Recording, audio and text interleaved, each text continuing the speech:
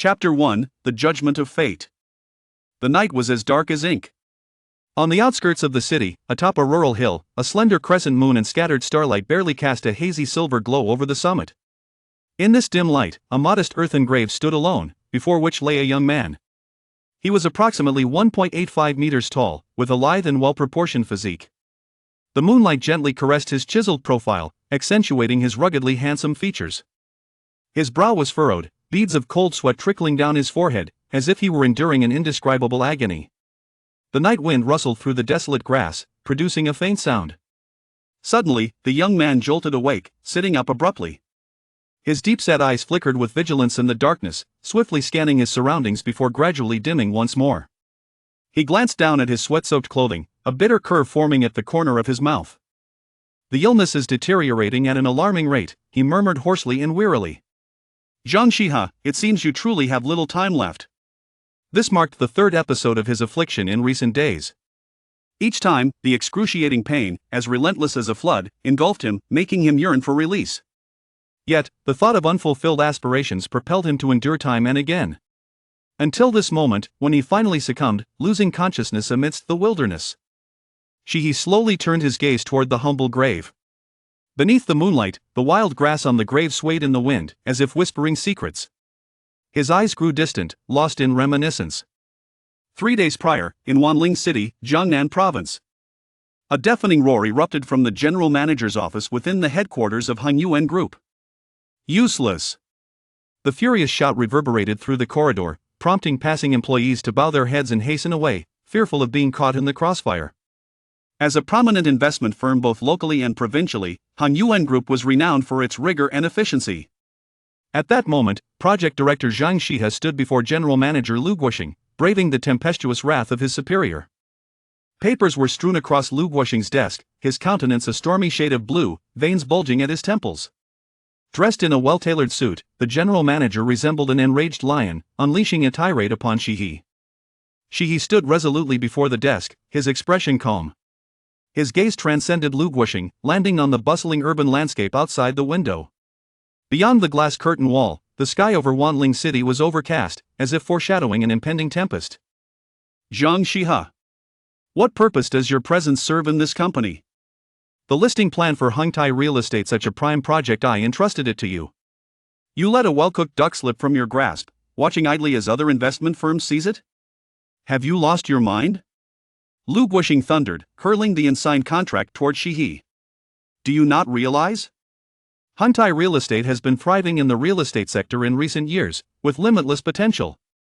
Upon completion of this project, the company could very well gain another unicorn-level success. Come now, explain to me your reasoning clearly. If you fail to provide a satisfactory answer today, you shall pack your belongings and leave." Shiha stood motionless, allowing the proposal and contract to be thrown upon him.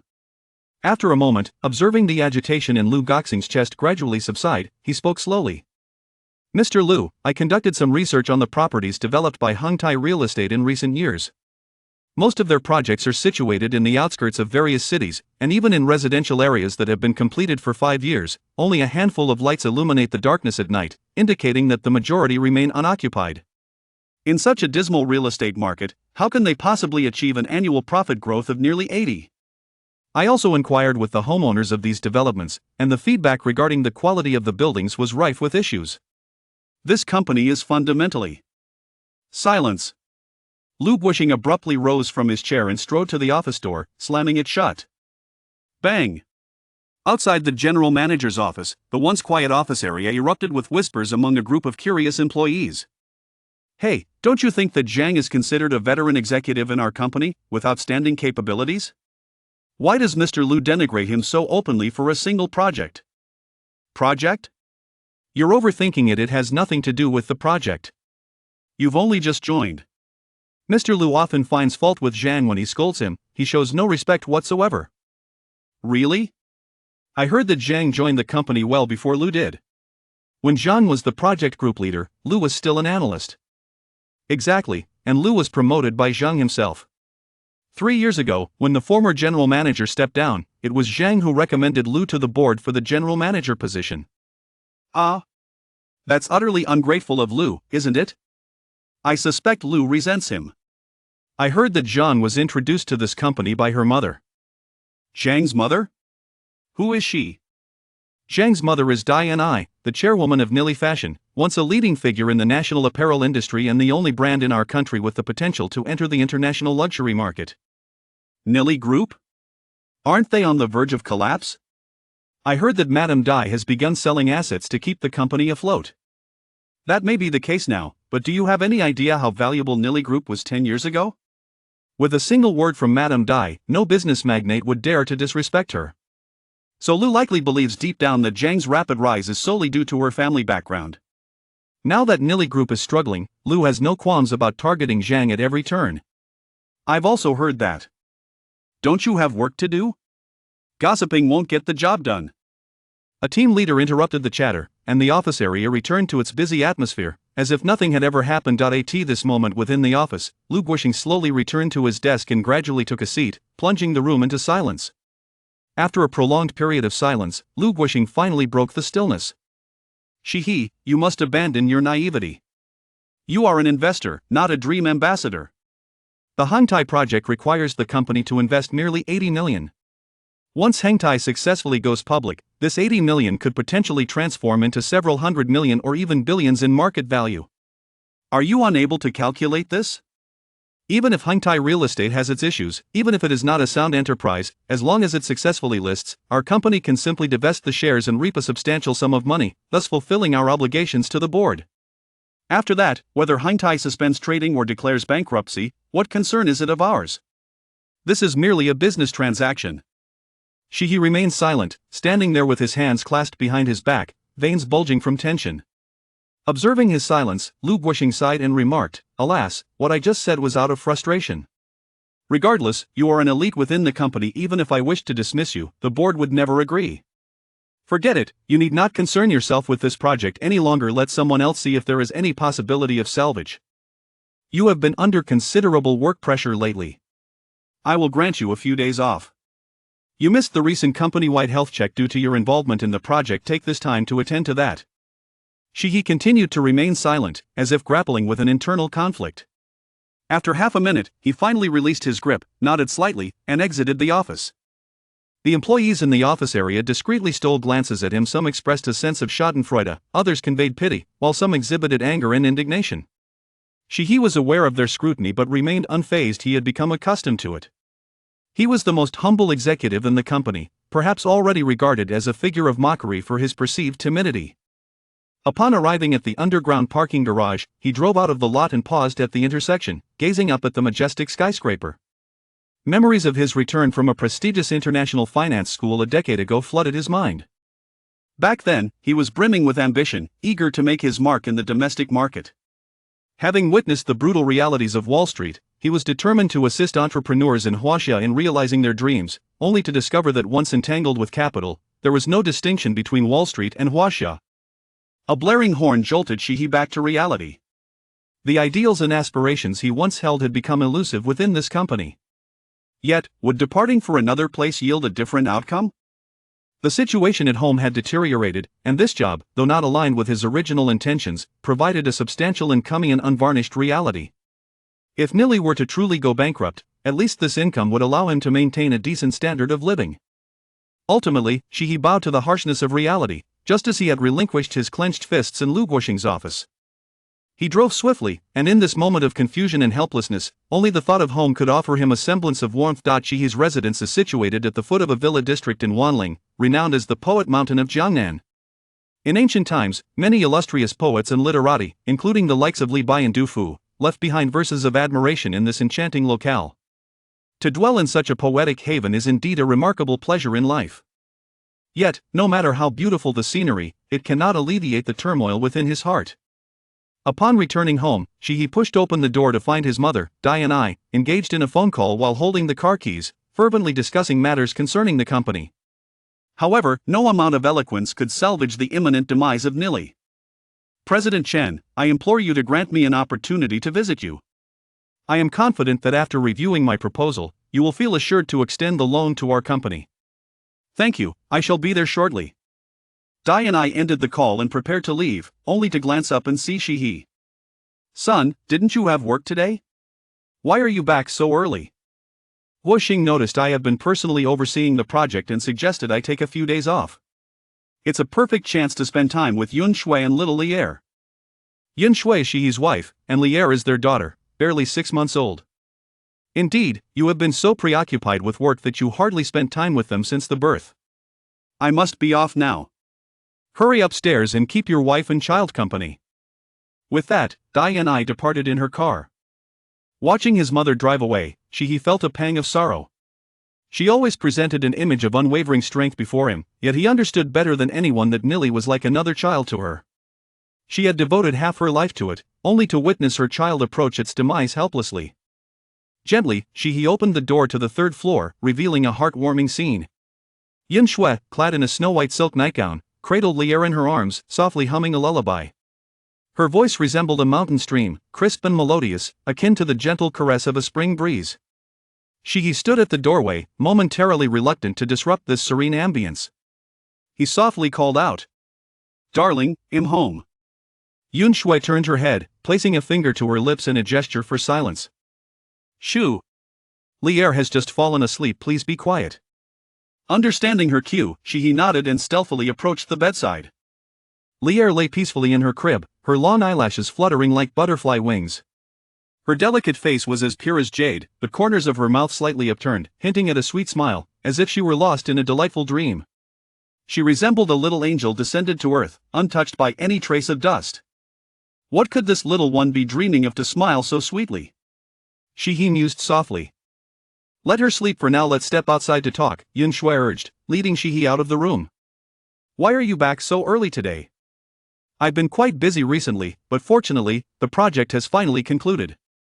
Guo Xing noticed my exhaustion and granted me a few days of leave to recuperate, Shihi replied with a smile. Oh please, you might fool your mother with that, but it won't work on me. Has Lu Guoxing been trying to trip you up again? There truly isn't, he remarked. You see my dark circles, you should take a few days to rest and even consider getting a health checkup. Here, I have the health check card. Shihi produced a health check card as he spoke. Indeed, it has been quite a while since your last checkup. Just look at your pallor. Even during your busiest social engagements, you used to be vibrant and full of life.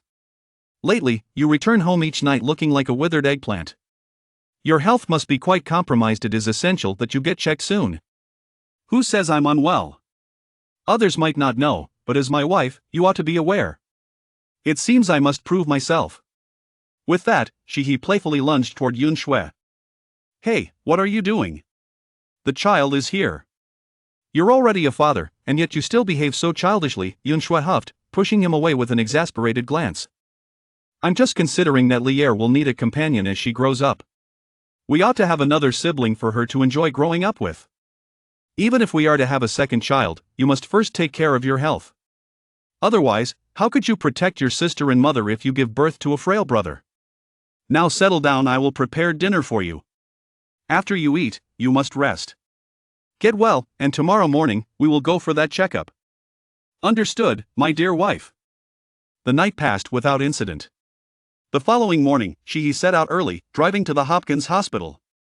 This renowned American private hospital has a branch in Huaxia. It is worth noting that Heng Yuan Group provides commendable employee benefits, allowing staff to receive checkups at such a prestigious facility. Upon entering the hospital, Shihi presented his health check card, a golden VIP card. As an executive of the group, he naturally enjoyed superior treatment compared to regular employees. With this VIP card, a nurse promptly escorted him into the specialist's consultation room for a series of examinations. After a considerable amount of time spent undergoing various assessments, he finally completed them all. Shihi let out alongside the 20 or so tests had thoroughly exhausted him. He moved to the waiting area to have a light breakfast while quietly anticipating his health report. Approximately 20 minutes later, a nurse hurried into the waiting room, approached Shihi, and said, Mr. Zhang, Dr. Philip would like to see you in his office for a detailed discussion. Huh? The results are out, why can't you just give me the report? Why do I need to go to the office? I'm quite busy, he replied. Your case is somewhat complex, it would be prudent for you to attend, she insisted, her brow furrowed. Seeing the nurse's concerned expression, Shihi rose to his feet. You hospitals always enjoy this theatrics, even if one is well, you manage to conjure up ailments. Where is the consultation room? This way, please. She followed her into the consultation room and caught a glimpse of a sign that vaguely hinted at orthopedics. Upon entering, he found a foreign doctor with golden hair and blue eyes sitting at the desk, scrutinizing an X-ray with a furrowed brow. He knocked lightly on the door. Philip looked up, greeting him with a clumsy attempt at Chinese. "Mr. Jiang, hello." Hearing his awkward Mandarin, he quickly interjected in English, "Stop, stop, stop. Please speak in English, your Chinese might give me an ear infection." "Oh, thank God, your English is quite fluent. I sincerely apologize, my translator has taken a leave today, and I find myself rather helpless. Without further ado, what brings you to me? If I am not mistaken, this is the orthopedic department. I am in perfect health, with neither back pain nor leg discomfort. Perhaps you have mistaken me for someone else? To be precise, this is the department of bone tumors. Mr. Zhang, I regret to inform you that we have discovered a bone tumor in your examination report, commonly referred to as bone cancer." These words struck Shihi like a thunderbolt, freezing him in the confines of the consultation room. "No, it cannot be. You must be mistaken. I have no discomfort whatsoever, merely feeling fatigued from work lately." "Perhaps you have the wrong file?" In a state of agitation, Shihi snatched the examination report from Dr. Philip's hands. "There is no error. Our hospital is among the finest in the world, and such a fundamental blunder is inconceivable. The absence of any physical discomfort on your part is due to the fact that your bone cancer is still in its early stages." Seizing upon this glimmer of hope, Shihi inquired urgently, "Early stage? Does that imply a significant chance of recovery?" "Alas, Mr. Zhang, while your bone cancer is indeed in its early stages, it tends to progress more rapidly than other forms of cancer, and your case involves plasmacytoma. Cancer cells have infiltrated your bone marrow and will gradually disseminate throughout your body. Bone cancer accounts for merely 0.2% of all cancer cases globally, while plasmacytoma represents less than 1 in 10,000. Due to the rarity of such cases, and given that bone marrow surgery is among the riskiest procedures, experts worldwide have yet to devise the optimal treatment protocol. However, rest assured, we will assemble the most eminent specialists globally to address your case and endeavor to provide you with the best possible care." "Ah. I truly am fortunate," Shihi remarked with a bitter smile, engaging in self-deprecation. "Spare me the euphemisms, just tell me directly how much time I have left. Additionally, what would be the cost of treatment here? If you begin hospitalization today, in the worst-case scenario, you may have 2 years to live. The medical expenses would be approximately $800,000. So, if I were to survive longer, the costs would exceed that amount? What if I were to forego treatment, how long could I expect to live? 4 to 6 months. Mr. Zhang, please consider this carefully. Life is invaluable and cannot be measured in monetary terms. Moreover, judging by your attire and demeanor, you do not strike me as someone incapable of affording $800,000. You must not give up." Shihi regarded the doctor, whose apparent concern seemed almost insincere, with a silent scoff. The man's eyes practically sparkled with dollar signs. "Understood, Dr. Philip. Allow me some time to deliberate. I must return to arrange matters at my company." With a casual excuse, Shihi dismissed the foreign doctor, who seemed ensnared by the allure of wealth, and exited the hospital. As Shihi settled into the car, he hesitated to start the engine and oppressive silence enveloped the interior. Clutched tightly in his hand was the medical report, an unremarkable piece of paper that seared his heart like a blazing inferno. $800,000. Could Shihi muster such an amount? Undoubtedly, he could. After years of toil in the investment realm, his assets far surpassed that figure. Yet, would it cure him? Deep down, he understood that it would not. Even if he were to expend $200,000, $300,000, or even more, it would merely extend his life by a scant few moments. As the relentless rounds of chemotherapy progressed, his body would succumb to increasing agony, ultimately leading him to the inevitable embrace of death. Death, a release from suffering, but what of the ones he cherished? His mother, his wife, his daughter. His mother was on the brink of bankruptcy, and since marrying him, his wife had sacrificed a promising career to nurture their family.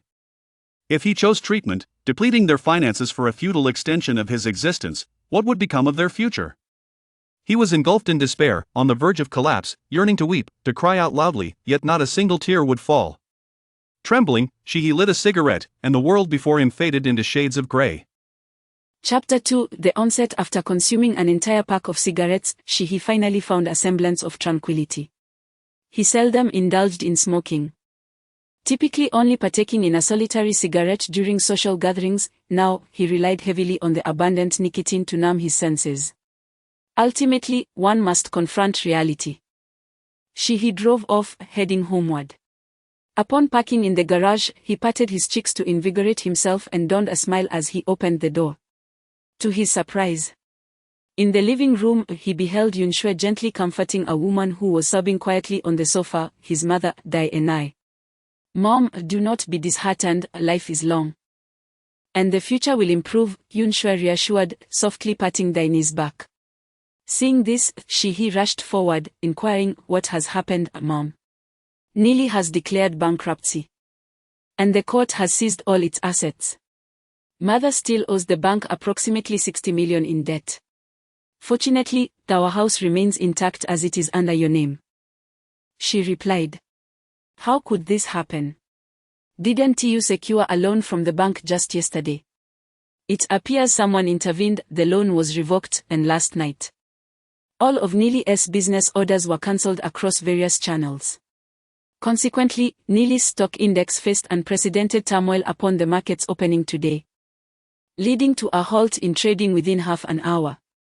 Simultaneously, the board of directors collectively dismissed Mom from her position as chairwoman and subsequently announced bankruptcy. What benefit do they gain from this? I shall confront them," he said, turning to storm out. "Do not go." Dai finally spoke. "I know the reason. And I know who is behind this. Please, son, heed your mother's words. This is a person we cannot afford to provoke." "But," he began, only to be interrupted once more by Dai. "Listen to me, dear. I am over 50 now, I have toiled for half my life and am weary. It is time to rest.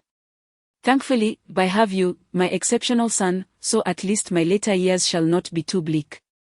From now on, I shall help care for your daughter alongside Yunshui to ensure you can manage this household. It will allow me to enjoy a peaceful retirement. Let us not dwell on the past. Did you not have a physical examination today? What were the results?" Her words struck Shihi heavily. Given his mother's frail heart, if she were to learn of his condition, another blow might truly render her unconscious. He resolved to keep his illness a secret for now. "What ailments could I possibly have? I am in splendid shape," he replied, forcing a smile for his mother. "All right. Mom, let us take care of you and ensure you enjoy your retirement." "Enough. I am not so old yet. You finally have a break, take the time to rest. It has been ages since I last cooked for you both. Xiaoshiwei, come help me in the kitchen." "Of course, Mom." Yunshui joyfully accompanied Dai into the kitchen. As he observed this heartwarming scene, he wished time could freeze in that moment. Yet, reality prevailed, and time continued its relentless march forward. The unexpected bankruptcy of Nili and the ensuing debts incurred by his mother only solidified Shihi's resolve to abandon her treatment. Her savings were barely sufficient to assist her mother in settling the debts. But what of their future? Even if they could not indulge in a life of luxury, they could not afford to live in squalor. Contemplating this, Shihi was engulfed in an endless melancholy, acutely aware that time was slipping away. She was uncertain how long she could endure. Before her demise, she must devise a means to secure enough funds to ensure their sustenance. A hentai real estate. After weighing her options, Shihi made a firm decision. The next day, she rose early to prepare for her journey to the office. "Where are you off to?" Yunshui inquired, her eyes still heavy with sleep. "I'm going to work." "Aren't you on leave?" "Mother still owes a significant amount of debt. I must strive harder, or else Li won't even have milk to drink. Be careful on the road and return early." "Yes, my dear wife." Gently, he kissed Yunshui and Li on their cheeks before stepping out. Upon arriving at the company, he headed straight for Lu Guoxing's office. Greeted along the way by the employee's cheerful "Good morning, General Zhang," she nodded in acknowledgement. He noticed that their gazes seemed to convey something different from usual. Yet she could not discern the nature of those glances. She dismissed the thought. Her focus was solely on reclaiming the Hentai real estate project and completing it, as this was the last contribution she could make for her family. Standing before the general manager's office, he prepared to knock, only to find the door ajar. Voices emerged from within. Mr. Liu, this business assault on Nili Group owes much to your assistance. Without your robust support, we would not have confidently dismantled Nili Group in such a short span. You flatter me. It is my honor to serve you. Moreover, with the capabilities of your esteemed family, undermining a mere Nili Group is but a trifling matter. I must thank you, Mr. Bao, for this opportunity to assist you. Let us not speak in such a manner. This operation was directed by the second lady of my family, making it inconvenient to leverage the family's resources. Thus, my gratitude extends to you, Mr. Liu. You flatter me, Mr. Liu. I would be humbled. I hope you will continue to support me, as I do not wish to remain in this limited sphere forever. Ha ha ha, well said. I consider you a friend, Liu. At this moment, standing outside the office, he was consumed by rage. Unable to contain her emotions any longer, she forcefully kicks the door open. Zhang Shihi, what brings you here? Aren't you on leave? Liu Guoxing, startled by Shihi's furious entrance, felt a twinge of anxiety. Oh, so you are Zhang Shihi, the son of that wretched woman. The speaker was the man Liu referred to as Mr. Bao, a bald individual with piercing eyes and a leopard tattoo around his neck. His slender frame fitting his moniker quite aptly. The individual was seated on the sofa, holding a glass of red wine, gazing with keen interest at Shiha. What did you just say? Upon hearing this person refer to his mother in such a manner, Shiha felt an overwhelming surge of anger, his fists clenched tightly, veins protruding as he confronted the man known as Leopard. Oh dear, the young master is throwing a tantrum. I am curious to see what you will do, Leopard retorted. Rising from his seat, unbuttoning his shirt, and removing it to reveal a muscular physique adorned with scars and bullet holes, indicative of a life lived on the edge. At that moment, Shiha's eyes were bloodshot. He would have charged at anything, be it a hulking brute or even a real leopard, without hesitation. Shiha surged forward, unleashing all his strength in a punch, but suddenly, a searing pain coursed through his body, causing him to stagger and collapse to the ground, trembling uncontrollably. What are you doing? I haven't even made a move yet. Are you trying to stage an accident? Leopard was taken aback, the earlier tension dissipating into a playful mockery. Look, this boy is utterly unamusing. I shall take my leave. You can handle things here. We shall reconvene another day. Very well, Leopard, take care, Liu replied. Leopard donned his shirt and stepped over the prostrate Shiha. Stop right there, Shiha gasped, still quaking on the floor, as if the pain was suffocating him. Leopard paused and glanced back, stating, you are beyond help, akin to a useless being. Furthermore, even in a healthy state, as a pampered young master, what courage would you possess to confront me? To engage with someone of your diminished stature would be an affront to my dignity. Preserve your breath for a physician. Leopard departed, and Liu Guoxing followed him to the door before returning to the office, unable to suppress a laugh at the sight of Shiha still trembling on the ground. Why? Shiha's voice quivered as he directed his question toward Liu Guoxing. Why what? Liu replied with a look of disdain. Why betray my family? We were good friends in high school, and after I returned from studying abroad, you were merely a graduate from a second-rate domestic university, striving to enter this company. I promoted you, regarded you as a brother, even granting you the pinnacle of this firm. Why would you treat me this way? Shiha nearly exhausted his strength in a roar. Betray you? That hardly seems accurate. In business, it is either you perish or I do. Moreover, even without me, your family's Nili Group would not endure for long. Those who recognize the times are the true talents. I merely assisted in selling a favor. However, I shall be magnanimous and confess, I have always disliked you. Yes. You, Zhang Shiha, born into affluence, highly educated, remarkably talented, and strikingly handsome. Even adept at fighting, how could you be so perfect? Yet, that is not the source of my disdain. What irks me most is your incessant air of superiority as you preach about dreams and principles to us.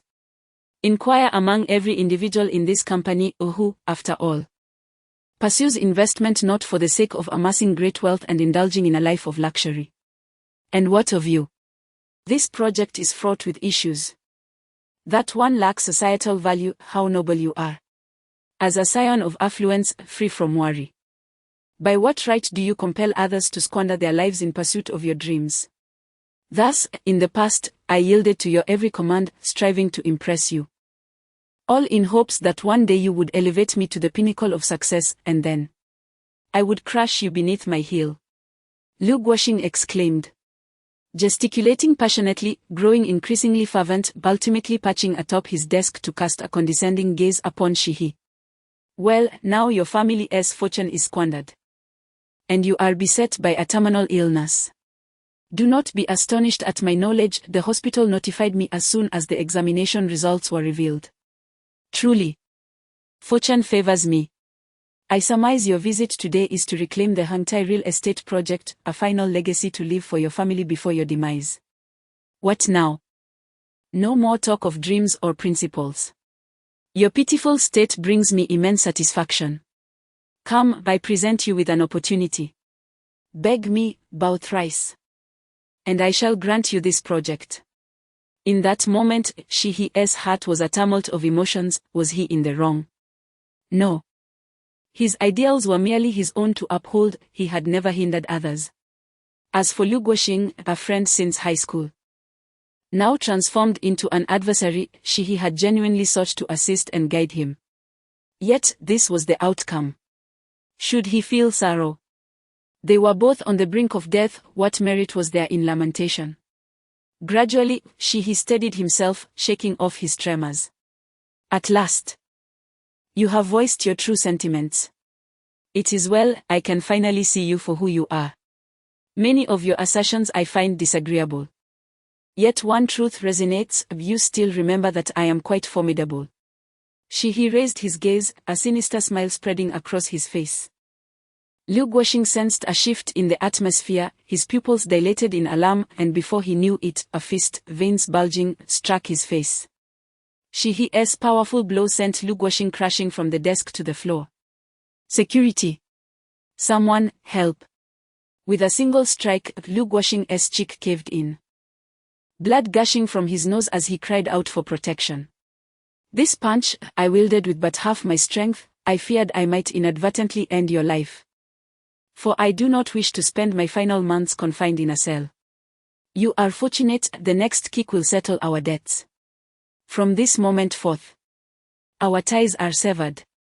You may call the police, take me to court, but you are well aware of my condition. Even if incarcerated, I can seek medical release. I will devise every means to escape, and then prepare to live in fear. What can a dying man not accomplish? With a malicious grin, Shihi shattered Lu Guoxing's right knee with a kick and strode away. At this moment, the employees peering cautiously from outside the office fell into a hushed silence. Entirely taken aback by the unexpectedly fierce demeanor of the usually genteel Mr. Zhang. An ambulance approached the Hanyuan building, its siren wailing piercingly. And it seemed that Lu Guoxing would be confined to a hospital bed for the next 3 to 5 months. After leaving the company, Shihi aimlessly roamed the city in his car, the earlier outburst failing to liberate his heart, instead plunging him deeper into an abyss of confusion. Indeed, the satisfaction derived from landing those blows on Lu Guoxing was immense, momentarily rekindling the spirited version of himself he once was, yet it was but a fleeting moment. Following the confrontation, Shihi realized that his connection with the company had come to an end, rendering the completion of the Hangtai real estate project a mere fantasy.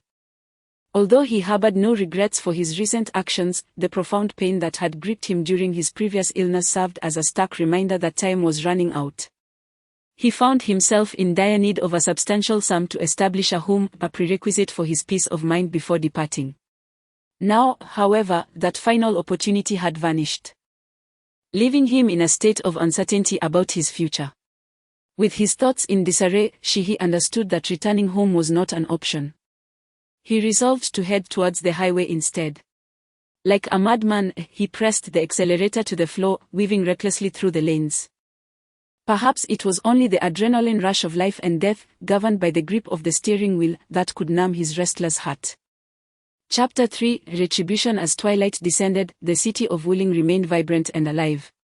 The arrival of night did not quell the city's clamor. Towering skyscrapers rose against the backdrop of dazzling lights and bustling nightlife. This was the very heart of the metropolis, its most thriving district. It was at this hour that revelry commenced. As if the denizens believed that only by immersing themselves in the splendor of nightlife could they momentarily shed the burdens of existence and forget the hardships of life.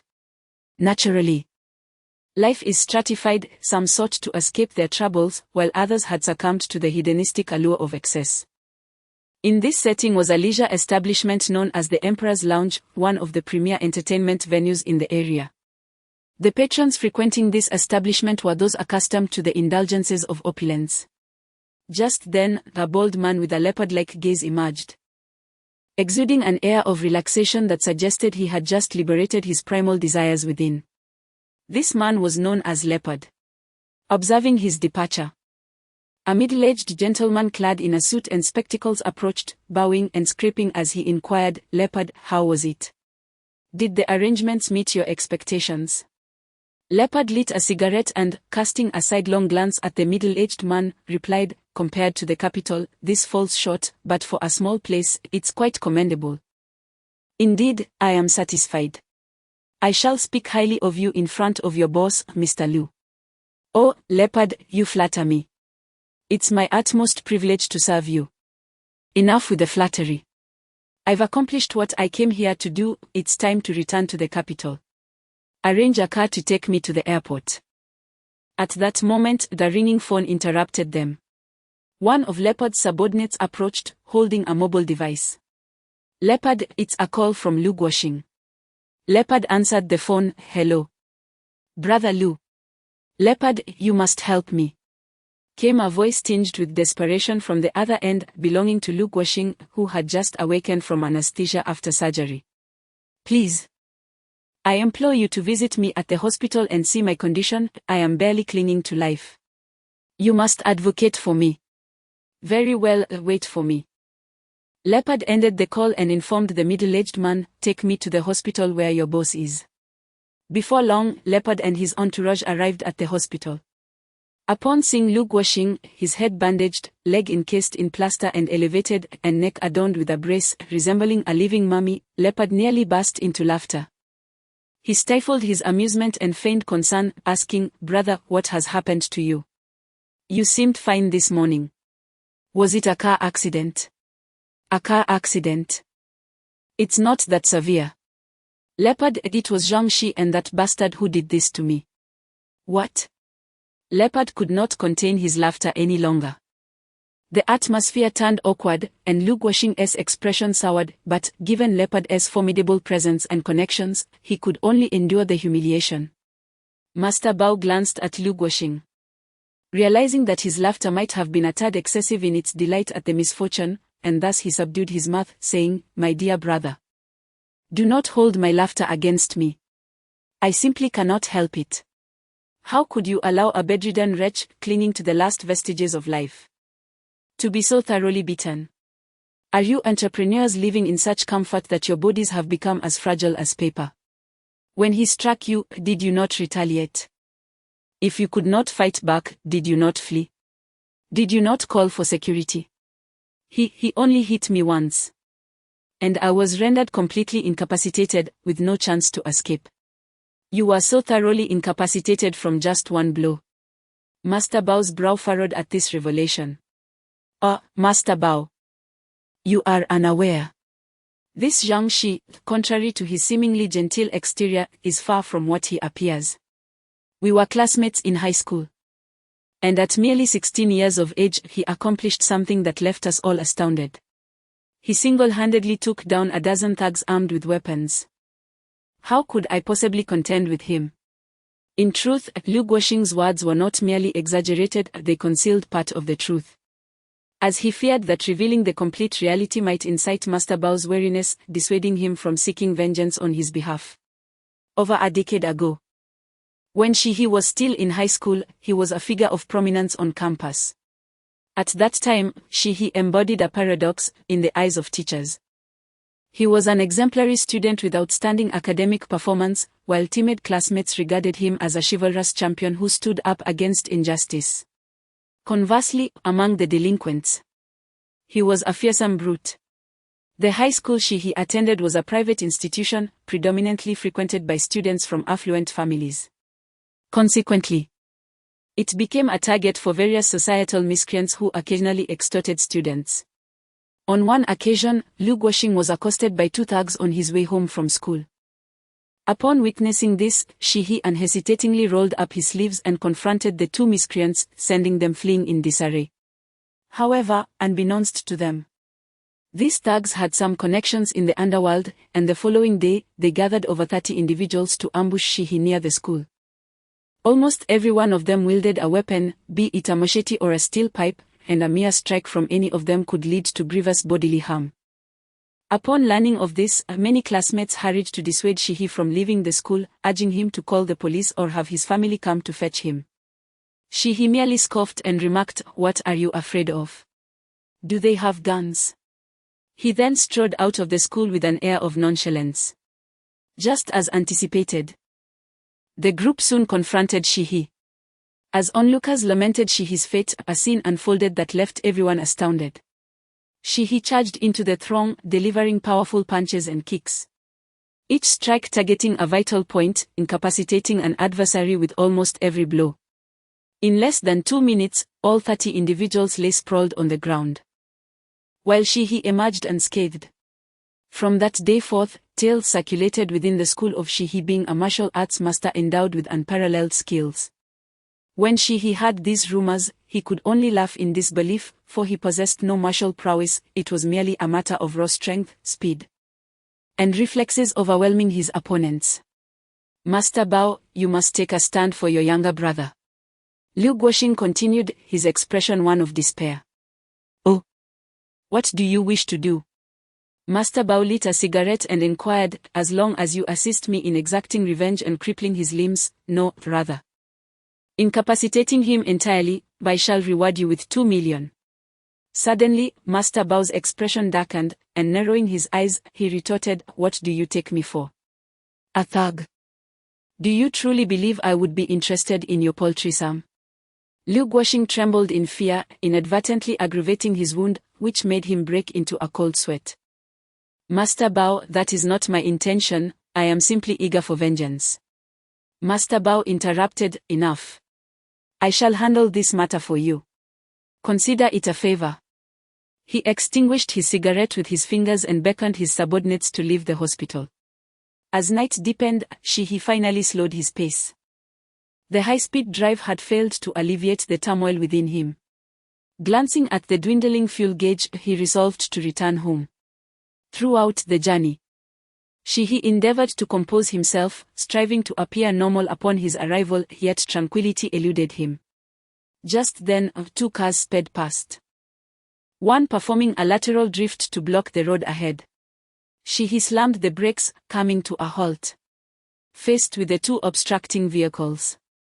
An ominous feeling surged within him, prompting him to shift into reverse, preparing to flee. Almost simultaneously, 2 pairs of headlights illuminated behind him. Clearly, he was encircled. "Brother Bao, we have intercepted him, please give your orders," one driver relayed to Master Bao seated in the back. "Tell the brothers to disembark and greet him properly." The doors of the 4 vehicles swung open simultaneously, 3 men emerging from each, while Master Bao remained in his seat, observing the unfolding scene. Realizing escape was no longer an option, his latent aggression flared up. "Damn it. Just when I was looking for an outlet for my frustration, you lot show up at my doorstep." He shed his suit jacket, loosened his shirt collar, and stepped forward. "You are sent by Liu Guoxing, are you? This fellow truly has no fear of death. It seems I was too lenient this morning." He addressed the approaching men. "Liu Guoxing, what is he to us? We heed only Master Bao's command." Upon hearing the name, his fury ignited. He had narrowly escaped this morning and had been searching for him in vain. Bring your boss out, I have yet to settle the score from earlier. Who do you think you are to challenge Master Bao? You must first contend with us. Brothers. Attack. As the command echoed, 6 men surged towards Shihi from both the front and rear. Remaining calm, Shihi meticulously observed their movements. As the first fist swung towards his head, he deftly dodged to the side, pivoting to deliver an elbow strike to his opponent's neck. The human neck houses major arteries. A forceful impact can induce unconsciousness. While Shihi was no martial arts master, his strength and reflexes had always surpassed those of the average person, enabling him to execute his technique with 3 principles: speed, precision, and ferocity. Just as his strike was about to land, the assailant raised his other arm to block the blow.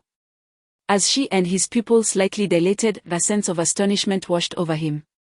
This was the first time in his history that this particular technique had failed to yield results. Realizing his attack had missed its mark, she promptly distanced himself from the fray, maintaining a considerable space between himself and the others. He discerned that these individuals were true practitioners, far removed from the ruffians he had previously encountered.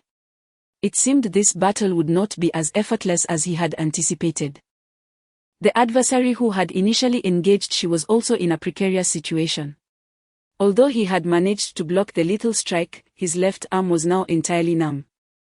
And he alone had heard the faint sound of cracking. It seemed his arm had sustained a fracture. Was this man a monster?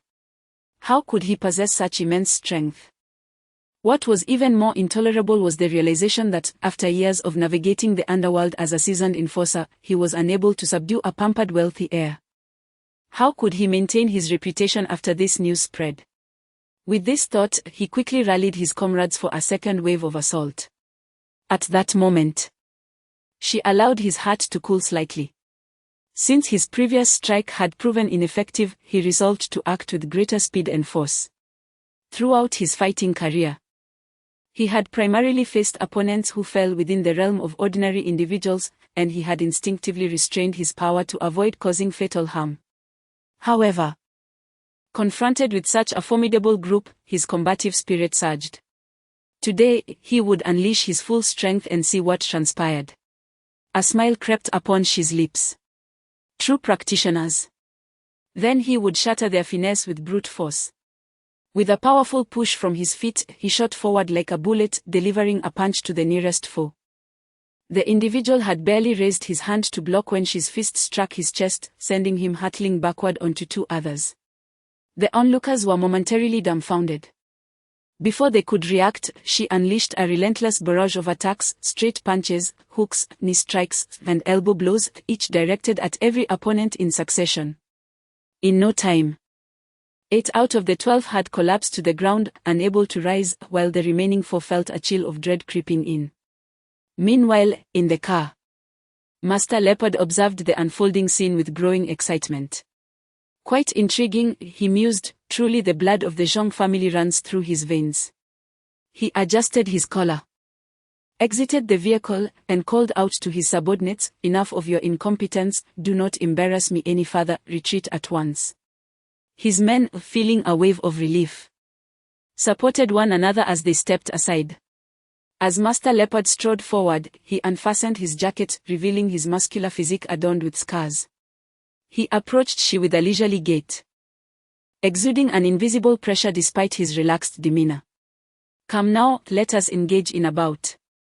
She furrowed his brows, recognizing that Master Leopard was a far more formidable opponent. If he did not secure a decisive victory with a single strike, he risked encountering peril. Thus, he opted to wait, hoping for a moment of vulnerability from his adversary.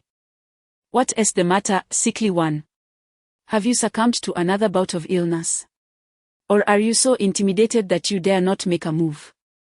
Master Leopard taunted, noticing Shi's hesitation to strike.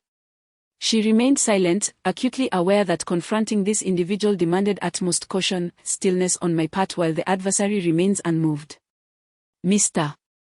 Leopard furrowed his brow, evidently growing impatient. It appears I have overestimated you. I had intended to offer you a chance, considering your condition, yet your timidity has surprised me. Since you choose to remain passive, I shall take the initiative. Before he could finish his sentence, Mr. Leopard unleashed a right hook. His speed akin to that of a cheetah, striking with unparalleled ferocity. Realizing there was no time to evade, she raised both hands in defense.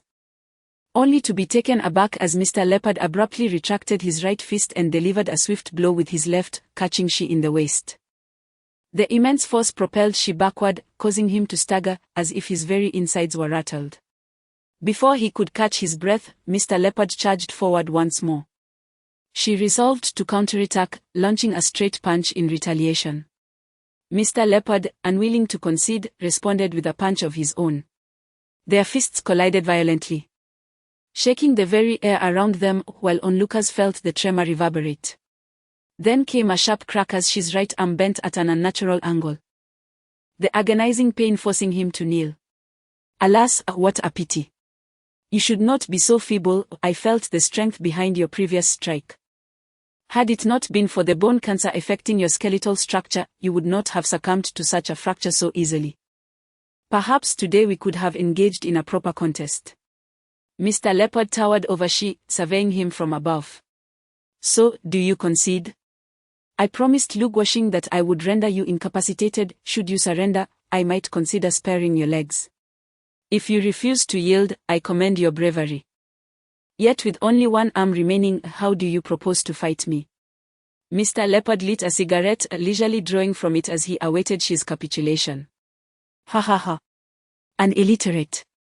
She, half kneeling on the ground, chuckled softly, bowing his head. It is merely a stress-induced dislocation from the bone cancer, or a trivial issue that I can rectify myself. With a determined effort, she forcefully repositioned his arm, pressing it back into place with sheer willpower. He shook off the discomfort, rose to his feet, and lifted his head, revealing the same menacing smile he had worn in Lugwashing's office earlier that day. If we are to fight, let us dispense with the superfluous chatter, she bellowed, leaping into a sweeping kick aimed at Mr. Leopard's head. Caught off guard, Mr. Leopard was struck squarely, toppling backward. She, panting heavily, realized that this blow had drained him of all his strength, leaving him to hope that it would suffice to bring Mr. Leopard down for good. Witnessing this, Mr. Leopard's subordinates rushed forward to assess their leader's condition, only to hear him bellow, "Get away." Rising to his feet, he wiped the blood from his nose, trembling with rage. "How dare you kick my face? I will kill you."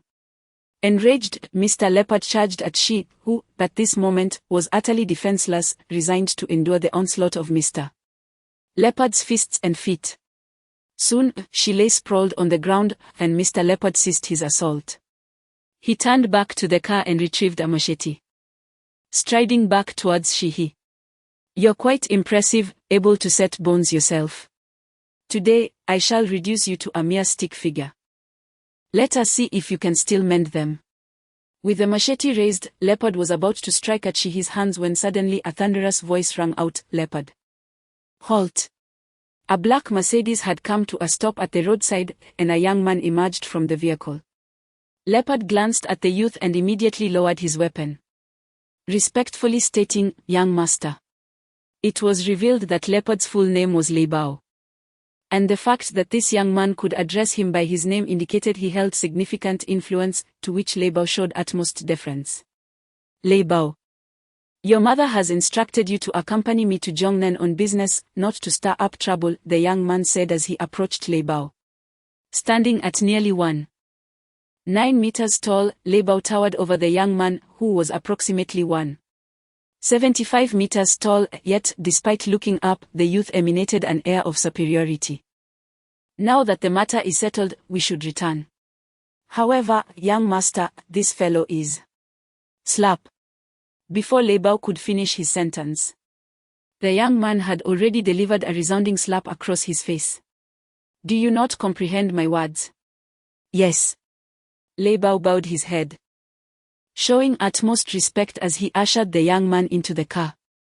Just before entering, the young man turned to glance at Shihi, who still lay on the ground, seemingly contemplating before ultimately choosing silence. Several cars sped away, leaving a sense of relief in their wake. He couldn't help but ponder the identity of this young man. Why did he come to his aid? What was his status that even someone as formidable as Lei Bao submitted to him? The depth of the young man's gaze upon him lingered in his mind. After much reflection, he found himself at a loss. Deciding perhaps the youth simply wished to avoid conflict. Attempting to rise, he discovered he was unable to move. His body felt as though it were on the verge of collapse. This condition would undoubtedly cause concern for his wife and mother, and he could not allow them to worry. Returning home was not an option, yet remaining here was equally untenable. After considerable deliberation, he retrieved his phone and dialed a number. Chapter 4. The phone rang twice before connecting. Zhang, a young man's voice came through before he could speak. Qiao Yu, I am no longer the director of Hanyuan. You need not address me as such anymore. Regardless of where you go, I remain your subordinate. Unlike Lu Guoxing, I shall never forget your kindness. Enough about that scoundrel. I will send you my location, please come to pick me up. He ended the call, quietly awaiting Qiao Yu's arrival. Qiao Yu was an ordinary investor at Hanyuan Group, unremarkable in every aspect. Aside from their routine work-related communications, he had little interaction with Shihi.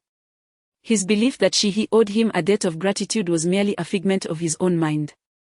This sentiment stemmed from an incident that occurred 2 or 3 years prior, during which all employees of Hanyuan Group were given a half-month vacation for a trip to the renowned gambling city of Las Vegas in the United States. The company covered all expenses, including flights, accommodation, and attractions. Once there, the itinerary was flexible, allowing everyone to arrange their own time freely. Amidst the general excitement, only Qiao Yu reported to Shihi that he had a project to attend to and would not be joining the trip. Shihi, however, denied his request, insisting on the importance of balancing work and leisure, stating that he would personally assist with negotiations upon Qiao Yu's return if there were any issues with the project. Ultimately, Qiao Yu decided to accompany the group to Las Vegas. During the initial days of their arrival, Qiao Yu merely explored the local tourist attractions. However, one day, he was persuaded by a few colleagues to enter a casino. A simple man by nature, he had never encountered such a dazzling world. The resplendent casino, the cacophony of gamblers, and the glamorous cocktail waitresses in bunny costumes were scenes he had only witnessed in 90s Hong Kong films. Encouraged by his colleagues, he withdrew several months' worth of salary, hoping to try his luck.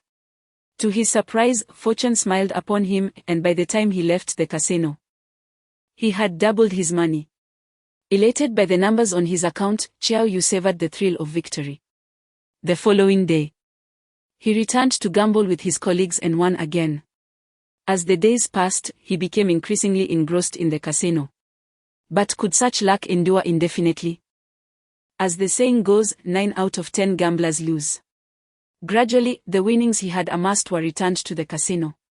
Yet, he did not cease. He had fallen into a deeper trap, losing more and more until his savings were depleted. He began borrowing money from colleagues, continuing to gamble and subsequently losing. In the blink of an eye, the days flew by, and on the eve of their return home, Shihi organized a gathering for everyone, only to find that Qiao Yu had yet to arrive. Upon inquiring with other colleagues, Shihi learned that Qiao Yu was still lost in the casino's allure. A sense of foreboding washed over Shihi. He understood the harsh reality that 9 out of 10 gamblers meet ruin. And he knew how many lives had been shattered by gambling. After the gathering concluded, Shihi ventured to the casino in search of Qiao Yu and finally spotted him at a baccarat table. What he saw was distressing. Qiao Yu appeared disheveled, his eyes bloodshot, as if he had not rested in days. Before him lay a meager pile of chips, pitifully few. Finally, as he lost his last chip, he tumbled from his chair. He felt as though his entire life had come to an end, all his savings were gone. And he owed over 1 million yuan to various colleagues. If he could not repay this debt, imprisonment awaited him. In this moment of despair, he unleashed all his frustration upon the casino. Rising to his feet, he kicked over the chair and overturned the gambling table, scattering chips across the floor. Having completely lost his sanity, What manner of individuals operate casinos in Las Vegas? It would be a trivial matter for them to make Xiao Yu vanish without a trace. Upon witnessing the chaos, the dealer promptly summoned security personnel via radio. A few armed, imposing figures in black swiftly subdued Xiao Yu and escorted him to the back. Shiha, observing this, hurriedly followed, only to be intercepted by several more security guards. He quickly asserted that Xiao Yu was his employee, who had lost control in a fit of desperation, and expressed his willingness to compensate the casino. After a report via the radio, security agreed to bring Xiao Yu back, and Shiha paid a ransom of 10,000 yuan to take him away. Once outside the casino, Xiao Yu, still reeling from the earlier fright, was abruptly kicked by Shiha. After receiving a thorough beating, Xiao Yu finally regained his senses, kneeling on the ground, weeping uncontrollably and lamenting that his life was over. He insisted that Shiha should not have saved him, claiming it would have been better to perish in the casino. Shiha, infuriated by his words, delivered a few more kicks and admonished him, stating that a true man must die with dignity and responsibility. Why should his colleagues bear the burden of his recklessness? He was still young, with a long road ahead. As long as he was alive, he could strive forward. There was nothing insurmountable. The following day, Shiha out of his own pocket repaid all the debts Xiao Yu owed to his colleagues, and thereafter he never mentioned the incident again nor spoke another word to Xiao Yu. Returning to the present, Shiha found himself at a long exit ramp just off a highway toll booth, fortunate that no vehicles had passed by during the several minutes he lay there. Soon, Xiao Yu arrived in a taxi at the ramp's entrance. He tossed a 100 yuan note aside and swiftly exited the vehicle, sprinting up the ramp. After running approximately 200 meters, he spotted a red Porsche parked askew on the road, Shiha's car. Shiha lay motionless about 10 meters from the vehicle. "Mr. Zhang, are you all right? Has the bone cancer flared up? I'll take you to the hospital immediately." Xiao Yu rushed to Shiha's side, his voice laced with urgency. "It seems my terminal illness is no longer a secret," Shiha replied with a self-deprecating smile. "But don't worry, this isn't a flare-up. I just had a skirmish with a group hired by Lu Guoxing. After the altercation, I'm utterly exhausted and unable to move." "What a beast Lu Guoxing is!" Xiao Yu cursed vehemently before adding, "Let me drive you home." "No, in my current state, I can't go home. It would only worry my family. Please help me find a place to rest for the night." Xiao Yu lifted Shiha into the car and took the driver's seat, steering towards the city. Soon, they arrived at an old apartment building. Xiao Yu carried Shihi up to the 4th floor, opened the door, and gently placed Shihi on the sofa. "Mr. Zhang, I fear that if I take you to a hotel, Lu Guoxing will find you again, so I must temporarily accommodate you in my humble abode. I apologize for the simplicity of my home." "Why so formal, you rascal? And from now on, do not call me Mr. Zhang, nor use you when addressing me, if you wish. Just call me Shigu." "All right, Mr. Zhang." "Shigu." Xiao Yu scratched his head, feeling a bit embarrassed. You must be hungry. Allow me to go downstairs and fetch you something to eat." After Xiao Yu left, Shihi surveyed the cramped apartment, which was indeed, as Xiao Yu had described, modest. It was a small studio, approximately 30 square meters, hardly qualifying as a one-bedroom, as the dining table, sofa, and bed were all in one room, with the walls, floor, and furniture in a state of disrepair. Shihi felt a sense of astonishment, although Xiao Yu was merely an ordinary investor at Hanyuan Group. The salary of an investor there was relatively substantial, not to mention the project bonuses. By the end of the year, his income should have easily exceeded several 100,000. How could he possibly reside in such poor conditions? Before long, Xiao Yu returned, carrying a takeout box. "Shigu, it's quite late, and the restaurants downstairs are closed. I could only buy some heated takeout from the convenience store, please make do with it." Shihi moved his body, feeling gradually more capable of movement. He accepted the takeout and devoured several bites, finally beginning to regain some vitality. "Xiao Yu, how is it that you live here? You've been with Hanyuan for 4 years now, and you've been an investor for nearly 3 years. With your annual income, it should be no problem for you to reside in a high-end apartment in the city center, shouldn't it? Xiao Yu fell silent for a moment, pinching his nose as if attempting to stifle the tears welling up. He took a deep breath and responded, I come from a rural background. Shortly after my birth, my mother passed away. My father is a farmer, eking out a living by cultivating a few acres of land and raising cattle, enduring hardships to raise me. However, I managed to bring some pride to my family by gaining admission to one of our nation's top universities. After graduation, I came to this city and joined Hanyuan Group. When I was newly promoted to investor, my father, like you, was diagnosed with cancer. Although he lacked formal education, he understood that a cancer diagnosis often meant little hope for recovery. Yet, I refused to give up. I took my father to the best hospital. But the expenses were exorbitant, far exceeding my salary. Thus, I pursued any project within the company, hoping to earn more commission to fund my father's treatment. 1 year. While traveling, I was juggling several projects and was reluctant to go. However, you encouraged me to relax, and eventually, I tried my luck at gambling. Thinking that if I won a few times, my father's medical expenses would no longer be a concern. As you know, the outcome was unfortunate. As Xiao Yu spoke, he cast a grateful glance at Shihi and continued, I truly was a fool to believe that fortune could be won through gambling. Upon returning to my homeland, I found myself utterly destitute, yet my father's illness demanded treatment. In desperation, I resorted to borrowing from unscrupulous lenders to fund his medical care. I worked tirelessly to repay the debts, but ultimately my father succumbed to his affliction. I failed to preserve his life and instead found myself ensnared in an ever-growing web of debt. I truly feel like a failure. So, Shiha, what merit does a worthless individual like myself possess to reside in a luxurious apartment in the city center? Shiha produced a pack of cigarettes, offered one to Xiao Yu, and lit one for himself. After taking a puff, he remarked, why didn't you confide in me about your difficulties at home? Shiha, I lack the face to approach you, Xiao Yu replied. In Las Vegas, you not only saved my life but also assisted in settling a debt of $1 million. How could I possibly face you again? I even struggle to meet your gaze at the office. Your kindness is something I can never repay. At this juncture, Xiao Yu could no longer contain his tears. Shiha, observing him, felt a wave of sorrow wash over him. In a few months, when he himself departs this world, will his mother and Baishua suffer as deeply as Xiao Yu does now?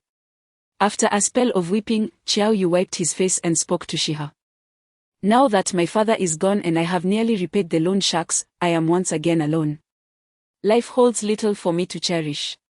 From this point forward, my life belongs to you, Shiha. Whatever you command, I shall face without hesitation. Shiha waved his hand dismissively, I have but a few months left to live. There is little I require your assistance with. You have finally emerged from the depths of despair, focus on living your own life well. I am weary and shall rest on your sofa tonight. You should retire early, you have work in the morning. With that, Shiha turned away and lay down on the sofa, lapsing into silence. As dawn broke, gentle sunlight streamed through the window, illuminating Shiha's slumbering visage. As time progressed, the warmth of the sun grew more intense, rousing him from his sleep. He sat up, glanced at the clock, and noted it was already 9:30. After stretching, he felt his strength had mostly returned. He rose and made his way to the bathroom, peering into the mirror. His body bore no significant marks of injury. Fortunate that Lei Bao had not inflicted excessive harm upon him after he had fallen, otherwise, he feared he might have been unable to return home for days. Exiting the bathroom, Shiha realized Xiao Yu was no longer in the room, evidently having left for work. Shiha sent a message to Xiao Yu, informing him of his return home. Driving swiftly, Shiha soon arrived at his residence. Upon entering, he found Yunshui sitting in the living room, cradling their child. Where were you last night? Out all night, are you seeing someone else? Yunshui inquired, her face clouded with displeasure. What nonsense are you thinking, my dear? I had a meeting with a client about a project, and after having a bit too much to drink, I stayed the night in the office, she replied. Lying without a hint of embarrassment, though it was a benevolent untruth. Little Leah, was Daddy a good boy while I was away? Shiha approached to embrace his child. Only to be met with Yunshue's disdainful refusal. Look at you, filthy as you are. Hurry and take a shower before you hold the child. You are teeming with bacteria, what will happen if the child falls ill? He suddenly realized that after last night's scuffle, he was indeed quite dirty and reeked of sweat. With a resigned nod, he replied, all right, I shall go wash up. Just then, his phone rang, to his astonishment. It was Lu Guoxing. He gestured to Yunshue that it was a call from the company and stepped into the courtyard to answer. Zhang Shihi. You are quite impressive. I didn't expect even Lord Leopard couldn't handle you, Lu Guoxing's voice crackled through the line as soon as it connected. Lu Guoxing. I truly admire your audacity. You dare to call me despite knowing that Lei Bao couldn't dispose of me. Are you not planning to flee? Yet you find time to call. Respond to me. Is that what you mean by sending such worthless trash to face me? You underestimate me, Lu Guoxing. What do you mean? Upon hearing Lu Guoxing's words, he felt an ominous premonition. Do you not understand what I mean? I can't believe you have such a dog in your company. But this dog seems rather feeble. He didn't even make it past my hospital room door before my bodyguard subdued him. Xiao Yu. What have you done to him? He finally realized that Xiao Yu hadn't gone to work but had instead ventured forth to assassinate Lu Guoxing in gratitude for his kindness. What a fool. Indeed. After he had silently drifted off to sleep the previous night, Xiao Yu felt an overwhelming sense of helplessness. He had repeatedly vowed to repay Shihi but had accomplished nothing. After much contemplation, he determined that since he had a life that was deemed worthless, he might as well exchange it for Lu Guoxing's. He resolved to kill him and then turn himself in, ensuring that Shihi would be free from worry. With determination, Xiao Yu arose early, purchased several fruit baskets, then feigned the demeanor of an employee eager to curry favor with the boss as he approached Lu Guoxing. He concealed a fruit knife at his waist, having sharpened it throughout the night, keenly aware that a single thrust would certainly end Lu Guoxing's life. However, he had underestimated the situation. Lu Guoxing, deeply afraid of death, had spent lavishly to hire several ruthless mercenaries for his protection after discovering that Lei Bao had failed to eliminate Shihi. As Xiao Yu approached Lu Guoxing's hospital room with the fruit basket, he was intercepted by several bodyguards. He indicated that he was there to visit his superior. Yet the bodyguards proceeded to search him. Just as they were about to discover the knife concealed at his waist, Xiao Yu could wait no longer, he charged forward, brandishing the fruit knife toward Lu Guoxing. Yet, Xiao Yu was ultimately just a frail scholar. In the blink of an eye, a bodyguard rushed to his side, breaking his arm with a swift kick and seizing the knife from him. Lu Guoxing was startled by the scene before him and, in a fit of rage, ordered the bodyguards to beat him mercilessly. Lu Guoxing, I warn you, if anything happens to Xiao Yu, you shall await his retribution. He seethed into the phone. It seems you are quite concerned about this dog. Very well, I shall grant you an opportunity. My associates have already taken this fellow to the abandoned factory in the southern outskirts of the city, where they intend to dispose of him. Let me see, It has been 10 minutes already. You are so capable, surely you can save him, can't you? He. Having finished his sinister chuckle, Lu Guoxing abruptly ended the call. In that moment, she was consumed by urgency, not even pausing to bid farewell to Yunshue as he dashed out the door and drove towards the southern suburbs. Chapter 5, The Grief of Yuang. As May unfolded, the weather in Jiangnan began to grow increasingly warm. At this moment, the blazing sun hung high in the sky, casting its intense rays upon the city, prompting even the most industrious of souls to slow their pace for survival.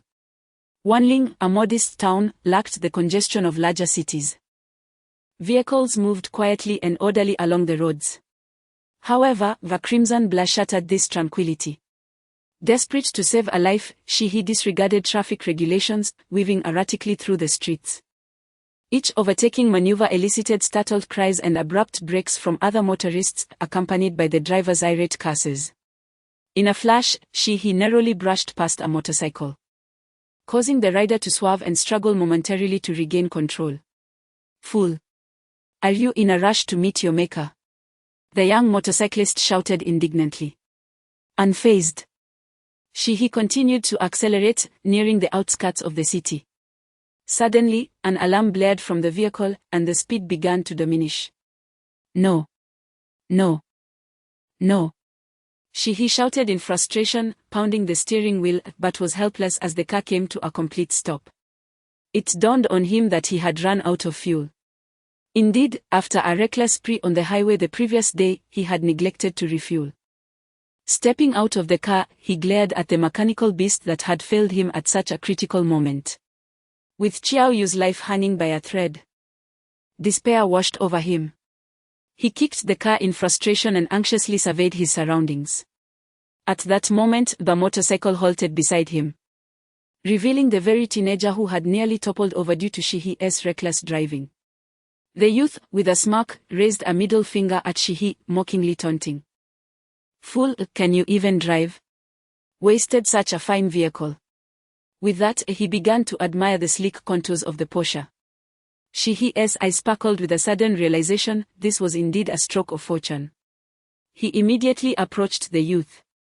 Upon noticing Shihi's approach, the young man became flustered and hastily pulled a button from his motorcycle's saddlebag. What do you want? Don't come any closer. You were the one driving recklessly. I merely pointed it out. A gentleman uses words, not fists. As Shihi continued his advance without hesitation, the teenager swung the button at him, calmly sidestepping. Shihi evaded the blow and swiftly grasped the youth's wrist, seizing the button. "My apologies, but I am in a hurry to save someone. I shall borrow your motorcycle and this button as well." With that, he shoved the youth aside and mounted the motorcycle, speeding off while the teenager stood in stunned silence. After a moment, the youth regained his wits and shouted, pulling out his phone. "Hello, 110. Someone is stealing a motorcycle in broad daylight." "What?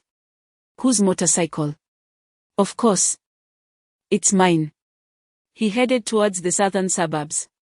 "Specific location? How the hell should I know the exact location?" She and his companion swiftly arrived at the abandoned factory mentioned by Lu Guoxing. This site had been forsaken for nearly a decade.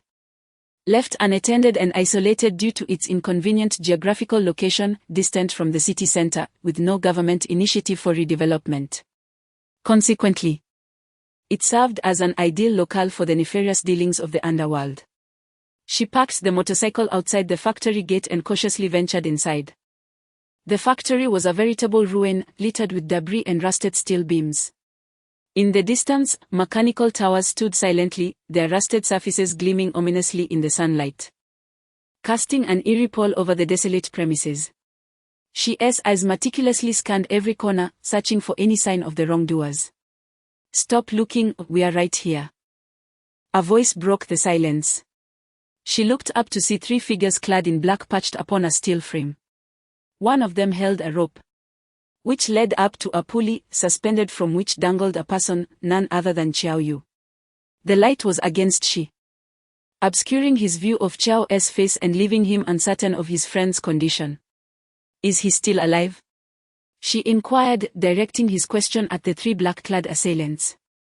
"He's still breathing, don't worry, we haven't killed him," replied one who appeared to be the leader. "Let him go, and I will pay you," she offered. "Mr. Zhang, we are not mere street thugs, we are professionals. We adhere to a code of ethics, taking money to resolve troubles is our business.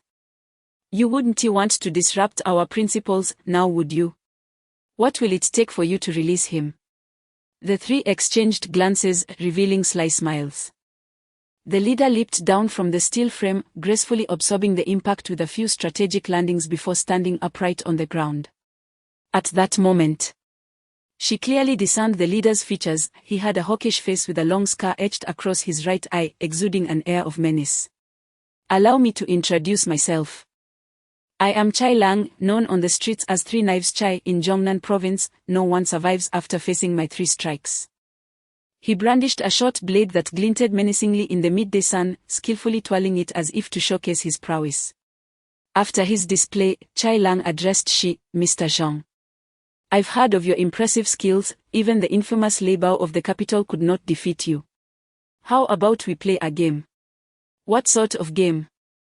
She's body tensed, poised for action. A duel. If you win, I shall release your friend. Enough talk, let us get to it. Ha ha ha, Mr. Zhang is quite confident. But I must warn you, this is not a friendly spar. You should fight for your life, for to me, killing is as simple as slaughtering a chicken. Chai Lang flipped the knife in his hand and assumed a combat stance, while she readied himself for the impending clash. As the wolf lunged forward, it charged directly at Shiha. In this moment of aggression, the wolf transformed entirely, abandoning its flashy techniques for a straightforward and rapid thrust aimed at Shiha's abdomen. However, whether it was due to the wolf's lack of true prowess or an intentional restraint of its strength, Shiha perceived its speed as rather mediocre. With ease, he evaded the attack. After dodging this strike, Shiha did not rush to counter but instead took 3 steps back, seeking an opportunity for a decisive blow. A spark of inspiration struck him. He decided to provoke his opponent with words to elicit a flow. 2 strikes down, he quipped, extending a finger toward the wolf with a smile. The wolf responded with a sinister grin, seemingly unfazed. The wolf launched a second attack, executing another remarkably simple vertical slash, which Shiha effortlessly avoided once more. 3 strikes down, Shiha taunted. Yet, before his words could fully dissipate, the wolf initiated a third assault. Suddenly, its demeanor shifted, becoming fiercely aggressive, as it thrust the short blade directly toward Shiha's face, this time moving at least twice as fast as before. Shiha sensed the change and swiftly turned his head to evade the blow. To his astonishment, he discovered that the wolf's outstretched hand was empty. A sense of danger surged within him. It turned out that the wolf had relinquished its grip on the blade mid-attack, allowing it to fall vertically. Then caught it with its left hand and lunged at Shiha once more. Realizing he could not evade this attack in time, Shiha relied on instinct to block it with both hands. In that critical moment, he grasped the blade's edge with his right hand, quickly seizing the wolf's left hand that held the hilt with his left. The short knife hovered perilously close to Shiha's chest, neither advancing nor retreating, as if time itself had frozen. 3 strikes down, yet I remain unscathed, Shiha remarked, a serene smile gracing his face despite the blood streaming from his right hand. How is this possible?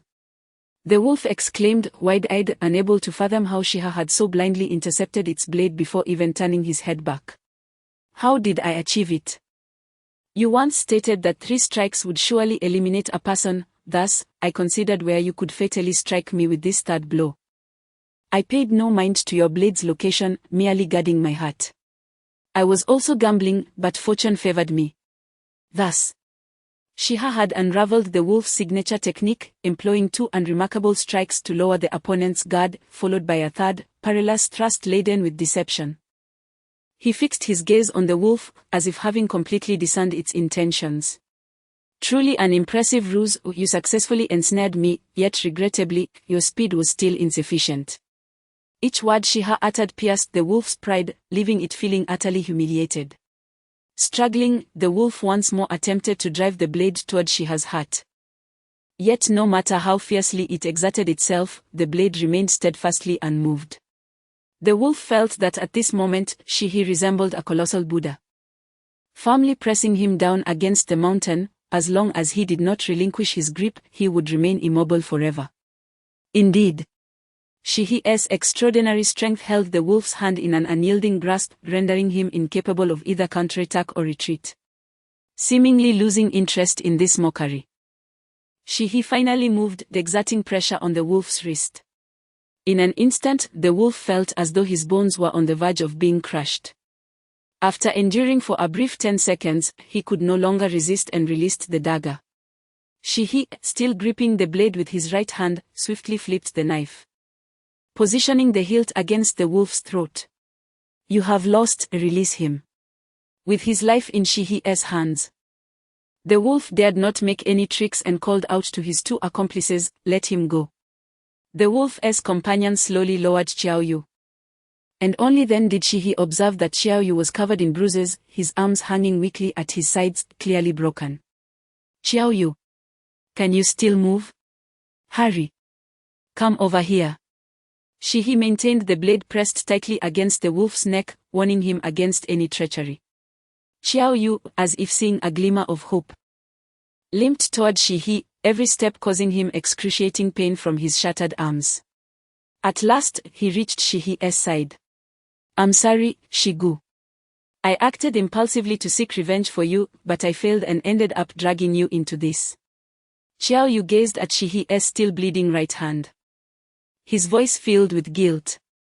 Stop with the apologies, we need to leave this place. Shihi urged Xiaoyu to move towards the factory entrance, and then cautiously pushed the wolf away, beginning to retreat towards the factory's main door. I'm taking him with me, I hope you keep your promise, Shihi said, while backing away. Noticing the wolf remained silent and motionless, Shihi felt a slight sense of relief. As he approached the door and created a distance from the wolf and his accomplices, he turned to lead Xiaoyu out of the factory. Be careful. Just as Shihi turned his back, Xiaoyu shouted and lunged towards him. Suddenly, 2 gunshots rang out. Turning back, Shihi saw the wolf in the distance aiming a pistol at them, while 2 bursts of blood erupted from Xiaoyu's back. With his last ounce of strength, Xiaoyu attempted to propel Shihi out of the factory door. Another gunshot echoed, this time the bullet pierced through, blood erupting from Xiaoyu's head, splattering across Shihi's face and seeping into his eyes. Xiaoyu's life had slipped away, yet his body remained rigidly shielding Shihi. More bullets struck Xiaoyu's corpse, as if the wolf unleashed his fury, attempting to avenge the dignity that had been trampled moments before. The sight of Xiaoyu's tragic demise profoundly affected Shihi, leaving him frozen like a soulless automaton, unable to escape the haunting image. After emptying an entire magazine, the wolf's bullets finally brought Xiaoyu's lifeless body crashing to the ground. As Suhi stood frozen in place, the wolf was preparing to change the magazine and eliminate him. Suddenly, the wail of police sirens pierced the air. The wolf and his accomplices immediately darted into the factory's premises to hide. Damn it, how could the police show up here? The wolf snarled. It must be that young kid who tipped them off, one of his associates replied. In truth, the arrival of the police was entirely coincidental.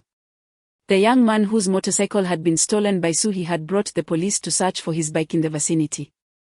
Just as the young man and a few officers discovered the motorcycle outside the factory, gunshots rang out, causing him to drop to the ground in terror. The officers swiftly jumped into their vehicle, activated the sirens, and sped into the factory. Upon entering the factory, the police spotted a man standing motionless, with a bullet-riddled corpse lying before him. Put your hands up. Interlace your fingers behind your head. Crouch down. Several officers exited the vehicle, guns drawn, shouting at Suhi. Yet he remained unmoving. Repeat. Raise your hands. Interlace your fingers behind your head. Crouch down. The officers continued to issue warnings, slowly advancing towards Suhi, who still did not budge. As the police reached Suhi, noticing no immediate threat, they prepared to apply handcuffs. At that moment, the young man peered cautiously around the warehouse door, saying, "Officer, this big brother stole my bike, but he claims he was here to save someone. I suspect there are armed criminals involved." The officers exchanged glances, then handcuffed Suhi and split into 2 teams to search the interior of the factory. Suhi squatted beside the police car, his eyes dim and lifeless, resembling a living corpse, seemingly devoid of any will apart from the act of breathing. The young man hid behind a wall, musing anxiously, "He can't be dead, can he? Hey, big brother, could you at least move? If you keep silent like this, The police will surely take you away as the suspect. So he remained utterly still. I understand it must hurt to lose a friend. But you can't just give up like this. You need to cooperate with the police to catch the murderer and avenge your friend. So he continued to be enveloped in silence. The young man, sensing his own words were futile, fell silent himself, cautiously observing the surroundings. At that moment, the police radio crackled to life. Team A has completed the search of the western section of the factory, no suspects found. Team B has also finished searching the eastern section, with no suspects located. However, we have discovered signs of a struggle on the southeast wall, indicating the suspect has likely escaped. Return to the factory entrance and bring that man back to the station. We must search him for leads on the suspect. Hearing this exchange, His eyes finally regained their clarity. He could not remain idle any longer. Individuals like the wolf were lawless outlaws. Relying solely on local police to apprehend him was sheer folly. Even if the police captured him, he would merely face trial. Chiao Yu had died shielding him from bullets. He must take vengeance with his own hands. Then what of Lu Guoxing? Leaving their fates to the law would be far too lenient for them.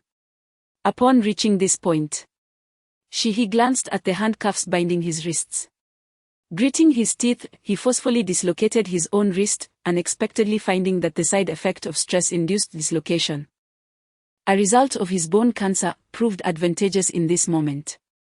Enduring the pain, he extricated his hand from the cuffs and then realigned the joint in his wrist. This series of actions left the teenager hiding behind the door in a state of astonishment, internally exclaiming, "Goodness, he is truly formidable." He then lifted the lifeless body of Chiao Yu and exited the factory. As he passed by the teenager, he cast a glance and advised, "I strongly recommend you leave this place promptly. Should the police arrive and find me missing, you will find it difficult to explain." With that, he carried Chiao Yu's body toward the more remote countryside. Chapter 6: The Soaring Eagle. That night, the moonlight flickered through the black clouds in the night sky, casting an eerie stillness over the city. In truth, the city remained vibrant with neon lights and lively establishments. However, the streets were eerily deserted. It seemed that the residents had chosen to retreat to the safety of their homes, seeking solace from the unsettling atmosphere that enveloped the night. This anxious sentiment stemmed from a recent police announcement regarding a shooting incident at an abandoned factory on the outskirts of the city, with the perpetrator still at large. Upon hearing this news, the populace grew increasingly agitated. Wangling is a tranquil small city. Not only are incidents of gun violence rare, but even petty theft is a seldom occurrence. The citizens, accustomed to a serene existence, felt an overwhelming sense of unease at the thought of a potential murderer lurking in their vicinity. The city was nearly devoid of life, save for one particular area that buzzed with unusual activity. In the Villa district where he resided, a multitude of police cars, their lights flashing, congregated outside the gates of Shihi's estate. It seems that human nature has an inherent tendency to gravitate towards commotion, despite the affluence of the residents. Their penchant for gossip remained unaltered. At that moment, the inhabitants of the villa community gathered outside Shihi's residence, murmuring amongst themselves, "Goodness! What is happening? Why are there so many police cars here? What is the issue? Have you heard? Someone was killed at that abandoned factory in the southern outskirts, shot dead. Apparently, Boss Dai's son was present at the scene, and he fled when the police arrived, even taking the deceased's body with him. I reckon the police are here to apprehend him. Is he the killer? Who knows? But I'd wager it's highly likely, otherwise, why would he run? Clearly, he is fleeing in fear of prosecution. Honestly, how foolish can he be? In our social circle, there is no deep-seated enmity. A bit of money could easily resolve matters without resorting to violence. Why take matters into his own hands? It's utterly senseless. Shush. The police are here. Do you really want to speak so recklessly? The crowd buzzed with speculation. Meanwhile, within the confines of Shihi's home, Yun Shue sat on the sofa cradling her child, alongside Dai, while several police officers faced them. "Officers, my son is innocent, I know him well. He is such a kind-hearted person, how could he possibly commit murder?" Dai exclaimed, tears streaming down her face, her voice trembling with emotion. "Madam Dai, please remain calm. Mr. Zhang is merely a suspect, we have reason that the true culprit may be someone else. However, your son has not cooperated with our investigation. He seems to have vanished, making it difficult to clear his name," an older officer spoke with earnest concern. "Thus, Madam Dai, it is crucial for you to contact him and encourage his cooperation with the authorities," he urged. "I have tried calling him numerous times, but his phone is turned off." "I have no means of reaching him," Dai replied despondently. "Miss Yun, do you have any information that might be helpful?" the officer inquired next. "My husband returned around noon, after receiving a call from their company's general manager, Lu Guoxing. He hurriedly left without a word," Yun Shue said, her mind in turmoil. The elder policeman, after approximately an hour of investigation and questioning, found no fruitful leads and ordered the team to withdraw, leaving only 2 officers to maintain a watch in the vicinity. In truth, Danny had spoken honestly. After departing the factory with Xiao Yu's lifeless body, he made a solitary phone call before discarding his SIM card. As the afternoon sun cast its golden rays, he, burdened by the weight of Xiao Yu's corpse, ventured into a remote village. He sought out a lush-wooded hill, climbed to its summit, and with a short blade seized from a wolf, painstakingly dug a deep grave beneath a tree. Gently, he laid Xiao Yu's body within, covered it with earth, and etched a gravestone reading "Beloved friend Xiao Yu" into the bark of the tree. Next, he ignited 3 cigarettes and planted them into the ground, offering a simple homage. "Rest in peace, Xiao Yu. I shall avenge you. The wolf and Lu Guoxing must perish. Once I have dealt with them, I will come to join you." He uttered these words with an eerie calmness, yet only he understood the tempest of fury concealed beneath his tranquil demeanor. After paying his respects, he stood atop the hill, gazing thoughtfully at the distant city.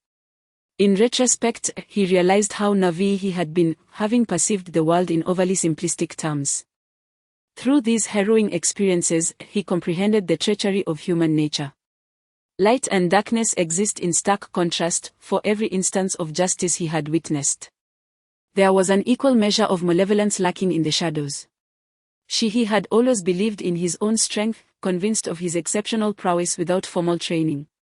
Yet, facing the dark muzzle of the wolf's gun, he recognized his own vulnerability. Witnessing Xiao Yu sacrifice himself to shield him from bullets revealed his impotence. Regret washed over him, regret for his innocence, regret for his failure to consider the possibility that such desperate individuals might possess firearms, and regret for having let down his guard too soon. No longer blinded by confidence, he acknowledged that he could not contend with the ruthless gang alone. After a moment of contemplation, he retrieved his phone and dialed a number he had seldom called. The call was answered almost instantly. "Boss," came a hearty male voice. "Yu Ying, I require your assistance," he spoke earnestly into the phone. "Where are you now?" "In Siam, just finished a job. Can you reach Wanling within 24 hours? Is that feasible?" "Absolutely, but getting equipment into Hoshia is quite challenging. We'll need to procure it from the black market. I'll cover the expenses. Depart immediately. And refrain from contacting me again. Once you arrive, meet me at the Shashon restaurant, where we last convened. I will await your arrival." Having concluded the call, he discarded the SIM card down the mountainside. Meanwhile, at the Wanling Public Security Bureau, an elder officer swiftly entered the Criminal Investigation Team's office. "What is the situation? Any progress?" "Report, Team Leader Chen. Half an hour ago, the suspect Zhang Shi's mobile signal fluctuated, and we have successfully pinpointed his location, 5 kilometers away in a rural area from the crime scene. The nearby colleagues have been informed to investigate the situation. I will contact them shortly for updates." The communication device swiftly relayed a report from the officer's dispatch to assess the circumstances. Report to headquarters, we found no suspects at the location, but we discovered an abandoned SIM card, which has been verified with the telecommunications company as belonging to Zhang Shiha. It appears that half an hour ago, the suspect made a phone call, which serves as a crucial lead in the case. We must immediately reach out to the telecommunications company to retrieve the content of the suspect's last call. Approximately 20 minutes later, 2 young officers returned to the precinct carrying a USB drive. Captain Chen stated, "I have reviewed the suspect's recent call records.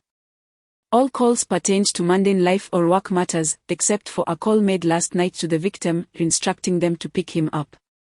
From the tone of the conversation, the suspect seemed quite feeble. Additionally, the call mentioned Liu Guoxing, the general manager of Hunyuan Group, indicating that both the suspect and the deceased harbored significant animosity towards him. Liu Guoxing: investigate his background and send 2 colleagues to gather information. What about the content of that last call? Who was it made to? It was an international call utilizing a satellite phone. As for the content, Captain Chen, I suggest you listen for yourself. Captain Chen sensed the complexity of the situation escalating and promptly listened to the recording of the last call. Yu Ying? That name seems familiar, he pondered, furrowing his brow. Suddenly, he turned to his subordinate and commanded, "Report to the director immediately, or I require A-level clearance to investigate a file." Shortly thereafter, a veteran officer, adorned with 2 stripes and 3 stars, entered the investigation room. "Old Chen. What couldn't wait until tomorrow? What time is it?" "I was asleep. And you woke me up and made me rush here from home. My wife also gave me an earful." "Apologies, Director. I had no choice. The developments in this case are of paramount importance and have exceeded my capabilities. Thus, I need your oversight." Captain Chen chuckled sheepishly. In no time, Captain Chen accessed the A-level database through the public security system and found the information he sought. Indeed, he confirmed that the call was made to Zhang Shiha. He then pinned the information to the analysis board for the case. Yu Ying, real name Yu Xiaopeng. Born in 1991 in Wanling, Jiangnan Province. He enlisted at the age of 18. After approximately a year and a half of service, all his records were classified by the military. At the age of 26, he retired from the military due to injury and transitioned into the public security system as a criminal investigator in Wanling. During his 2 years in service, he assisted multiple cities in Jiangnan Province in solving significant cases. However, due to his repeated use of improper interrogation methods and numerous violations of orders, he was ultimately dismissed from the police force and subsequently vanished without a trace. In 2018, a formidable mercenary organization known as the Yu Ying Mercenary Corps emerged in Southeast Asia. Multiple sources have confirmed that the leader of this mercenary group is none other than Yu Ying, the former Special Forces operative Yu Xiaopeng. Late at night, Director Liu, with a cigarette in hand, recalled a memory he was reluctant to mention. "Old Chen, why are you rummaging through Xiaopeng's information at this hour?" "Director, the last call made by the suspect Zhang Shiha in the Nanzhou factory shooting was to Yu Ying, inviting him to Wanling for assistance." "What?" The director slammed his hand on the table, then quickly regained his composure. "That is impossible. Comrade Xiaopeng may have been dismissed from the police force, but he is undoubtedly a steadfast champion of justice. If it weren't for those unyielding folks at the disciplinary committee, he might have become the youngest inspector in mainland China by now. Xiaopeng is indeed somewhat unconventional. Yet his loyalty to the country and the justice he believes in is unwavering. Since leaving the police force in 2018 to work as a mercenary abroad, he has not set foot in Huaxia even once. Based on this alone, I firmly believe he would never consort with a murderer." The director's fervor intensified as he spoke. At that moment, 2 officers entered the room. "Report, Director." "Report, Team Leader Chen. We visited Liu Guoxing's residence but found him absent. We then questioned several employees of Hunyuan Group regarding the situation. A few days ago, The suspect Zhang Shiha had a violent altercation at the company, severely injuring Lu Guoxing and sending him to the hospital. According to the employees, Lu Guoxing colluded with a man from the capital known as Leopard Master to ruin Zhang Shiha's family business using some unknown means, prompting Zhang Shiha to retaliate. One employee appeared particularly anxious during our inquiry, and after a slight intimidation, he revealed some leads. After Lu Guoxing's hospitalization, he sought out Leopard Master to exact revenge on Zhang Shiha. It is said that Zhang Shiha narrowly escaped death that night, although the reasons for his survival remain unknown. We then proceeded to the hospital, where Lu Guoxing expressed his outrage, describing Zhang Shiha as a violent, ruthless maniac, insisting we bring him to justice. However, this contradicts the testimonies of most employees, who portrayed Zhang Shiha as a benevolent leader, even stating he had selflessly repaid 1 million in debts for the victim, who held Zhang Shiha in high regard. As we were leaving the hospital, a nurse called us over and disclosed that on the morning of the incident, the victim had visited the hospital and seemed to have had a confrontation with Lu Guoxing's bodyguard, who ultimately took him away. Upon hearing the officer's report, Captain Chen and the director exchanged glances, a realization dawning upon them. It seemed the case was becoming clearer. The director approached the blackboard and addressed every officer in the criminal investigation team. The murderer is not Zhang Shiha.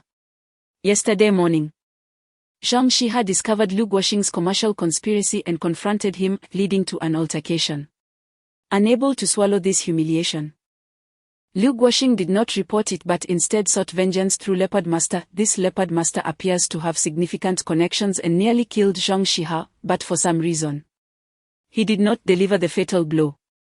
At that moment, Zhang Shiha must have been extremely vulnerable, which is why he called upon the victim, Qiao Yu, for assistance. The victim held a deep respect and gratitude towards Zhang Shiha. Thus, earlier this morning, he secretly sought vengeance against Lu Guoxing, only to discover that Lu had already arranged for some underworld figures to protect himself. The victim, Qiao Yu, not only failed in his endeavor but also fell into the hands of the hired thugs. Subsequently, Zhang Shiha must have learned of Qiao Yu's abduction and rushed to the factory to rescue him, yet ultimately he was unable to save the victim. Therefore, the pressing question remains, how did Zhang Shiha become aware of Qiao Yu's kidnapping? Captain Chen remarked that indeed, this pivotal detail could serve as crucial evidence to exonerate Zhang Shiha and implicate Lu Guoxing as the true mastermind behind the crime. The investigation room fell into silence, with each person lost in thought. Captain Chen reflected on every individual interrogated during this case, recalling every statement and detail. Suddenly, an idea seemed to strike him. Shao Wang, you recently checked the call records at the telecom company. Has Zhang Shiha been in contact with Lu Guoxing these past few days? No. He has primarily communicated with other employees at the company and there are no recorded calls with Lu Guoxing, Shao Wang replied. That is impossible. When I visited Zhang Shiha's home today in search of clues, his wife mentioned that he received a call from Lu Guoxing shortly after returning home at noon, then rushed out. I even have a backup on the USB drive I brought back, which certainly contains their call records, Officer Wang insisted firmly. Captain Chen paced thoughtfully for a moment before exclaiming, Shao Wang, we must return to the telecom company immediately, there is definitely something amiss here. Without delay, the detective team set off for the telecom company. Upon contacting the relevant personnel, they accessed the database. Are you certain there were no omissions in the call records you provided me today? Officer Wang inquired gravely of the telecom employee. Why yes, everything has been given to you. Officer, the employee stammered. This hesitation immediately raised suspicions for Captain Chen, who had over 20 years of investigative experience. Listen carefully, comrade. We are currently handling a significant homicide case, and we possess official documents granting us the authority to access this information. If you fail to cooperate or deliberately conceal any details, you will be regarded as an accomplice. We already have evidence of Lu Guoxing's crimes. Do you understand the consequences of destroying evidence? Under Captain Chen's half-serious intimidation, the telecom employee could no longer maintain composure. Officer, I'll tell you. My superior instructed me to withhold this information, but I truly know nothing. I will retrieve the complete call records for you right away. Indeed. Liu Guoxing had bribed senior officials at the telecom company to conceal certain information, demonstrating his meticulous plotting. However, even the most intricate schemes can have flaws. Once the complete call records were retrieved, the police unmistakably had Liu Guoxing's final call to Zhang Shihe, thereby solidifying his position as the true perpetrator behind the homicide. The officers gathered in the investigation room for a final summary. It has now become abundantly clear. Zhang Shi and the act of murder are not intertwined, rather. Liu Guoxing is the true mastermind behind the hired killing. Although the truth has emerged, a more pressing dilemma confronts us. It is evident that Zhang Shi does not wish to pursue legal avenues to bring Liu Guoxing and his henchmen to justice. Thus, he has summoned Yu Ying, intending to seek retribution through the code of the underworld. While Liu Guoxing's demise might not be lamentable, it is essential to recognize that a nation has its laws and a family has its regulations. Private vengeance equates to the crime of murder. As public servants, we cannot idly witness law-abiding citizens being driven towards a path of criminality. Our current mission is formidable. The director has also begun to take this case seriously, personally assigning tasks. The immediate priorities are as follows. First, we must promptly apprehend Liu Guoxing and detain him temporarily, both to safeguard him and to await the court's judgment. Second, we must swiftly report to our superiors regarding recent entrants, intercepting Yu Ying upon discovery. Third, we need to locate Zhang Shi and the victim's remains to prevent him from embarking on an irreversible journey. Team Chen, let's organize ourselves into groups for action soon. After task assignments were completed, the criminal investigation team split into several small units and departed from the police station. Chapter 7. This is what we call professionalism. As the hours of the day slipped away, Shihe, Liu Guoxing, and the police were locked in a fierce race against time, each striving to seize the upper hand in this unfolding crisis. The police chief personally commanded the situation from the command center. Report to the chief. The Immigration Bureau has reviewed all flights arriving in China today and found no record of Yu Ying's entry. Stop searching. Yu Ying was once one of our finest special forces operatives. If he wishes to remain undetected, he has countless means at his disposal. Discontinue the search. Team 1 will switch to plain clothes and stand by at the Shashon Hotel. Report to the chief. Team 2 has yet to locate Liu Guoxing. An officer's voice crackled through the radio. Continue the search. What on earth are you doing? How can such a large man simply vanish? If you have not found him by midnight, you will resign. Yes. Unbeknownst to the police, Liu Guoxing had somehow learned that they were closing in on him and had fled the hospital under the cover of night. After failing to locate Liu at the hospital, the police swiftly sealed off the entire city. Highways, national roads, county roads, train stations, and bus terminals were inundated with police presence. At that moment, Liu Guoxing was hiding in a secluded countryside cottage on the outskirts of the city, consumed by anxiety. He understood that both the police and Shihe were in pursuit of him. Whichever side found him first would ultimately spell his doom. Suddenly, the door of the cottage creaked open, and a scar-faced man stepped inside. He was known as Wolf. Any way to leave Wanling? Liu Guoxing asked urgently. The risks are too great. The police are everywhere. If you wish to escape, you can try it on your own, Wolf replied, mockery evident as he lit a cigarette. Three-Blade Wolf, let me make myself clear, you cannot abandon me. I have a vivid picture of your face etched in my mind. If I am caught, you won't fare any better. Liu Guoxing exclaimed, his agitation palpable. Wolf's expression darkened suddenly. Narrowing his eyes, he raised his gun and said, are you threatening me? Seeing the gun pointed at him, Liu Guoxing's composure faltered. Brother Wolf, that's not my intention. Please remain calm. If you protect me well, I assure you, I will provide you with a generous reward. Humph, of course. You will not skimp on the payment. Wolf holstered his weapon and resumed smoking. Pay me the 2 million for taking care of that fellow Chow first.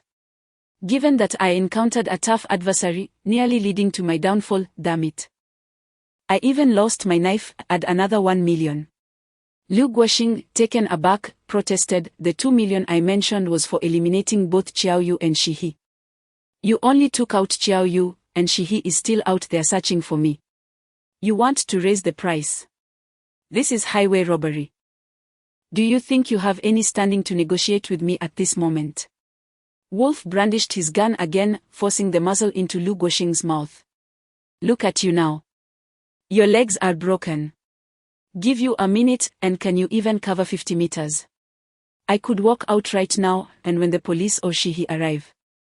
Let's see how you manage to escape. I'm telling you. Not merely 3 million, if you wish to survive, you must provide me with an additional 20 million. And I will ensure your safety. I will.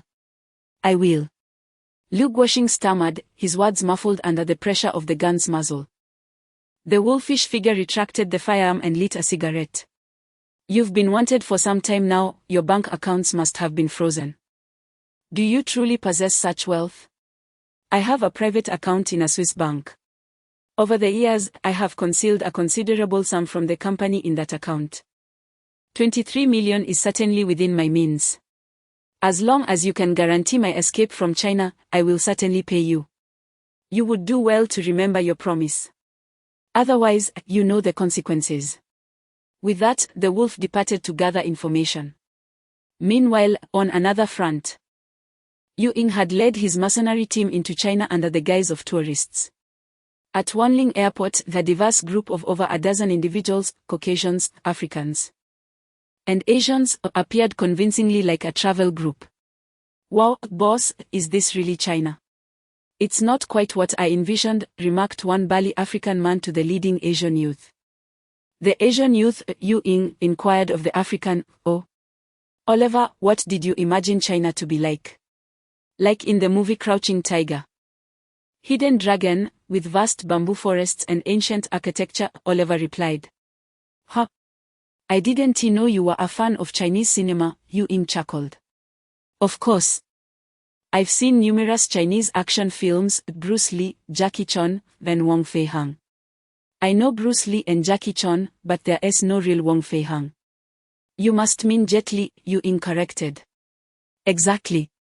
The immersion was so strong that I just remembered Wong Fei-hung, Oliver exclaimed, nearly leaping to demonstrate a swift kick. Alas.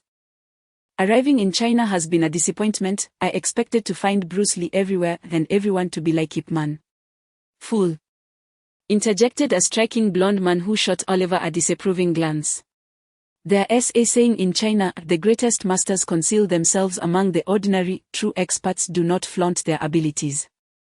China is a land of mystery, and we must maintain a sense of reverence. I certainly understand, I was merely jesting.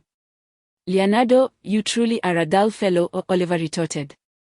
Visibly perturbed by the reprimand.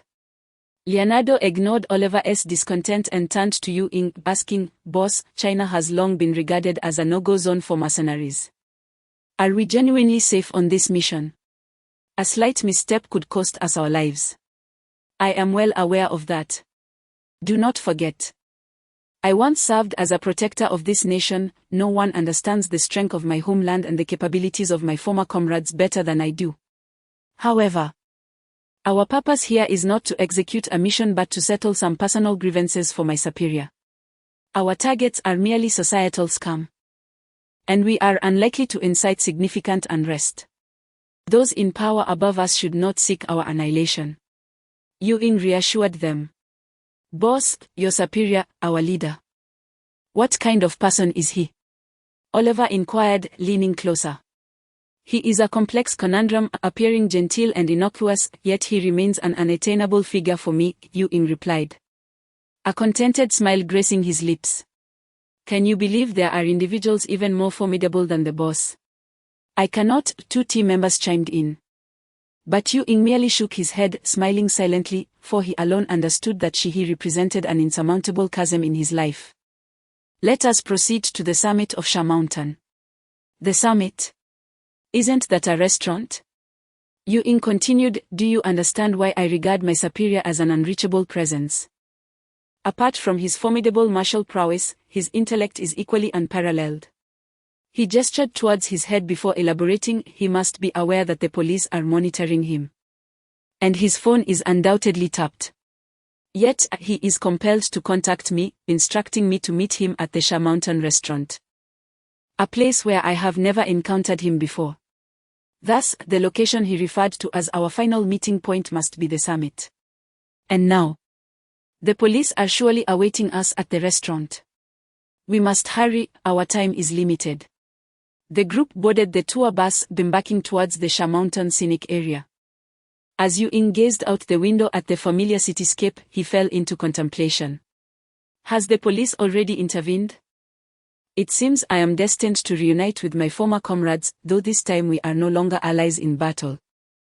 I only hope we do not confront each other directly. As dusk descended, the sky darkened, the fading sun resembling blood, and a chilling northern wind howled, echoing a mournful lament.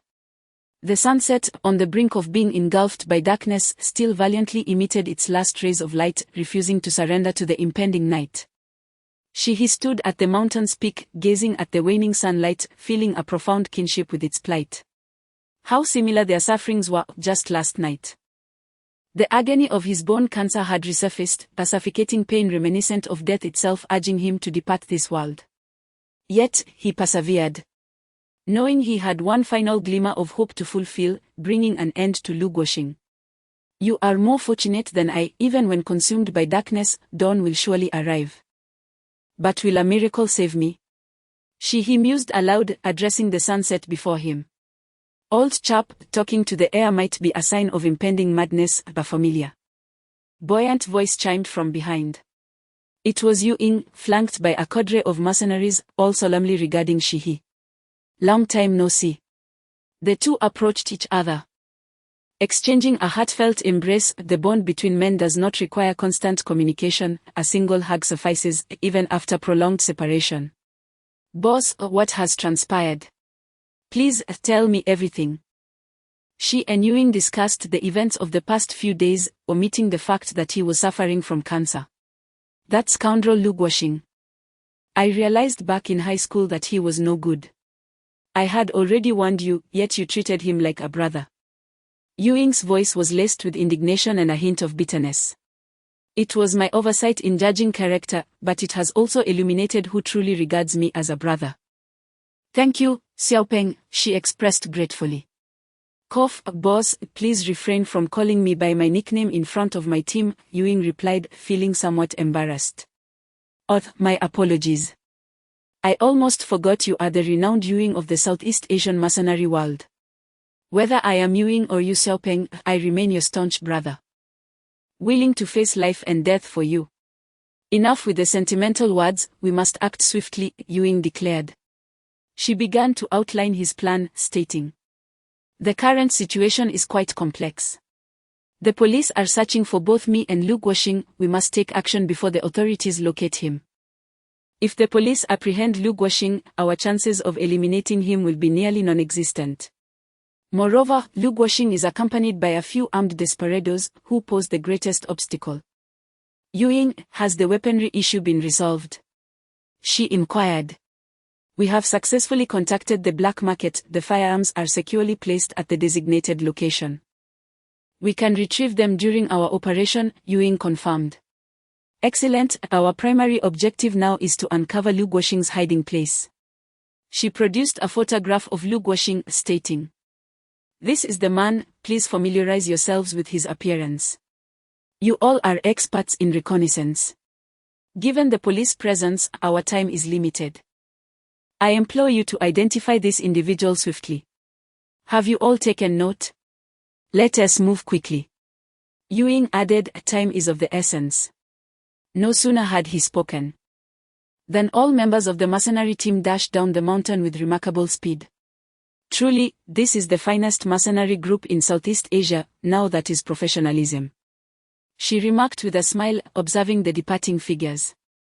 I dare not claim such accolades, but dealing with someone like Lu Guoxing is as simple as pie. Yu-Ying replied with a confident grin. True to their reputation, within 2 hours, a voice crackled through the communication earpiece. Captain. I have located the target in a village north of the city. The target is accompanied by 12 individuals, and initial reconnaissance indicates 6 are armed. Continue observation and provide each brother with a location tracker. We will arrive in 20 minutes, she instructed, and he and Ewing hastened down the mountain towards their destination. Meanwhile, the police had been stationed near Shashon Hotel all day. Captain Chen's expression darkened as he suspected he had been outmaneuvered by Shangxi. Suddenly, a report came through the communicator. Report, Captain Chen, villagers in Zhuyan village, north of the city, have alerted us to a group of unidentified individuals entering an abandoned shack, appearing rather unsavory. All members of the criminal investigation team, gear up. Assemble and head to Zhuyan village. Yu-Ying drove a prearranged vehicle carrying Shihi towards Zhuyan village. Shihi gazed thoughtfully out of the window. Yu-Ying, I am aware that you left Huaxia in despair, yet deep within your heart, you will forever remain the most loyal warrior of this nation. Our mission may very well encounter the police.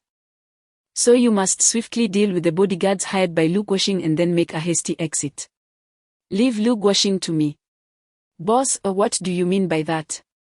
Are you suggesting I become a coward? Besides, the police are likely already aware that you summoned me. Do you wish to bear the weight of numerous lives on your shoulders alone? The police are not fools. If you regard me as your leader, you shall heed my words. To be frank, I have been diagnosed with bone cancer and have only a few months left to live. Upon hearing this, Yu-Ying abruptly slammed on the brakes but quickly regained composure and continued driving. When did this happen? Just a couple of days ago. Does aunt and sister-in-law know? I've kept it from them. Thus, I have long resolved to confront Lu Guoxing with the determination of one who is doomed. I am already grateful for your assistance. Your future is still long, there is no need for you to risk the fate of your entire team for someone who is on the brink of death.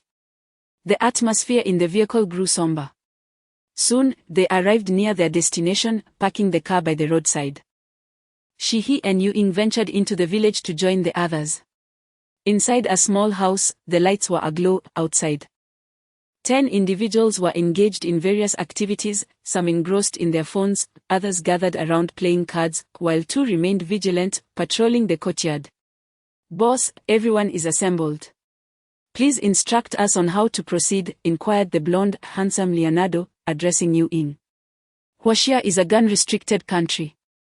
Our operation was hastily arranged, and we lack silencers. The sound of gunfire will incite widespread panic, prompting the police to arrive swiftly. Therefore, unless absolutely necessary, refrain from firing your weapons. Pair up, spread out, and surround the small house, each targeting your assigned objective, seamlessly eliminating every individual outside. Rely on the camaraderie you've cultivated on the battlefield, and remember, do not raise any alarms. Yu-Ying issued the operational commands. The group of over 10 dispersed, taking advantage of the twilight as they approached the small house. At that moment, the 2 patrolling outside Lu Guoxing's residence, having stood guard for quite some time, began to feel a sense of weariness and boredom.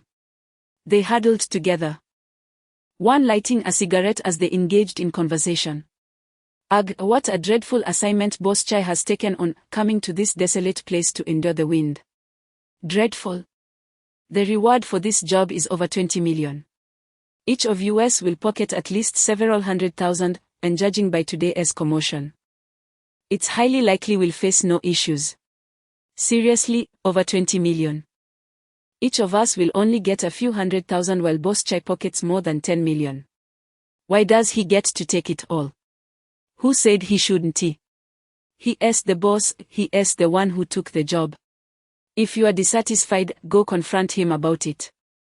I was just making an offhand comment. Standing guard earns a several 100,000, I'll take it, haha. As the 2 engaged in a conversation, a shadow suddenly flitted by. There's someone behind you, one exclaimed. Don't scare me like that. The figure turned to look, but found nothing but emptiness. There's no one there. Perhaps you are seeing things. I clearly saw someone. Strange, maybe it was just my imagination. Indeed, who could vanish into thin air? Ghosts, perhaps. We've been standing here for so long, it's natural to become disoriented. Yes, let us go, it's time to switch shifts. Damn it. They should be made to breathe the dry wind for a while. Just as they prepared to enter the courtyard for their shift change, the chilling voice echoed. You two cannot escape. Startled, they readied their weapons, only to feel a chill at their necks followed by hands sealing their mouths, and soon, silence enveloped them.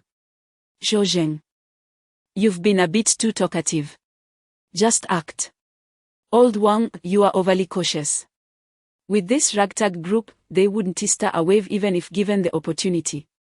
Listen to the sound of them playing cards inside. If I were to host a concert outside, they wouldn't even notice. The two who took action were the only other Chinese mercenaries in the Yuying mercenary corps besides Yuying himself. Be careful, if this goes awry. You'll have to answer to the captain, Old Wang warned before communicating through his military earpiece. First team has cleared the lookout. Received. Soon. The remaining members swiftly converged from all directions. After regrouping, the two Chinese mercenaries entered the courtyard fast, speaking in authentic Mandarin as they strolled in carefreely. Damn. I'm nearly breaking my back out here while you're having fun inside. Time to switch. What is the rush? Wait until we finish this hand. The players inside didn't lift their heads, engrossed in their cards. Now. The members of the Yuying mercenary corps sprang into action. Each expertly targeting an opponent and delivering a lethal blow. The courtyard fell silent in an instant. This sudden stillness sent a wave of unease through the wolf, who was watching Lu Guoxing inside. Hastily, the wolf extinguished the lights and, carrying the bewildered Lu Guoxing, slipped out through a hidden door. The members of the Yuying mercenary corps drew their pistols and cautiously approached the small house's door. Oliver ignited a flare, kicked open the door, and tossed it inside. They quickly aimed their weapons at the interior, only to find it empty, save for an open secret door. Oliver passed through the secret door to find a hillside overgrown with bamboo. As far as the eye could see, there was nothing but bamboo. And no sign of Lu Guoxing or the wolf. Fuck. They got away. Quickly, report to boss, Oliver instructed the others. Leonardo immediately activated his communication earpiece. Boss. The target escaped through the secret door. She and Yuying had already noticed a car parked on the road closest to the rear mountain. He guessed that a cunning individual like the wolf would not leave without an escape route, so he and Yuying hurried back to the car and drove towards that direction. As anticipated, they had scarcely set foot on the highway when they beheld a wolfish figure hoisting Lu Guoxing into a vehicle, swiftly taking the driver's seat and speeding away. Shiga had long foreseen this, and we were already in pursuit. Moments ago, I noticed flashing police lights in the distance on the road. It seems the authorities are nearing. You shall disperse on the spot, vacate this city, and masquerade as tourists for a few days. In a few days, I shall inform you of the rendezvous point. With that, Yuying severed communication, pressing the accelerator fiercely as he pursued the duo. Chapter 8. The conclusion. The night had descended in its entirety. The sun long vanished from sight, leaving the earth adorned solely with the ethereal glow of the moonlight illuminating all living beings.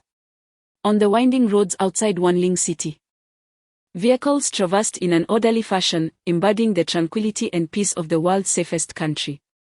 Suddenly, a sharp screech of brakes shattered this serenity. Two cars weaved through the highway, startling several trucks that swayed precariously before regaining their heavy balance. The wolf, at the helm of his vehicle, was desperately fleeing ahead.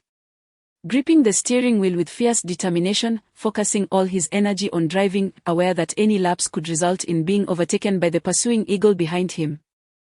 The wolf's car was a meticulously modified Honda Civic, its horsepower, power, and stability rivaling that of high-end sports cars worth millions. In contrast, the eagle's vehicle, having infiltrated from abroad, came with numerous inconveniences, when due to the urgency of time. He could only procure a nondescript car with a forged license plate from the black market. Logically, the wolf should have easily left the eagle and she behind, however. Machines are inanimate, while humans are alive. The Eagle was once one of China's elite special forces, excelling in combat, firearms, and driving skills. He was equally adept at piloting aircraft or tanks, showcasing a remarkable versatility. As the road meandered into the mountainous terrain, the Eagle steadily closed the distance between them. "Damn it, why won't they go away?" the Wolf cursed as he glanced in the rearview mirror at the Eagle and she drawing ever closer. Realizing that he could not continue this way without being intercepted, he made a resolute decision, drawing his handgun and firing at the vehicles flanking him. Bullets punctured the tires of several cars, including large trucks. Immediately, these vehicles lost their balance and collided chaotically, transforming the highway into a scene of utter disarray as accidents unfolded in rapid succession, quickly blocking the road. Observing the pileup of various automobiles in the distance, the Eagle remained composed, his gaze scanning the accident site. "Boss, hold on tight," he advised she, before suddenly flooring the accelerator. The tachometer surged to its limit as the speed increased dramatically, hurtling straight towards a sleek sports car that had completely flipped over amidst the wreckage. In an instant, she felt his rear end lift off the seat. Through the windshield, the view transformed into a starry night sky, while a glance out the side window revealed the chaotic aftermath of the crash. Gripping the right-hand armrest tightly, she felt the vehicle stabilize once more as it landed smoothly, his backside returning to the seat.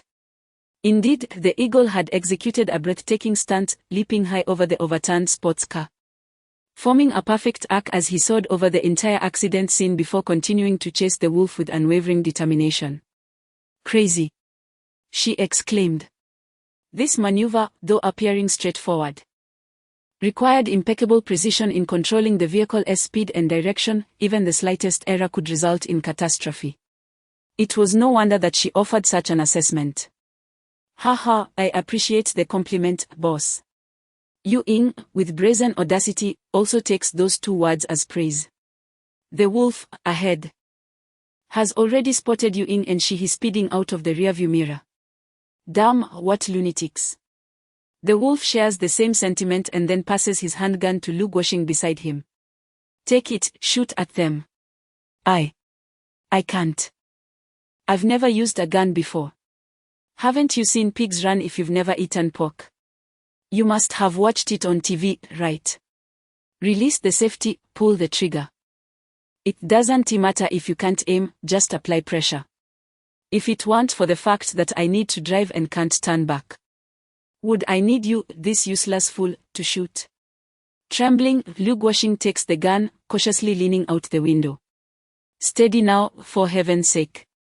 Don't drop the gun without firing a shot." The Wolf cedes at his demeanor.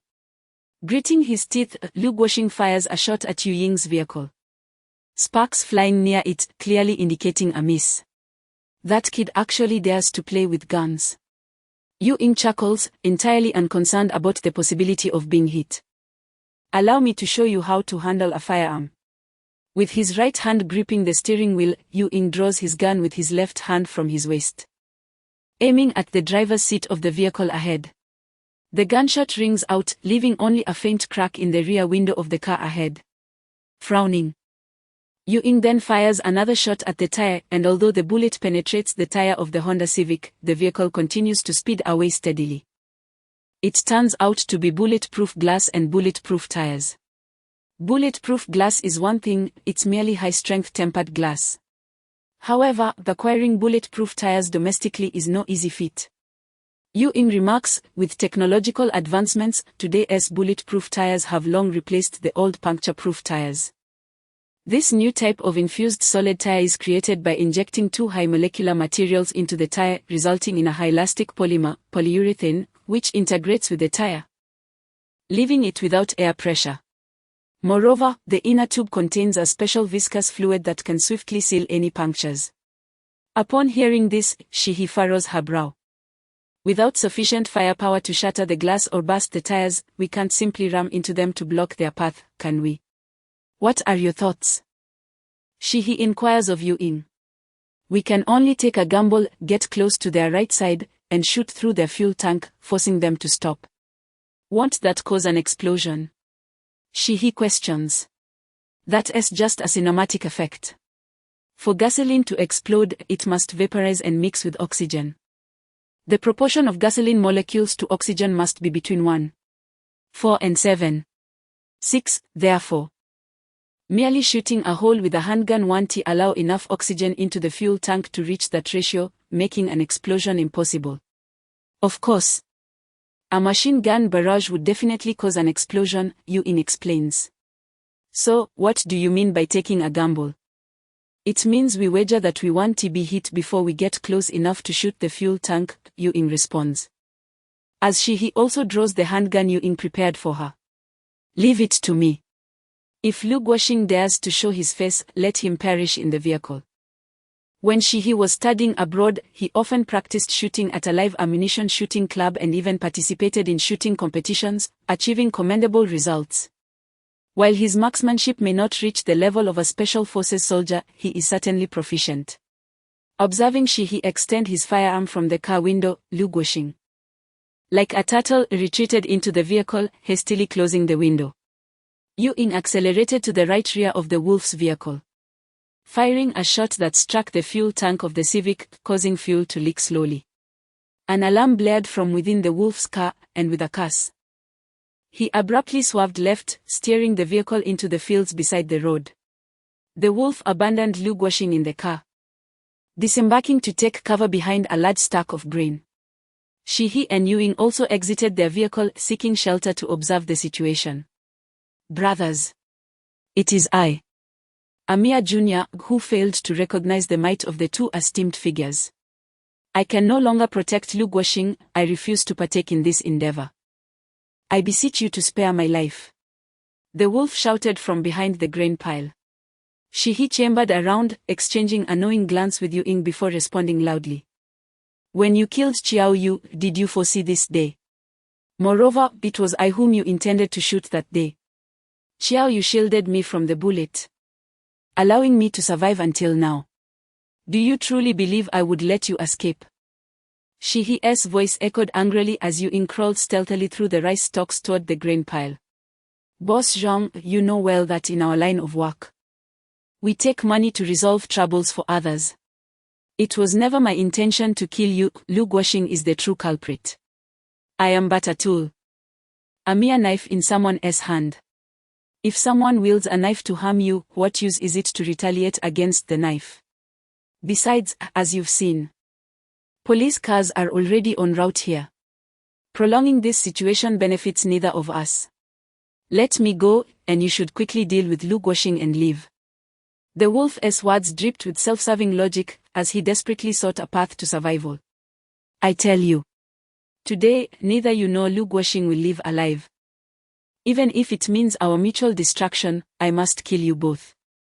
He raised his voice, feigning immense fury as he fired 2 shots towards the grain pile, diverting the wolf's attention. Startled by the shots, the wolf roared in anger, Zhang Shihi. Don't think for a moment that I am easy prey. I have countless brothers in this world. If I perish at your hands today, your family will never know peace. Is that so? Someone like you is worthy of having brothers. A cold object pressed against the wolf's head. It was Ewing, who had stealthily approached, aiming his firearm at the back of the wolf's skull. Put the gun down. At this moment, the wolf was at his wit's end, unable to resist any further. He tossed his weapon to the ground and raised his hands. Big brother, please don't kill me. I will do anything you ask. With a disdainful look, Ewing remarked, how do you manage in this line of work with such a pitiful demeanor? He patted the wolf's face before commanding him to kneel before Shihi. As the eagle descended, it pressed down upon the wolf, emerging from behind the pile of rubble. The wolf once again pleaded for mercy, but a gunshot rang out, and a bloody hole appeared in the center of its brow as it collapsed. The dark barrel of the gun still emitted a faint wisp of smoke. There were no words wasted, no hesitation. The shot was fired with resolute determination. It is often said that it is only through the crucible of experience that one becomes decisive in matters of life and death. Clearly, at this moment, such a transformation had occurred within the protagonist. Yet, paradoxically, this was also his first act of killing. His hands trembled slightly, and a wave of nausea surged within him. He fought the urge to vomit, his breathing becoming increasingly rapid. The eagle noticed the signs of distress in him and approached, offering a cigarette while gently patting his shoulder. Do not suppress it, the first act of killing is always like this. I remember my own first time in the military during a special operation, fear, disgust, and the urge to retch. You simply have to remind yourself that those you eliminate are deserving of their fate. At last, he could no longer contain it and expelled the contents of his stomach. Afterward, he felt somewhat better. With the wolf disposed of, only Lu Guoxing remained. The two men, armed, approached the car, only to discover it was empty. Suddenly, the sound of an engine revving echoed in the air. Not far away, by the roadside, Lu Guoxing, dragging a crippled leg, had managed to climb into the car driven by the eagle. He started the engine and fired 2 shots in their direction. Knowing full well the distance rendered him unlikely to hit anything. Yet, with arrogance, he shouted, Zhang Shiha, it seems you want to be able to kill me today. The police will be here soon, just wait to rot in prison.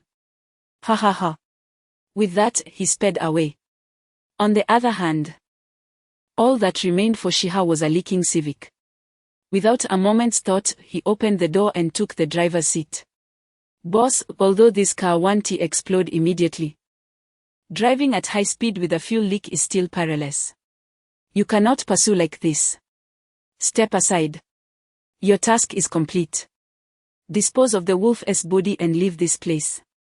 That is my command. No. I cannot allow you to take such risks. Eagle. Have you forgotten I am a dying man? Do you wish for me to depart this world with unfulfilled desires? The eagle was taken aback, realizing that were he in the same predicament, he would likely act similarly. Listen to me, dispose of the wolf's body and take your people away from Huaxia. If I have the chance to find you again, I most certainly will. Ultimately, the eagle did not impede Shiha. The latter drove the leaking Civic in pursuit of Lu Guoxing. What a splendid day. Everything I wish for seems to come to fruition, thought Lu Guoxing as he leisurely sang along, his spirits buoyed by the thrill of survival. Unfortunately, his good mood was short-lived, as the deafening roar of an engine filled the air. In the rearview mirror, he saw Shiha driving the leaking Civic directly towards him. With a resounding crash, the two vehicles collided, flipping onto the roadside wilderness and stirring up a cloud of dust. As the dust settled, both cars lay overturned in the desolate landscape. Cough, cough. A sudden fit of coughing roused Shihi from his brief unconsciousness. Struggling to free himself from the safety belt, he kicked open the precarious car door and crawled out from the vehicle. Shihi was fortunate. It seemed that the armored modifications of the modified Civic had spared it from significant damage, leaving him with only a few scrapes and a slight disorientation from the impact. In stark contrast, Lu Guoxing fared far worse. His vehicle was already billowing smoke, and it appeared that another of his legs had been fractured in the crash. His head was gashed, and his face was smeared with blood. One must commend Lu Guoxing's tenacity, despite his dire condition. He had not succumbed to shock and managed to crawl out through the window. Lu Guoxing clung to the hope of survival, attempting to crawl away despite his grievous injuries. Yet, his progress was painfully slow. Shihi shook his hazy head and soon caught up with Lu Guoxing. He hoisted Lu Guoxing up, drew his handgun, disengaged the safety, and aimed the loaded weapon at the latter's head. At that moment, a multitude of police lights flared to life, accompanied by the blaring of sirens. As patrol cars converged from all directions, rapidly encircling the desolate area. Numerous officers exited their vehicles, including heavily armed SWAT personnel, their ominous weapons trained on Shihi. Poised for action. You are surrounded. Drop your weapon, release the hostage, then surrender, this is your only way out. A police officer shouted through a megaphone. Hostage? You mean him? Considering a hired killer as a hostage? Ha ha ha, is this what law enforcement has come to? Public servants of the people. Shihi erupted in laughter, his mouth laced with profound indignation upon hearing the announcement. At that moment, Captain Chen delivered a swift kick to the officer who had shouted. "What the hell are you yelling about? Is that what they teach you at the police academy?" The kicked officer wore a look of grievance. "You bookworm. You'll be reassigned to the records room for logistics tomorrow." Captain Chen berated his subordinate before stepping forward to address Shihi. "Comrade Zhang Shihi. We have thoroughly uncovered the truth behind this case. Liu Guoxing will face the law's judgment. Hand him over to us, and justice will surely provide you with a satisfactory resolution." "Officer, may I ask your name?" Shihi inquired, gazing at him. "My surname is Chen, no need for formality." "Officer Chen, I have faith in our nation and believe that our law enforcement will deliver a fair trial for the deceased. However, the enmity between Liu Guoxing and myself is beyond the reach of any intermediary, or I must personally end his life. Comrade Shihi, please remain calm. The evidence is irrefutable, and Liu Guoxing is destined for the death penalty. There is no need for you to violate the law and jeopardize your own life for him. Officer Chen, you have been investigating me for several days due to this case. You must be aware that I am suffering from cancer, specifically the most challenging type, bone cancer. I have become no different from a corpse. In the twilight of my existence, if I cannot avenge my enemies, I shall not find peace in death. After I eliminate Liu Guoxing, you may arrest me immediately, I shall offer no resistance. Do you not care for your mother, your wife, or your daughter? Shouldn't you spend your final months in their company?" Captain Chen continued to implore him earnestly. Upon hearing this, Shihi was finally stirred, indeed. The futures of his mother, wife, and daughter were the only things he could not relinquish in this world. Yet, would it be fair for them to witness his waning strength, his diminishing will, his agonizing state, and ultimately his demise before their eyes? As Shihi began to waver, Captain Chen felt a slight relief, signaling his colleagues to approach Shihi cautiously. Soon, Shihi noticed the subtle movements of the police and instinctively pulled Liu Guoxing backward, pressing the gun firmly against his head. Just as his finger was about to pull the trigger, a thunderous sound erupted. A spark ignited from the gun in Shihi's hand, a tremendous force jolted through him, and he ultimately could not maintain control. The firearm slipped from his grasp.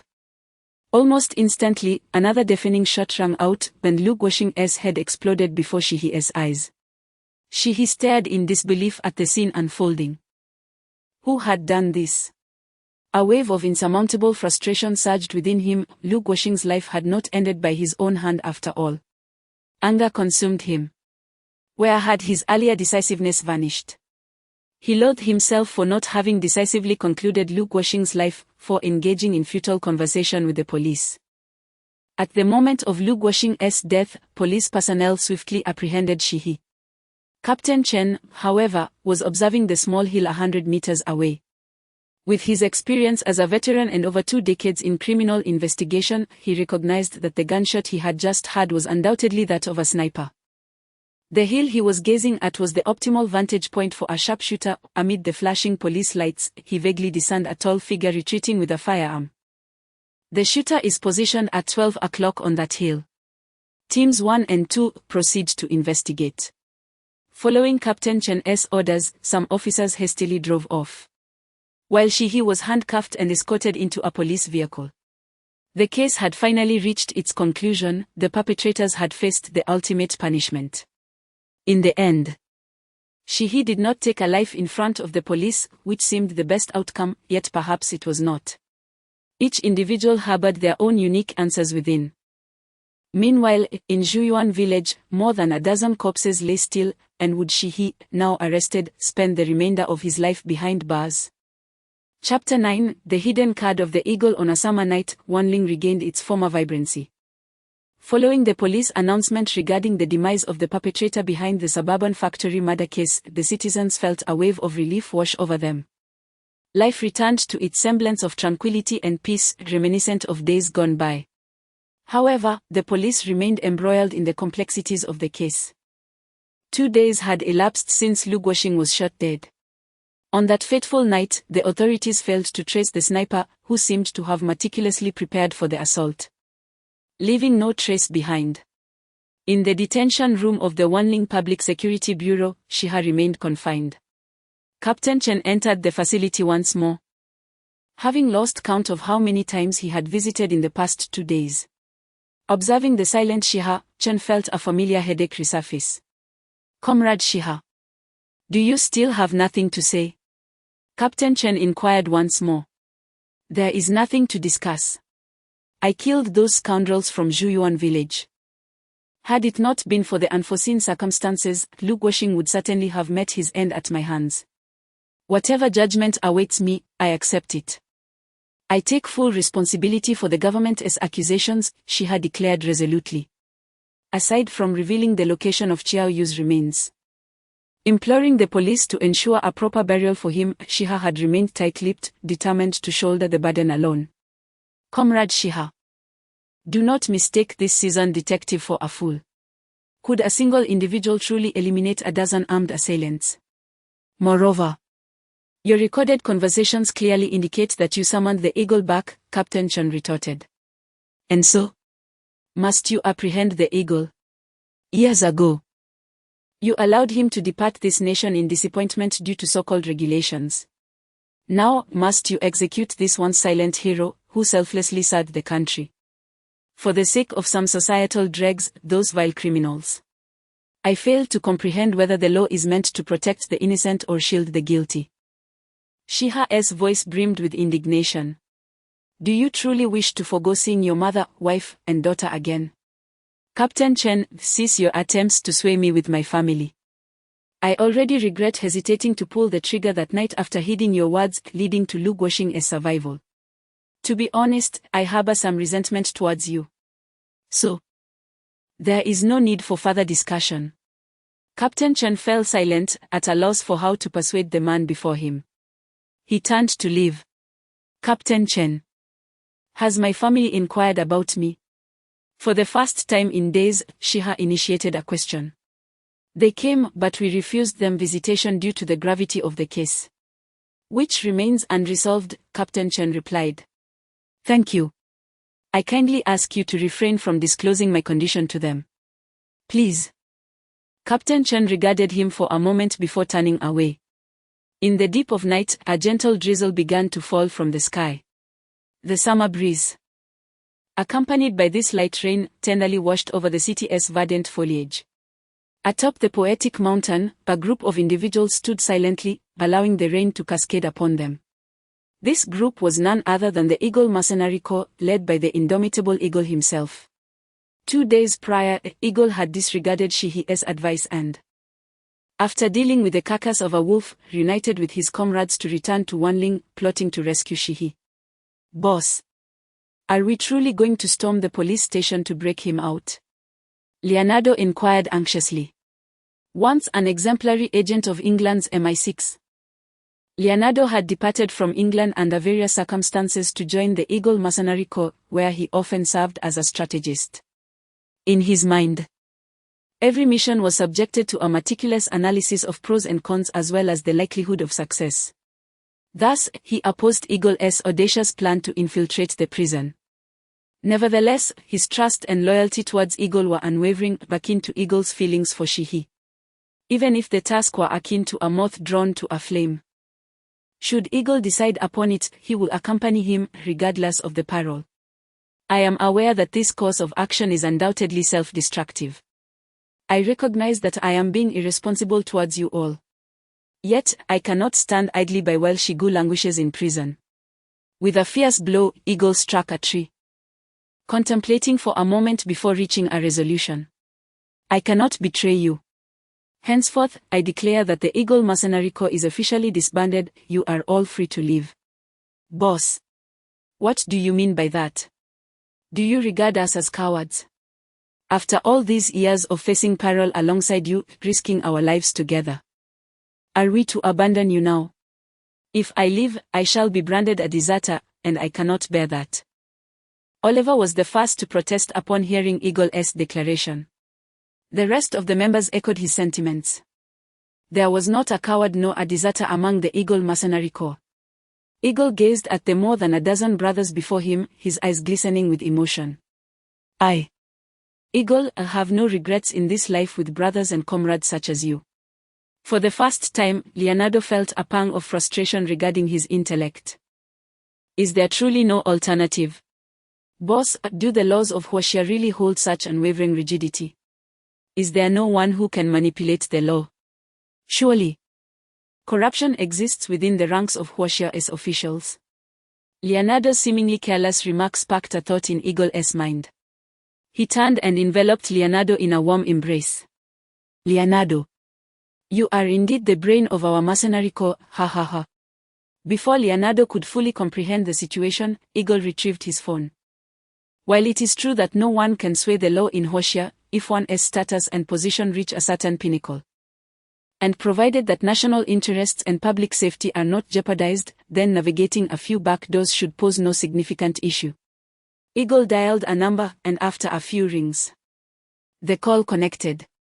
Old Chief, Captain Yu Xiaopeng of the 56th District Special Forces sends his regards. Eagle spoke fast as the line connected. Haha, Xiaopeng. Or rather the illustrious mercenary Eagle, I never imagined you would still remember this old man. A voice, frail with age, resonated. What are you saying, Chief? Xiaopeng will always be your soldier. All right, enough with the pleasantries. You must have called for a reason. Indeed, nothing escapes the keen insight of the old chief. Thus, I shall speak candidly. Eagle recounted the entire sequence of events to the chief. Humph, these legal and political departments are utterly obstinate. Years ago, they drove away our finest veterans, and now they seek to persecute our civilian heroes. Xiaopeng, I will find a way to communicate regarding this matter. If you have the opportunity, do visit the capital. My spouse has been quite concerned about you. Do come by when you can. Certainly, Chief. I will. After ending the call, Eagle let out a long sigh of relief. With the chief's words, his heart finally found solace. Boss, who did you contact? They must possess remarkable influence, Oliver inquired, peering over. Do not pry into matters that do not concern you. Leonardo wisely interjected. Eagle chuckled softly but remained silent. In truth, this was a connection he had forged long ago. Eagle was once among the finest special forces operatives in the country. He enlisted at the age of 18. Distinguished by his exceptional physical prowess and indomitable spirit, quickly making a name for himself during his training. Soon, numerous military leaders recognized his potential. Commanders from both the Navy and Army covertly vied for this prized soldier. Suddenly, one day, they were informed that he had been taken away by a mysterious unit lacking official designation, and all records of him vanished without a trace. The leaders tacitly ceased to mention the matter, yet they all understood that this soldier was destined to become a paramount force for the nation. As anticipated, upon arriving at the enigmatic Unit 56, Eagle continued to work diligently, swiftly rising to prominence and undertaking one significant mission after another for the country. His accolades multiplied, and his rank ascended rapidly. Had it not been for an unforeseen incident, he might have shattered records to become the youngest major in history. Approximately 6 winters ago, Eagle and his comrades were engaged in routine training when the assembly call echoed. He and his fellow soldiers promptly gathered in the operations briefing room, where the commander of Unit 56 conveyed a new mission, to rescue the founder of Unit 56, former General Long, and his wife. General Long had dedicated his life to the nation, establishing Unit 56 and battling foreign forces and terrorists intent on disrupting the peace of Huaxia. At nearly 70 years of age, General Long had retired from active duty, seeking a tranquil life in his twilight years. He had taken his wife to explore the world beyond, but unexpectedly, during their travels, they were kidnapped by terrorists who imposed a series of humiliating demands upon the nation. The special forces of District 56 were filled with indignation and immediately commenced a multinational rescue operation. The finest special forces of Huaxia proved to be an indomitable force, effortlessly dismantling the terrorist stronghold and successfully rescuing General Long and his wife. However, amidst the chaos, the terrorist concealed in the shadows, unnoticed, fired a shot towards General Long and his wife. In that critical moment, Yu Ying heroically shielded Madame Long with his own body, taking the bullet to his eye. Fortunately, the injury did not claim his life. After receiving emergency treatment, Yu Ying emerged from danger, yet his left eye was forever blinded. The base expended substantial resources to provide Yu Ying with the finest prosthetic available. Nonetheless, due to this injury, Yu Ying was compelled to retire from military service. Madame Long felt immense guilt for the loss of such a valiant soldier due to her presence. During Yu Ying's hospitalization, Madame Long visited him almost daily, peeling fruit and engaging him in conversation. Orphaned at a young age, Yu Ying had been raised by his grandfather, who passed away 2 years after his enlistment, leaving him utterly alone. The maternal affection that Madame Long extended to him was a feeling he had never experienced before. Ultimately, Madame Long adopted him as her godson. And General Long assured Yu Ying that even after leaving the army, he could seek assistance in times of need. Despite such a promise from General Long, Yu Ying never contemplated taking advantage of it. Even when he was dismissed from the police force, he refrained from contacting General Long. However, today, he made a call on behalf of Shihi. Within the confines of the Wanling Public Security Bureau, the director personally entered the detention room alongside Captain Chen, opening the door to Shihi's cell. Not lifting his head, Shihi remarked, "I've already stated my position numerous times, there's no need for further persuasion." "Zhang Shihi, you are free to go," the director announced. "What?" Shihi questioned in disbelief, unsure if he had misheard. The latest analysis of the case revealed that a group of criminals from Zhu Yuan village had engaged in a deadly shootout over an uneven distribution of spoils, leaving no survivors. The police would continue to investigate the individual responsible for Liu Guoxing's death. "You are no longer a suspect, you may leave." "Really? You are not plotting something, are you?" "I won't contact you in once I'm out," Shihi replied, still incredulous at the unexpected turn of events that left anyone bewildered. "Hey, are you addicted to the government's hospitality? Our police station doesn't have the luxury to feed you." Captain Chen shot him a glare. It was then that Shihi truly believed he was being released from custody and quickly stood up, saluting both Captain Chen and the director. "Thank you, leaders. I knew our country would not wrong an innocent person."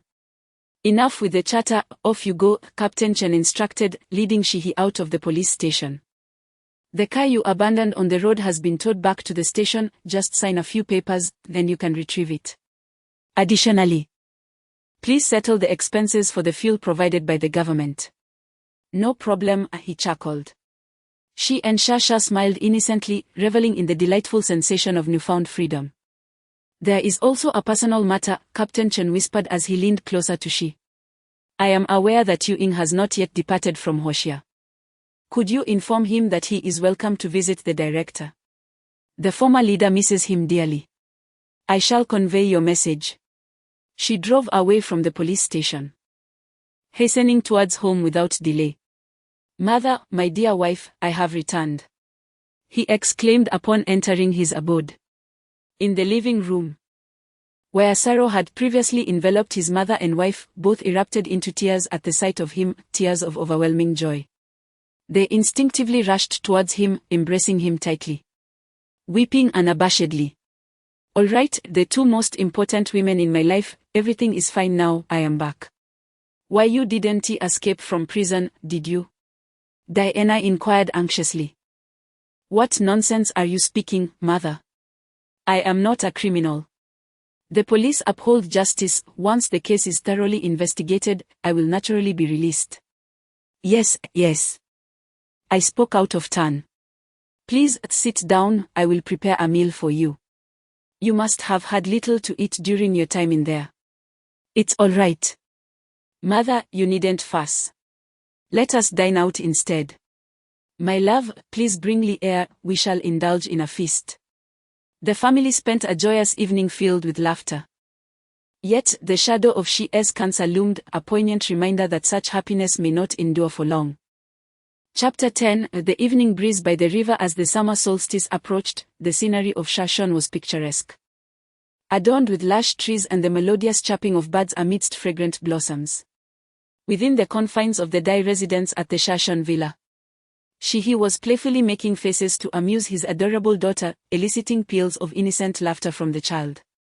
Little Lia, grow up quickly and learn to speak. So you can call me daddy, Shihi said, cradling the child in his arms. Oh come now, she is barely a few months old, and you expect her to call you daddy already. Yunshui shot a glance at Shihi. My daughter, Zhang Shihi's child, is exceptionally bright, surely, she will speak earlier than others, he replied.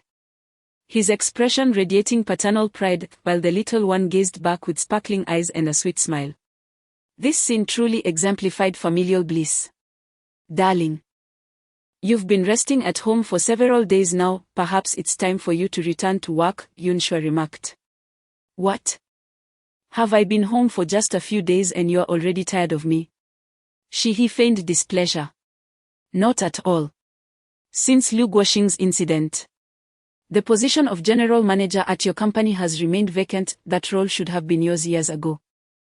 You should hurry to the office and prepare for your new responsibilities. You've just helped your mother settle her debts, and I suspect your savings are rather scarce now. The entire family will be relying on you moving forward. Shihi felt a heaviness within him. The blissful days of the past few days had nearly made him forget that he was a man with a limited time left. Yunshui's words jolted him back to reality.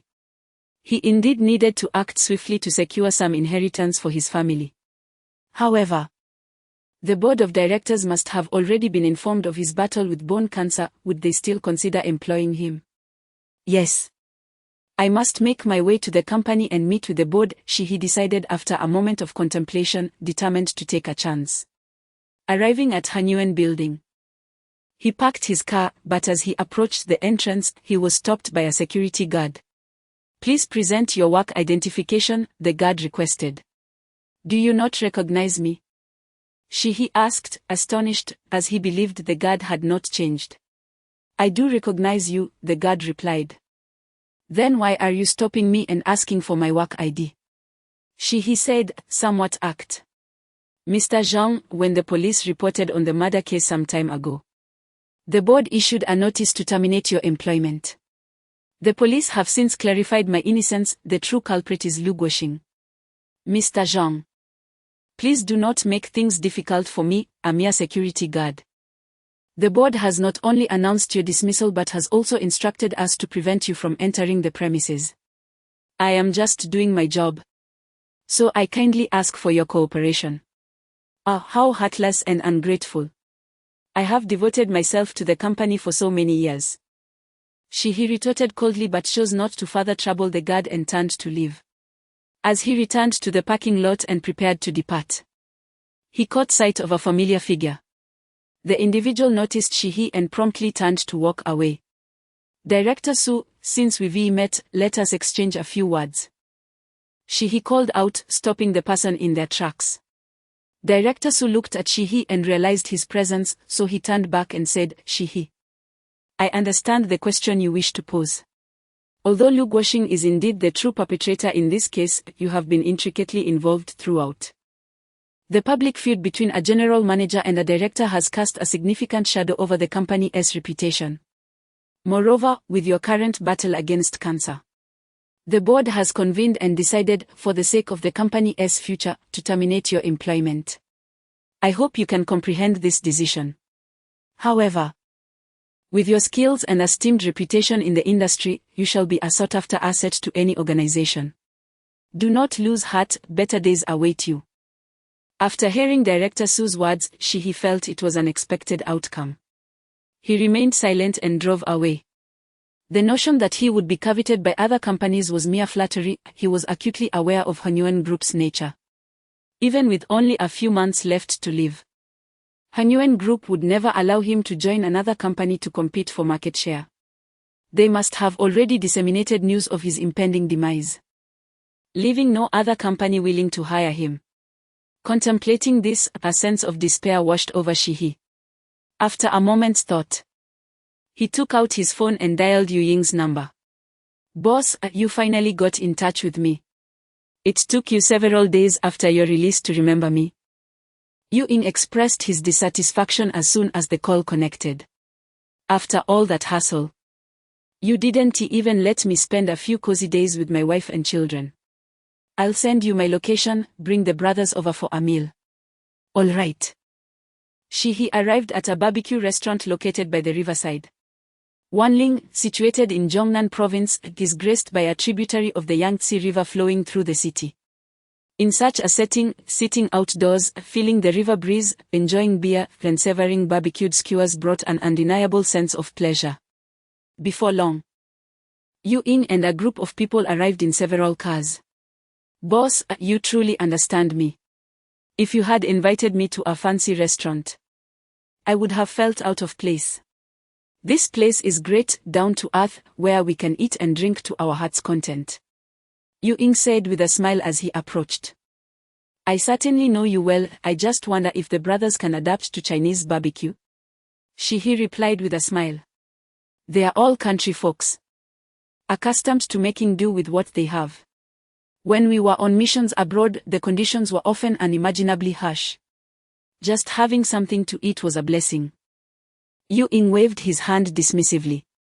One day, take me along to experience that, he said, grinning. Sure. Yu Ying casually replied. When do we set off? He asked earnestly. Yu Ying, momentarily taken aback by Shihi's question, quickly shifted the topic. Let's not discuss that now. Waiter, bring the drinks and dishes promptly.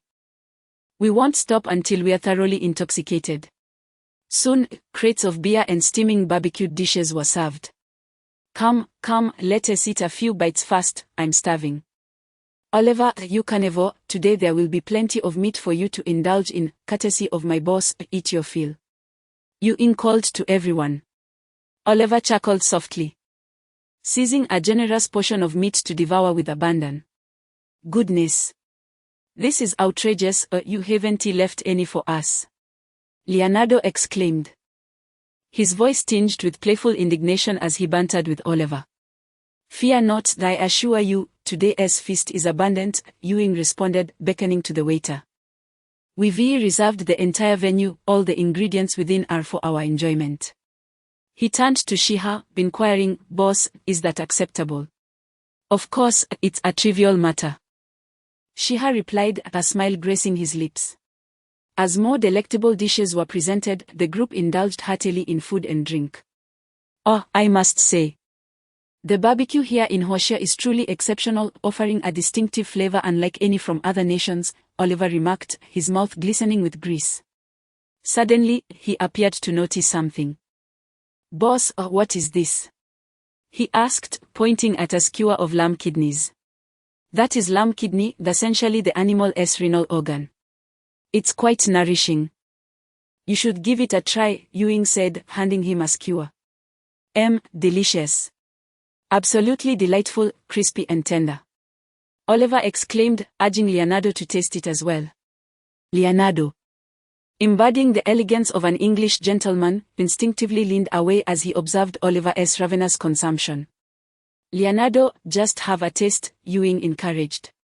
With the boss's urging, Leonardo reluctantly picked up a skewer of lamb kidney, hesitating at the thought of it being an organ. He cautiously sniffed it, detecting a faint gamey aroma. Closing his eyes, he took a decisive bite and was astounded. Oh, my heavens! I can't believe this has such flavor and texture. The culinary arts of Hoshea are truly remarkable. Leonardo exclaimed, abandoning his gentlemanly demeanor as he began to eat heartily, eliciting hearty laughter from Oliver. The atmosphere by the riverside was unexpectedly harmonious, filled with jovial banter and laughter. After a few rounds of drinks, Oliver suddenly stood up and addressed Shiga, as the leader of our boss. You are indeed our paramount figure. I have a small question. Ask away, Shiha replied with a smile. I'm rather unsophisticated, so the concept of humility eludes me. We have all been noteworthy figures internationally until we encountered the boss. His strength and charisma have compelled us to follow him willingly. I'm curious. What remarkable abilities do you possess that command such loyalty from someone as formidable as our boss? Oliver, being a straightforward and forthright man, posed his question bluntly. Allow me to share my tale, Shiha began, but before he could continue, Ewing interjected, launching into a narrative. Over a decade ago, Shiha and I were just naive youths. Still in high school. I grew up orphaned, raised by my grandfather. Fearing to cause trouble for my grandfather. I was a timid child from the moment I began my schooling, allowing myself to be bullied by nearly everyone around me. This existence persisted until high school.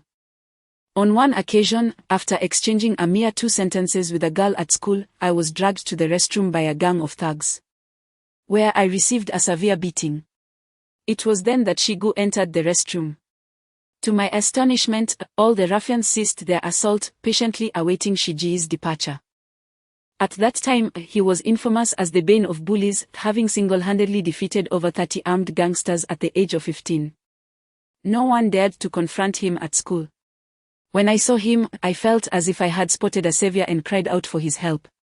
Shigu, upon hearing my plea, gallantly intervened, swiftly incapacitating the group and rescuing me. He then looked at me and remarked, "You are quite tall and sturdy. Why are you so cowardly? This behavior will serve you no better in the real world." Ewing vividly imitated Shiji's tone from back then and continued. Those words struck me deeply.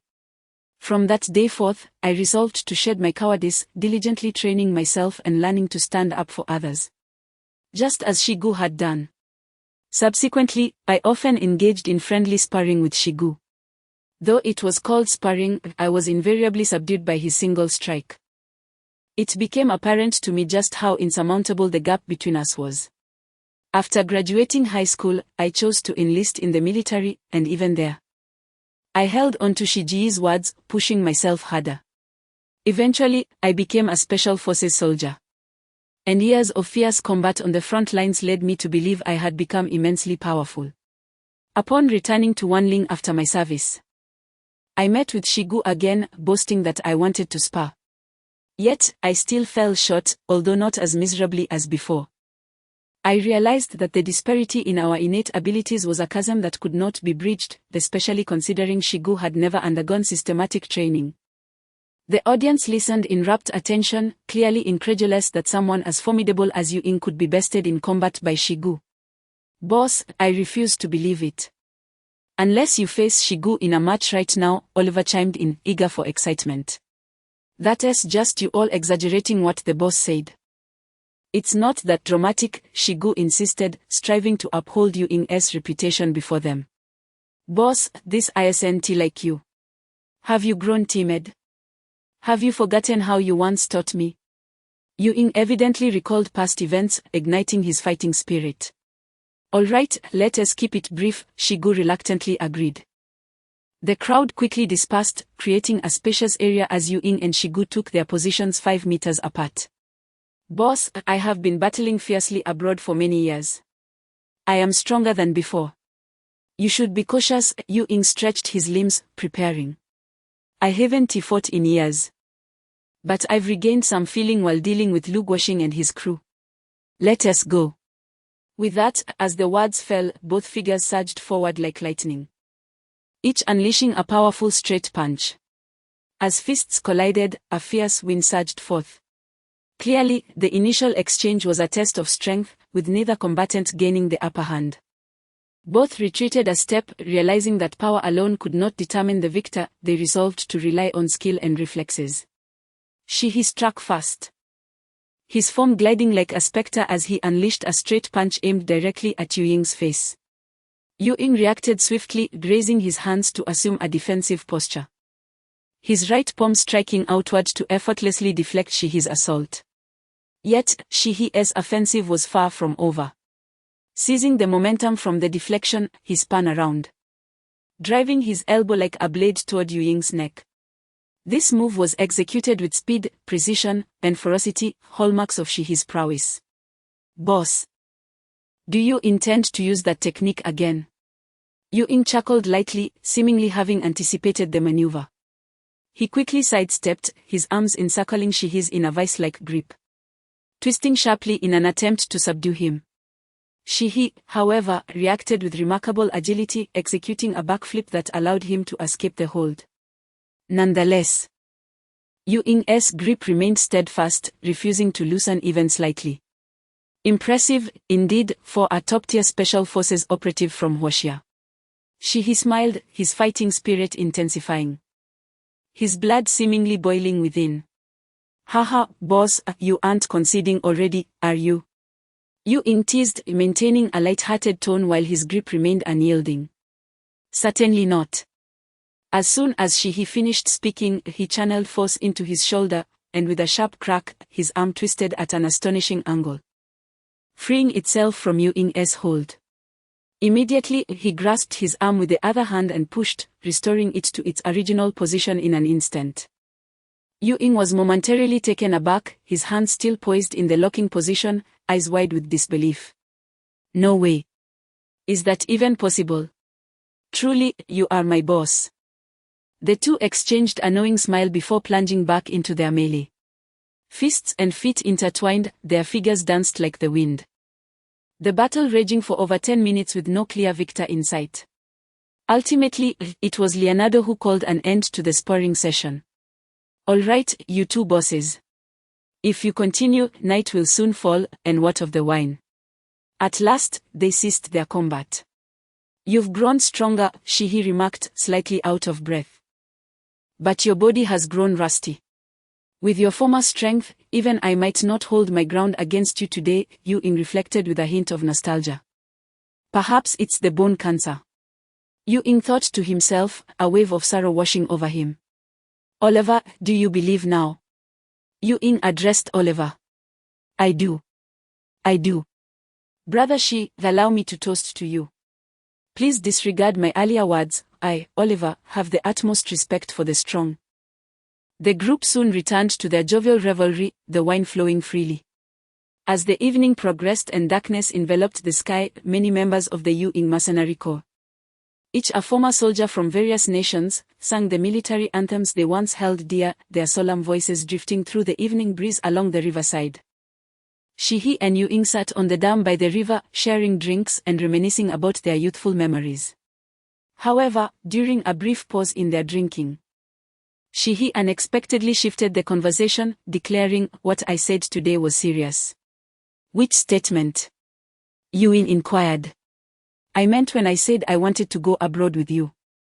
Yu Ing fell silent for a moment before responding, what about aunt and sister-in-law? I have only a few months left to live. And there are no companies in the country that would want me. I need money, a substantial amount to establish a new home. Rather than waiting at home to die and causing them sorrow, it would be better to die far away, to strive abroad and leave them an inheritance. Have you made up your mind? Yes, I have. We will leave the day after tomorrow. Tomorrow, you should spend some quality time with them. Thank you, my brother. By the way, Captain Chen from the Public Security Bureau asked me to tell you to find some time to visit the director, he misses you. He patted Yu Ing on the shoulder, rose to settle the bill at the bar, and embarked on his journey home. Chapter 11, The Farewell at the Peach Blossom Lake. As dusk descended, the night exuded an enchanting allure. He drove home, stepping into the courtyard and peering through the window. Inside, he beheld his wife and mother-in-law seated on the sofa in the living room, engrossed in a conversation while laughter erupted intermittently. He yearned for an eternity spent in the company of these two remarkable women, dreaming of a life filled with happiness. Yet, fate compelled him to depart. Gathering his emotions, he opened the door and entered. I'm back, he announced.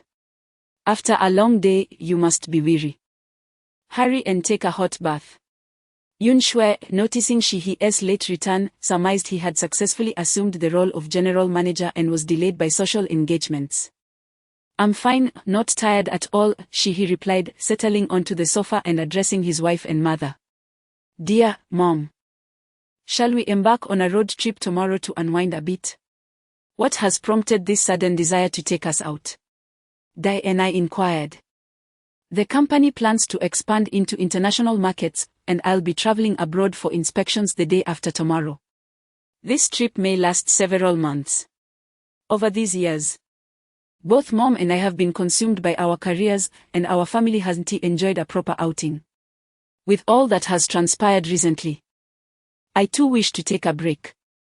Mom, this guy hasn't even taken me on a honeymoon after our marriage. Now that he is finally suggesting an outing. Let us bring Lee along and make it a family adventure. Yoon Shui exclaimed joyfully. But it's only a day, where shall we go? How about Peach Blossom Lake?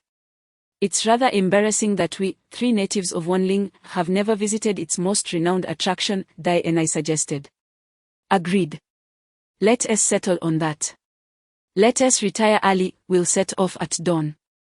He smiled. The following morning, he drove his family towards their destination. Peach Blossom Lake is situated near an ancient town approximately 100 kilometers from the city of Wanling. As ancient wisdom states, it is a place of serene waters and verdant hills, akin to the idyllic realm described in the Peach Blossom Spring. Local geographical records describe it as a land of layered rocks and clear, winding streams. Its waters are pure and pristine, stretching endlessly like misty waves. The immortal poet Li Bai immortalized its beauty with the line, "The waters of Peach Blossom Lake are 1,000 feet deep. Yet they cannot compare to Wang Luan's affection for me." After more than an hour, the family arrived at this picturesque locale, where the blossoms danced like red rain. And the lake was surrounded by vibrant peach orchards. It was indeed a place reminiscent of poetry and painting. The family walked along a fragrant path until they reached the edge of Peach Blossom Lake. As a popular tourist destination, it was not long before vendors approached, offering services. "Would you like to take a boat to enjoy the scenery?" one such vendor inquired. "No, it's not safe with the child," Yoon Shui replied, glancing at little Lee in her arms. "Xiao Shui, let me take care of the child. You two can enjoy the boat ride," Dai and I suggested. "Thank you, Mom." He responded gratefully. "Taking care of my granddaughter is a duty. You two go ahead," Dai and I said, settling down in the resting area by the lake with a cup of tea in hand. He and Yoon Shui embarked on the small boat, drifting towards the heart of the lake. "It's truly beautiful," they exclaimed. As Shiha gazed upon the enchanting scenery before him, he couldn't help but exclaim, "Indeed. Who would have thought that amidst the rapid advancements of our era, such ancient and poetic beauty still exists?" Yoon Shui dreamily replied, "I truly wish our family could dwell in a place like this, living a life free from worldly strife, basking in tranquility." Her words seemed to resonate with a sense of melancholy within Shiha. After a moment of silence, he gently inquired, "My dear, what would you do if one day I were to depart from this world before you? Why are you speaking such nonsense?" Yoon Shui retorted with an angry glare. "I am merely hypothesizing," he replied. "If that were to happen, the only thing I would be unable to let go of would be little Laya. I would have to raise her well and find her a good match, allowing me to leave this world without concern." Gazing into the distance, Yoon Shui linked her arm with Shiha's and rested her head on his shoulder, softly murmuring, "If it truly comes to that, you must wait for me at the Bridge of Helplessness."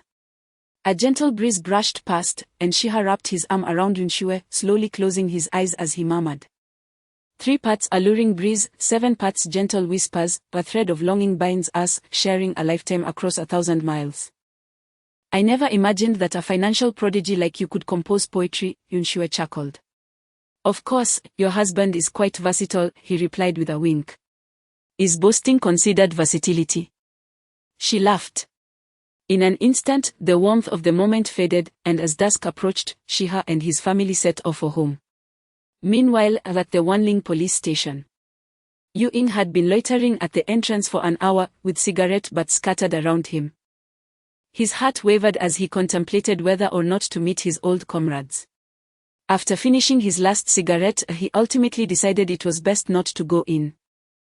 Just as he turned to leave, a police car came to a halt before him. The window rolled down, revealing Captain Chen. "Xiao Pang, it's been a while." Captain Chen greeted. "Captain, I hope you've been well," Yu Ying replied. "Come inside, the chief has been waiting for you," he urged. The two made their way to the chief's office, and upon entering, they found the chief wearing reading glasses, diligently reviewing documents on his desk. "Chief." Yu Ying approached and said, The chief looked up, removed his glasses, and scrutinized the young man before him with surprise. "You're here. Please, take a seat. At my age, I can't read without my glasses, yet with them, I can hardly recognize people. I didn't even realize it was you when you walked in." The chief's demeanor shifted from his usual sternness to that of a kind elder, addressing Yu Ying. "How have you fared abroad?" "Quite well," Yu Ying replied, somewhat at a loss for words. "Don't try to deceive me, I can imagine the dangers of the mercenary world. Xiaopeng, I regret leading you down this irreversible path." "Old leader, each person has their destiny," Yu Ying responded with sincerity. "To be honest, I quite enjoy my current life. When I returned from the military and joined the criminal police, I always felt something was missing in the cases we handled. The dangers of societal life felt too mundane for me. Perhaps I was simply born to thrive on the edge." "You need not feel guilty about my choices," he concluded. "Without rules, order cannot be established. It is indeed justified for them to dismiss me. If all police were like me, chaos would ensue." Yu Ying remarked with a smile to the director. "Indeed, with your capabilities, serving as a local criminal investigator seems beneath you. Xiaopeng, I merely hope you never forget your Han Chinese heritage, never forget that you were once a warrior of this nation, and never stand in opposition to it. Can you promise me that?" "Rest assured, Director, wherever I may be, I am always a Han Chinese. Furthermore, should my country require me, I stand ready at any moment." Yu Ying saluted with military precision. "Excellent. A good soldier, a valiant warrior. However, as the saying goes, fallen leaves return to their roots. The world outside remains perilous. I still hope that one day you can lay down your arms and return to your hometown, living a life of an ordinary person. That day will come." Yu Ying replied with a smile. Will that day truly arrive? Even Yu Ying himself was uncertain. The night swiftly passed. The following morning, he packed his belongings. And before departing, he quietly penned a farewell letter, placing it along with his medical diagnosis on the desk in the study. "I am leaving," he announced to Yun Shui and Dai and I in the living room. "Let me take you to the airport," Yun Shui offered. "No. You stay home and care for mother and Li Er. Finish your tasks early and return swiftly." "All right." He gently kissed Yun Shui on the cheek. Perhaps this farewell kiss would be their last. Upon arriving at the airport, Yu Ying and his companions were already waiting. And they boarded the plane to the kingdom of Siam without a hitch. In the first-class cabin, as the plane ascended, he gazed through the window at the shrinking city below, reflecting on the myriad of events that had transpired recently, his heart filled with emotion. Yu Ying offered him a glass of champagne, asking, "Are you reluctant to leave?" "Perhaps a little, but I have no other path," he replied after taking a sip. "Boss, the world of mercenaries is far from simple, one could lose their life at any moment. Having chosen this path, you must cast aside all distractions and devote your body and soul to the battlefield. Rest assured, I am prepared. And I owe you my gratitude. I had been impulsive, recklessly intent on killing Lu Guoxing, even considering acting in front of the police. Now, upon reflection, if you hadn't taken the initiative that night to eliminate Lu Guoxing, I fear I would have had no opportunity to bid farewell to my wife and mother. Boss, you don't truly believe it was me who acted that night, do you?" Yu Ying said, raising his hands in an innocent gesture. "Wasn't it you?" He asked, astonished. "With time so tight, where would I procure a sniper rifle? If I could have gotten my hands on one, I would have resolved this and left long ago. Then who could it be? Is it possible that others also sought Lu Guoxing's life?" He furrowed his brow in contemplation. "Stop pondering," the assailant was highly professional, leaving not a trace. A person like Lu Guoxing would surely have numerous enemies. We might as well count ourselves fortunate. Meanwhile, within a grand estate in the capital of Huoxia, a slender man with a leopard-like gaze stealthily surveyed his surroundings. Once he ascertained that no one was present, he entered a study. This man was none other than Lei Bao. Upon entering the room, he observed a middle-aged gentleman engaged in literary pursuits at a desk. Lei Bao clasped his hands in a respectful gesture and bowed, addressing the man as master. Lei Bao, have all matters been attended to? Inquired the middle-aged man. Indeed.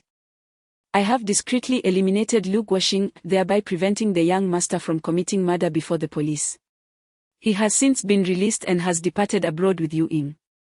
And his condition? I have verified numerous times that it is indeed bone cancer. His time is limited. Sigh. In the end, I have failed them both. You may leave now. Yes. After Lei Bao exited, the gentleman resumed his calligraphy, deftly wielding a brush upon rice paper. Moments later, he set the brush down and murmured to himself, may you encounter great fortune. On the rice paper, two powerful lines emerged: do not lament the frost upon the terrace as the year wanes, for the dragon awaits revival in the depths of the ravine. Chapter 12. Siam, situated in the heart of the Southeast Asian peninsula, differs markedly from much of China, possessing only two distinct seasons, summer and the cooler season. Even during the cooler months, temperatures seldom dip below 27 degrees Celsius, rendering Siam a sweltering furnace in the eyes of foreign visitors. As June unfolds, the mercury has already soared to a scorching 37 degrees. Yet, despite this relentless heat, Siam remains one of the world's most renowned tourist destinations. A fact attributed to its unique customs and a thriving entertainment industry. Coupled with relatively straightforward visa processes, this allure draws countless travelers from across the globe, contributing to a vibrant and eclectic societal tapestry. Pattaya, a celebrated coastal resort in Siam, is often dubbed the city that never sleeps. By day, its streets lie eerily quiet, devoid of life. However, as night descends, a transformation occurs. Shopping malls, restaurants, bars, and nightclubs spring to life, while the harbor reverberates with the sounds of horns and glimmers of neon lights, heralding the arrival of sleepless nights. In a seemingly inconspicuous automobile repair shop in Pattaya, he is diligently familiarizing himself with the assembly structures of various firearms, studying their performance and recoil parameters. This workshop serves as the temporary base for the Falcon Mercenary Group in Siam. It has been 15 days since he arrived in Siam with the group. Over these days, he has been rigorously practicing the essential skills required of a mercenary alongside Falcon and his fellow team members. As for the vibrant nightlife of this city, he finds himself utterly disinterested. During his university years, he was not only focused on his studies but also had a profound passion for travel, having explored much of the globe during his vacations. Moreover, he is acutely aware that each day he spends in this new life is a luxury. He must swiftly acclimatize to the mercenary world to enhance his chances of survival and secure greater wealth for his family. Suddenly, a series of rapid gunfire erupts, shredding a human-shaped target to pieces. He, wielding a German G36 assault rifle, allows a small smile to grace his lips, clearly satisfied with his shooting performance. Impressive! Falcon exclaims, clapping his hands as he approaches. You truly are my top recruit. In just half a month, you've mastered the shooting techniques of various firearms. It's a pity you didn't join the military with me. If you trained for a year and a half in the 56th district, even the so-called king of soldiers there would have to concede defeat. Falcon hands he a bottle of beer, and after setting down the rifle to accept it, he takes a sip and inquires, the king of soldiers in the 56th district. I assent that you, my friend, you overestimate me and underestimate the prowess of our homeland. Falcon replies modestly. In terms of overall strength, I would likely rank somewhere in the middle within the 56th district. He is taken aback by Falcon's words, his mind racing with astonishment. In his conception, Yu Ying, aside from his exceptional combat prowess, marksmanship, driving skills, and tactical acumen, is undoubtedly a master of the highest caliber. Among the special forces of Huaxia, he may not rank first, but he surely stands among the top 3. However, when he candidly admitted that he could only place himself in the middle tier, one must wonder what kind of place the 56th district truly is. Reflecting on this, He felt he was overthinking. Regardless of the might of the 56th district, it bore no relevance to him. His sole priority was to earn as much money as possible within the confines of his limited lifespan. Peering outside, he noticed that he was alone with Yu Ying. Where are the others? Out having fun. Tomorrow, we embark on a mission. In our line of work, we carry our lives on our belts. No one can predict if they will return alive after a mission. Thus, before each assignment, they indulge themselves. And you? Why aren't you joining them? Yu Ying shrugged helplessly and replied, "Isn't it because of you? How could I leave you here alone? What do you say? Shall we take a stroll?" "That sounds good. I haven't stepped out in half a month, and it's time I did. But let us be clear, you know I detest those places of ill repute, so let us avoid them," he warned. "Boss, do you think so little of me?" "Rest assured, the place I take you to will undoubtedly suit your taste," Yu Ying replied with a mischievous grin. Seeing his cheeky smile, he felt a twinge of unease. "All right then, if you disappoint me, you'll receive a beating right on the spot." Yu Ying drove away from the repair shop, and about 20 minutes later, they arrived at a dilapidated warehouse.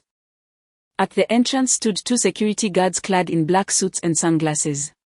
Yu Ying approached and presented a badge, prompting the guards to open the door. He followed Yu Ying inside. After traversing a long corridor, they encountered a staircase, which they ascended, the cacophony of noise growing ever louder.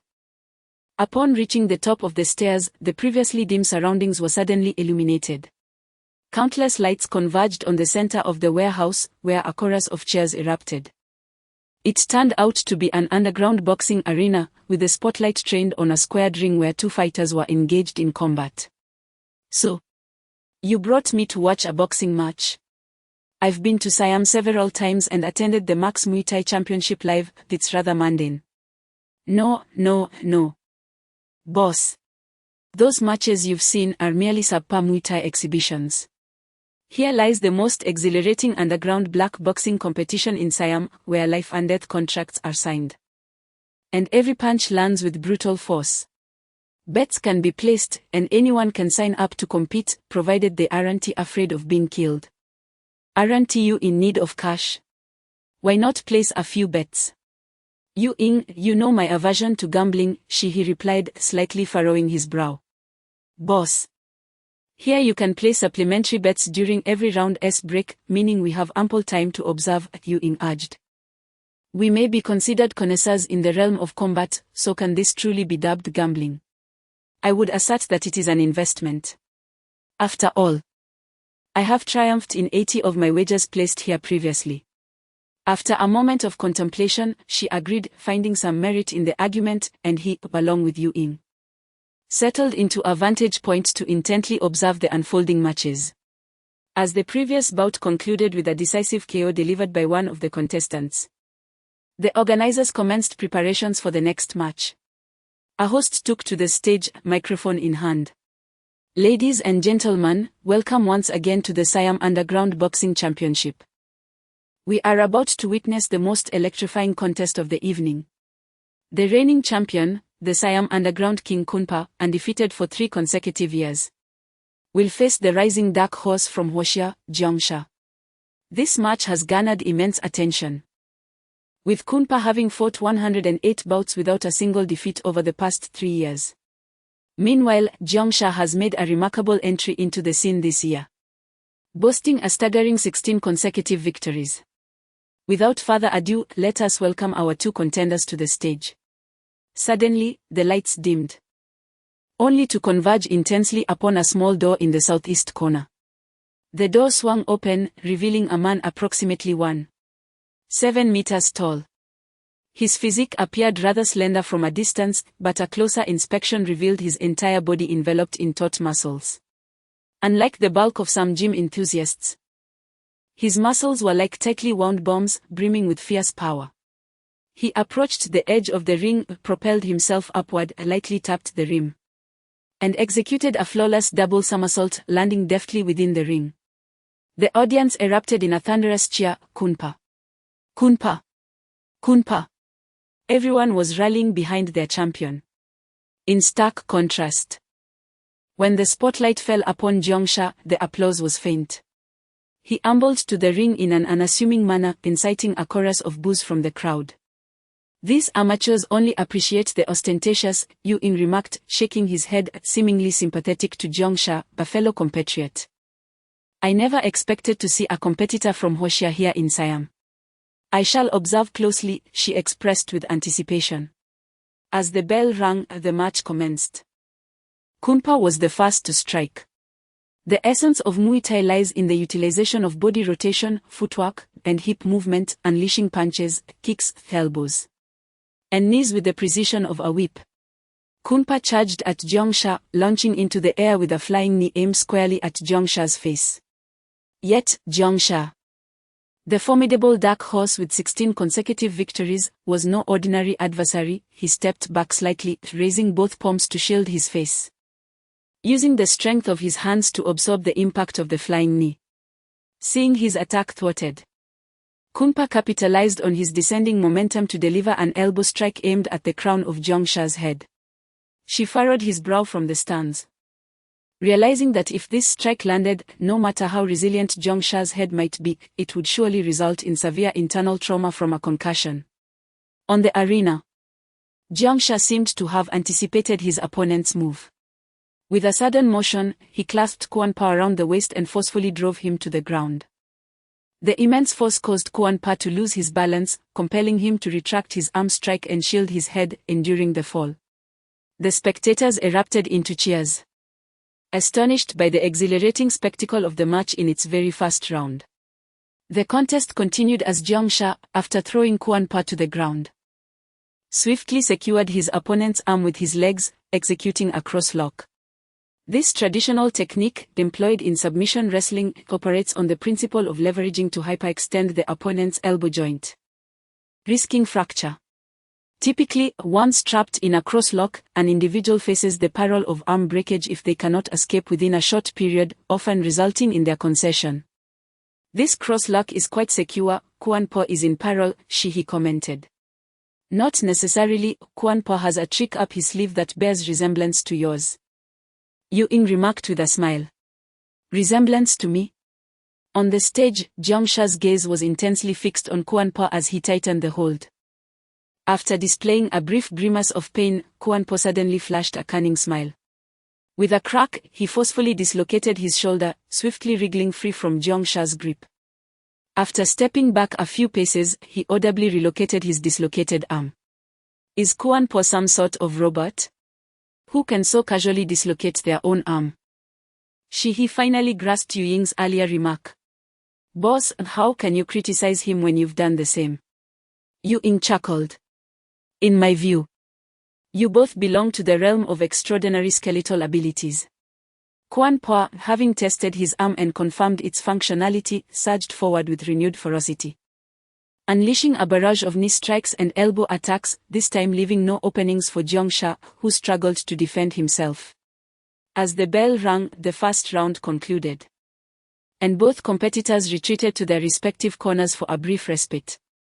During this interlude, a throng of spectators rushed to the betting stations. Have you decided on whom to wager for victory? Yu Ying inquired of Shihi. This match is truly unpredictable. I shall refrain from betting. However, I sincerely hope our compatriots from Hoshia emerge victorious. Moments later, the bell tolled once more, signaling the commencement of the second round. Following the suppression of the previous round, Kunpa erupted with renewed vigor. As the bell sounded, he launched a sweeping assault towards Jeongsha. This expansive movement revealed vulnerabilities, allowing Jeongsha to deftly grasp one of Kunpa's legs, employing the same technique to throw him to the ground. Subsequently, he ensnared Kunpa's body with his legs and secured his neck with his hands, initiating a guillotine hold. Unlike the cross-lock, once the guillotine is established, it becomes nearly inescapable within the confines of proper rules. Impressive! He exclaimed in excitement. Meanwhile, Yu Ying shook his head with a sigh, remarking, Jeongsha appears to be of wrestling origin. He relies too heavily on ground controls. Indeed, within the octagonal cage. The constraints of the rules render the guillotine almost unsolvable once it has been firmly established. Yet this is an underground fighting arena where no rules exist. Any means to defeat one's opponent is permissible. Boss, just watch, our compatriot is bound to lose. Indeed, as Kampa struggled for breath, locked in a hold. Just when Jiangsha believed victory was within his grasp, Kampa, who had been attempting to escape the hold, suddenly lunged for Jiangsha's fingers, forcefully breaking his pinky. The pain caused Jiangsha to momentarily slacken his grip, allowing Kampa to break free and spit directly into Jiangsha's eyes. Blinded and disoriented from the pain of his broken finger, Jiangsha was thrown into chaos as Kampa unleashed a flurry of strikes upon him. How despicable! Shiha stood up in indignation. Yu Ying pulled Shiha back down, saying, "Boss, this is how underground fighting operates, there are no rules, winning is everything. Our world as mercenaries is no different. Faced with an enemy, if you cling to notions of fairness and morality, the outcome will be just like this match." Reluctantly, Shiha sat back down, understanding the truth of the matter, yet feeling a sense of injustice as it unfolded before him. On the arena floor, Jiangsha lay defeated. Aware that the tide had turned against him, he tapped the ground, signaling his surrender. The host prepared to announce the victor. But Kampa seemed unwilling to let Jiangsha off so easily. He leapt and delivered a brutal kick to Jiangsha's arm, filling the arena with the sound of Jiangsha's anguished cries. At this sight, Shiha could no longer remain seated. He charged from the audience, with Yu Ying following closely behind. Arriving beside the ring, Shiha furiously pointed at Kampa, exclaiming, "Kampa, he has already surrendered. Why do you continue to strike him mercilessly?" Another Chinese monkey has arrived, Kampa sneered, casting a sidelong glance at Shiha. "What did you say?" Yu Ying shouted, equally enraged. "You are here to watch a match. Just observe. What happens on the field is none of your concern. Oh, you must have wagered a considerable sum on this kid winning, right? What is the matter? Can't handle the loss? Then refrain from shouting from the sidelines. If you have the guts, come up here and show me what you've got," Kampa retorted disdainfully. Shiha, filled with fury, asked Yu Ying in a low voice, "Yu Ying, didn't you say that anyone could enter this boxing arena as long as they pay the registration fee?" "Boss, please calm down. We have a mission tomorrow. We cannot afford any unforeseen incidents today. If you cannot handle this scam, I would only be a burden on our mission," Yu Ying cautioned. Knowing Shiha's determination was unyielding, he stepped aside, saying, "I'll go register you." "Wait, Yu Ying." Shiha approached him and added, "I'll place a wager of 200,000 on myself to win." Seeing the confident smile on Shiha's face, Yu Ying couldn't help but chuckle. "Understood, boss." Chapter 13, a single move to bring you down. As Yu Ying made his way towards the registration desk, Shihi turned and ascended the stage. Crouching beside Jiangsha with genuine concern. "Are you all right?" he inquired in Mandarin. At that moment, Jiangsha's right arm had been shattered at the joint by a knee strike from Kuan Po, and he grimaced in pain, clutching his arm. "I want to die. But my right arm is likely ruined. I may have to bid farewell to the ring," he lamented. Jiangsha looked up at Shihi and managed a faint smile. Touched that a compatriot would stand up for him in a foreign land. Observing Shihi's striking appearance, fair skin and the air of a wealthy scion, he felt compelled to advise, "My friend, I appreciate your willingness to defend me. But I must urge you not to wade into these murky waters. Kuan Po is exceptionally strong, you are no match for him. Do not worry about that. Can you still stand? Let me help you down, you should get to a hospital quickly." Shihi assisted Jiangsha off the stage. Just as Yu Ying returned after completing the registration. The host soon received notification of the next round and promptly took to the stage with a microphone. "Ladies and gentlemen, we have just received an update from the organizers. An additional match has been scheduled for tonight, and the champion remains our undefeated Muay Thai king, Kuan Po, facing off against the challenger from Huaxia, Qianlong."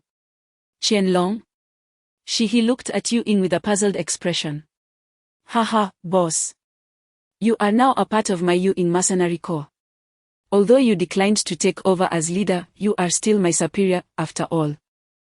In the world of martial arts, one must have a title, so I registered you under this moniker. What do you think? Quite imposing, isn't it? Yu In said, beaming with pride. Not at all, it sounds rather kitsch, he replied, rolling his eyes. Regardless, tonight is when you make this name known. Go on. Teach that TIE fighter a good lesson. With a resigned shake of his head, he stepped onto the stage. The audience erupted in chatter. Who is this person? I've never heard of him. Is there really someone unafraid of death? Get down, don't embarrass yourself. Unperturbed by the jeers from the crowd, he focused intently on Quan Po, his simmering anger suppressed, poised to erupt. Quan Po sized up Shi with disdain, scoffing, "What's your person? You appear far weaker than that last fellow. Aren't you afraid I might kill you?" One move, Shi replied calmly, extending a single finger. I will bring you down with one move. Arrogant. The moment his words fell, the bell rang. Quan Po charged forward, launching a series of knee and elbow strikes toward Shi. Though his bravado was profound, Quan Po was unaware of Shi's true strength. Thus his strikes were relatively conservative, lacking full force. Shi, in contrast, dodged the attacks with a composed demeanor. This elicited boos from the audience. What's your person? Why don't you fight back? Why are you running? I brought you around, and you fell down. The East Asian sick man. Don't think about stalling for time.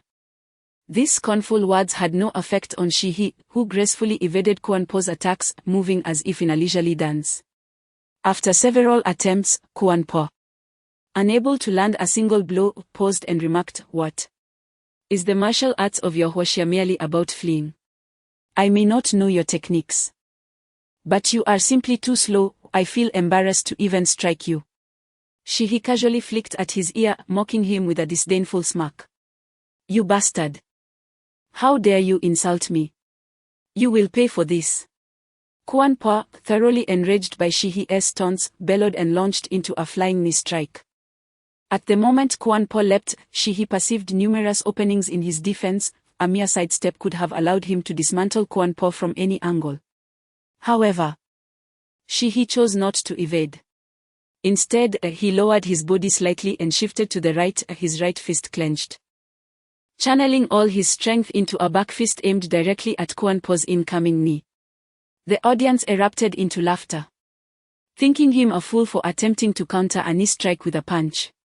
Just a second later, however, their laughter turned to stunned silence as an astonishing scene unfolded in the arena. Shi stood firm as a mountain, his punch still extended, while Quan Po was sent flying, crashing against the edge of the stage. Lying on the ground, Quan Po's widened eyes stared at the spotlight above, unable to comprehend the moment. Only a monster could possess such force. "Get up, Quan Po. I placed a hefty bet on your victory. Stand up and continue fighting." The spectators shouted as Quan Po remained motionless. Their call seemed to rouse him from his shock, and he attempted to rise, only to be met with a sharp pain in his right knee. Looking down, he saw his knee shattered, bone protruding through the skin. "Concede. The gap between us is insurmountable," he said, standing over Quan Po with an air of superiority. "You are a monster, your strength surpasses human limits. To think you could take me down in a single strike. Today, I concede. You have won." As Shi turned to leave the stage, Quan Po, seemingly out of nowhere, produced a dagger and lunged at Shi's back. "Boss, watch out!" Yu In shouted from the sidelines. Shi appeared to be prepared for this, spinning around and delivering a kick to Quan Po's weapon-bearing hand. The sound of a bone snapping echoed as Quan Po's wrist broke, and the dagger flew away. Shi glared fiercely at Quan Po, gripping his throat and lifting him off the ground, coldly stating, "The last person who dared to stab me is dead. Do you wish to test your luck?" Kunpa found himself grasped by the throat, struggling to breathe as his face turned crimson. With great difficulty, he uttered, I was wrong, please spare my life. Spare your life. Perhaps, but you shall spend the rest of your days confined to a wheelchair. With that, Shiha proceeded to shatter Kunpa's limbs, marking the fall of a once great underground boxing champion. The entire boxing arena remained enveloped in silence. The host was the first to react, rushing onto the stage and lifting Shiha's hand high in triumph. Ladies and gentlemen, the victor of this match is the audience erupted with thunderous applause, chanting. The announcement of Shiha's alias would undoubtedly resonate throughout the underground world of Siam. As Shiha descended from the stage, Yueying hurried over, brimming with excitement. Incredible, boss. It seems that your strength has ascended another level after just half a month's training. I must admit that strike was something I could never have accomplished. You truly are a genius. If the folks in our group saw this, they would likely impeach me tonight and rally around you. Ha ha ha. Are you jesting? Do you truly doubt the loyalty of our brothers? Shiha retorted with a hint of annoyance. In the mercenary world, strength reigns supreme. While I may not relish the thought of others surpassing me, I would gladly see it in your case. Even if I were a genius, my time would be but fleeting. You should focus on your role as leader, Shiha replied nonchalantly. Yet Yueying fell into silence, pondering whether the heavens were envious of remarkable talents. Sensing Yueying's despondence, Shiha placed a reassuring hand upon his shoulder. Enough of this sorrow. I am indifferent to my fate. What is there for you to lament? Death is an inevitable part of life. As long as I can fulfill my final purpose, I shall have no regrets. Come. We must return. After all, we have a mission tomorrow. Just as the two were about to depart, a staff member from the boxing arena approached. Mister, please wait. Our owner wishes to meet you. What is it? Are you here to reprimand me for incapacitating your star fighter? Shiha replied coldly. No, mister, you misunderstand. Our boxing arena has always respected the strong. Regardless of whether you had killed Kunpa in the ring, we would not hold you accountable. Our owner simply wishes to make your acquaintance. Shiha glanced at Yueying, seeking his opinion. Go ahead, I am familiar with the owner here. There should be no issues. Yueying assured him. Nodding in agreement, Shiha signaled for the staff member to lead the way. The two men followed the staff member to an office located at the rear of the boxing arena. The staff member opened the door and gestured for them to enter. Inside, a Siamese man in his 40s or 50s, with a cigar in his mouth, was intently watching a computer screen that replayed the moment Shiha had defeated Kunpa. Chakche. It has been a while, Yueying greeted first. Yueying? What brings you here? The owner of the boxing arena, Chakche, looked up in surprise upon seeing Yueying. You invited my boss, so I came along, Yueying replied. The individual who just effortlessly defeated Kunpa in the match referred to as Qianlong is your superior. Chakai inquired once more. Indeed. It is quite understandable, then, that one who commands the respect of even Mr. Yueying could so easily vanquish Kunpa, Chakai remarked in admiration. You are mistaken. Yueying and I are brothers, he is not my subordinate, Shiha replied. Mr. Chakai, you summoned me for a reason, I presume. Mr. Qianlong, it is as follows. Kunpa has been our boxing gym's undefeated champion for 3 consecutive years, and your effortless victory over him, not to mention rendering him incapacitated, is remarkable. Initially, I intended to invite you to become a professional fighter at our gym, but upon seeing you with Mr. Yueying, I recognized that you are individuals of considerable significance. Thus I abandoned that notion. Upon finishing, Chakai produced a check, inscribing a sum upon it, and continued, Mr. Qianlong, I hold immense respect for the strong. Although I cannot retain you at my gym, your performance tonight will undoubtedly fill my establishment for some time to come. This is a token of my appreciation. I kindly ask you to accept it. Chakai sincerely extended the check towards him. Shiha glanced down and gasped. What a substantial amount. The check was filled with a figure of $500,000 denoted in dollars. While Shiha was in dire need of money, a sense of unease crept in at the thought of accepting such a generous gift without cause. Thus, he articulated, "I believe in earning my keep. My intention for stepping onto the stage tonight was merely to teach Kunpa a lesson, and this money feels somewhat unwarranted." Before Shiha could complete his sentence, Ewing swiftly seized the check. "Chakai, we shall accept this. We will visit your establishment again when time permits. We must take our leave now." With that, Ewing draped an arm around Shiha's shoulder, and they exited. Once outside the gym, Shiha could no longer contain his curiosity. "Ewing, I intended to refuse it. Why did you accept?" "My friend, do you have any idea how much revenue this gym generates in a single night? You have shattered its 3-year undefeated legacy.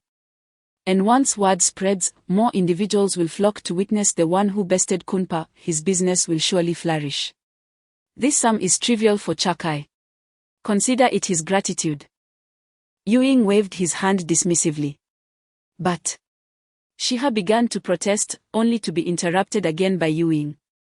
"Rest assured, my friend. Take the money. Do not fear that he will expect anything in return. With the name of our Ewing mercenary group behind us, he would not dare impose." Seeing Ewing's confidence, Shiha chose to let the matter rest. "My friend, tonight was indeed worthwhile. Do you realize how much you earned this evening?" Ewing smiled at Shiha. "Was it not just a wager of $200,000? How much more could there be?" Shiha replied dismissively. "In total, it amounts to $2,300,000, Ewing stated. "How could it possibly be that much?" Shiha exclaimed in astonishment. "It is simply because you played the role of a pig to eat the tiger.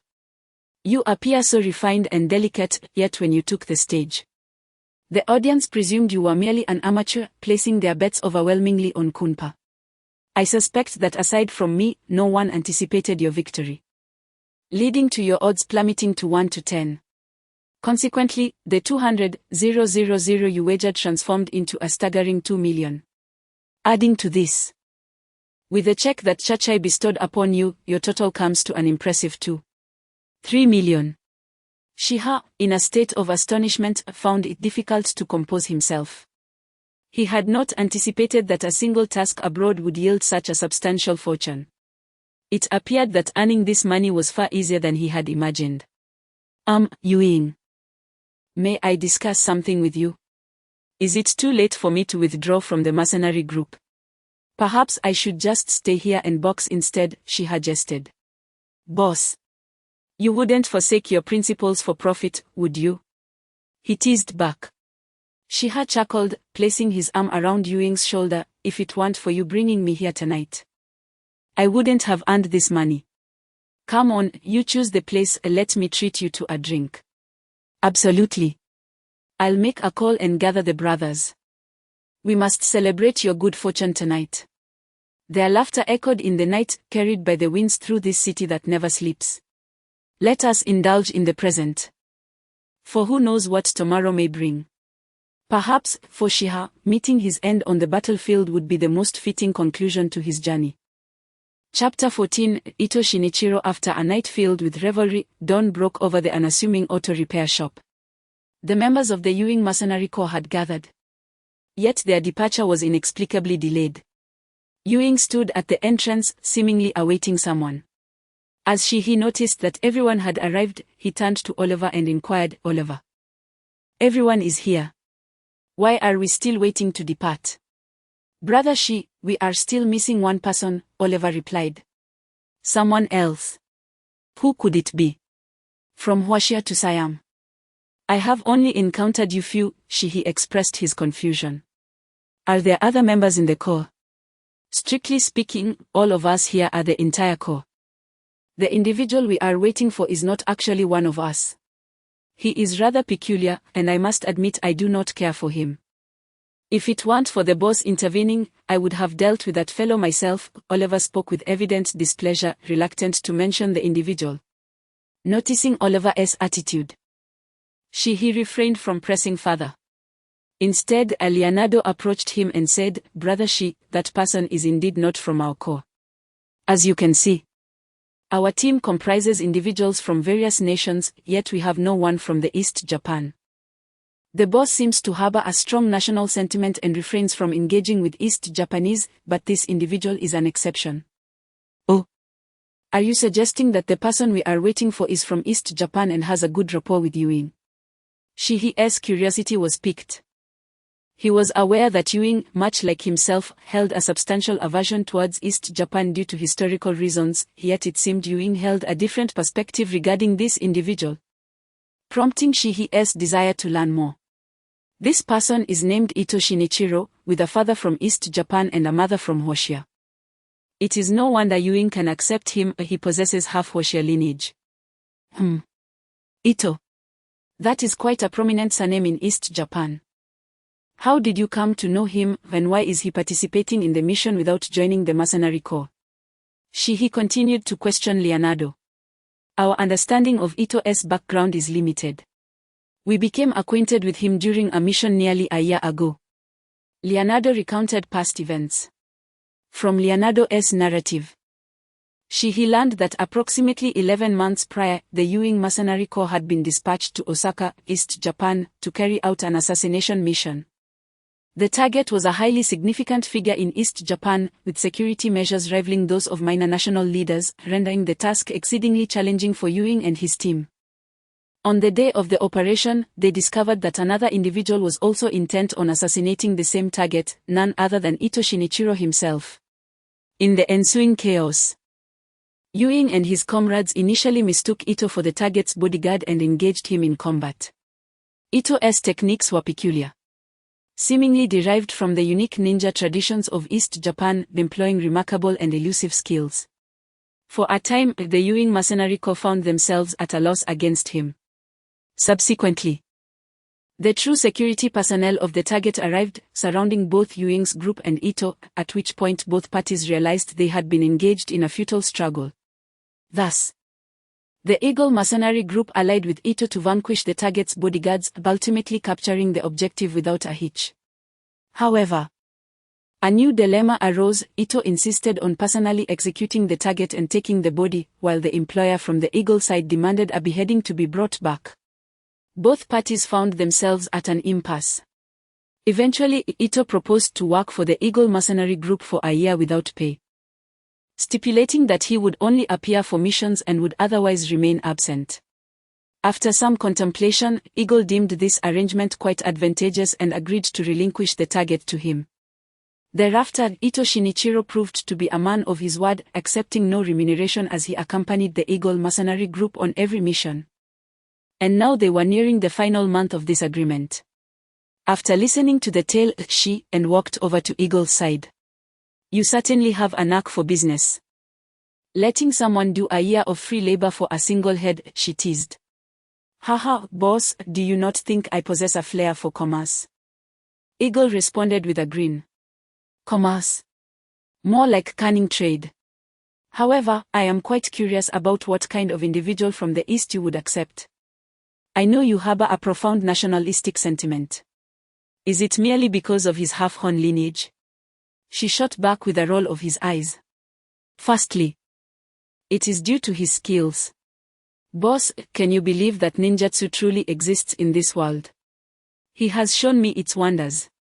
The world is full of mysteries. Secondly, although he is a native of the East, he appears to reject his heritage, instead expressing a deep understanding and reverence for Han culture. During that mission, I could see in his eyes that he was not driven by monetary reward to assassinate the target, but rather by a profound enmity.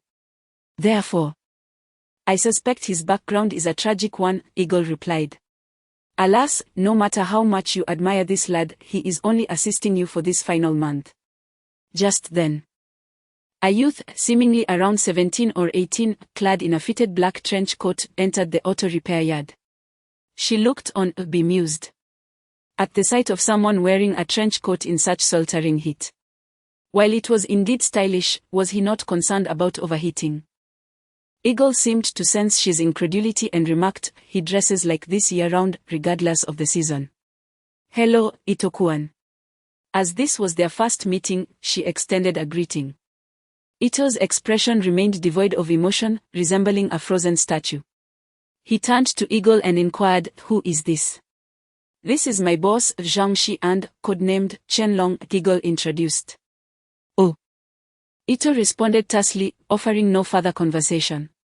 This prompted Oliver, standing nearby, to bristle with indignation. He already held a disdain for Ito. And witnessing his lack of respect for she provoked him further. "You little brat, or what are you trying to pull? She is the boss, and we all respect him. What kind of attitude is that? He is the boss of Eagle-kuan, what does that have to do with me?" Ito maintained his icy demeanor. As if nothing in the world could stir his emotions. Seeing Oliver on the verge of confrontation, she quickly stepped in to mediate. All right. We have a mission at hand, let us not sabotage ourselves before we even set out. Oliver, do me a favor." With that, Oliver relented, huffing as he stepped aside. Yu Ying led the group into the basement, where he began to elucidate the details of their upcoming task. This mission was commissioned by Prince Rashmitsu, the grandson of the 9th king of Siam. Rashmitsu. Isn't he merely 16 or 17? What could he possibly delegate? One of the mercenaries remarked. Recently, Rashmitsu had been reveling with a cadre of international elites at the rooftop garden of the Sukhumvit Hotel in Bangkok. In a bid to flaunt his status, he had illicitly showcased the Siamese royal treasure ring, Ratna. After the festivities, he returned to the palace only to discover that the ring had been switched. Following their own investigations, it was confirmed that the thief was none other than Rashmitsu's cousin, Prince Pokhara's son, Patikai. This is an internal royal power struggle. Should we really intervene? If Rashmitsu is aware that his own cousin is behind this, why not allow the government to handle it? Someone questioned. It is precisely because of this royal intrigue that we require the intervention of individuals from the underworld. Rashmitsu has yet to be formally declared heir. If he is found to have absconded with the royal ring, it could incite the emperor's wrath. Though his punishment may not be death, he would certainly face dire consequences. Thus, we cannot rely on royal or governmental forces to resolve this matter. Our task is simply to retrieve the ring. And we must avoid any conflict with the royal family, Yu Ying asserted, receiving solemn nods from everyone present. He continued, the reward for this mission is $3 million. And after deducting team expenses, each of you will receive approximately $150,000. Ito, you've been assisting the team without pay for almost a year. You can take my share this time. I have no interest in money. I will help you complete this final month, and then we shall part ways without any debts. Ito Shinichiro replied, his tone as frosty as ever. Very well, let us set off then, to Konburi province, to Prince Pokhara's palace. The group boarded 6 vehicles and headed towards Konburi. She and Yu Ying shared a vehicle, with the driver being another Chinese mercenary from their ranks, Lu Zheng. Perhaps due to the monotony of the journey, he jested, Captain, the Ratna ring is an invaluable treasure. Once we procure it, will we truly hand it over? For a prize of such worth, $3 million seems rather paltry. We could fetch a far greater price on the international black market. Have you lost your mind? Who would dare purchase such an item? We are merely a mercenary organization. We must never attempt to confront a national power, Yu Ying retorted curtly. I was merely trying to lighten the mood in this rather dreary vehicle, Lu Zheng shrugged, sealing his lips and resuming his driving. Several hours later, the group arrived at Konburi. They approached the vicinity of Prince Pokhara's palace to begin their reconnaissance. Although referred to as a palace, it was little more than an expansive estate. Prince Pokhara is merely a minor lord, distantly related to the Siamese royal family after several generations, and has long since lost any claim to the throne. Meanwhile, Prince Patikai is just a nervy 15-year-old boy, likely motivated by mischief, eager to see his lofty cousin humiliated, which led to this absurd situation. Leonardo deployed a high-definition drone, soaring above the royal estate to survey the grounds. As a distant relative, the security at Pacarola's palace is naturally not very stringent. The footage transmitted by the drone quickly confirmed the details of Prince Patikai's chamber and the estate's security arrangements. Approximately 20 security personnel patrolled fixed routes. And the surveillance cameras were not particularly numerous. By calculating the time intervals, Leonardo swiftly identified the patrol's vulnerabilities and blind spots. After reporting to Ewing, a brief contemplation ensued before immediate orders were issued. Our objective is to retrieve the ring, so a large-scale operation is unsuitable. The primary operative for this mission must be singular, while others provide external support. Should we encounter any detection, a forced entry will be necessary. Leonardo Ivanovich and Lucas, each of you has been a professional operative, adept at stealth and lock-picking. Who among you will undertake this task? Boss. Could we refrain from using terms like stealth and lock-picking to describe our expertise? Leonardo replied with a hint of exasperation. I will go. Lucas and Ivanovich will be responsible for infiltrating their surveillance system to avoid detection and will keep me updated on the security personnel's positions. Be clever this time. Unlike last time in Ukraine when I nearly got caught. Understood. Lucas and Ivanovich sheepishly scratched their heads. All right, we shall commence our operation after nightfall, Ewing declared. Wait. Let me join as well. Suddenly stepping forward, Ito interjected, when it comes to stealth, ninjas are far more proficient than these operatives. I will accompany him. It will be flawless.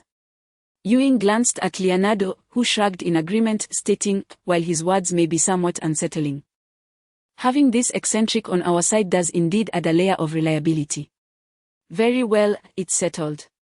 Everyone find a place to rest for a while. We will initiate our actions after darkness falls. Chapter 15, Blood Escape. As dusk descended, darkness engulfed the sky with reckless abandon. Unlike the vibrant nightlife of Pattaya, the evening scenery of Konburi was far less splendid, and Pakaramana, serving as the royal palace, was particularly distant from the bustling city center. The estate was enveloped in silence, illuminated only by scattered streetlights casting a dim glow upon the deserted streets. The mission was about to commence at that moment. Leonardo had donned a new set of nocturnal attire, while Ito had mysteriously changed into a traditional, pure black ninja garb. Leonardo gazed at the youthful figure before him, feeling a wave of awkwardness wash over him. Your outfit resembles that of a costume enthusiast, Leonardo remarked. Silence. This is the attire of a ninja. Does it serve any purpose? He retorted. It seems to provide less concealment than my night gear. Leonardo shook his head in confusion. You talk too much. Let's get to work. With that, Ito stepped outside, and Leonardo hurriedly followed. The two, shrouded by the cover of night, swiftly made their way to a grove near the royal palace. Leonardo concealed himself behind a tree, peering out to observe the situation along the palace wall. And upon confirming the absence of patrolling guards, signaled to Ito to proceed. Wait, Ito interrupted. As Leonardo turned back to inquire about the issue, he noticed Ito gripping his arm, then producing a kunai to slice his own fingertip. What are you doing? Leonardo recoiled, stepping back, eyeing Ito warily. Ignoring Leonardo's question, Ito raised the kunai above his head, scrutinizing its blade in the dim light. Moments later, the kunai, once stained with Leonardo's blood, appeared as though it had absorbed the crimson droplets. After confirming the blood was absorbed, Ito waved his hand, driving the kunai into the roots of a tree. He then retrieved another kunai, repeating the process on his palm, and after the same confirmation, impaled it into another tree. Only then did Ito coolly address Leonardo. It's merely a small cut on my finger, why such a strong reaction? Let us go. With that, Ito advanced towards the walls of Pakaramana. What an odd fellow, Leonardo muttered, opting not to pursue the matter further. He understood that Ito must have his reasons. The pair reached the base of the wall, which stood approximately 4 meters high. Leonardo retrieved a pair of climbing suction cups from his tool pouch, offering one to Ito while asking, Do you know how to use this? Ito did not accept it. Instead, he silently stepped back 2 paces, waved his right hand, and shot forth a grappling hook that latched onto the wall's edge, then leapt gracefully over it. "All right, you're impressive," Leonardo conceded, feeling somewhat foolish. He then affixed the climbing suction cups to the wall and ascended. After scaling the wall, guided by his teammates' alerts through the earpiece, the two adeptly evaded the guards and infiltrated Pachichai's courtyard. Although the lights were illuminated in Pachichai's chamber, an eerie silence enveloped the space, indicating that the young lord had likely ventured out to indulge in revelries once again. This presented a perfect opportunity to sneak in and search. "I will enter to look for the ring, you remain here to keep watch," Leonardo declared before stepping into Pachichai's quarters. After rummaging through the room for a considerable time, he failed to locate the ring. Just as despair began to settle in, Ito burst in, seizing Leonardo and leading him towards a corner of the room without uttering a word. Upon reaching the wall's edge, Ito produced a large piece of fabric from seemingly nowhere and draped it over them, rendering them motionless in the corner. Leonardo beheld an astonishing spectacle. Despite being enveloped in the fabric, he could see everything outside with remarkable clarity. Though taken aback by the extraordinary scene, he murmured, "Do you take others for fools? Standing here concealed by a mere cloth, do you think no one can see us? Quiet, do not underestimate ninjutsu. This cloth possesses a 3-dimensional camouflage effect.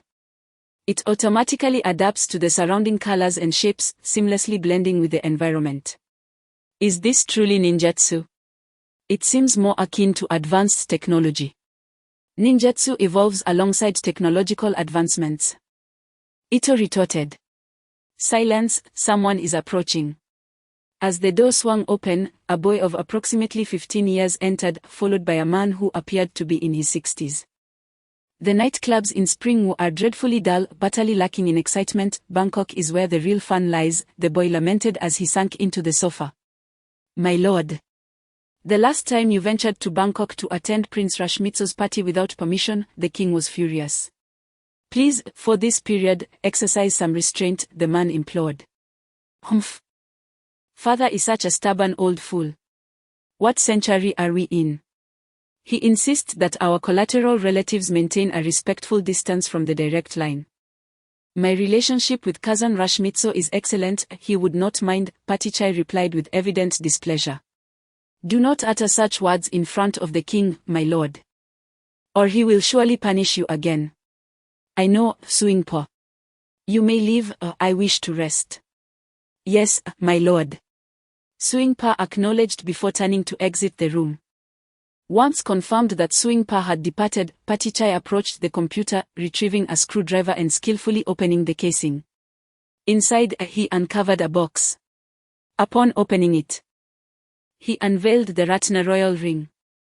He activated the sound system, played some music, and returned to the sofa, admiring the ring with an expression of pure delight. "This kid is quite adept at hiding things. I would never have imagined it would be concealed within the casing," Leonardo whispered. "Is this what you refer to as the caliber of a top-tier agent?" Ito coldly mocked. "As if you could have conceived this," Leonardo retorted. "Enough chatter. Devise a way to incapacitate him, seize the ring, and leave swiftly." Ito produced 2 pills, handing one to Leonardo. "Place this in your mouth." Leonardo had repeatedly borne witness to the marvels of Ito, and without a moment's hesitation, he complied. Subsequently, Ito produced a small bamboo tube, removing its lid, from which a wisp of azure smoke wafted into the air. Approximately 2 minutes later, Patichai collapsed onto the sofa, unconscious.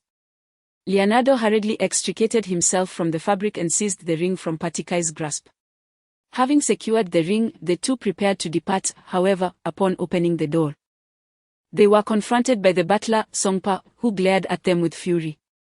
"You audacious scoundrels dare to commit theft within the Pakarola Palace," he exclaimed, thrusting both palms forward towards their chests. Ito swiftly recoiled to evade the assault, but Leonardo was a moment too slow, receiving a powerful blow to his chest that sent him hurtling backward. He felt a tumultuous surge of blood within him, and as a metallic taste flooded his throat, He coughed up a mouthful of blood, astonished to discover that this elderly butler was indeed a formidable opponent. Songpa offered no respite, advancing upon them with intent. Observing this, Ito promptly drew 3 shurikens and hurled them at Songpa, who deftly sidestepped, evading all of them. Recognizing the depth of his adversary's prowess, Ito chose not to linger in combat. Instead, he produced a smoke bomb and threw it to the ground.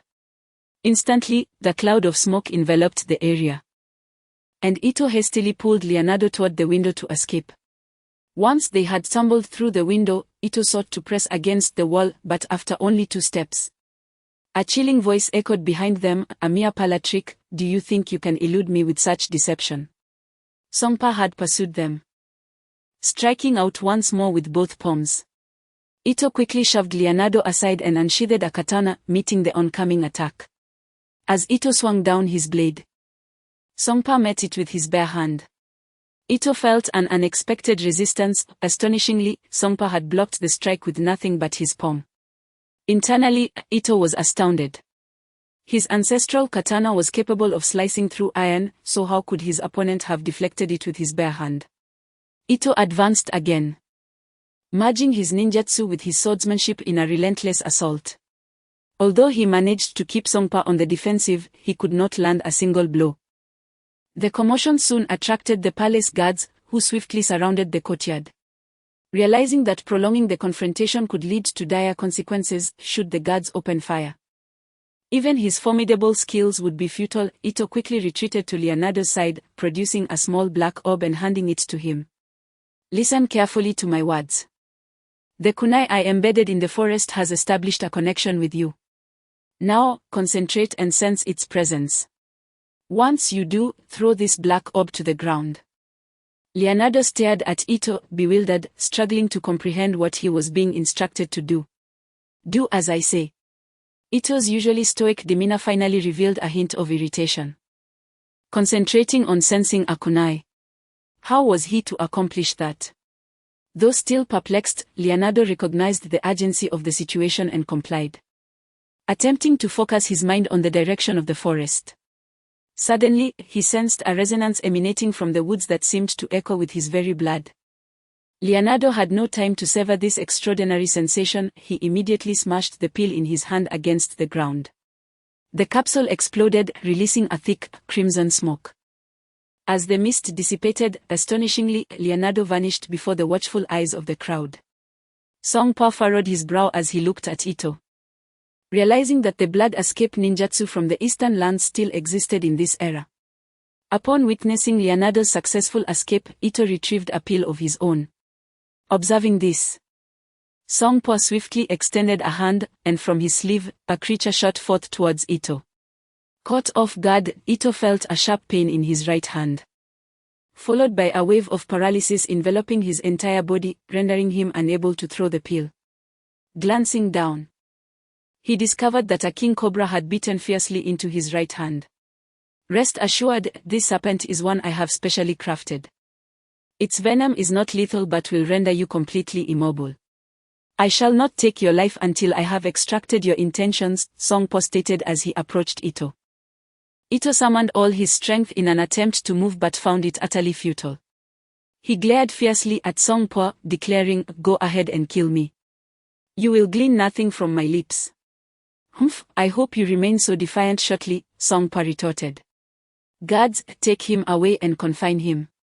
Several guards promptly stepped forward, binding Ito and dragging him away.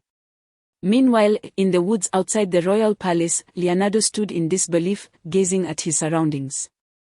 He had indeed reappeared beside the tree where the shuriken had previously been lodged, and the shuriken itself had now disintegrated into dust, leaving only a wooden handle on the ground. Such an almost supernatural power had entirely surpassed Leonardo's comprehension. The methods employed by Ito today had left him utterly astounded, and he remained rooted in place, unable to collect his thoughts until the alarm from the palace echoed, prompting him to hastily depart. Chapter 16, Betrayal. As night deepened, Leonardo, having escaped from the Pacalara Palace, limped towards the rendezvous point where his team awaited. After approximately 20 minutes, he finally managed to reunite with Yu Ying and the others. Upon seeing Leonardo's unsteady gait and the blood staining his lips, Oliver hurried over to support him. "Leon, are you all right?" "A mere scratch, nothing to worry about." Leonardo took a deep breath, steadied himself, and produced the ring, turning to Yu Ying. "Boss, I have fulfilled the team's trust, the ring is secured." "Well done." "I appreciate your effort," Yu Ying replied, taking the ring and patting Leonardo on the shoulder. Shiha, noticing Leonardo's solitary return, inquired, "Leonardo, where is Ito? Has he not returned yet?" "It was quite perilous, we nearly found ourselves surrounded and shot. Ito's skills are remarkable in such a dire situation. He managed to teleport me out using a technique beyond my comprehension. It's simply incredible, akin to divine intervention." Leonardo reflected on his recent encounter, astonished. "Was it a kunai and a black orb?" Yu Ying asked. "Boss, you know about this." "Indeed. Do you recall the mission in Afghanistan? The enemy had planted a timed bomb, and Ito and I were trapped in a building. You all presumed we perished in the explosion, yet we emerged unscathed. You had always asked how we escaped, but I never disclosed it," Yu Ying explained. "Was that the method you used?" Leonardo's eyes lit up with realization. "Yes. Ito had requested my secrecy, stating it was a treasured tool of the Ito clan, known as Blood Escape Kunai. He possesses merely 4 of them. He himself is uncertain of its workings. We had already used 2, and today, 1 more was sacrificed to ensure your escape. Ito truly is commendable." Yu Ying expressed with admiration. "Then he must have used the last kunai to escape. Why hasn't he joined us yet?" Shiha questioned. Oliver's expression shifted slightly. And he interjected, "That peculiar individual always appears and vanishes without a trace. He must have deemed the mission complete and departed ahead of us." Yu Ying scrutinized Oliver, sensing something amiss, and asked sternly, "Oliver, are you concealing something? What could I possibly hide?" Oliver's demeanor grew increasingly awkward. This forthright man was not one to lie. Yu Ying immediately turned to Ivanovich and Lucas, both of whom lowered their heads uncomfortably. "Do you still regard me as your leader?" Yu Ying suddenly roared, startling Shiha, who had never witnessed such unrestrained fury from Yu Ying towards his comrades. "Boss, what is the meaning of this?" "Speak calmly," Shiha urged, stepping forward. "Leave this matter to me. I am well acquainted with these brothers. Had they not harbored guilty consciences, they would not behave in such a manner. Ito has yet to arrive for the gathering. They must possess some insider knowledge." Yu Ying's emotions grew increasingly furious. "Boss, this matter has nothing to do with those 2. I was the one who pressured them to remain silent." After a moment of internal conflict, Oliver finally stepped forward to speak. "Ivanovich and Lucas have been infiltrating the surveillance within the royal residence. I witnessed it all from the sidelines. Just moments ago, Leonardo escaped utilizing Ito's technique. And Ito intended to employ the same method to flee. However, the opposition had already anticipated this, and before Ito could complete his ninjutsu, he was apprehended. I admit, I harbor no fondness for Ito, nor does he belong to our team. Let him perish within those confines. You scoundrel." Before Oliver could finish his sentence, Leonardo's fist collided with his face as he rebuked, "Are you aware that Ito could have disregarded my plight and simply utilized ninjutsu to escape? Yet, he first ensured my safe exit before considering his own escape. He sacrificed his chance for my sake. How could you act in such a manner?" It seemed that Oliver was thoroughly awakened by that punch, collapsing weakly to the ground. I do not understand why I acted thus. I simply could not tolerate his utter disrespect towards us and towards Boss." Hence, such dark thoughts emerged. Yu Ying stood beside them, his expression grim, as his hand trembled slightly, reaching for the firearm at his waist. She and Cha, noticing Yu Ying's movement, quickly intervened, addressing Oliver. "Oliver, respect is not merely superficial. Perhaps you are correct, Ito is indeed a peculiar individual, lacking the ability to convey his inner feelings through expressions or words. However, do not forget that he utilized his scarce ancestral treasures to save Yu Ying and Leonardo. If you were in his position, would you have acted similarly? Were it not for respect and camaraderie? You have committed an act of betrayal, you have disappointed Ewing and us all. Upon hearing this, Oliver could no longer contain his tears.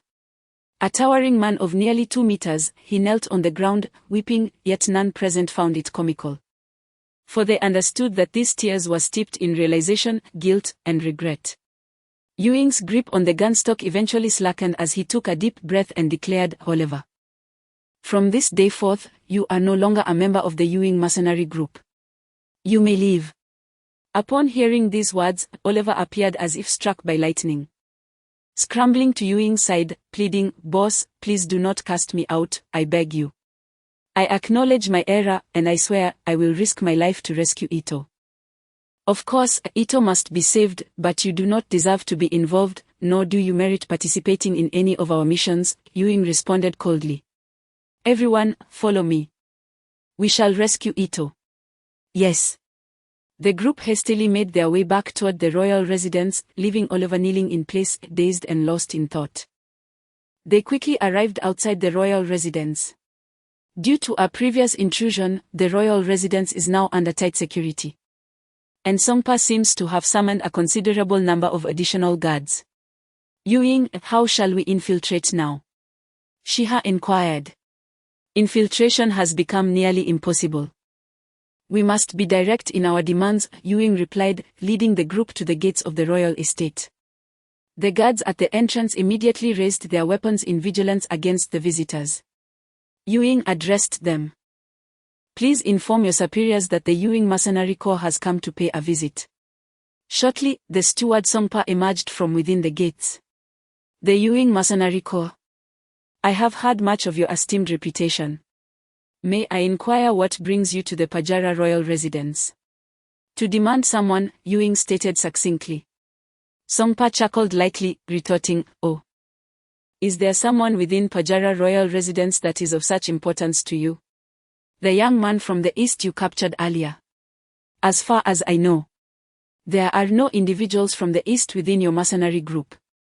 If he is not one of your own, what is your interest in him? He is our friend. Upon hearing Ewing's assertive tone, Songpa erupted into laughter, disdainfully stating, Ha ha ha, Ewing, you are rather overestimating your position. Indeed. You hold a notable reputation in the Southeast Asian mercenary circles, yet to us, the Siamese royalty, you are merely a band of jesters. What right do you have to demand anyone from me? The other intruder who breached the royal residence must surely be one of your ranks. I could pursue this matter. Yet you dare to show up at my doorstep. Indeed, we are but a small mercenary organization, incapable of contending with the entire kingdom of Siam, however. We are prepared to risk our lives to raise a royal residence if necessary, Ewing replied with unwavering resolve. Impudent! Songpa bellowed, and at once. All the guards were poised to strike. The moment the Ewing Mercenary Corps made any move, their weapons would unleash a torrent of fire upon them. Sensing the gravity of the situation, Shiha interjected, addressing Songpa, Steward Songpa, since you are aware that one of the intruders is among us. Why have you not issued a pursuit order? Instead, you choose to ignore it. I trust you understand the purpose of our actions this evening. Might you, in your capacity as steward, influence the outcome of this matter? Upon hearing Shiha's words, a fleeting look of panic crossed Songpa's face. He scrutinized Shiha and asked, Who are you? Our records do not seem to include anyone by your name in the Ewing Mercenary Corps. I am merely a recent addition to the Ewing Mercenary Corps. Shiha responded. Oh. A newly joined member daring to speak on behalf of your leader. Ewing, it seems your subordinates are in need of discipline. Songpa attempted to redirect the conversation. He is my superior, codename Chenlong, but you may consider him the true leader of the Ewing Mercenary Corps, Ewing proclaimed. Elevating Shiha's status before Songpa, while the other members showed no signs of dissent. Chenlong. That name rings a bell, oh. Last night. Was it you who defeated Kunpa with a single strike at the Siam Underground Boxing Arena? Songpa scrutinized Shi and realized that appearances can be deceptive. I feel embarrassed. It was merely a stroke of luck on my part. I had not anticipated that Your Excellency, as the royal steward, would also take an interest in the underworld's affairs. Ha ha ha, our Siam is indeed a place of great complexity. And it is only prudent for me to be informed about the happenings of the underground world to safeguard the royal family. Songpa remarked. I must admit that I was aware of what you mentioned earlier. I had thought you had already taken that sacred artifact away, thus diminishing the gravity of the situation. However, I was taken aback to learn that you returned to rescue that young man from the east. This series of events is beyond my authority and must be referred to King Pakara for a decision. Nevertheless, it is an undeniable fact that you have intruded upon the royal palace today, and allowing you to meet King Pakara may compromise the dignity of the royal family. Songpa gazed at Shi again, contemplating before continuing. Very well. Since you, the hidden dragon, can incapacitate Kunpa with a single blow, you must be a formidable master. I, though lacking in talent, have practiced for decades. Let us have a contest. Should you emerge victorious, I shall permit you to meet King Pakara. Should you lose, I kindly request that you and your esteemed company depart from here. Agreed. She immediately acquiesced without hesitation. Be cautious, Shigu, the prowess of this old steward is unfathomable. I was injured by him, and even Ito was unable to inflict any harm. Leonardo whispered a warning. There is no other choice. This is the best way to rescue Ito. Regardless of his strength, I must give it a try. Boss, I have faith in you. Yuying nodded in agreement. She stepped forward, and Songpa gestured for the guards to lower their weapons, stepping forward himself. Chapter 17, Confrontation Apologies. He performed a traditional Chinese fist salute before charging towards Songpa. With a powerful push from his feet, he shot forward like a bolt from a crossbow, rapidly closing the distance to Songpa. His right fist was clenched tightly, slicing through the air with a fierce whoosh aimed directly at Songpa's face. Yet, Songpa remained utterly unmoved, as steadfast as an ancient bell. His gaze was as calm as still water, seemingly having already seen through everything. Just when Shihi's fist was merely inches away from Songpa's face, he suddenly felt a weight in his chest, a tremendous force compelling him to retreat several steps. Shihi steadied himself, desperately regulating his breathing. At that moment, he felt as if his very insides were trembling. The last time he had felt such power was during his encounter with Lei Bao.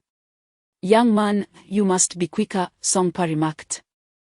Maintaining his stance with an outstretched palm, his voice eerily calm, you almost struck me just now. Taking a deep breath, he sought to regain his composure. He understood that Songpa's strength was unfathomable. Even had his previous punch been slightly faster, it likely would not have landed. It seemed that he needed to unleash all his might for a swift resolution.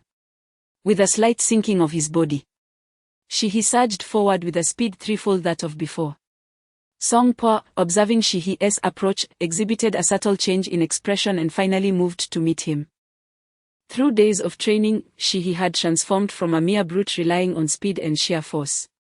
As he drew closer to Songpa, he employed agile butterfly steps, searching for an opening in Songpa's defense. In a flash, Shihi's gaze sharpened, his pupils reflecting Songpa's form.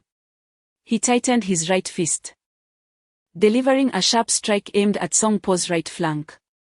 Yet, Songpa's reaction was equally remarkable. A glint flashed in his eyes as his right palm shot out like an eagle's claw, accurately intercepting Shihi's punch. The clash of their energies resonated in the air, producing a dull thud. Shihi felt a tingling in his fist, but rather than panic, he utilized the recoil to crouch down, his left hand bracing against the ground, twisting his waist like a serpent. In an instant, his right leg swept out like a steel whip, targeting Songpa's lower body. The force of this sweeping kick was tremendous, stirring up dust from the ground.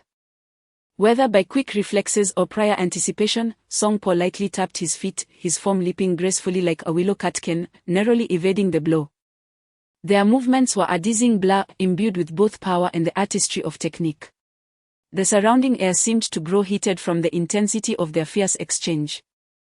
The two figures danced around the entrance of the royal mansion, their fists and palms weaving together into an impenetrable web. Shihi's offensive was akin to a torrential storm, every punch imbued with a sense of desperation, yet Songpo remained as unyielding as a boulder, skillfully diffusing each attack with remarkable grace. After dozens of exchanges, Shihi's breath grew increasingly labored, fine beads of sweat forming on his brow. His chest heaved violently, each punch seeming to exhaust every ounce of his strength. In stark contrast, Songpa remained composed, his luxurious garments undisturbed. A glimmer of resolve flickered in Shihi's eyes. He recognized that if the situation persisted, his defeat was inevitable. Only through daring maneuvers could there be a glimmer of hope for victory. With sudden determination, he lunged forward, his right fist slicing through the air with a fierce wind aimed directly at Songpa's face. This strike appeared formidable. Yet it was riddled with openings, his chest was wide open, and his lower body lost balance from leaning too far forward. A flash of insight crossed Songpa's eyes as his hands shot forward like lightning, delivering a powerful blow to Shihi's chest. With the resounding thud of the strike, Shihi felt as if his very organs were about to dislocate. The spray of blood erupted from his mouth, forming a vivid mist in the air. Nevertheless, Shihi gritted his teeth, enduring the impact of the two strikes, his feet anchored firmly to the ground, refusing to retreat even an inch. Then, like a serpent striking, Shihi's hands darted forth, swiftly and precisely seizing Songpa's wrist before he could retract his hands. Now is the moment, Shihi silently urged himself. He leaped, coiling his legs around Songpa's neck like a python, and with tremendous core strength, he twisted in midair. Ultimately, Songpa could not maintain his balance, and they crashed to the ground, a cloud of dust rising around them. With his legs firmly constricting Songpa's throat and his hands gripping the opponent's wrists like iron clamps, Shihi bore a bloodied smile, yet his gaze was resolute. This risky locking technique encapsulated all his strength and will. "Bravo!" Leonardo exclaimed, cheering for Yu-Ying, "Boss. You must teach me this maneuver. This isn't something I taught to Shigu. He learned it from Stephen Chow's absurd films. The deadly scissor kick." Yu-Ying shook his head in resignation. While theoretically feasible, such techniques demanded exceptional core strength and were fraught with vulnerabilities, making it highly likely for the practitioner to be mortally wounded by the opponent. Yu-Ying would never dream of teaching Shihi such a risky move. Yet, the reality was as such. Shihi had endured the two strikes to secure Songpa's hands. For an ordinary person, those strikes would have sent them flying. Shihi had sustained internal injuries and was intermittently spitting blood, yet his grip only tightened with more force. "Songpa, you should concede. If this continues, your neck will be broken," Shihi declared. Songpa struggled desperately, clenching his teeth in silence. Seeing this, Shihi felt a pang of anguish. He could not truly kill him, yet his stamina was dwindling. It appeared the only solution was to exert enough pressure to render him unconscious and then proceed with rescue to conclude this confrontation. Just as Shihi prepared to muster his final strength to subdue Songpa, a piercing pain surged through his very marrow, overwhelming him with despair. The agony rendered him incapable of exerting any further strength. Sensing Shihi's diminishing power, Songpa instantly broke free from his grasp. He intended to retaliate with a strike against Shihi, only to find him curled up, trembling. "Boss!" As the symptoms of Shihi's illness erupted once more, Yu-Ying rushed forward, positioning himself protectively in front of Songpa. The other members of the team hurriedly joined him, encircling Shihi in a protective embrace. "This young man, afflicted with such a grave ailment?" Songpa inquired of Yu-Ying. "Indeed, my leader suffers from bone cancer." Yu-Ying's hand rested firmly on the butt of his gun, ready to act should Songpa dare to take advantage of the situation. It was astonishing that despite his affliction, this youth had honed his external strength to such an extraordinary degree, a rare talent indeed. Songpa remarked appreciatively, taking a step closer. "What are you intending to do?" Yu-Ying drew his firearm, aiming it at Songpa. The guards of the royal estate promptly raised their weapons, targeting everyone present. Lower your weapons, Songpa commanded the guards before addressing Yu Ying. Surely you have heard of the miraculous efficacy of Siamese medicine. I possess a remedy that can alleviate his suffering. Why should I place my trust in you? Yu Ying replied coldly. After a brief silence, during which he contemplated, Songpa chuckled. It appears I must employ special means to earn your belief. With a swift motion, he extended his palm. And though he was still 5 steps away from Yu Ying, an invisible force propelled Yu Ying backwards. The members of Yu Ying's mercenary group, though bewildered by the sudden occurrence, instinctively drew their weapons, bracing for confrontation. Yu Ying, after a moment of shock, quickly rose from the ground and commanded his subordinates. Stand down. With an indescribable feeling swelling within him, he approached Songpa and clasped his hands in respect, saying, Elder Songpo, I believe you now. If you intended to harm us, you need not employ other means. He then added, Please step aside, I shall administer the medicine to Qianlong. Songpa approached Shihi, producing a pill and placing it into Shihi's mouth. After a brief span of about 10 seconds, Shihi's trembling body began to stabilize, and within a minute he stood up, free of symptoms. Thank you for your gracious gift of medicine, Shihi expressed with a bow. It was but a small effort, Songpa replied. I also respect your potential. It is rare to find someone capable of restraining me. Only a handful in Siam can achieve such a feat you just delda. Although I was in great pain just now, I witnessed the technique you employed against Yu Ying. Had we engaged in combat, I fear I would not have even approached you. May I inquire how that technique is executed? It is a matter of force, though each nation has its own terminology. In your homeland of Huaxia, the martial arts community excels in this regard. If I were to employ such force against one who is merely versed in external techniques like yourself, it would be an unfair contest. However, your external skills have already surpassed mine. That exchange just now can be deemed your victory. Force.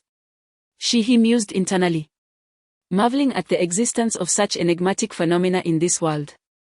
Yet, reflecting on the existence of even the bizarre powers of Ito ninjutsu, he found it somewhat understandable.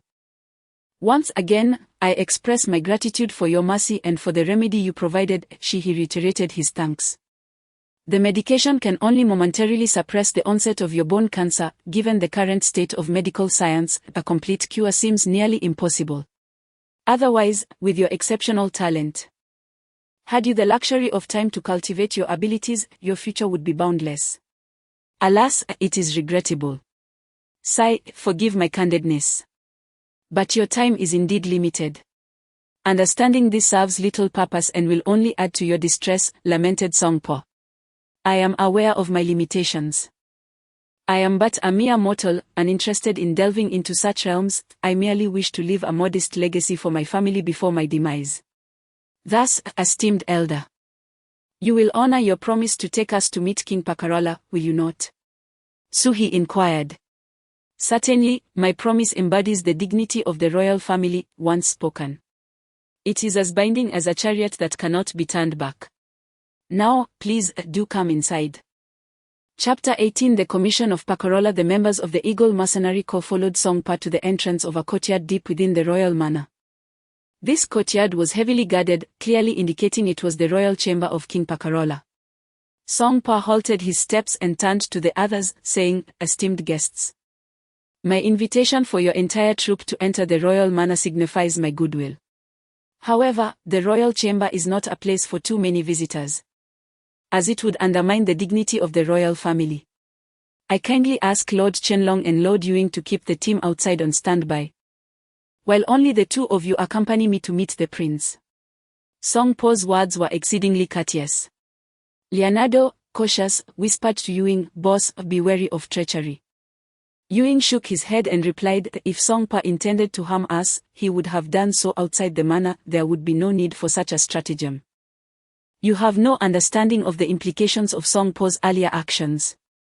There is no need for further discussion, you shall wait here. After issuing his command, Yu Ying proceeded with Shihi into the courtyard. Your Highness, Qianlong and Yu Ying seek an audience, Songpa announced as he entered ahead.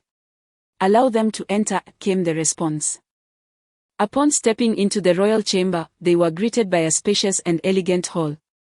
At the center of the hall, seated at a beautifully carved redwood table, was a man of approximately 50 years. Dressed in a sharply tailored white military uniform, his countenance was as profound as dark dates, and his thick mustache added an air of authority.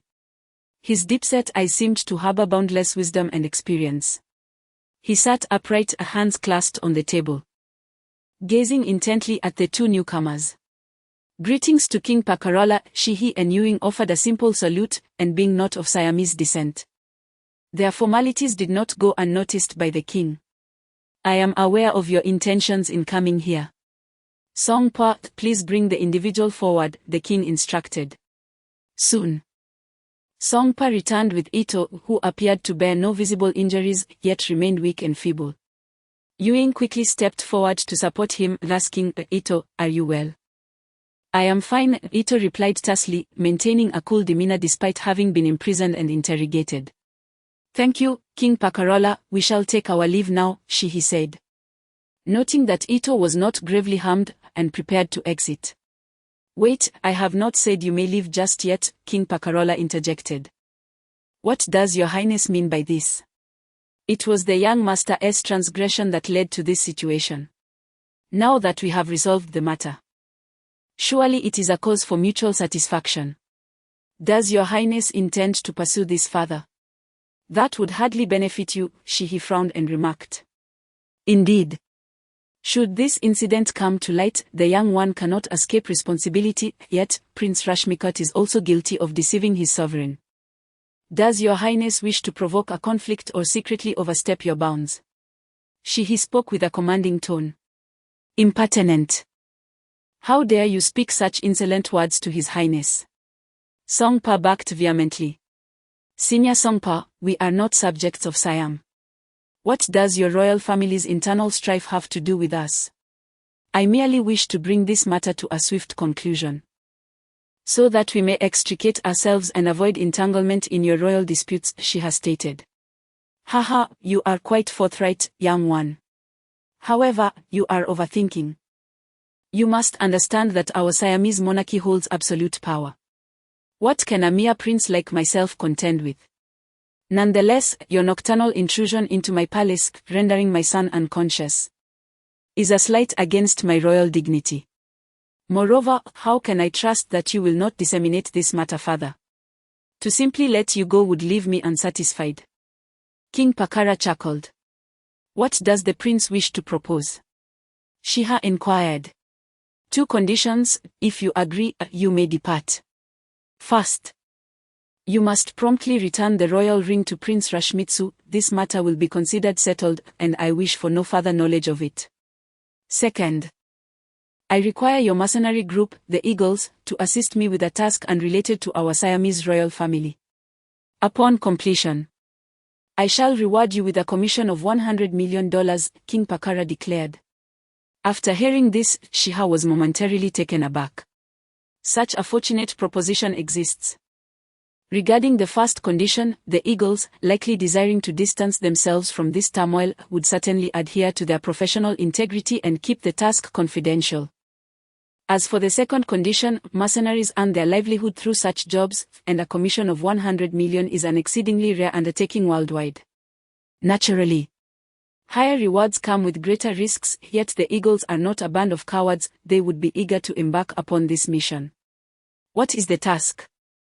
Shiha cautiously inquired, pondering the possibility that Pakara might request the assassination of a Chinese dignitary, which would be unacceptable. I cannot disclose that at this moment, but rest assured, I will not assign your team any task that would jeopardize your own nation. King Pakara seemed to sense Shiha's apprehension. Shiha glanced at the Eagles, seeking their opinion. The Eagles nodded in agreement. Very well, we accept. The Eagles are ready at any time. May we take our leave now? Certainly, King Pakara gestured with his hand. Shiha and the Eagles assisted Ito out of the chamber and rejoined the others to depart the royal palace. After their departure, King Pakara turned to Songpa and inquired, Songpa, how many waves of people have we sent over the years? Your Highness, over the past 20 years, we have dispatched no fewer than 100 individuals, none of whom have returned, came the reply. Sigh, may this time be successful, King Pakara lamented, turning to enter his chamber. The weather in the tropical kingdom was unpredictable. Moments before, the night sky was resplendent with stars, but now dark clouds gathered ominously. A bolt of lightning streaked across the sky, followed by a rumbling thunder. And in an instant, torrential rain began to pour from the heavens. The Eagles mercenary group set off on their journey back to Pattaya, and after several hours of travel, they returned to the repair shop. The repair shop boasts an expansive basement divided into several sections, including the armory of the Falcon Mercenary Corps, the operations room, as well as the medical and surgical rooms. Shiha and the Falcon sat outside the medical room, smoking, seemingly awaiting something. After a considerable duration, an individual emerged from within the medical room. Boss, Shigu. I have conducted a thorough examination on Ito. Remarkably, he was quite cooperative. The poison that afflicted him had previously been neutralized by Songpa at the Pakarola Palace. However, this particular venom, meticulously concocted by Songpa, necessitates several days for the toxins to be completely expelled from his body, even with the antidote administered. Consequently, he remains in a state of paralysis and weakness. I have also injected him with a serum to expedite the detoxification process. He should return to normal within a couple of days, the speaker, Lopez, the sole doctor of the Falcon Mercenary Corps, reported. Thank you for your hard work, especially after a long night. You should get some rest, the Falcon replied. Just as Lopez departed, Leonardo approached the duo. Boss, Shigu, Leonardo greeted them. Is Ito all right? He is fine. A couple of days of rest will do him good. It's best not to disturb him, let him recuperate, Shiha advised. Understood, Leonardo nodded, hesitating for a moment before addressing the Falcon. Boss, Oliver has been standing at the entrance for several hours. The rain is quite heavy. Should we not check on him? He is no longer a member of my Falcon Mercenary Corps. His fate is no concern of mine, the Falcon declared, turning to ascend the stairs to his room. Sighing, Shiha remarked to Leonardo, Leonardo, if we cannot entrust our backs to our comrades, this team shall never attain true strength. You must understand. Oliver has transgressed a grave taboo with the Falcon. No amount of persuasion will sway him. We may soon be tasked with fulfilling that mission for Pakarola. And you two have been injured, go rest. Leonardo nodded and departed the basement. Shiha approached the entrance, observing the towering figure of Oliver, standing silently in the rain like a statue. He took an umbrella and walked over. Oliver, Ito is fine now, your presence here serves no purpose. The Falcon chose not to end your life today, merely expelling you from the team out of respect for your years of camaraderie. You have likely amassed considerable savings over the years with the Falcon, why not live a peaceful life for the remainder of your days? Shiha held the umbrella high, shielding the nearly 2-meter-tall man from the rain. I would rather he kill me than leave the mercenary corps in this manner, Oliver said, his gaze cast downward, immobile. You have crossed the line in the Falcon's heart, standing here until death serves no purpose. Depart, and in your own way, strive to live meaningfully. Perhaps one day you may regain his recognition. Shiha placed the umbrella in Oliver's hands and turned to leave. The following morning, the skies had cleared. At the entrance, Oliver's figure had vanished. Perhaps he had gleaned some insight from Shihi's words, or maybe he had succumbed to despair and sought an end to his existence. 3 days later, Yu Ying finally received a summons from King Pakara, and the group once again journeyed to Konburi. Upon their return to the royal residence, Songpo led everyone directly to the study. It must be said, the Siamese royal family was indeed affluent. Even the study was astonishingly spacious, comfortably accommodating the dozen members of the Yu Ying Mercenary Corps without a hint of crowding. King Pakara gazed at the assembly before him and declared, this time, I require you to travel to Huaxia and retrieve something for me.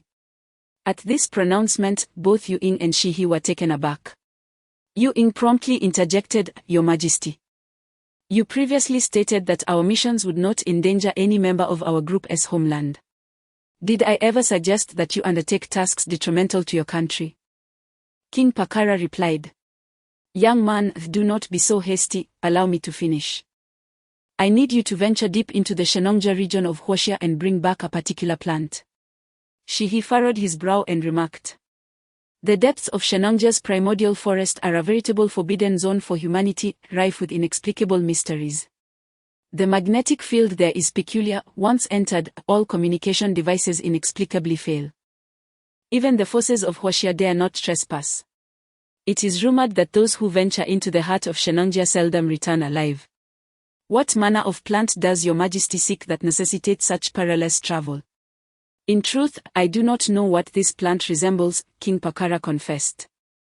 There exists a legend in the Siamese royal lineage. Deep within Shenongja lies an ancient tree of towering stature, its branches lush and verdant. At the center of this tree, there is a vine that blooms every 30 years and bears fruit every 50, completing an 80-year cycle. It is said that the fruit, when used as a medicinal catalyst, can cure myriad ailments, prolong life, and even revive the deceased.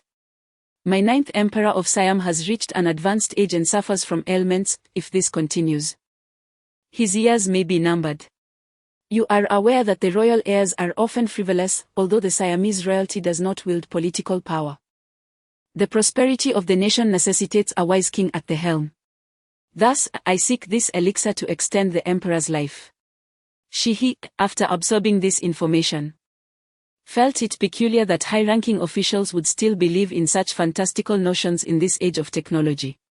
However, considering that Siam is a predominantly Buddhist nation steeped in mystique, he found some solace in this thought. Your Majesty, we are materialists. The elixir you speak of, while indeed astonishing to us, we shall honor our commitment. Yet, the existence of such a legendary entity, lacking coordinates or images, renders the task of locating this ancient tree in the Shenongja wilderness akin to finding a needle in a haystack, he articulated. I have drafted a map and a sketch of the ancient tree based on clues from my ancestral teachings. You may proceed with this, King Pakara stated candidly. I will not deceive you, Shenongja is indeed a place where few survive. Over the years, I have dispatched no fewer than 100 individuals, all of whom have failed to return.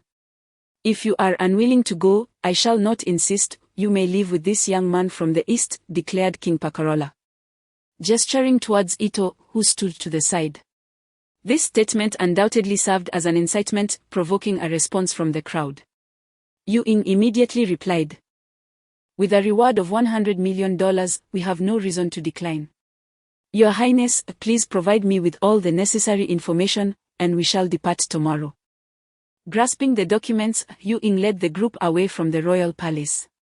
Chapter 19. Shenongja, located in the central eastern region of China, is the largest primeval forest in the country and the only well-preserved oasis in the inland areas. Towering, majestic fir trees, ancient and fragrant rock cypress, splendid and noble tree ferns, and the singularly robust iron fir flourish abundantly, casting their shadows over the land. Rare animals such as golden monkeys, white bears, suman antelopes, white storks, white cranes, and golden eagles roam the dense jungles, soaring through the treetops. Deep within the forest lies an air of enigma, shrouded in mystery. According to legend, this sacred place was where the Chinese ancestor, the Flame Emperor Shennong, gathered herbs to cure the ailments of the people. He is said to have constructed a wooden ladder to assist in climbing, built a wooden house to shelter from wind and rain, and ultimately erected a wooden altar from which he ascended to heaven on a crane. The remnants of Shenongja's cultural heritage are as numerous as the stars in the sky.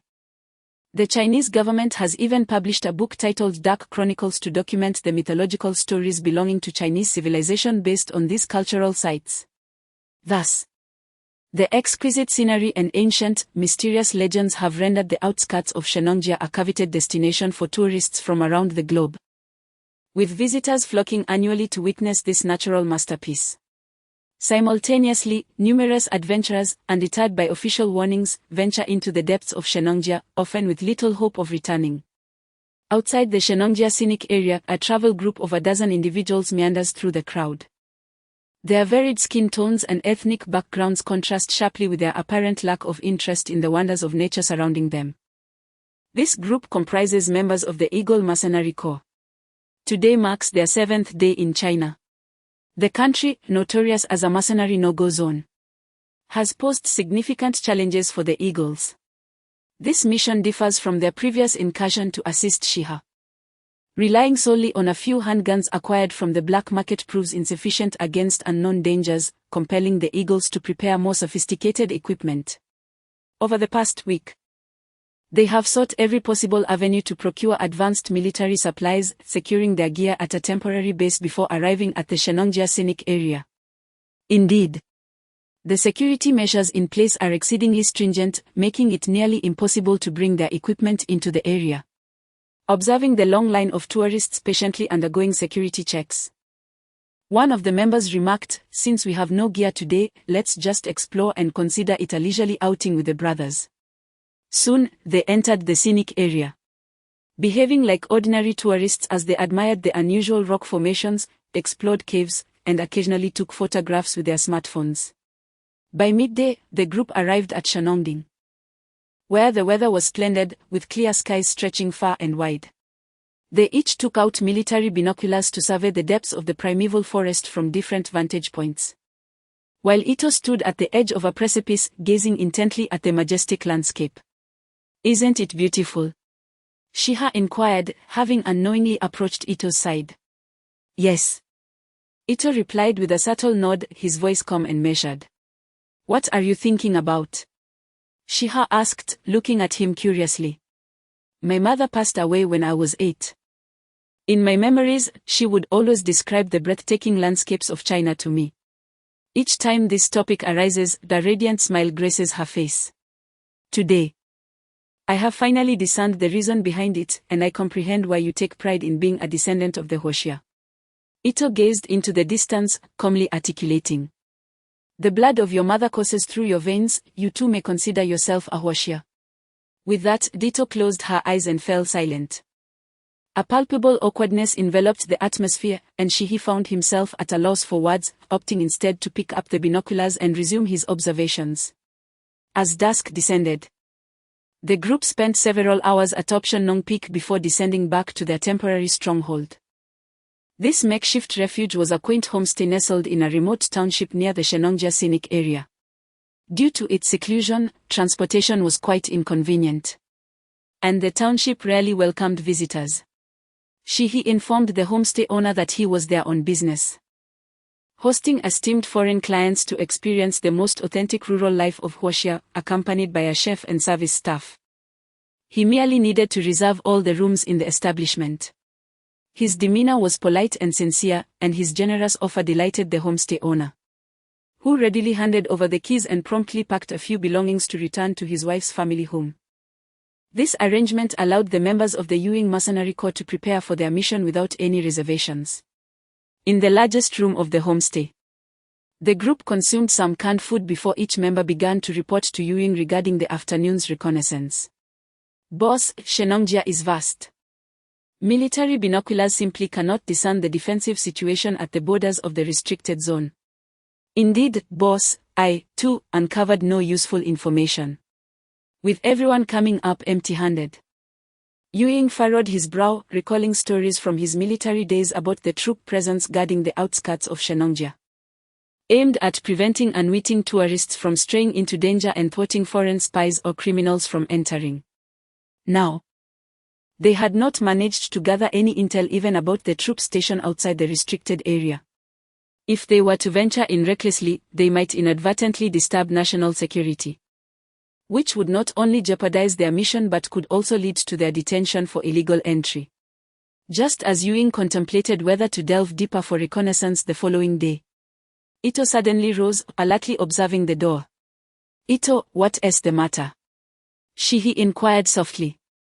"Do not speak, there are individuals outside," Ito cautioned, drawing her katana and cautiously approaching the entrance. This township was sparsely populated, with few visitors, yet someone had quietly approached the door without their knowledge. As the saying goes, unusual occurrences often herald trouble, and the group readied their weapons, assuming a defensive posture. Ito slowly opened the door, revealing 3 individuals standing outside. Noticing the combat-ready stance of those inside, the leader of the trio remarked, "Impressive, you managed to detect our presence outside. Your vigilance is commendable. Truly befitting the Yuing Mercenary Corps." "Who are you?" Yuing asked, stepping forward, aware that their identities were no longer a secret. The man did not respond directly. Instead smiling and saying, "Want you invite us in for a chat? This is hardly the way to treat guests." As Yuing and Shihi exchanged a knowing glance, the latter nodded, prompting Yuing to invite them in. The trio stepped into the brightly lit room. A stark contrast to the dimness outside, allowing the features of the man at the forefront to come into focus. He was clad in a well-tailored black Zhongshan suit. Standing tall at approximately 6 feet, appearing to be in his 40s or 50s. His square face was adorned with slanted brows that extended into his hairline, exuding an air of authority that commanded respect without anger.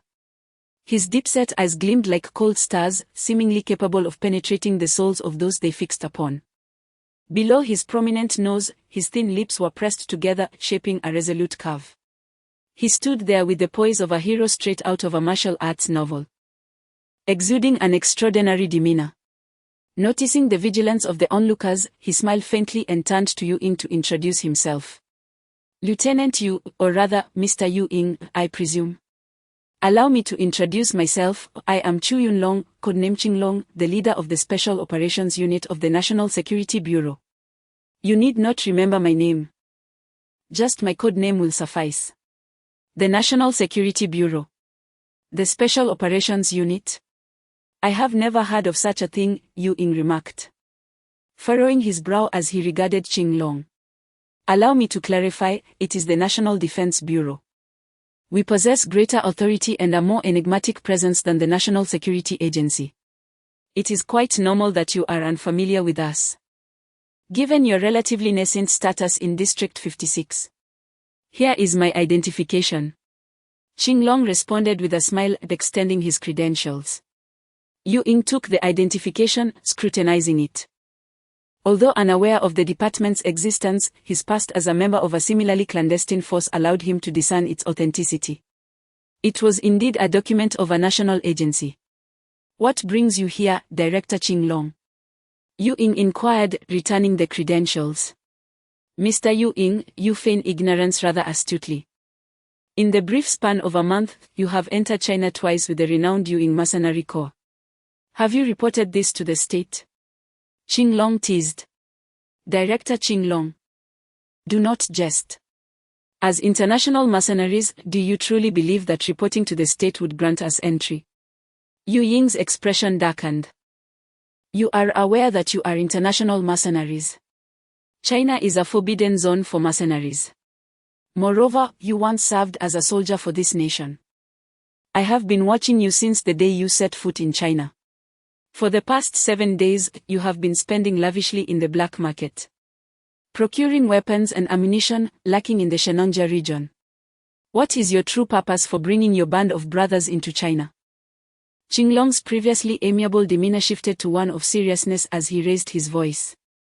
The members of the Yuing Mercenary Corps, sensing the sudden escalation of tension, instinctively raised their weapons, ready for action.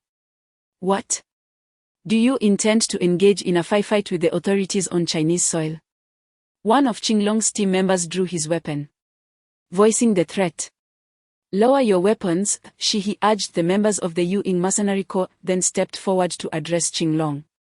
"Director Qinglong, the last time Yuing and his team entered China was to rescue me. This time, we are here for the same purpose, compelled to undertake our mission.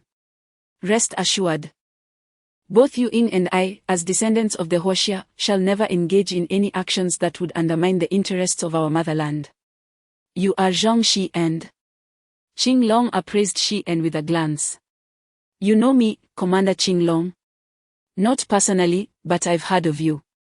You are indeed not one to be trifled with.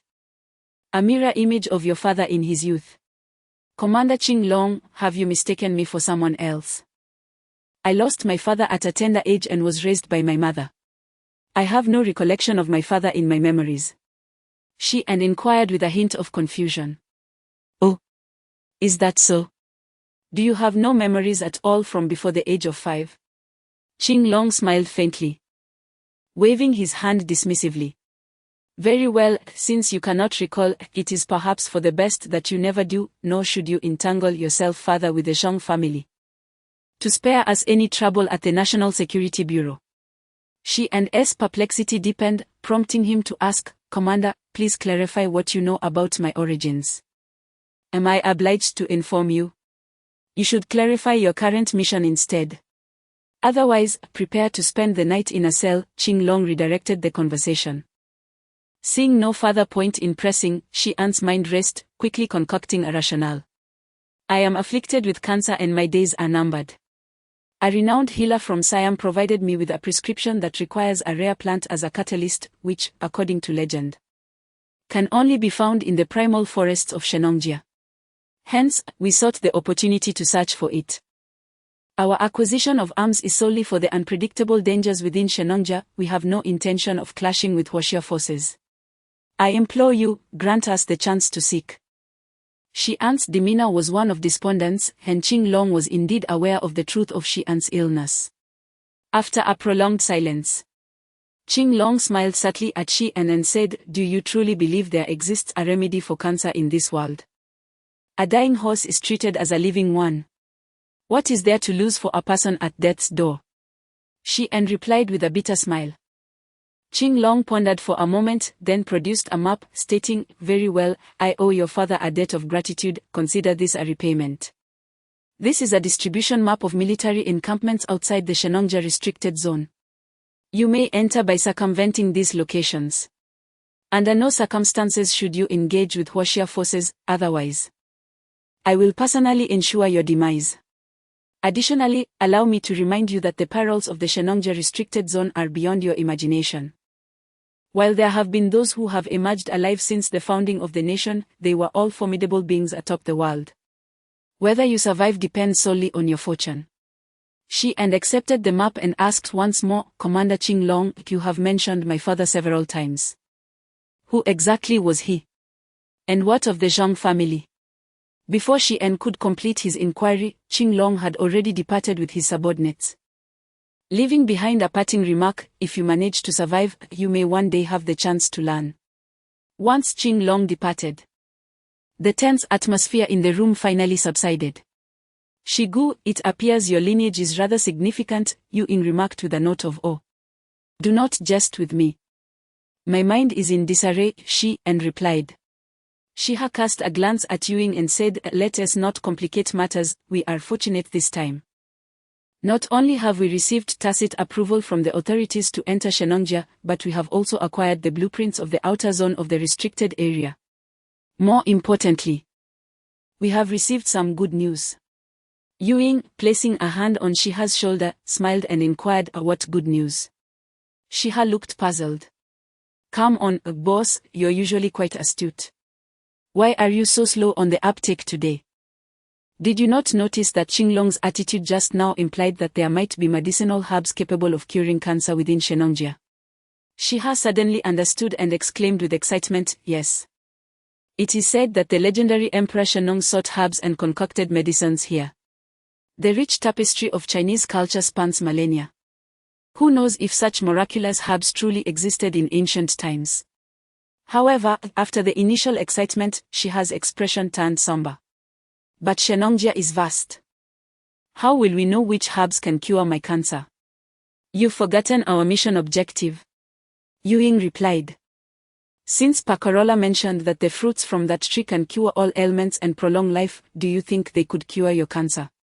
Ying blinked, emphasizing his point. But this is our mission. If we do not hand it over to Pacorola, how will the Ying Mercenary Corps establish its reputation internationally in the future? Moreover, should we breach this contract, not only would Ito be after us, but the rest of our lives might also be spent in peril, Shiha countered. Even though Pacorola said that the fruit blossoms once every 30 years and bears fruit once every 50 years, which makes it exceedingly rare. Consider this, it is likely that very few people have ventured into Shenongjia for centuries. Thus, that tree may have produced several fruits by now. When the time comes, one could heal you, one could fulfill our mission, and if there are any leftovers, we could sell them on the international black market. We would be in for a windfall. Ewing laughed heartily, seemingly carefree. Shiha recognized that Ewing was trying to bolster his spirits, and he smiled in return. All right. I see you are trying to instill hope in me. Just like Qinglong said, let us see what fate has in store for me. I hope there is still a chance for my life, Zhang Shiha. Ewing nodded and turned to address all the members, stating, attention, everyone. Immediately retire for the night and rest well. Tomorrow, we shall officially venture into the restricted area of Shenongjia to uncover its mysteries. Yes. Chapter 20, The Aura of Death. The darkest hour precedes dawn, enveloping the world in a shroud of profound darkness, as if the heavens have extinguished all light. Yet, amidst this obsidian night, a dozen figures dart through the thicket like phantoms. This group comprises the members of the Ewing Mercenary Corps. Fully equipped and adorned with night vision goggles, thus perceiving the surroundings with the clarity of daylight, effortlessly advancing through the inky blackness. With approximately half an hour until dawn, we must hasten our pace. We must circumvent the stationed troops and enter the restricted zone before the first rays of sunlight pierce the horizon. Ewing murmured softly into his communication headset while running.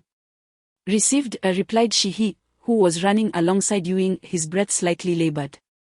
As time wore on, the pain from his bone cancer intensified, and his stamina gradually waned.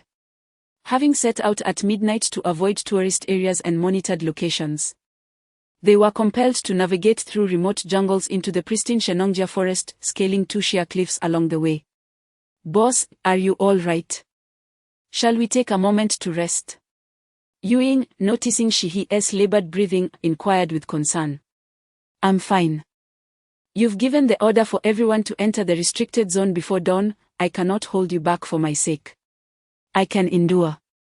We can find a place to rest once we are inside, Shihi replied, shaking his head resolutely. Ewing refrained from further comment. Understanding that Shihi was a person of strong will, unwilling to falter at such a critical juncture. About half an hour later, the eastern horizon began to reveal a faint glimmer of light. Fortunately, the group managed to enter the restricted zone without encountering the patrolling stationed troops. They pressed on for nearly 20 minutes, having traversed several kilometers into the boundary of the restricted area, until they arrived at a crystal-clear pool of water, where Ewing finally issued a command to rest. After hours of arduous trekking, covering dozens of kilometers, fatigue began to set in among the members. Shihi, particularly breathless, plunged his head into the water, seeking to wash away his exhaustion. Shigu, the water quality hasn't been tested, you must drink it. Leonardo quickly interjected. Shihi lifted his head, lying beside the pool, breathing deeply. I apologize. I acted impulsively, but my strength is nearly depleted. However, the water is so clear. It should be safe. Seeing that Shihi showed no signs of distress, Leonardo exhaled in relief. Ito, observing the scene, furrowed his brow and hesitated before addressing Ewing. Ewing-kuan. I know you hold Shihi-kuan in high regard, viewing him as a brother. But why would someone of his physical condition accompany you on this mission? At this remark, the members of the Ewing Mercenary Corps turned their piercing gazes toward Ito in unison. What do you mean? Liu Zheng, the Chinese mercenary of the Ewing Corps, demanded loudly. As one of the few individuals of Chinese descent within the mercenary group, Liu Zheng held great respect for his compatriot, Shihi. Coupled with his fiery temperament, he found it utterly intolerable to endure Ito's words. Literally speaking, Ito remarked coldly.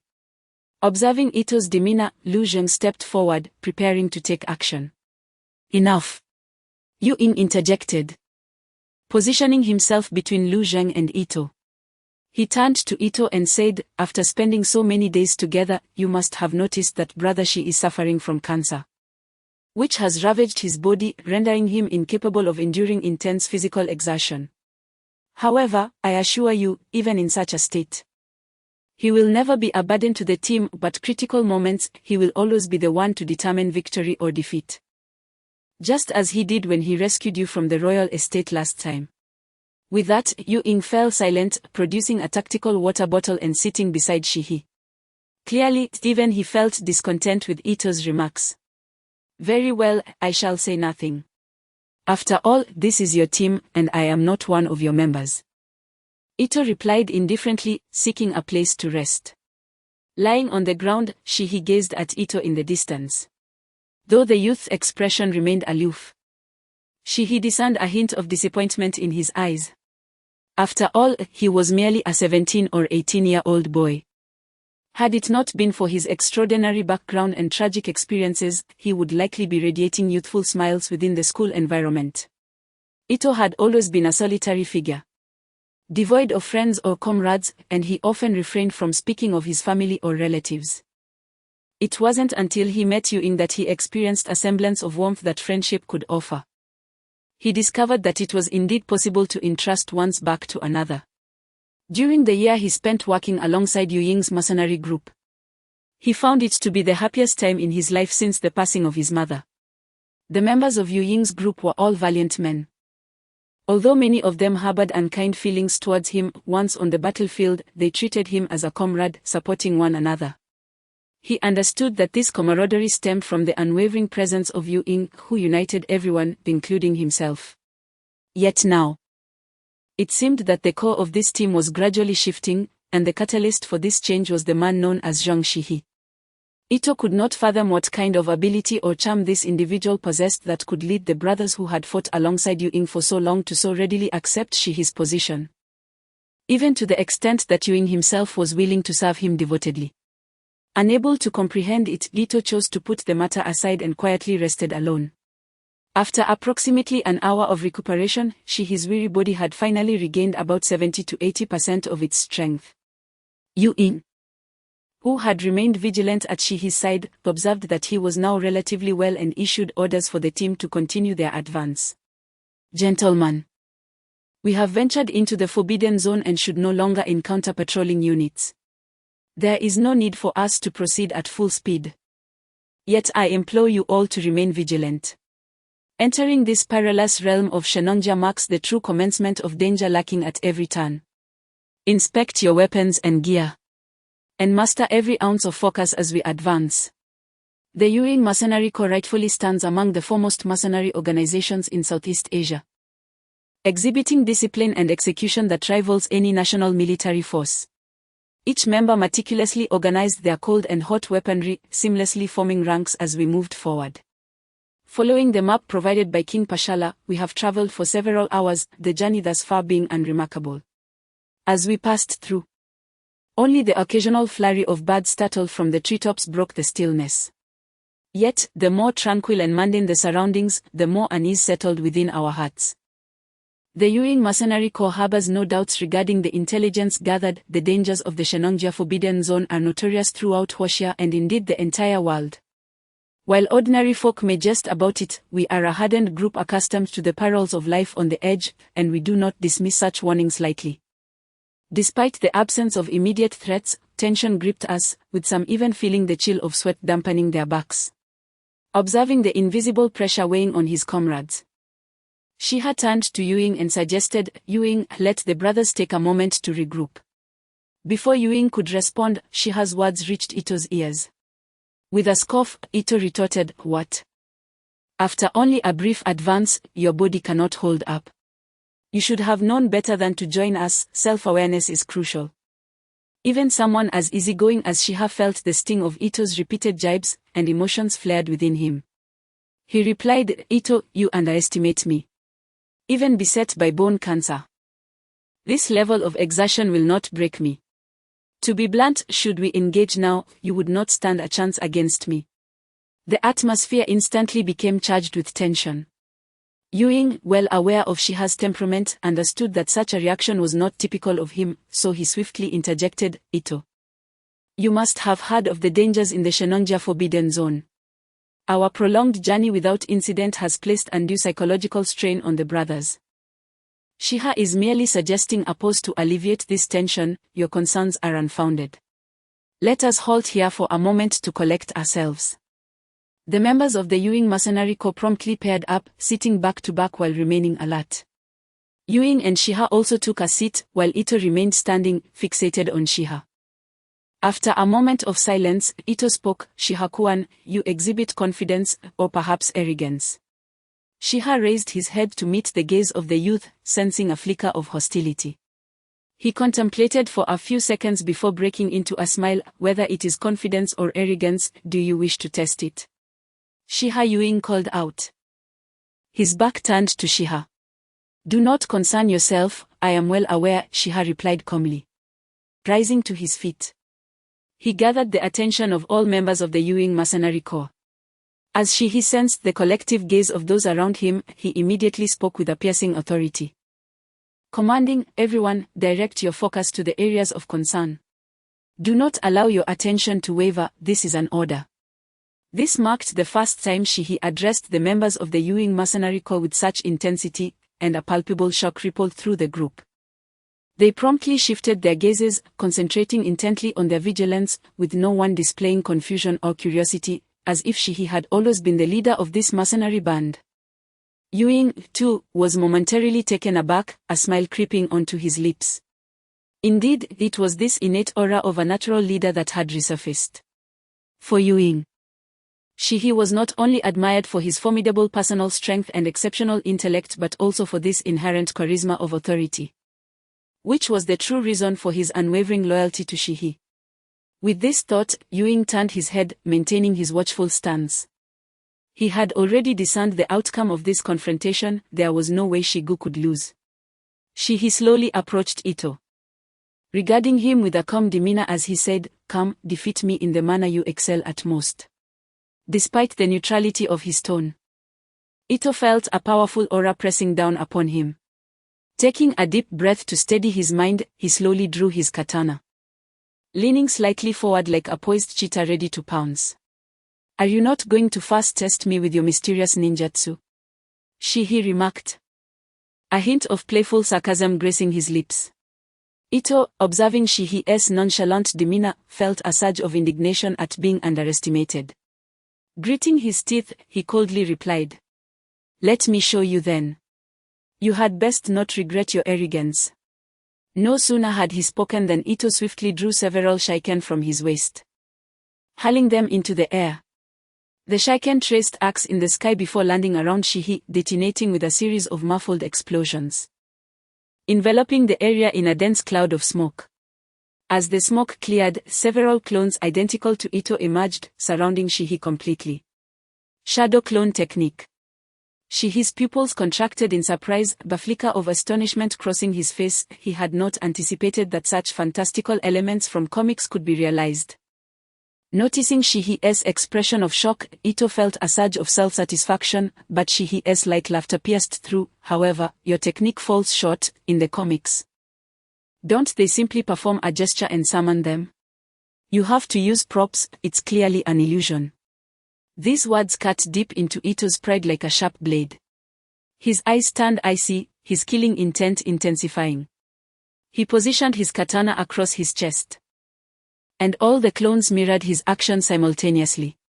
The multitude of Itos swirled around Shihi at breathtaking speed, their forms intertwining in a dizzying display. Soon, Shihi could no longer discern which was the true Ito. Just as Shihi's gaze strayed from the original, Ito launched his attack. All the shadow clones simultaneously raised their katana, their blades aimed directly at Shihi, their movements perfectly synchronized and flawless. The blade drew near, glinting coldly in the light. And in a moment of peril, a sharp sound echoed as Shihi, having drawn a dagger from his waist, expertly parried the katana thrust by Ito. Meanwhile, the movements of the shadow clones appeared to be frozen in time, rendering them motionless. Impossible. Ito's eyes widened in disbelief. Little brother, your deception has been unraveled, Shihi remarked with a smile.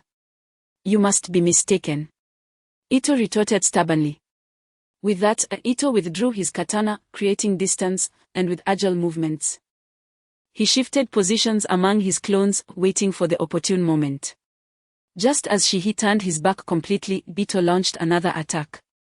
Yet, to his surprise, Shihi had already discerned Ito's true form, pivoting towards him, dagger in hand, producing yet another sound of iron clashing.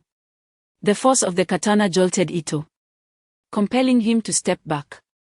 Seizing the moment, Shihi advanced, gripping Ito's wrist firmly while pressing the dagger against his throat.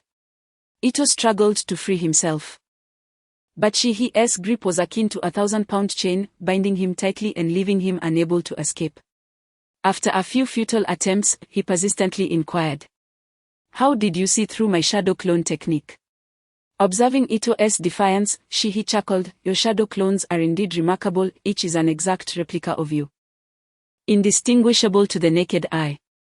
Initially, I was uncertain which was your true self, even doubting if your technique allowed for substantial attacks like in the comics. Thus, my first taunt was to belittle your ninjutsu as mere misdirection. When you became anxious, I was fairly certain your clones lacked any genuine offensive capability, otherwise you wouldn't have found yourself in such a predicament at the Pakarola Palace. Once I confirmed your clones bore no tangible harm, I needed only to focus on your true form. You still haven't told me how you discerned my true self," Ito pressed on. Shihi released him, giving his shoulder a pat. "Little Ito, let me impart a lesson today. All your misdirection, let us call it ninjutsu, serves to confuse your enemy for assassination. But what is paramount in assassination? Concealing one's killing intent. After I provoked you verbally, your intent intensified, yet your clones emitted none, as they are not genuine life forms. In future encounters, remember to suppress your killing intent regardless of how much you may despise your target." "Can you sense killing intent?" Ito asked, astonished. "Is that surprising?" Shihi replied, puzzled. "No, many soldiers, mercenaries, and assassins can sense it. It is a sixth sense honed through countless dangers and narrowly escaping death. However, as far as I know, you were merely a merchant before joining the Eagles," Ito remarked. "I cannot explain it, consider it a remarkable gift." Shihi chuckled softly, approaching Yu Ying and settling down beside him, thereby bringing an end to this fuss. Ito also found a place to sit, seemingly still reluctant to concede. Turning his back to Shihi, he remarked, "I have lost this round. But you must understand that I have not exerted my full strength. After all, you are the leader of Yu Ying, and we harbor no deep-seated animosity. My surrender does not equate to submission." With that, Ito remained vigilant, scanning the surrounding forest and fell silent.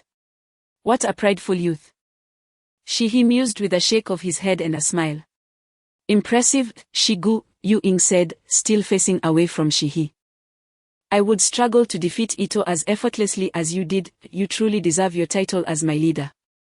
"Spare me the flattery," Shihi replied, playfully nudging Yu Ying in the back with his elbow.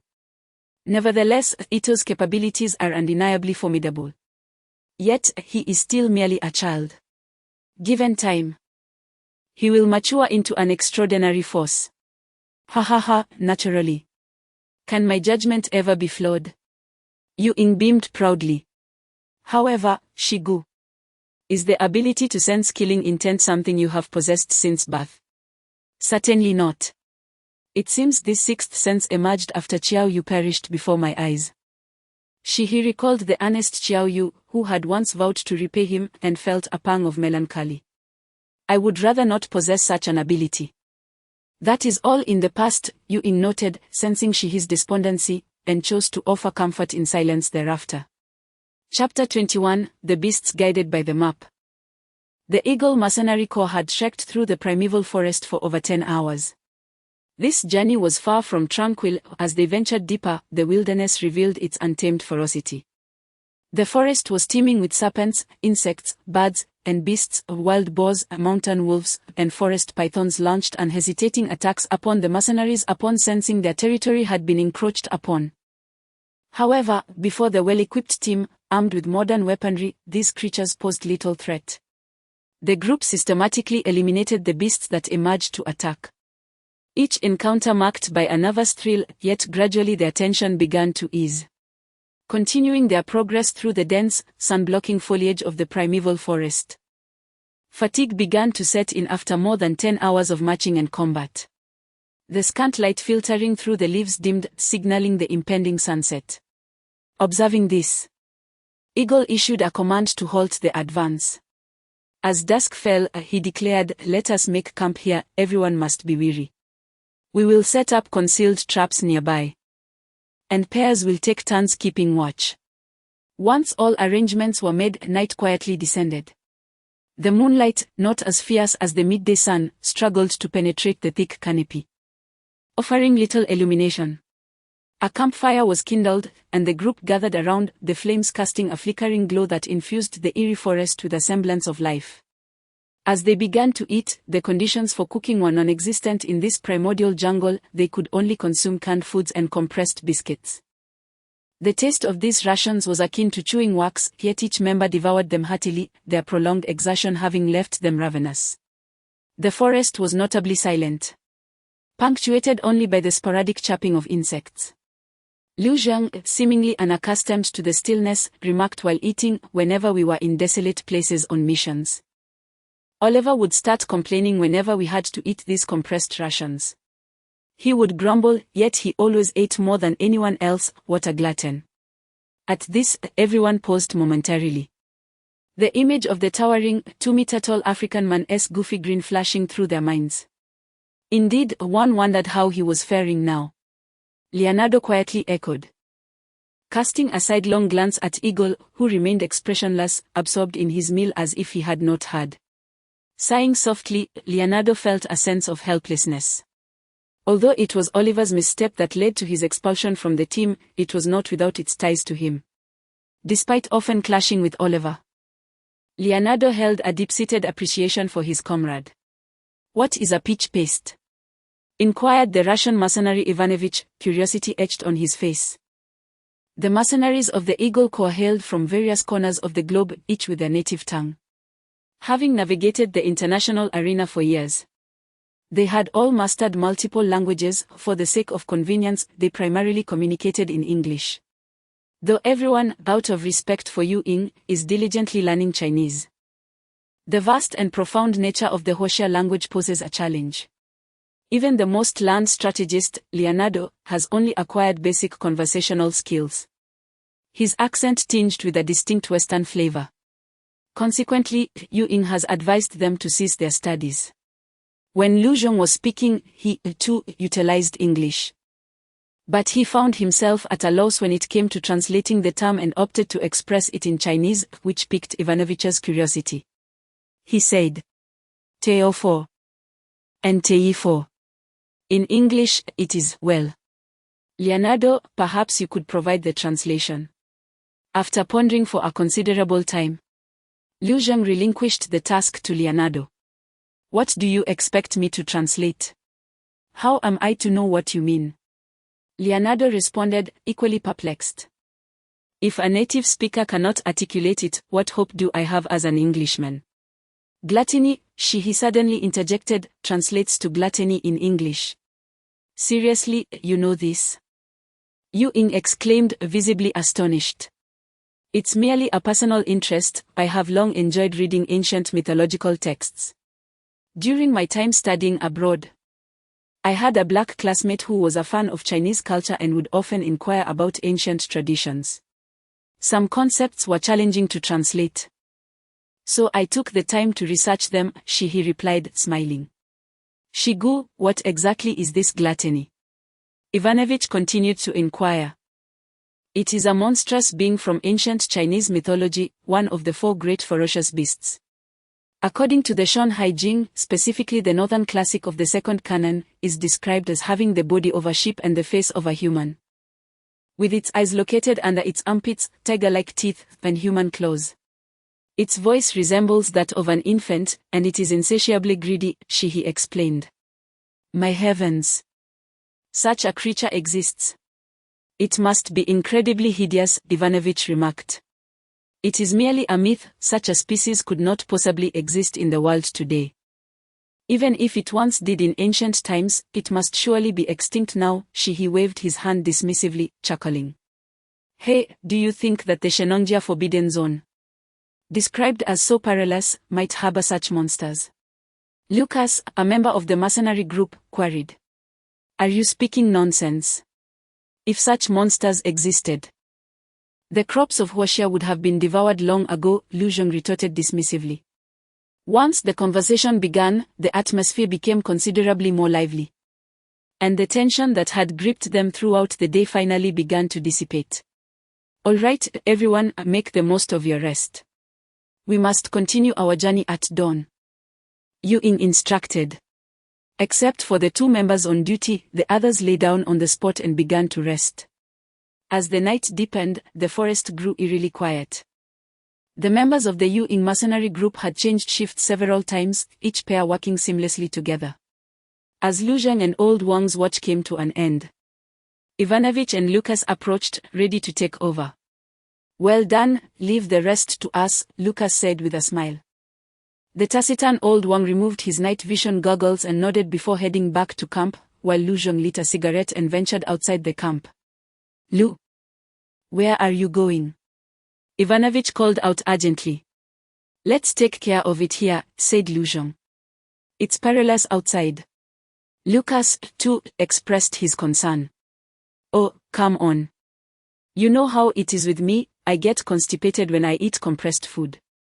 The stench from what I produce can be sensed from 10 meters away. Aren't you afraid of suffocating?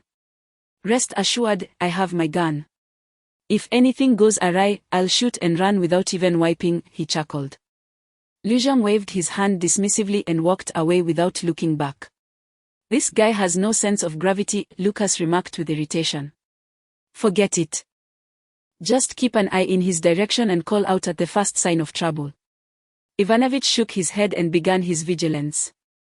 My old home is right in this settlement, I was born and raised here, Lu Zheng hummed a tune as he leisurely strolled to a large tree. He first looked up to examine the crown of the tree, then kicked the trunk twice with force, startling a flock of birds into flight. Through the thermal imaging of his night vision device, he confirmed that there were no hidden creatures in the tree, and thus he squatted down, leaning against the sturdy trunk.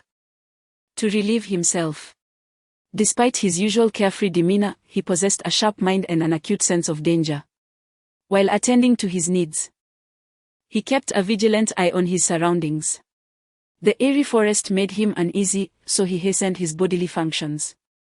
Just as he was fully focused, the night vision device suddenly displayed a massive heat signature. Lu Zheng's body tensed, and he instinctively held back what he was about to release. He sprang to his feet, scarcely taking the time to pull up his trousers, then raised his automatic rifle, scanning the area with heightened alertness. However, the heat signature vanished in an instant, as if it had never existed. Only scattered thermal signals remained, indicating the movements of insects and birds. The forest returned to its eerie silence, making it seem as though everything had been a mere figment of his imagination. Lu Zheng furrowed his brow, muttering to himself, damn it, was that just my imagination? Nevertheless, he dared not let his guard down. He quickly pulled up his trousers and retreated cautiously towards the camp, aware that any anomaly in this unknown forest could signify danger. A minute passed, and the night vision device still displayed tranquility, with no unusual heat signatures.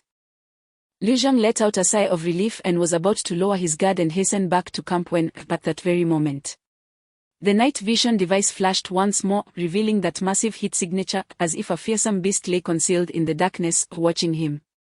Without a moment's hesitation, Lu Zheng squeezed the trigger. The muzzle of the automatic rifle erupted with flames, and a barrage of bullets pierced the night's stillness. Yet, the sounds echoing back from the forest indicated that the bullets had merely struck the trunk, while the heat signature vanished like a ghost once again. The forest fell silent, save for the reverberation of gunfire lingering in the air. Lu Zheng's heart raced as beads of sweat trickled down his forehead. He gripped his weapon tightly, his gaze sweeping the surroundings like a hawk attempting to catch any sign of unusual movement.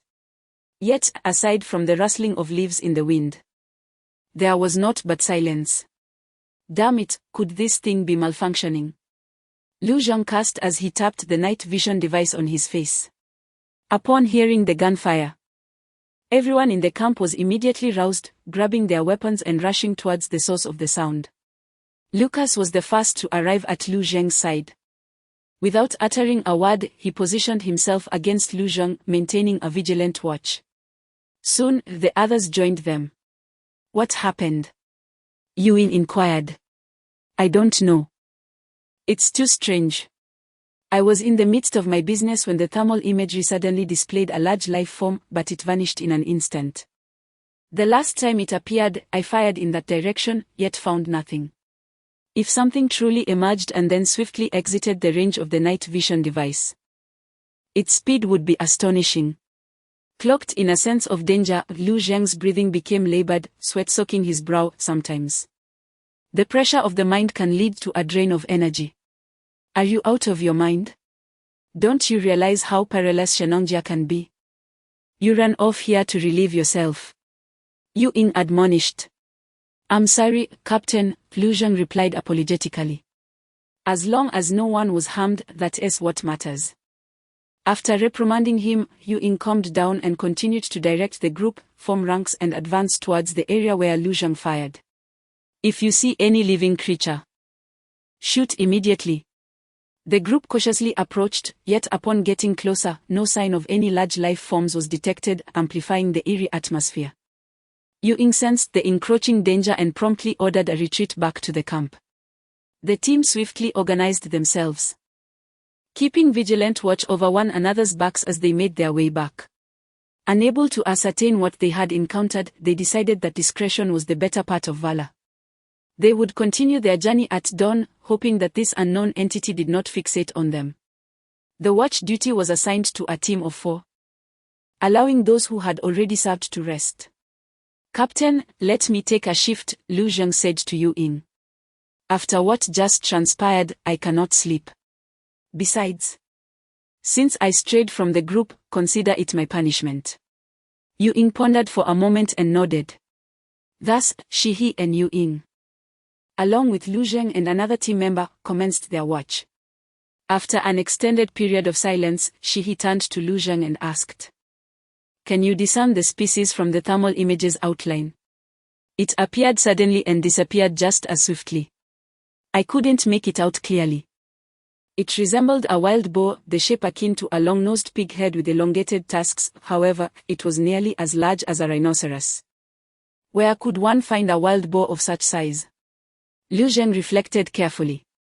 Upon hearing this, Shihi furrowed his brow, contemplating for a moment before addressing Yuin.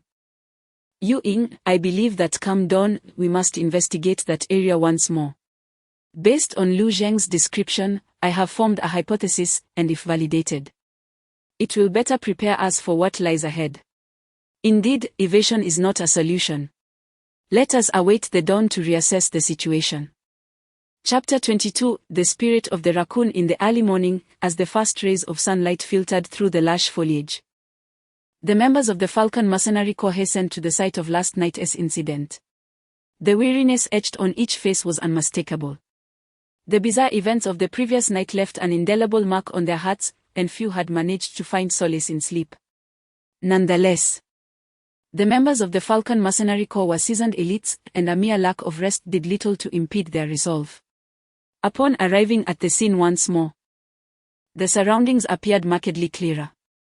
The dense forest, still abundant with life, allowed shafts of sunlight to pierce through the canopy, illuminating the area far better than the oppressive darkness of the night prior. The marks of gunfire on the trees were now distinctly visible. The team formed a tactical line and began searching the vicinity, yet no signs of large beasts were to be found. Shiha approached a tree riddled with bullet holes and crouched down to examine the soil beneath. Indeed, he murmured, seemingly uncovering something significant. The Falcon leaned in, inquiring, "Boss, have you found anything?" Rather than respond immediately, Shiha extended his hand and addressed the other team members, the entrenching tool. Promptly, a teammate handed him an entrenching tool, which he used to dig into the earth. To his surprise, the first scoop revealed soil that was unexpectedly loose, resembling fine sand, requiring little effort to excavate. Shiha pressed on, continuing to dig deeper. Noticing Shiha's unwavering determination, the Falcon, though puzzled, opted not to question further. Instead, he commanded several members to retrieve their entrenching tools and join the excavation. Together, they quickly unearthed a pit approximately 2 to 3 meters deep. At that moment, the texture of the soil shifted, becoming compact and significantly more challenging to excavate. Seeing this, Shiha ceased his efforts and climbed out of the pit, making his way to the tree where Lu Zheng had crouched the previous night and swung the entrenching tool once more.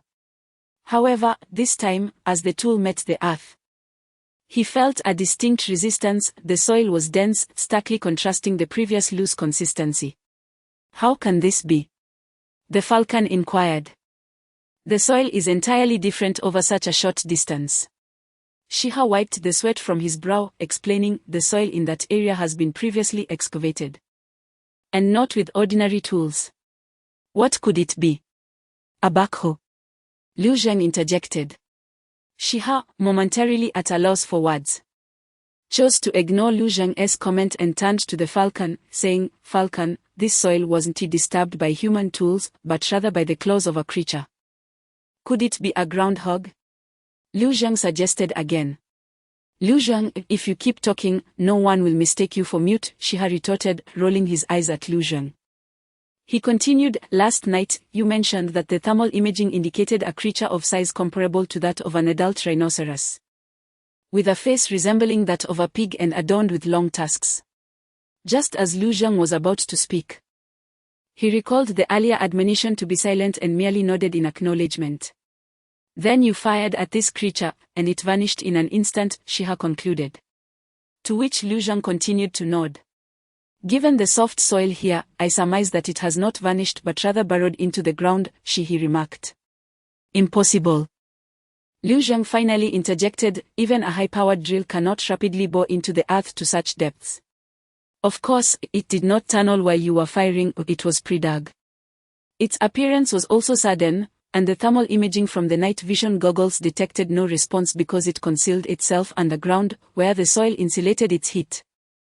As long as the soil remains loose, such a creature can traverse the underground with remarkable speed, akin to an eagle soaring through the sky or a fish swimming in water.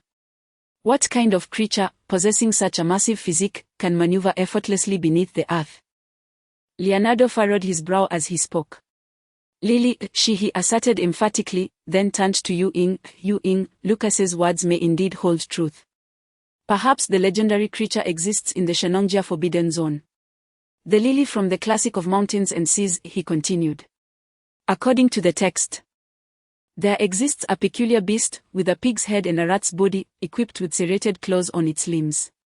Wherever it traverses, the ground is disturbed.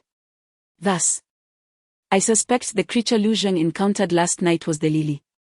The group was taken aback by this revelation. And Lucas was astonished that his offhand joke from the previous night had a high likelihood of being true. Shigu.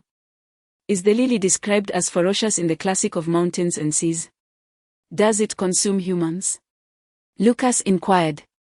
I do not know, he replied, shaking his head. The text does not elaborate much on the lily, it merely describes its characteristics. Well, the absence of record suggests that it may not be harmful. Perhaps it simply enjoys burrowing in the soil, a larger version of a gopher, Lu Zheng said nonchalantly. Let us hope so, he pondered for a moment. In truth, he harbored another conjecture regarding the lack of records about the lily's temperament in the classic of mountains and seas. Perhaps those who had genuinely encountered the lily in ancient times had perished. Concerned about causing undue stress among the group, he opted to keep this thought to himself. What shall we do now? Should we continue towards our destination? He asked Yu Ying. This creature appears and disappears without a trace. It is exceedingly difficult for us to locate it actively. And blind searching may lead us into other dangers. Let us proceed as planned. I hope it does not follow us any longer, Yu Ying contemplated. The group returned to their camp to organize their gear before resuming their journey. A day swiftly passed, and as night fell, the Yu Ying Mercenary Corps found a suitable spot, set up camp, laid traps, and ignited a bonfire, gathering together to partake in their meal. Having not rested well the previous night, everyone immediately sought rest after dinner. Pairs of two took turns on watch. I do not wish for any further incidents of leaving the camp unannounced, Yu-in commanded. Let us hope tonight remains uneventful. My eyelids have begun to grow heavy this afternoon, Liu Zheng remarked as he ate. You dare say that? If it weren't for you, nothing would have transpired last night. The usually taciturn old Wang began to admonish Liu Zheng. Surely, old Wang, even you are blaming me. Perhaps that creature has been watching us for some time. If I hadn't gone out last night and discovered its presence, we might have been enveloped in danger without even realizing it. Liu Zheng retorted with a feigned innocence. Humph. You certainly have a point, old Wang replied, casting a glance at him before devouring the last morsel of food and collapsing into slumber. Noting old Wang's disregard, Liu Zheng turned to Lucas, saying, Brother, do you not agree with my assessment? Be quiet, Lucas quickly replied, taking a few bites before settling down to rest. Observing the disdainful expressions on everyone's faces, Liu Zheng decided against further self-deprecation and slowly consumed his canned food. As the night deepened, the jungle remained eerily silent. Shihi, unable to find sleep, rose and took his firearm, standing guard at the edge of the camp. Shigu, it's not your turn yet. Called out a Latin mercenary named Alberto, who was currently on watch, offering Shihi a cigarette and lighting it for him. I can't sleep. I have this nagging feeling that creature is lurking somewhere, watching us, Shihi said, taking a drag and furrowing his brow. Rest assured, Shigu. Even if it was some monstrous relic, it is but flesh and blood, remnants of a bygone era. How could it withstand modern weaponry? If it dares to show itself, I'd gladly introduce it to the taste of a grenade, Alberto chuckled, patting the grenades at his waist. Better to be cautious. I'll patrol the other side of the camp, Shihi instructed, extinguishing his cigarette and beginning to patrol the perimeter. Shihi walked slowly, using the tactical flashlight mounted on his automatic rifle to scan the ground, searching for signs of disturbed earth. After a while of searching with no findings, a sudden gunshot rang out from Alberto's direction. Shihi immediately rushed towards the commotion, and upon arrival, nearly the entire team had gathered. What happened? Shihi inquired, stepping into the crowd. He saw Alberto shouldering his rifle, a cigarette dangling from his mouth, exclaiming with excitement, ha ha ha.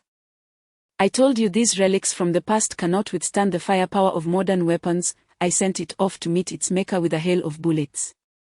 Turning his gaze forward, Shihi spotted a massive figure lying motionless in the underbrush not far away. Wait, boss.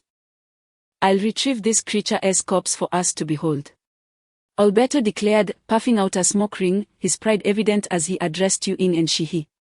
Before he could finish, he swaggered forward with two mercenaries in tow. Watching Alberto's retreating figure, Shihi felt a twinge of unease regarding the ominous silhouette lying in the dim forest. Suddenly, that massive form vanished from sight, and a sense of foreboding crept into Shihi's mind. Alberto, come back, he shouted, just as Shihi's voice rang out. Alberto and the two mercenaries ahead gasped and abruptly disappeared. Seeing this, the other team members surged forward. Stop. Everyone, stay put. She let out a thunderous shout, causing everyone to halt and turn their gaze toward him. Everyone, remain calm. Rushing in blindly may subject us to the same peril faced by Albert and his companions, she implored. Brother Shi, are we to stand idly by while they are attacked? Liu Zheng exclaimed, anxiety etched across his face. Stay composed. Listen to me, she said, gesturing towards the spot where a colossal creature had once lain, now devoid of any presence. You see, it was merely luring us in. If that creature truly is a tanuki, the surrounding soil has likely been extensively excavated, filled with traps. Should we tread upon them, we would plummet into the abyss, becoming mere lambs to the slaughter.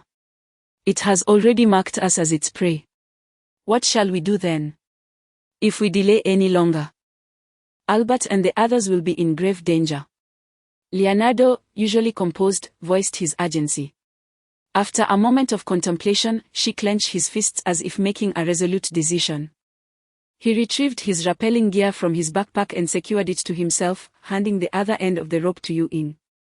I shall go. You all stay on standby. If my rope experiences a continuous force for more than 5 seconds, pull me back. No, that's too perilous. We cannot allow you to go alone. Yu-in immediately protested. There is no time. Saving lives is paramount. Trust me. With that, she dashed towards the location where Albert had vanished. Yu-in, fists clenched, donned the rappelling gear, tossing the other end to Leonardo with a fierce declaration, everyone, be ready. Disobey my orders, and I will not hesitate to take action. Yu-in caught up with Shi, and as they approached their destination, they discovered a large pit approximately 5 meters in diameter. The dim light made it impossible to discern its depth. Albert, if you can hear me, respond. Yu-in shouted into the abyss. Aside from the echo of his own voice, silence reigned within the chasm. Based on the speed of the echo, this pit should not be too deep, she observed.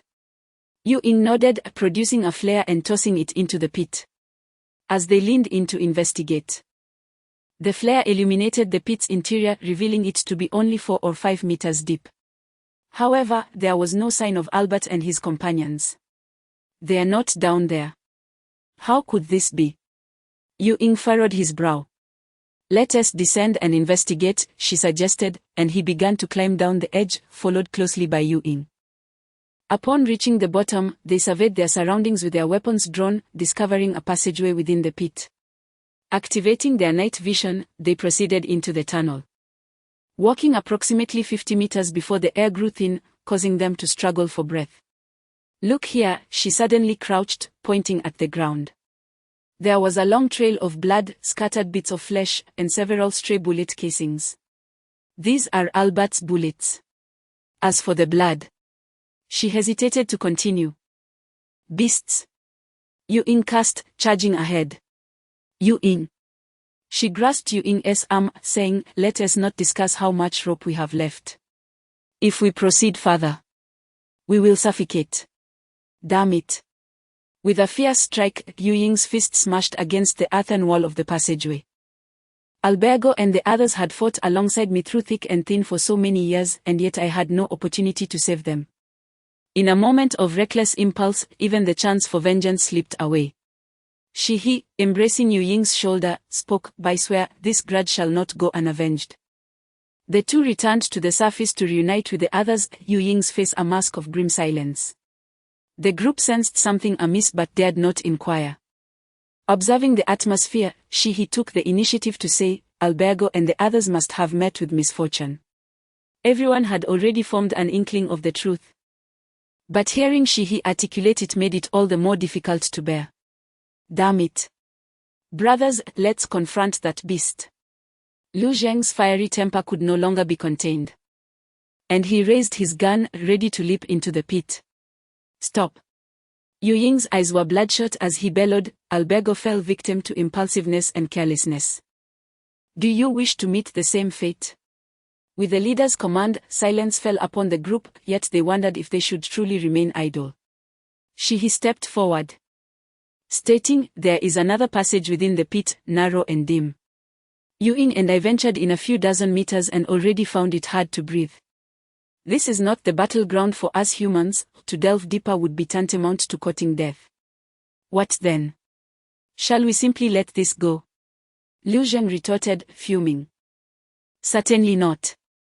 We must slay this beast and use its blood and flesh to honor Albergo and the others. We need to find a way to draw it out. He analyzed, looking at the group. As you surmise, even if it is an ancient beast, it is still flesh and blood.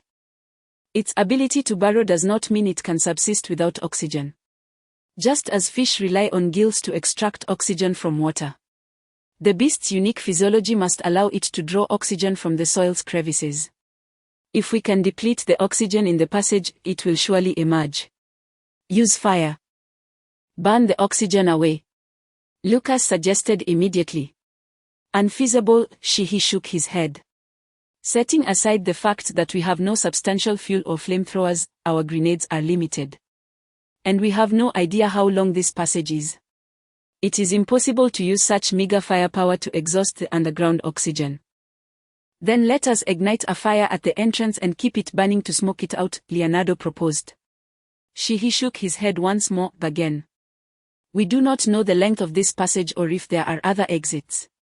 Even without alternative exits, the speed at which smoke spreads would give it ample time to dig a hole and escape far away before surfacing. The group fell into a state of despair, as if trapped in a deadlock. Just then, a flash of lightning flickered through the sky, followed by a booming thunder, causing a fierce wind to whip through the jungle, rustling the leaves. It was already June, and the rainy season was approaching. He looked up at the sky, at a smile breaking across his face. It seems even the heavens cannot bear to watch any longer. Friends, we need not devise a means to lure it out. The classic of mountains and seas notes that the appearance of the beast is almost always accompanied by heavy rain. The imminent arrival of a torrential downpour will render the soil saturated, thereby impeding its ability to absorb oxygen, prompting a natural uprising. Pairs will safeguard one another, dispersing within a 1-kilometer radius to maintain vigilance. Upon the emergence of a target, immediate gunfire will be met with our swift response, converging to encircle the threat. A sense of resolve swept through the group as they seized upon this strategy, promptly executing their roles with an unspoken understanding, concealing themselves in anticipation. Chapter 23, The Power of the Beasts. A torrential downpour descended, with dense raindrops resembling countless silver needles piercing through the layers of leaves in the primordial forest. Even the lush foliage of this ancient woodland could not halt the relentless onslaught of rain, and the soil quickly became saturated, with the earth disturbed by the raccoon-like creatures erupting into mud splattered by the size of pea-sized raindrops. Members of the Eagle Mercenary Corps, paired in twos, concealed themselves in the hidden corners of the jungle, remaining utterly still despite the drenching rain. Within each heart burned a fierce flame of vengeance, pledging to avenge their 3 fallen comrades. Rainwater cascaded down their cheeks, yet it could not extinguish the resolve and hatred gleaming in their eyes. Liu Zhang and Old Wang lay prone on the sturdy branches of 2 great trees, forming a strategic angle that complemented one another. Their gazes were as sharp as that of hawks fixated on a patch of loose soil below. Suddenly, the ground beneath them stirred. An unmistakable movement that differed from the rhythm of raindrops striking the earth. It was evident that something beneath the surface was on the move. Both Liu Zhang and Old Wang immediately sensed the occurrence, and Old Wang signaled to Liu Zhang, indicating readiness to fire. "You bastard! I will surely pierce your skull," Liu Zhang declared fiercely, his finger poised tightly on the trigger of his sniper rifle. At last, a portion of the soil erupted violently, suggesting something was emerging. With a resounding gunshot, Liu Zhang pulled the trigger, and the sniper rifle unleashed a fiery tongue, the large caliber bullet hurtling forth to strike the object that had surfaced from the ground. "Damn it!" Liu Zhang roared, his eyes bloodshot and on the verge of bursting. As if overwhelmed by an immense stimulus, his emotions spiraling out of control. Old Wang focused intently, his body trembling involuntarily. It turned out that what had emerged from the soil was not the creature they had anticipated, but rather a human head. It was the severed head of Albego. At that moment, Albego was unrecognizable. A large caliber bullet had left a gaping wound in his skull, blood and flesh grotesquely mingled, a sight too horrific to behold. Were it not for years of camaraderie in battle, they would have failed to identify this head as belonging to Albego. The rain washed over Albego's face, mingling with the blood, as if even the heavens mourned this tragic scene. "Beast!" "Oh!" Liu Zhang fired several more shots into the surrounding ground, but no further movement could be detected. With the sound of gunfire echoing, everyone hurried to the scene, and both Old Wang and Liu Zhang descended from the trees. Kneeling on the ground, Liu Zhang clutched the earth fiercely, the torrential rain rendering it impossible to distinguish between rainwater and tears on his face. The Eagle members gazed at the shattered head in silence, yet their tightly clenched fists crackled with tension. He, accompanied by several teammates, cautiously approached and began to excavate Albego's remains. Upon digging, they discovered that Albego's body was shockingly only the upper third of his torso. The soil intermingled with a considerable amount of mangled flesh. She and Lu Zheng approached each other, with she offering a reassuring pat on Lu Zheng's shoulder. Do not blame yourself, Albego has long since perished. His body has been nearly devoured, and it was merely the cunning of that lured you into firing. I understand. But even in death, as a comrade, I cannot bring myself to harm his remains. Lu Zheng knelt upon the ground, trembling uncontrollably. Ultimately succumbing to a violent spasm in his stomach, leading to his retching. Mercenaries like them, seasoned by countless battles, had grown desensitized to bloodshed and the pain of separation. Yet, to have personally destroyed a comrade's body was an unprecedented burden. Overwhelmed by the weight of his mental anguish, Lu Zheng collapsed, unconscious. Lift Lu Zheng onto the tree trunk and secure him with ropes. Old Wang, stay by his side to ensure his safety, commanded Yu Ying. Old Wang nodded. Hoisting Lu Zheng and ascending the stoutest tree nearby. This appears to possess considerable intelligence, which truly is a troublesome creature, remarked Leonardo, gazing at the mangled remains of Albego. Brother Shi, we lack sufficient knowledge about this beast, we are far too reactive. What shall we do now? For the first time, Yu Ying felt utterly powerless. Having navigated the battlefield for years, he had never encountered such a sensation, feeling lost and adrift. In this moment, it seemed that hope could only be entrusted to the person he admired most. The rain intensified, pooling on the ground. She observed the accumulating water and addressed the group. The ground is already saturated, it cannot conceal itself for long. The collective fury of the group reached a boiling point as they chambered their rounds, each aiming at every patch of earth within sight. At last, the mud erupted, revealing a creature the size of a rhinoceros, with a pig's face and a rodent's body. Its limbs adorned with serrated claws, it was there. A relentless barrage of gunfire ensued as the members of the Yu Ying Mercenary Corps unleashed their firepower from all directions. Truly, there was an ancient beast chronicled in the classic of mountains and seas, even emerging from the soil, its speed remained astonishing. It galloped through the jungle like a wild stallion, deftly maneuvering around the dense hail of bullets with the aid of sturdy tree trunks. Despite the formidable and concentrated firepower of the mercenaries, the S agility rendered it remarkably elusive. Although occasionally struck by bullets, it suffered no grievous wounds. The projectiles embedded themselves in its thick hide, failing to even produce a spray of blood. Clearly, such assaults posed no substantial threat to its robust physique. Noticing that the human's weapons did not constitute a lethal danger, they began to retaliate. Its powerful form darted through the jungle with the swiftness of lightning, swiftly closing in on the mercenaries. Scatter! Climb the trees! She bellowed, prompting everyone to ascend the nearest large tree. Once stabilized, they resumed firing at the bullets rained down like a torrential downpour. Though they could not inflict fatal harm, they still elicited waves of pain from the creature. The creature known as Tilly let out an earth-shattering roar, its voice resonating like a tiger's growl through the forest, causing leaves to fall in a trembling cascade. With sudden force, its massive body surged forward like an uncontrollable war chariot, barreling directly into a tree where one of the team members stood. A thunderous crash echoed as the tree shook violently, its trunk groaning under the immense strain, while leaves scattered to the ground. It is worth noting that the trees in the primitive forests of Shenongjia are almost as sturdy as the support columns of a bridge, capable of withstanding the impact of a speeding vehicle without budging. Yet, with this collision, the entire tree swayed precariously, its terrifying power instilling a deep fear. Is this the strength of the mythical beasts of the mountains and seas? Shiha couldn't help but exclaim in awe. Witnessing this scene, everyone felt their hearts leap into their throats. If their flesh and blood were struck by Tilly, they would likely meet an instant demise. However, Tilly seemed unwilling to relent. It abruptly retreated several dozen meters, gathering momentum before charging at the tree once more. Another deafening roar erupted as a deep fissure appeared in the trunk of the great tree.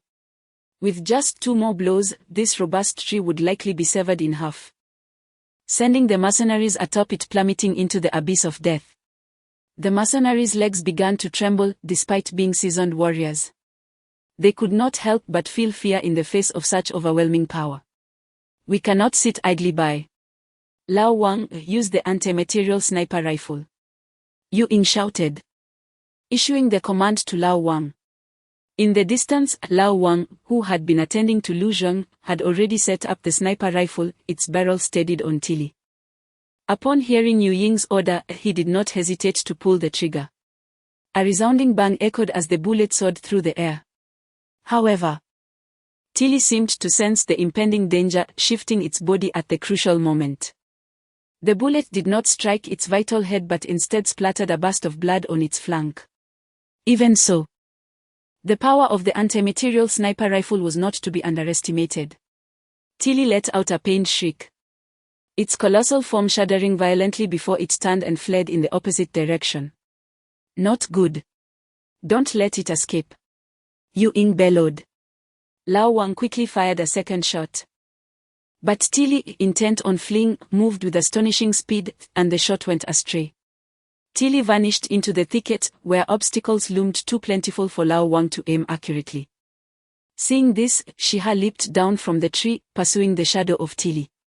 Shiha, it's dangerous. Don't go. Yu Ying shouted, regaining his composure as he watched Shiha's figure. We cannot let it flee. Shiha responded loudly.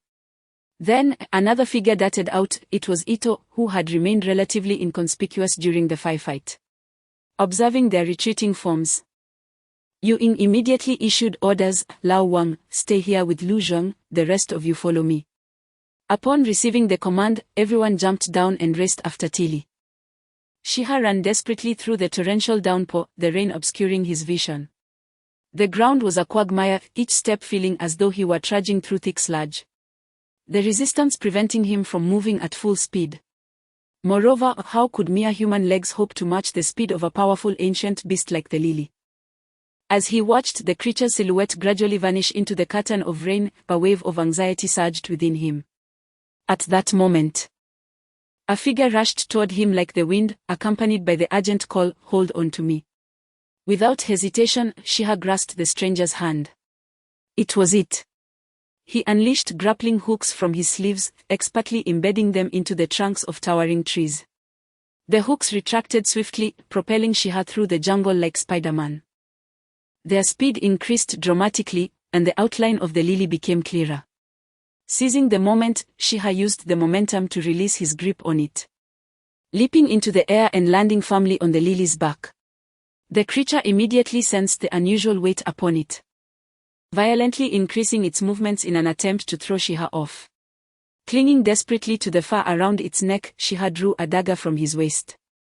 His gaze sharpening as he plunged the blade into the lily's eye socket.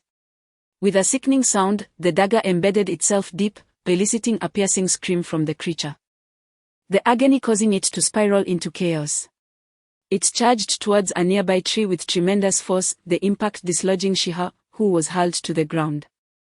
Blood spilling from his mouth. At that moment, the lily's face was a grotesque sight, blood streaming from its wounds with the dagger still protruding from its eye. Shaking its head, it fixed its remaining eye on the human before it, burning with rage, and charged at Shiha. Still reeling from the collision, Shiha found himself unable to evade. As the lethal fangs drew nearer, a shadow of death loomed over him, flooding his heart with despair. In a critical moment, it appeared once more like a divine warrior. Using the momentum of the grappling hooks, he swung in midair, catching Shiha and swiftly evading the lily's deadly strike. Landing on another tree, it supported Shiha on the branch, watching as the lily searched the ground for Shiha's whereabouts. This creature is far too powerful. We cannot kill it with cold weapons. Your previous approach was foolish, he remarked disdainfully. Shiha, panting heavily, replied, I had no expectation of killing it with that strike. I merely sought to draw its ire and halt its escape. And then? Awaiting the fire support from the others. Its tone dripped with skepticism. Shiha shook his head. Even firearms cannot slay it. The moment it senses a sniper's threat, it will flee. We require greater firepower, enough to engulf it in an instant. So what? What do you intend to do? It inquired, turning his gaze to Shiha. Can I trust you? Shiha asked in return. It nodded. Its hatred has been stirred. As long as I am present before it, it will pursue me until it achieves my destruction. Thus, I intend to lure it into the minefield outside the camp, where we have meticulously set numerous traps and a few landmines. Once triggered, with such formidable firepower, it is certain to meet its demise. Shiha gradually calmed himself and spoke. However, with my speed, I cannot run far before it catches up, so I must engage in a game of kite with it. When it begins to close in on me, I need you to use the grappling hook to create distance, but not too far. I cannot let it abandon the chase. It pondered for a moment and replied, yet if the minefield detonates, the chain reaction could be extensive, and you would be in peril as well. There is no time for such concerns. This is not solely for avenging Albego and the others. If we do not eliminate it today, we shall spend each subsequent day in its shadow. Indeed, we may be picked off one by one, becoming its prey. Shiha cast another glance at it and declared, "My life is in your hands." With that, Shiha leaped down, landing not far from the beast. He aimed his pistol at the creature and shouted, "Beast, how does it feel to be a one-eyed dragon? Not satisfied? Come chase me." The creature seemed to comprehend, roaring as it charged towards Shiha, who turned and fled. In no time, the distance between them diminished, and just as the creature's fangs were about to pierce him, it arrived as promised, swiftly creating the distance needed. After landing, Shiha turned to fire again before continuing his escape. This cycle repeated several times until they finally reached the minefield outside the camp. Heaven help me. I hope I have not misremembered the trap locations, Shiha silently prayed, then without hesitation, dashed into the minefield to ensnare the creature in the explosive web. He intentionally led it around the edge traps, racing towards the center of the minefield. This is the spot. Shiha leaped suddenly, vaulting over a line of connected traps. Turning back to fire another shot at the creature, roaring, "Beast, come devour me." The bullet struck its foreleg, though it caused minimal damage. It ignited a fury within the beast. The creature unleashed a deafening roar, accelerating towards Shiha once more. Just as it crossed the connection lines, boom, boom, boom. A series of explosions erupted, flames soaring skyward as smoke and debris engulfed the creature. The shockwave swept through the surroundings, the air igniting as a searing heat enveloped them. Shiha closed his eyes, feeling the scorching air around him, the thunderous sounds of explosions echoing in his ears. "Beast, let us perish together. Farewell, my brothers." In that fleeting moment of life and death, a figure darted by like the wind. It, utilizing the force of the grappling hook, swung swiftly to Shiha's side, grasping his arm in an attempt to pull him away from the blast radius. However, the speed of their escape was still too slow compared to the impending shockwave. Flames and heat rapidly closing in on them. Water-style, water barrier.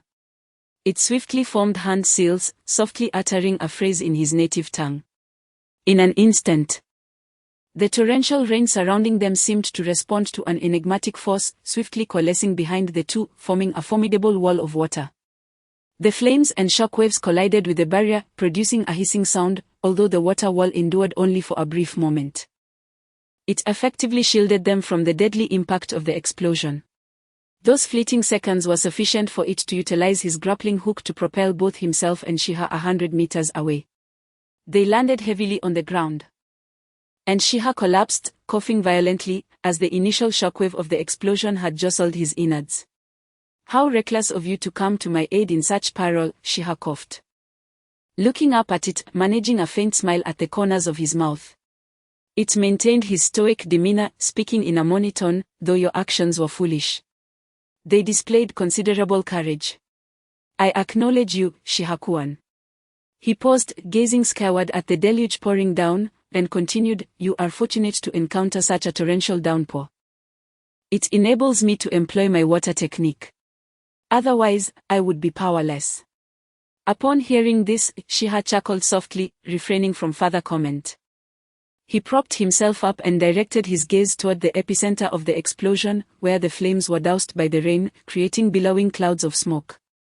Yu Ying and the other comrades, alerted by the sound of the explosion, hastened to their side. "Boss. Are you all right?" Yu Ying inquired. Noticing she has muddy state and the streaks of blood on his face, concern etched on his features. "I'm fine, thanks to it, he saved my life." Shiha replied with a smile. "That's a relief." Yu Ying exhaled, then pressed on, "What about that beast?" Shiha gestured toward the direction of the explosion, where the flames and smoke continued to rage. Amidst the hazy glow, a massive silhouette could be discerned, thrashing about like a headless fly in the inferno. It emitted a series of anguished roars, desperately colliding with nearby trees in a futile attempt to escape the flames, each impact only deepening its despair. The fire clung to its form like a malignant growth, consuming its vitality. The cries echoed its profound hopelessness, then after a time the smoke obscured the creature's presence. In this moment, the collective animosity of the onlookers found a semblance of release. Chapter 24, The Last Gleam. The early summer rain arrived swiftly and departed just as quickly, dwindling to a gentle drizzle that softly kissed the earth. In the past, after a deluge, the primordial forest would emerge rejuvenated, its trees adorned with glistening droplets, and the air would be rich with the earthy fragrance of soil and verdant grass. Birds and beasts would cautiously venture from their nests, reveling in the refreshing vitality bestowed by nature. Yet now, in a certain part of this ancient woodland, desolation reigned supreme. Charred remnants of once mighty trees and the ashen corpses of animals rendered the landscape akin to a hellish nightmare. Within a kilometer radius, no signs of life could be found. The source of this devastation lay in the bitter conflict between the Eagle Mercenary Corps and the beast known as Lily. This feud had not only claimed the lives of 3 comrades from the mercenary group but had also transformed a once thriving forest into a graveyard of silence. Ultimately, the flames were extinguished by the torrential rain, and the acrid smoke gradually dissipated. Old Wang had reunited with Lu Zhang, who had regained consciousness, and the rest of the group as they approached the site of the explosion. With the aid of his memory, he guided them to the epicenter of the blast, where Lily lay, barely clinging to life. Its body was as black as coal, 2 of its limbs severed, and its distinctive long fangs hung precariously, threatening to fall at any moment. He paused about 10 meters from Lily, furrowing his brow as he murmured, "Such tenacity for life, yet it still breathes." A sense of weariness enveloped him, suspecting this might be yet another trap set by the cunning creature. After all, Lily was notoriously sly, and no one could ascertain whether it still possessed the strength for a final stand. However, upon seeing Lily, Lu Zhang could no longer contain his fury. He unsheathed his Nepalese knife, his eyes ablaze, and charged toward the beast. "You wretched creature, I shall dismantle you piece by piece." His voice was laced with vengeance and madness. He attempted to intervene, but was halted by Yu Ying, who urged him to relent. "Let him be. Old Wang will position the sniper rifle to cover him. Only by confronting this beast himself can Lu Zhang emerge from the shadows of Albergo, otherwise he may carry the scars of war for a lifetime." Though unease lingered in his heart, he could only nod in resignation at Lu Zhang's near-manic state. Fortunately, no unforeseen calamity occurred. Lily's vitality had indeed waned to the brink of extinction. Lu Zhang approached the ailing creature, plunging his knife into Lily's abdomen with ferocity, only for the tip to barely breach its tough hide, failing to penetrate fully. The beast's innate resilience remained formidable, even in its weakened state. "What a stubborn creature you are!" Lu Zhang spat in frustration. Observing Lily's precarious fangs, he sneered, "Those teeth may be sharp, but I wonder if they can pierce your own thick skin." With that, he seized Lily's fangs, exerting all his strength to snap them, before viciously driving the blade into the creature's belly. The spear and shield of this extraordinary beast ultimately revealed that the spear triumphed. Lu Zhang nearly embedded the fang entirely before yanking it out with force, causing blood to spurt forth. In pain, Lily emitted a pitiful whimper, resembling a beaten puppy. Losing all its previous ferocity, it shifted its body, nudging Lu Zhang's foot with its grotesque face, as if pleading for mercy. "You wretched creature! How dare you beg for mercy? Did you consider such a fate when you slaughtered my 3 comrades? Did you ponder your own dismemberment while feasting upon their remains? Begone. You beast. Meet your demise. Liu Zhang spat upon Lily's face before driving the fang forcefully into its skull. The creature convulsed a few times before succumbing to silence. The air was thick with the stench of blood and char, and an eerie stillness enveloped the surroundings. Liu Zhang raised his voice skyward, "Brothers. We have avenged you. May you journey well." The battle with Lily had finally concluded, and the burdens weighing upon the hearts of the group were at last lifted.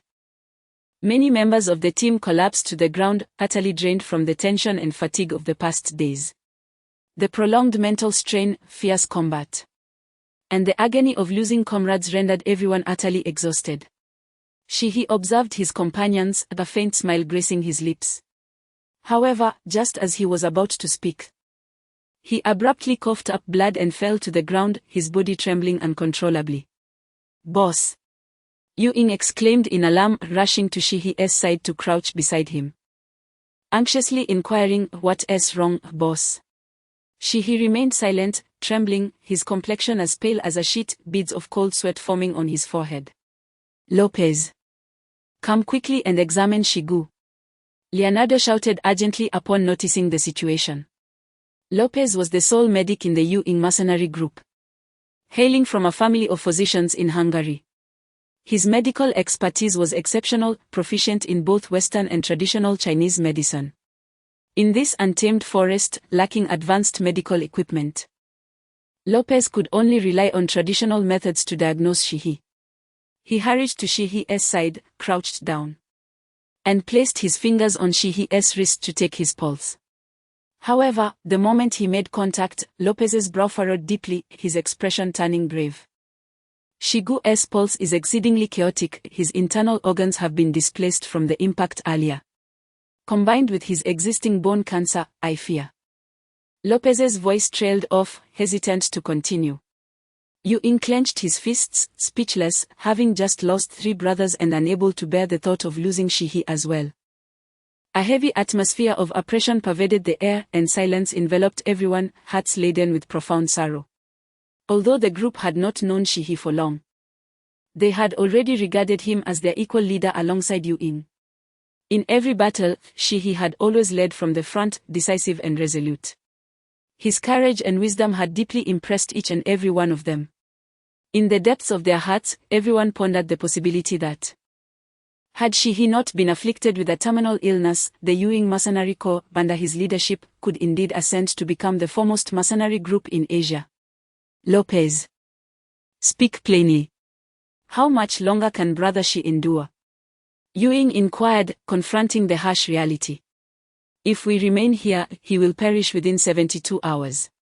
However, if we live and seek modern medical treatment, he could sustain life for approximately another month," Lopez replied. "Retreat. We must depart from Shenongjia and head to the finest hospital in Hubei," Yu Ying commanded decisively. Just as everyone was preparing to execute the evacuation order, Shihi, with trembling hands, grasped Yu Ying tightly.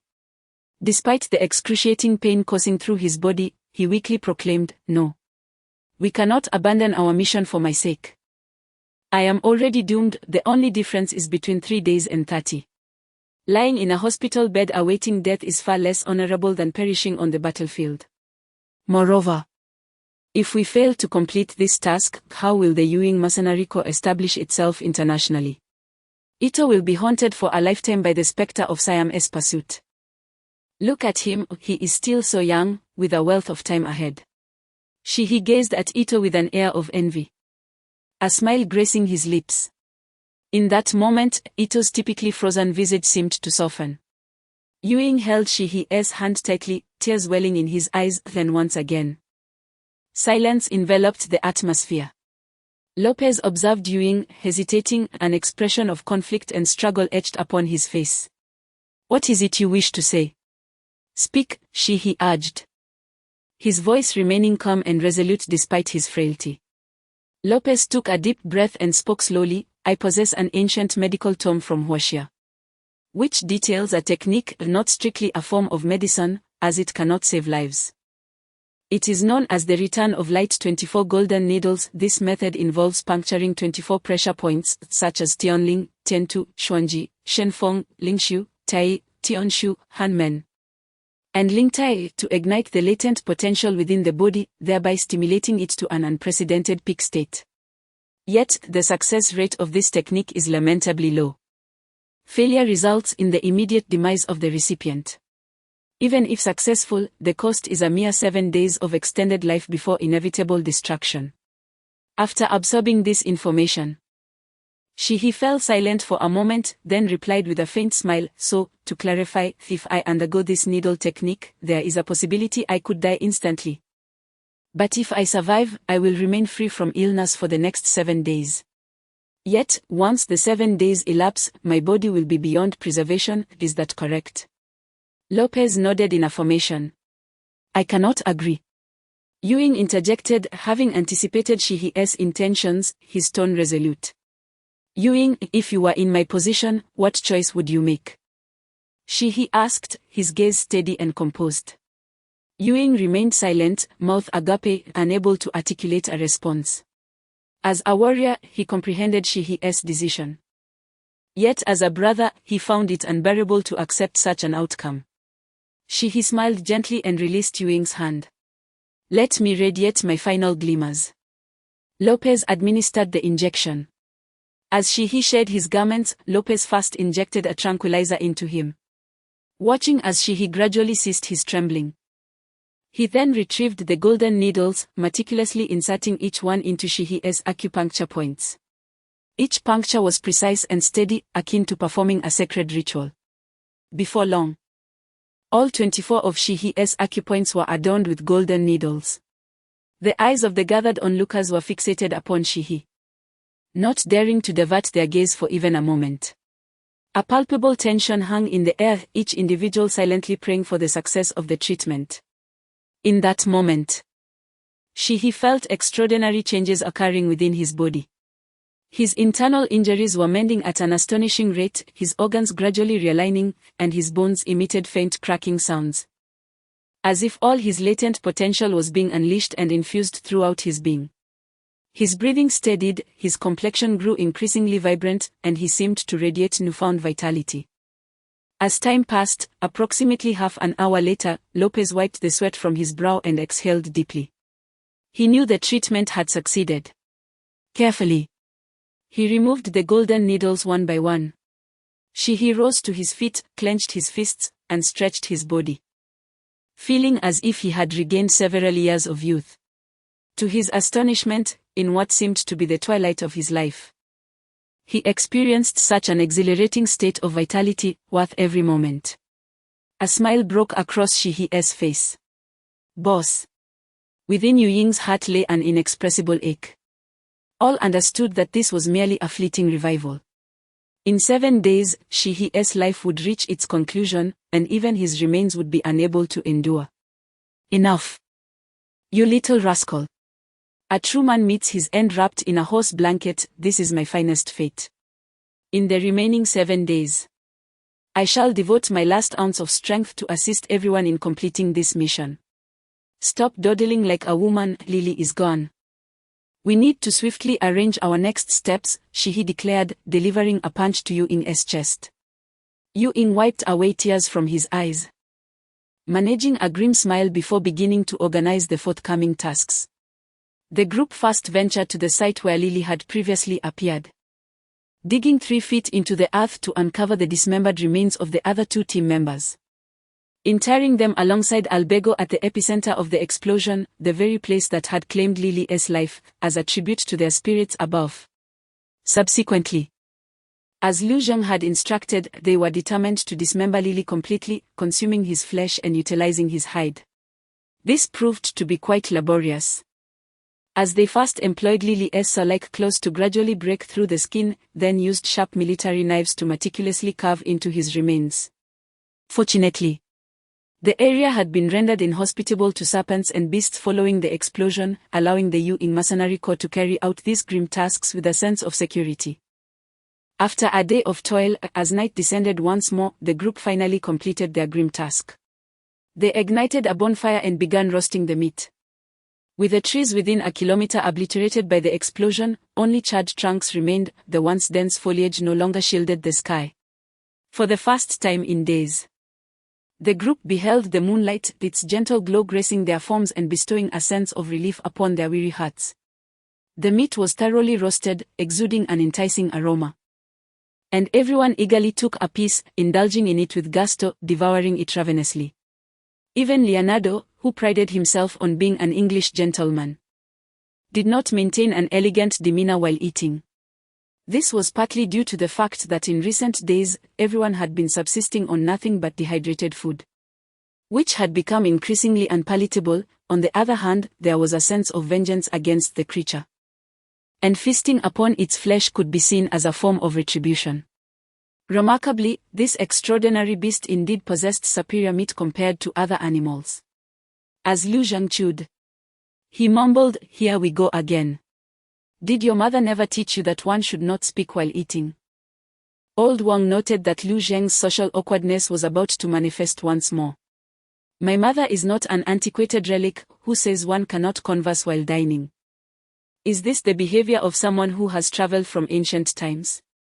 What is wrong with chatting over a meal?" Lu Zhang retorted, casting an eye at Old Wang. In this society, business deals and romantic pursuits often unfolded at the dining table. "Shiha, don't you agree?" Lu Zhang turned to Shiha, only to find him deep in thought with a furrowed brow. "What is troubling you, boss?" Yu Ying inquired, noticing Shiha's pensive demeanor. "It's nothing, just a sense of unease. After the incident with the creature, I've realized that the Shenongjia Forbidden Zone is far more perilous than we had imagined. If the creature exists, then other beings from the Shanhejing may also be present. The creature is merely a minor entity within that context. If we were to encounter formidable ancient beasts like Yazi or Chongqi, or even divine beings such as dragons and phoenixes, would we stand a chance of victory?" "I somewhat regret having stopped your retreat," Shiha said, massaging his temples. "A true man should die wrapped in a horse's hide. I assent that what you said." Yu Ying countered. "Is there a coward among us in the Yu Ying mercenary corps? If we truly encounter such entities, dying would not be disgraceful. Moreover, I still believe that as long as you are with us, there is no battle we cannot win." Yu Ying exclaimed confidently, giving a thumbs up to Shiha. Shiha grasped Yu Ying's thumb firmly, replying earnestly, "You always flatter me." "Ouch, that hurts." Yu Ying struggled to free his hand, saying, "What flattery? I'm speaking from the heart. I too speak sincerely. Let us not mention cowardice. If one must perish, let it be with purpose. If there is a better path, do not run into a wall.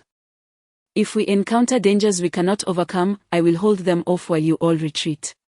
Do you understand?" Shiha said, looking seriously at Yu Ying. "I understand. As the leader, I will certainly be responsible for my team," Yu Ying affirmed, rising to address the group. "Brothers, thank you for your hard work today. We have a long journey ahead. Let us rest immediately and recuperate our spirits. Tomorrow morning, we shall set out again." Chapter 25: The Undying Gonmu in the 21st Century. With the rapid advancement of technology and industry, global warming has become an undeniable reality. It seems that most regions of the world are left with only two distinct seasons, as the boundaries between them have become increasingly blurred. Despite being June, the temperatures are sweltering, reminiscent of the peak summer heat. And even the pristine forests of Shenongjia are not spared from this oppressive wave of warmth. The members of the Yu Ying mercenary group trudge through the forest, enduring the high temperatures. Their clothes are soaked with sweat and exhaustion is etched upon their faces. Although the dense foliage offers some respite from the scorching sun, the stifling air remains suffocating. The occasional slithering of snakes and the rustle of wild beasts lurking nearby injects further peril and challenge into their arduous journey. 4 days have passed since Shihi received the 24 golden needles from Lopez, and guided by the map provided by King Pakalara, they have made considerable progress.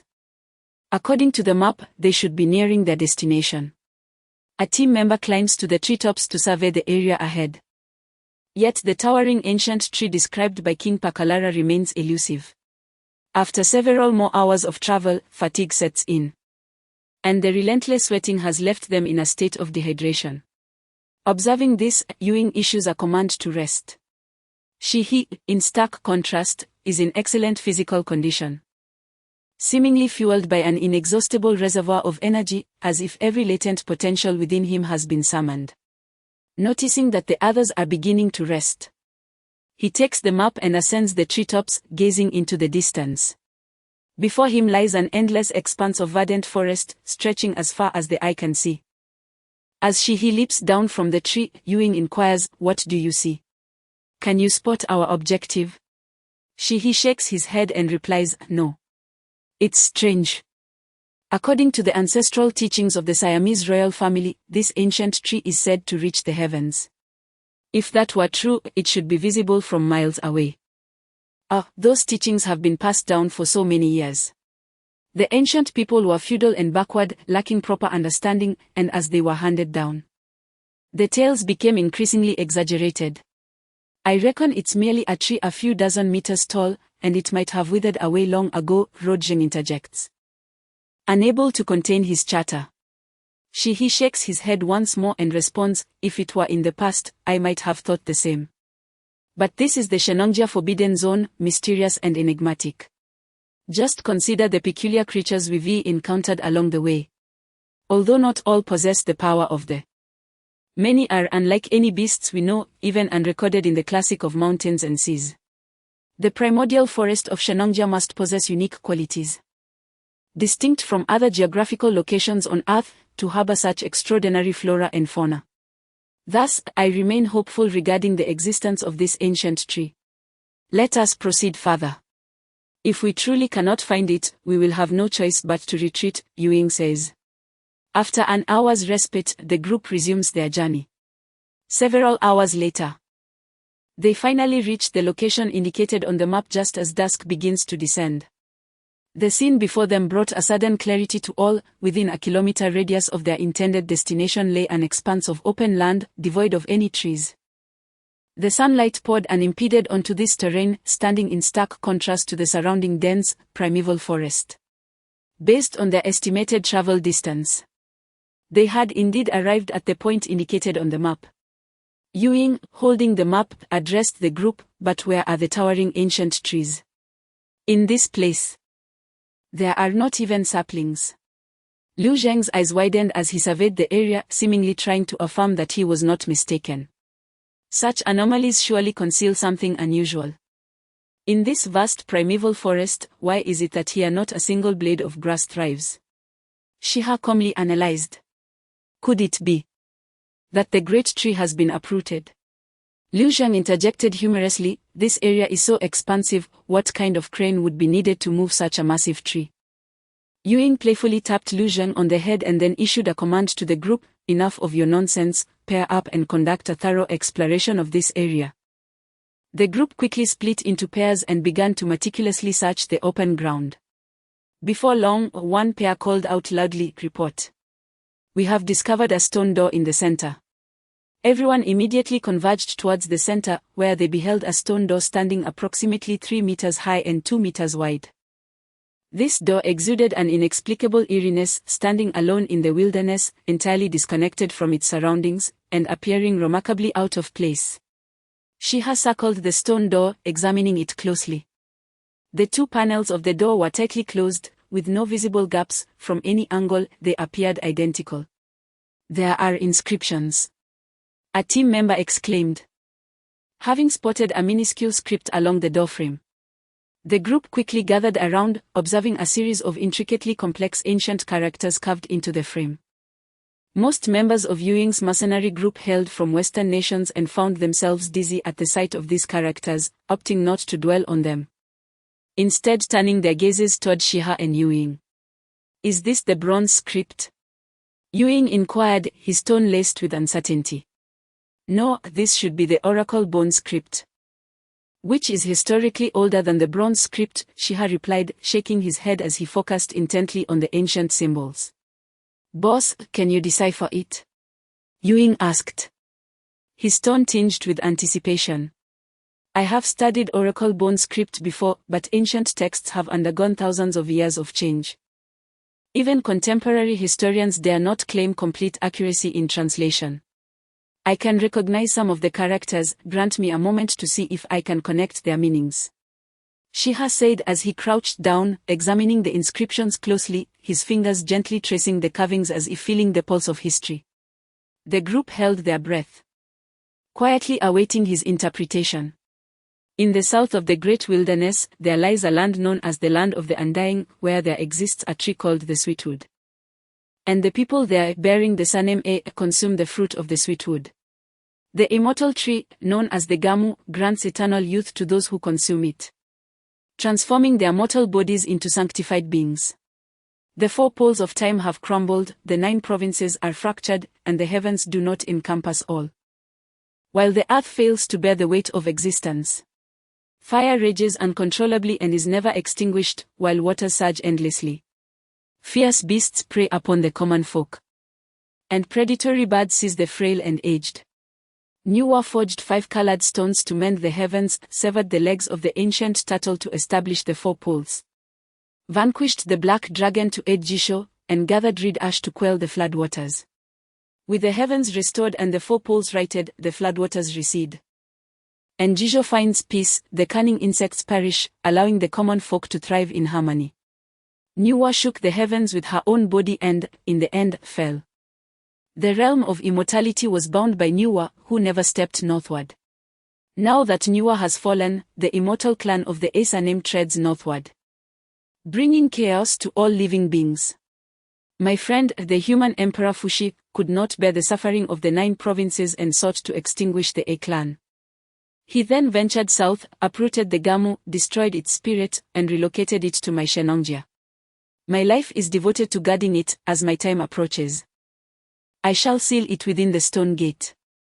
Await the descendants of the human emperor, for with blood they may unlock it. Shennong. These are the words left by the flame emperor Shennong. Shi and Nian exclaimed in astonishment. He turned to his brothers, only to find them staring at him with wide eyes. Shi, what you just recited in ancient prose is incomprehensible, not just to these foreigners, but to me as a Hoshio person, said Lu Zheng. She smiled apologetically at everyone and then translated it into English for them. So, you mean to say that within this stone gate lies the immortal tree, and consuming it would grant eternal life? Lu Zheng shouted excitedly. That defies science. Leonardo immediately doused Lu Zheng's enthusiasm with a splash of cold water, stating, setting aside whether the Gamu can indeed grant eternal life, how could this stone gate, which is merely 50 centimeters thick, possibly contain a towering tree? You know nothing. Lu Zheng shot Leonardo a glare.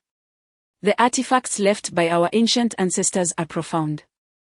This stone gate could very well be a portal. Once opened, stepping inside might lead to an entirely different realm. If you wish to apply scientific reasoning, consider the special technologies that modern scientists have yet to comprehend. You've been reading too many fantasy novels, Leonardo retorted. She himself said that ancient texts have been severed from culture for too long, and translations may not be accurate. He then turned back to Shi. What is your perspective? Shi. I share Lu Zheng's viewpoint, she replied. Leonardo was momentarily at a loss for words, pondering how even she could entertain such fanciful thoughts. She traced the inscriptions on the stone gate, murmuring, I know this is incredible, yet upon seeing these characters, I feel an inexplicable urge, as if a voice within me compels me to open this gate. Yet, according to the legacy left by the Flame Emperor Shennong, it seems that only the descendants of the human Emperor Fushi can unlock it. It was rare for it to speak up, likely stirred by the mystery of the stone gate. So this matter rests upon our boss and you, Shi, Lu Zheng proclaimed, patting his chest. We, the descendants of the Huoxia, are also known as the sons of Yan and Huang. It is evident that our ancestors were either the Yan Emperor or the Yellow Emperor. Among the 4 of us, we undoubtedly possess a pure Huoxia lineage, and surely one of us must be a descendant of the illustrious Emperor Fushi. Lu Zheng, with a haughty toss of his hair, turned to the others and proclaimed, You foreign devils, step aside. Ah, come on, I'm just joking, no need to get physical. However, the mercenaries from most Western countries swiftly surrounded Liu Zheng and began to give him a thrashing. This is racial discrimination, Lucas exclaimed, gripping Liu Zheng by the neck. I can't believe you are a racist. Ivanovich kicked Liu Zheng in the backside. Everyone was aware that Liu Zheng was merely jesting. But they seized the opportunity to retaliate for the relentless torment he had inflicted upon their eardrums. Leonardo, ever the gentleman, refrained from joining in but could not resist mocking. Liu, how can you claim to be of pure Huoxia blood when you cannot even correctly identify your own ancestors? The sons of Yan and Huang refers to the Yan Emperor and the Yellow Emperor. Fuxi is not included in that lineage. It seems you, a so-called pure Huoxia individual, are less knowledgeable than me, a mere foreigner. Enough of this nonsense, Yu Ying interrupted the playful bickering. We have come this far, regardless of the outcome. Let us give it a try. Liu Zheng, you seem so eager, why don't you go first? Liu Zheng immediately faltered, retreating behind Leonardo, and protested, I was only joking. What if there are traps on this stone door that could endanger my life? You have no choice, my friend. Hold him down, brothers. Make a small incision on his palm and smear the blood on the stone door, Yu Ying instructed with a mischievous grin. The group quickly subdued Liu Zheng, making a small cut on his palm, and as his blood flowed, they pressed his hand against the stone door. A hush fell over the crowd as they focused intently on the door, but nothing happened. Struggling free from their grasp, Liu Zheng complained, damn it. This is personal vengeance. A small cut on my finger would have sufficed, why inflict such a deep wound on my palm? Hurry up and get me a bandage. It seems your lineage is rather unremarkable, Leonardo taunted once more. Humph, that's better than your foreign blood. Liu Zheng rolled his eyes and moved aside to tend to his wound. Old Wang, it's your turn, Yu Ying called out to him. The taciturn old Wang walked up to the stone door without hesitation, cut his palm, and pressed it against the surface, but there was still no reaction. Seeing this, Shihi prepared to step forward, but Yu Ying stopped him. Boss, allow me to go first. Yu Ying approached the stone door, cut his palm, and pressed it against the stone. After a few seconds, the ancient door began to emanate a radiant glow. Yu Ying quickly stepped back to observe the phenomenon. Wow! Our boss is indeed a descendant of the emperor. No wonder he is our leader. Liu Zheng exclaimed in exhilaration, marveling at the spectacle before him. He gazed at the light, suddenly sensing a wave of ominous energy approaching. Be careful! With a resounding shout, he lunged forward, tackling Yu Ying to the ground. Almost simultaneously, a radiant beam emitted from the stone door, grazing Yu Ying's body before striking the earth. A crater as large as a bowl was left behind, reminiscent of the force unleashed by an anti-material sniper rifle. Everyone was taken aback, swiftly raising their weapons, aiming at the stone door. As the light dissipated, a new line of large characters was revealed upon the stone door, descendant of the Jiuli, retreat and spare your life. After a brief moment of shock, Yu Ying regained composure. How could this be? Upon reading the inscription, he exclaimed in astonishment, Yu Ying, this is extraordinary. Your ancestors must be from the Jiuli tribe, the very clan of the war god Qiyu. Yan Emperor Shennong, Huangdi Shenyuan, and Jiuli Qiyu are collectively revered as the three ancestors of Huoxia. However, the Jiuli tribe was historically a rival to the Yan and Huang emperors, with their leader Qiyu ultimately slain by Huangdi, leading to the Huoxia people being known as the descendants of Yan and Huang. It is astonishing that even after millennia, the Shennongjia region retains animosity towards the Jiuli tribe. Am I a descendant of Qiyu? Isn't Qiyu a symbol of malevolence? Does it mean that I am destined to be a villain? Yu Ying pondered, momentarily stunned. Historical records have always favored the victors. The rivalry between factions naturally necessitates a legitimate reason for their conflicts, resulting in the narrative being shaped by those who triumph. Regardless, Qiyu is undeniably a formidable war god. Yu Ying, one day when the essence of your lineage is fully awakened, you shall surely become a ruler of great dominion. He remarked, patting Yu Ying's shoulder with a smile. Now, it's my turn. Boss, perhaps it's better to reconsider. It could be dangerous. What if you are also a descendant of the opposing forces of Yan and Huang, and it could lead to Yin expressed concern. Even if I avoid this stone door, only 2 days remain. Do not worry, I have a strong intuition that this stone door bears no malice towards me. With that, Shihi cut his palm and slowly pressed his hand against the stone door. Chapter 26, The Secret Realm. Shiha gently pressed his palm against the stone door. The icy sensation barely registering when the door suddenly ignited with light, its brilliance surging like a tide, instantly engulfing his vision. Boss, step back. Yu Ying's voice echoed from behind, laced with urgency and anxiety. It's fine. Shiha's tone remained steady and calm as he gazed into the depths of the radiance. I can sense there is no malice. Before he could finish speaking, the light swiftly entwined around his arm like creeping vines, enveloping him entirely.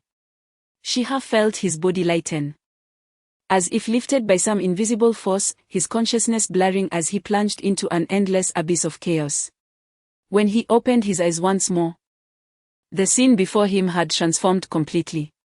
The verdant hues of Shenangjia, the silhouettes of his companions, even the ground beneath his feet had vanished. In their stead lay an expansive realm of pure white, reminiscent of the primordial state before the division of heaven and earth. Shiha stepped forward. The sound of his footsteps resonated sharply in the profound silence. He seemed to walk for an eternity, or perhaps it was merely a fleeting moment. For the passage of time here became indistinct. No matter how he advanced, the surroundings remained unchanged, an infinite expanse of white, as if it were an endless continuum. A sense of restlessness began to seep into his heart. With only 2 or 3 days left of life, and the mercenary mission yet to be completed, the thought of perishing here without closure was unbearable. Upon this realization, Shiha halted, closed his eyes, and forced himself to regain composure. He inhaled deeply, calming his mind to attune to the white chaos surrounding him. Gradually, his consciousness resonated with this chaos, as though he could perceive its essence. At that moment, a figure began to coalesce from the void. It was an unassuming man, clad in coarse linen garments, resembling a peasant laboring in the fields. His stature was not imposing, yet he exuded a robust presence. The man smiled at Shiha, as if awaiting his inquiry. Who are you? Shiha asked. I am the Flame Emperor. And you may also call me Shennong. The Flame Emperor Shennong. You appear remarkably youthful. Shiha exclaimed in astonishment. Oh! How does posterity portray my visage? Shennong inquired with newfound interest.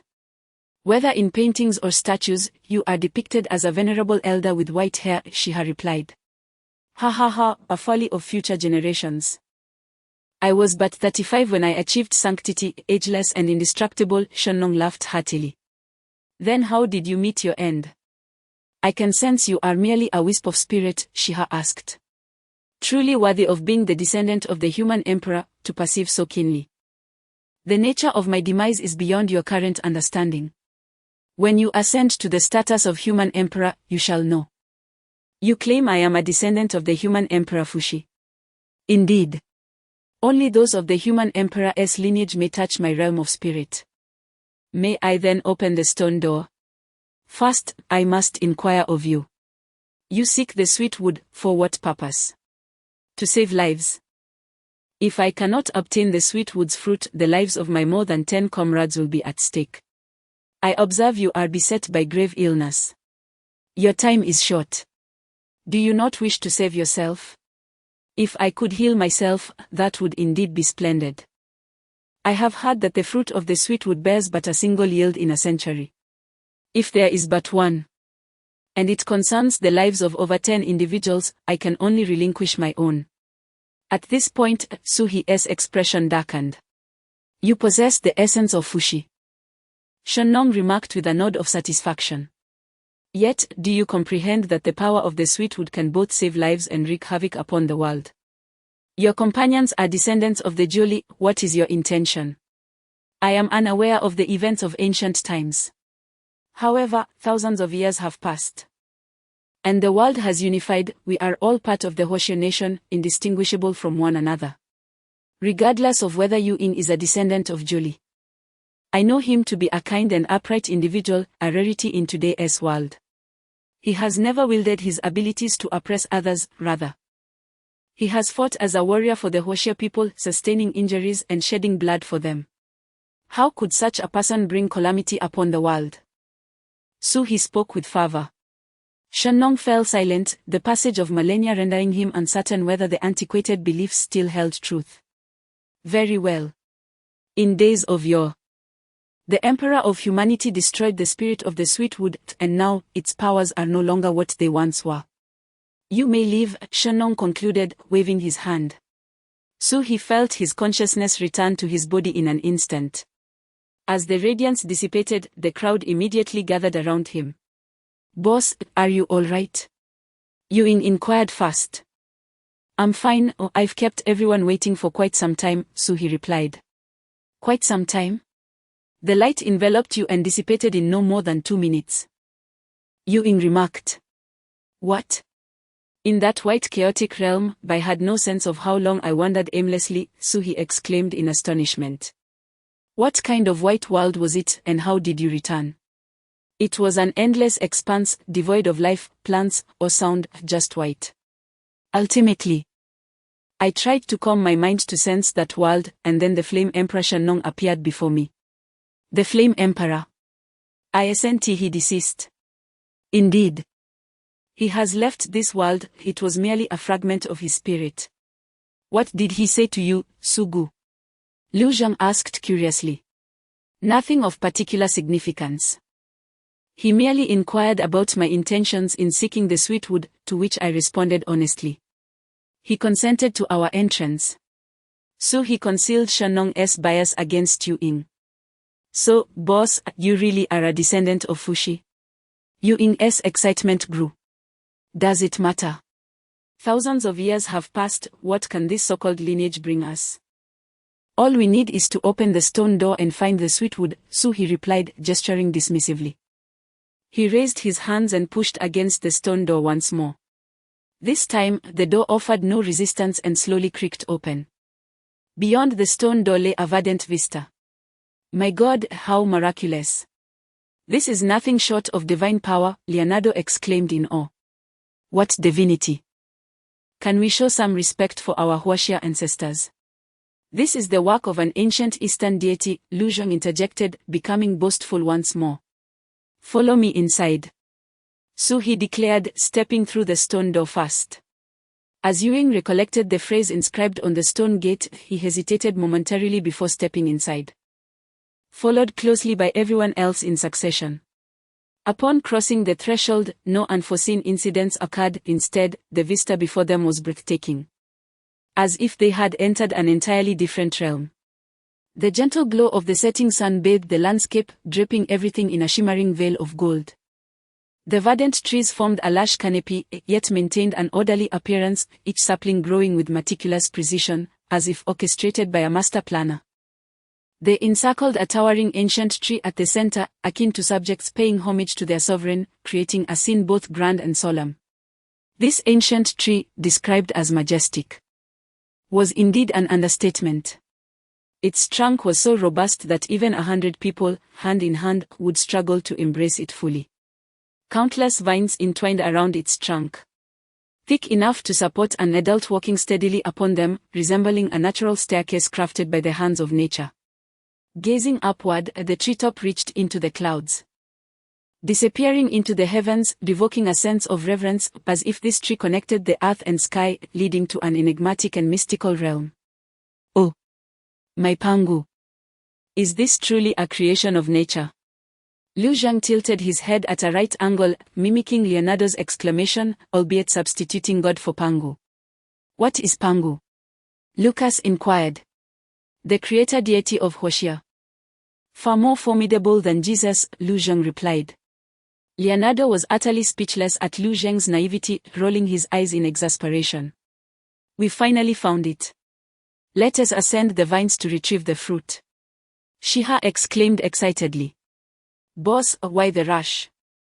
This sacred tree is so tall. And we have no idea where the fruit is located. With nightfall approaching, if some strange creature resides in this tree, it could pose a significant threat to us. Let us rest here for the night, and we can ascend at dawn, Ewing urged Shiha. Shiha shook his head. You said it yourself, this sacred tree is immense. And we have no clue where the fruit is. I only have 2 days left, I cannot afford any delays. Time is of the essence. Boss. Our night vision gear is nearly depleted, we must conserve its power. It's difficult to search in the dark, and everyone is exhausted. Let us rest for the night. Ewing insisted. Shiha regarded Ewing with a hint of suspicion. Ewing, you're not usually one to dawdle. The mission objective is right in front of us. You've always tackled tasks head-on, finishing them swiftly. Why the hesitation today? Not at all, boss. We've been battling continuously in this Shenangjia for days. I'm not made of iron, I need rest as well, and everyone is fatigued. Let us recuperate for a night, Ewing replied with a grin. Shiha surveyed the group. Fell silent for a moment, then said, very well, you are the leader of the team, and you bear responsibility for everyone, I will follow your lead. Thus, the group began to prepare camp, kindle a fire, and set traps. Boss, you take a rest, I'll assist the others, Ewing said before stepping away. Shiha, observing Ewing's demeanor, felt an increasing sense of unease. Although Ewing is approachable with his brothers, as the leader, he typically refrains from engaging in trivial matters. A sentiment shared by all team members. Yet today, he unexpectedly volunteered to assist. Something unusual must be afoot, I shall observe his intentions closely, thought she. Soon. Everyone prepared everything, ignited a fire, and gathered around to commence their meal. Alas, after tasting that raccoon meat, my palate has become quite discerning. Now I find it difficult to swallow this compressed food, remarked Lu Zheng as he ate. Indeed, it's rather dry, I could use some water. Ewing unusually concurred with Lu Zheng's sentiment. Leonardo passed the water bottle to Ewing, who took a sip before handing it to Shi.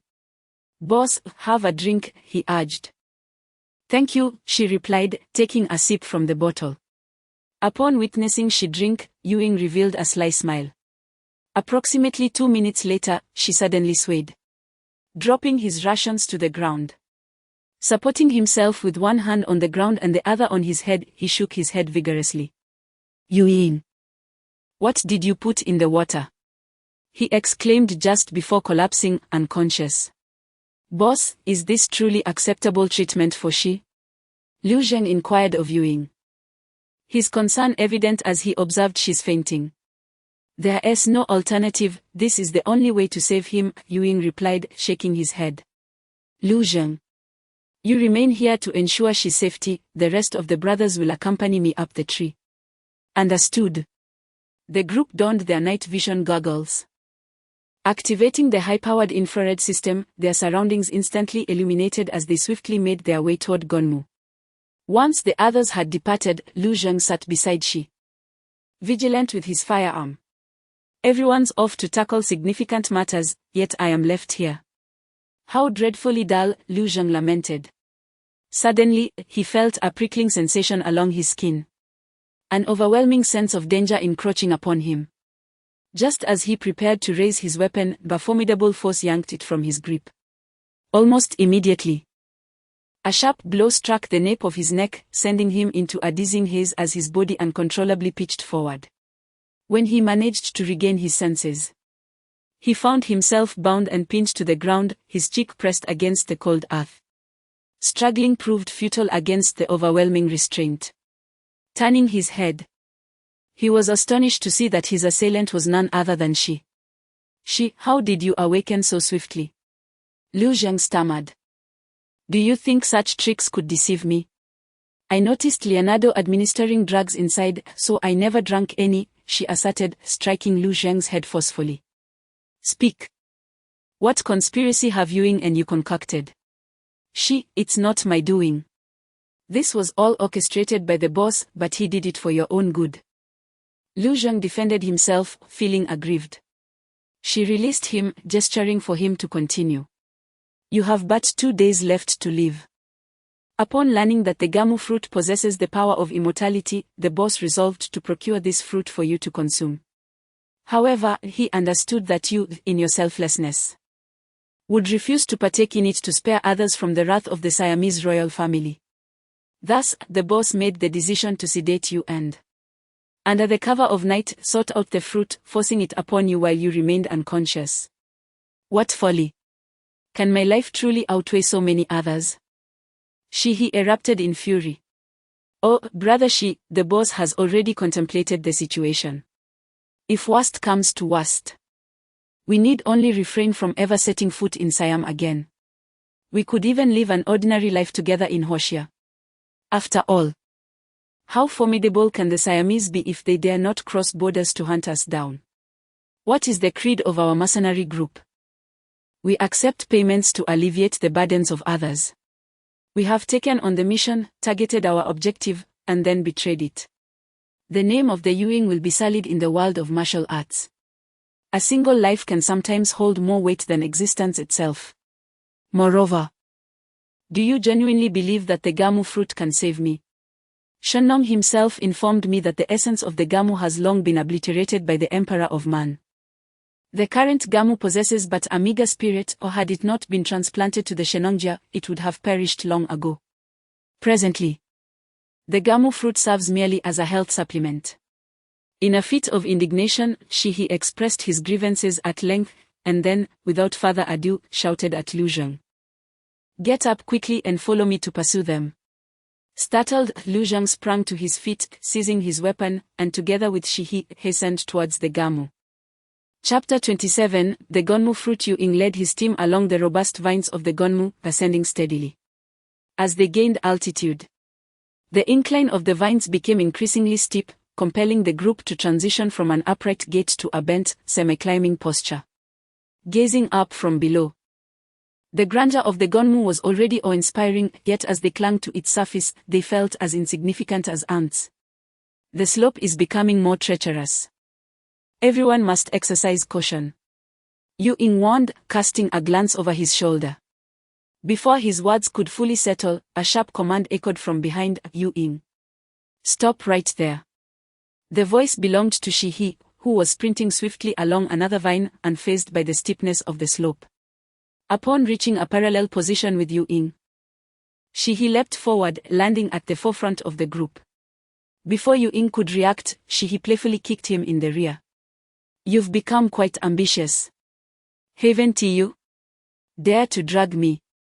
Yuing, having received the kick, refrained from retorting and instead turned his gaze toward Lu Zheng, who was lagging at the rear, casting a deathly glare. Although Yuing wore night vision goggles, Lu Zheng could not see his eyes. Yet he distinctly felt the intense aura emanating from Yuing and immediately began to plead for mercy. Boss, please don't look at me like that. Shigu already figured out that the water was tampered with. He didn't drink it at all. He was merely pretending to be unconscious to see what we would do. I just got a lecture from Shigu, please spare me. Don't glare at him. This was all your ill-conceived idea. Focus on me. Shi interjected to Yuing. Hey, since you are already aware, why not consider accepting my proposal? Yuing shifted his attention from Lu Zheng to Shi, instantly adopting a playful demeanor. Absolutely not. You lot are all burdened with countless troubles. If you could endure such a mundane existence, you would have long since retreated from the world. The honor of the mercenary group is your faith. And I cannot allow that faith to be tarnished on my watch. Besides, the spiritual essence of the Gonmu has been ravaged by the Emperor of Man. The Gonmu fruit can no longer heal someone afflicted with a terminal illness. We must retrieve it honestly and hand it over to Pashala. There is no room for negotiation on this matter. After expressing his thoughts, Shi took a moment to compose himself before calmly adding, moreover, I am now a part of Yuing's mercenary group. In my final moments, to complete this task alongside the team is my utmost honor. I shall die without regret. Silence enveloped the group as they reflected on their bonds of loyalty and honor. In contrast to Shi, they began to question whether they would make the same choice, for the yearning for life is profoundly powerful, and most would not relinquish even the slightest glimmer of hope. Observing the silence among his comrades, he spoke up. You in Haven't you always mentioned wanting me to take over your team? Very well. From this moment forth, I officially assume command. The leadership of Yu Ing's mercenary group belongs to me, Zhang Shihi, until my last breath. All members, swiftly locate the Gonmu fruit and exit the Shenongjia. After she and he finished speaking, everyone was momentarily stunned, then turned to Yu Ing. Yu Ing fell silent for a few seconds, straightened his posture, and bellowed, Yu Ing, at your service. At your service. With Yu Ying's declaration, the others echoed his shout. Thus, led by she and he, the group resumed their ascent up the towering Gonmu. As they climbed higher, the slope of the vines grew increasingly steep, transforming their motions into a true climb, with the ground beneath them resembling an abyss. A single misstep could lead to catastrophic consequences. Eventually, having ascended nearly 100 meters, several branches finally appeared on the trunk of the Gonmu, diverging upwards and allowing the slope to ease once more. The group climbed onto the branches, relaxing their nearly numb arms. She and he looked up. Almost every 10 meters of ascent revealed new branches, the entire canopy resembling a colossal mushroom, enveloping everything beneath it. This Gonmu is immense. If we search for the fruit branch by branch, we may not find it for ages, and the ascent will only grow more perilous. Should our strength wane, a fall would be fatal. She and he voiced his concerns. How about this? Leonardo suggested, looking upward. Let's climb a bit higher, select 7 branches, and pair up to support one another. We can secure ourselves at the base of each branch with rappelling gear. If we reach the end of a branch without finding anything, we can simply slide down the trunk, ensuring safety while enhancing efficiency. Once someone finds something, they can ignite a flare to signal the others. Yes, that seems to be the only option. She and he nodded in agreement. The group quickly began to form pairs. The Yu Ing mercenary group initially consisted of 18 members, including she and he. After excluding the banished Oliver and the fallen Albego, only 14 remained, perfectly divisible into pairs. As for Ito, he had always preferred to operate alone. Everyone sought out their most compatible partners, but Ito remained silent off to the side. Noticing this, she and he spoke. Ito, why not join Leonardo's group of 3? No need. I'll manage on my own to the 8th branch. My grappling hook can cover a vast area quickly. The time you spend searching one branch would allow me to explore several. Bringing others along would only hinder my efficiency. Ito replied coolly. All right, then I appreciate your effort, she and he said with a smile. Ito nodded, casually firing his grappling hook and departing fast. The group then dispersed. And as the minutes ticked by, it grew late into the night. They had searched for a long time without catching sight of any signals from their companions. She and he, paired with Yu Ing, had already explored 3 branches with no success. This Gonmu is truly enormous. If luck is not on our side and we scour every last corner, it could take days. I'm afraid I won't last that long, she and he sighed. Boss, don't lose heart, our fortunes cannot be that dire, Yu Ing comforted, sensing his leader's despair. She shook his head and replied, blind optimism is unwise. Continuing to search aimlessly like headless flies is not a solution. Let us return to the trunk and ignite a flare to gather everyone. I sense that this Gonmu is not as simple as it appears. The two descended along the branch and returned to the trunk to ignite the flare. The other members of the mercenary group quickly noticed the signal and hurried over from various directions of the Gonmu. How is it, brother Shi? Have you found the fruit? Liu Zheng inquired hastily after sliding down. Not yet. Have you made any noteworthy discoveries? He asked. Everyone shook their heads. Just then, Ito swung down from above using a grappling hook. Ito, have you found anything? Yu Ing asked. I searched over a dozen branches with the grappling hook and found nothing. So I continued to ascend along the trunk. I have climbed at least several hundred meters, yet the height of this Gonmu seems endless. No matter how long I climb, the treetops always pierce the clouds, Ito said, his brow furrowed. If the fruit is at the top, doesn't that mean we will never be able to obtain it? Leonardo remarked. Brother Shi. Yu Ying looked at Shi-He, who was deep in thought, pressing his fingers against his brow. This Gonmu likely has no end, or rather, that end is beyond our reach, Shi-He contemplated. What do you mean? Yu Ying asked. In addition to its mention in the classic of mountains and seas, there are also folk legends about the Gonmu. It is said to be the celestial tree governed by the Queen Mother of the West, a bridge connecting the mortal realm to the heavens. I used to be skeptical of this legend, but since entering this Shenongjia, too many extraordinary events have transpired. I even witnessed the spirit of the divine farmer. What else is there to doubt? Therefore, if the end of this Gonmu truly leads to the lofty heavens, how could mere mortals like us ever hope to reach it? Shi-He responded. Yet, if this Gonmu is indeed a divine object leading directly to the heavens, how did the Emperor of Humanity manage to uproot it? What immense power would that require? And did the Queen Mother simply allow it?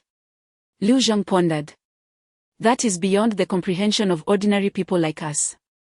In any case, reaching the top of this Gonmu is impossible for us. Shi-He shook his head. Are we destined to return empty-handed? Yu Ying exclaimed in frustration.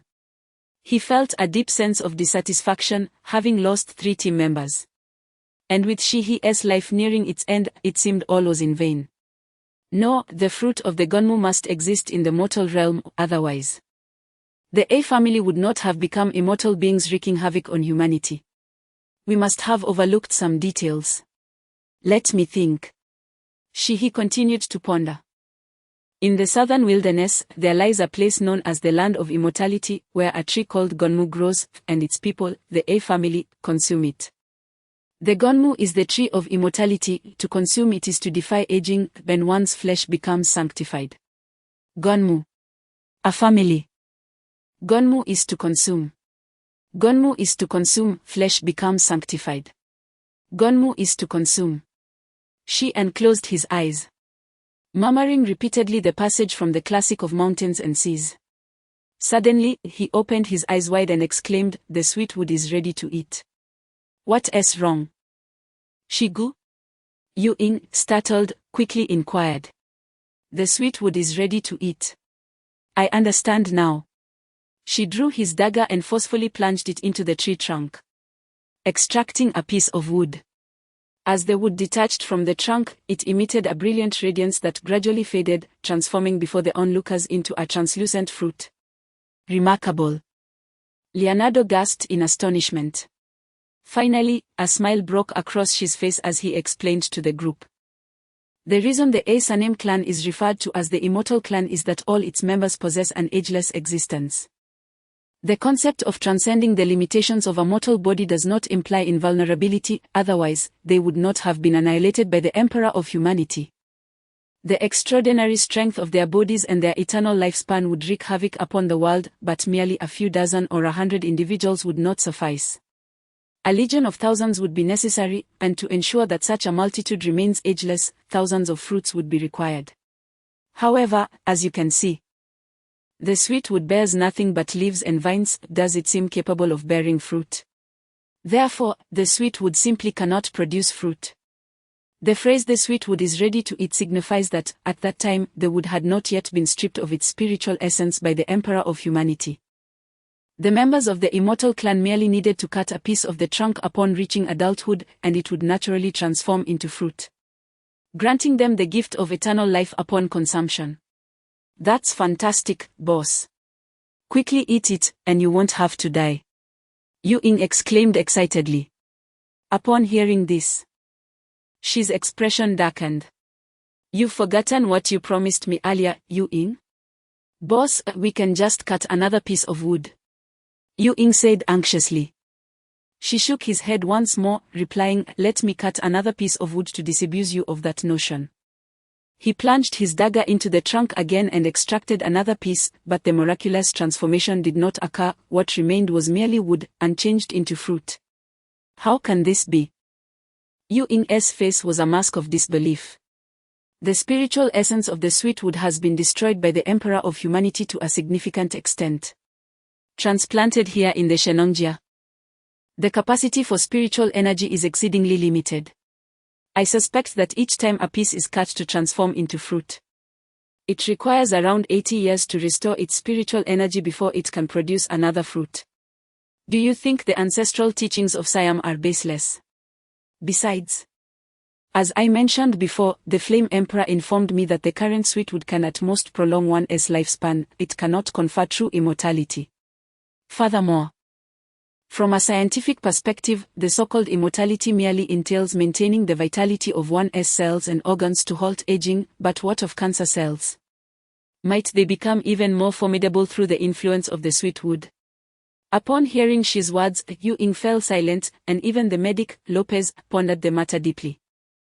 All right, the sweetwood fruit is now in our possession, and the task is successfully completed. I have no regrets in death. You all may return. I do not wish to splatter you with blood as I meet my end. Let me merge with this magnificent nature. By the way, do not forget to remit my commission to my home. Shiha once again revealed a radiant smile. A countenance so luminous that it seemed all troubles had dissipated into thin air. In the purity of his smile there was not a trace of pretense or bitterness. Those around him felt an indescribable surge of emotions. Yu Ying gazed at Shiha, allowing tears to cascade down his cheeks. He stepped forward and embraced Shiha tightly. His voice choked yet resolute, "Boss, farewell.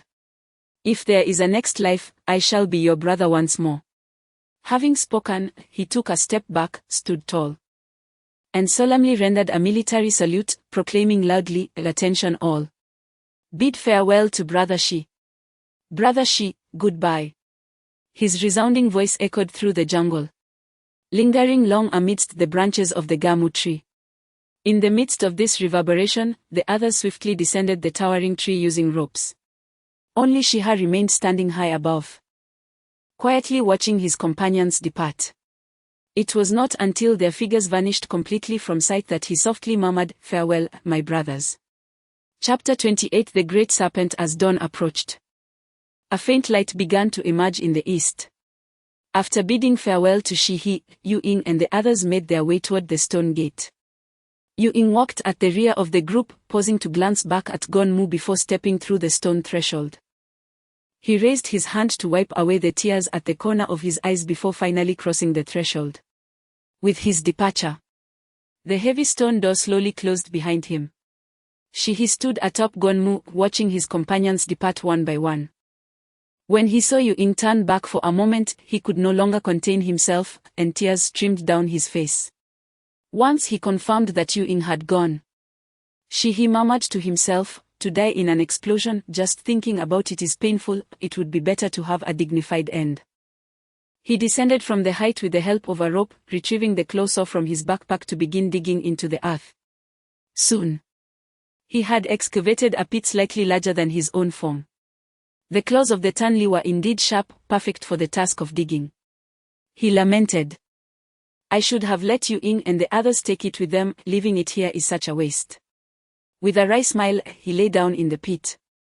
As he settled in, he drew a pistol from his waist, chambered around, and aimed it at his temple. Shi's heart raced, and his hand trembled uncontrollably.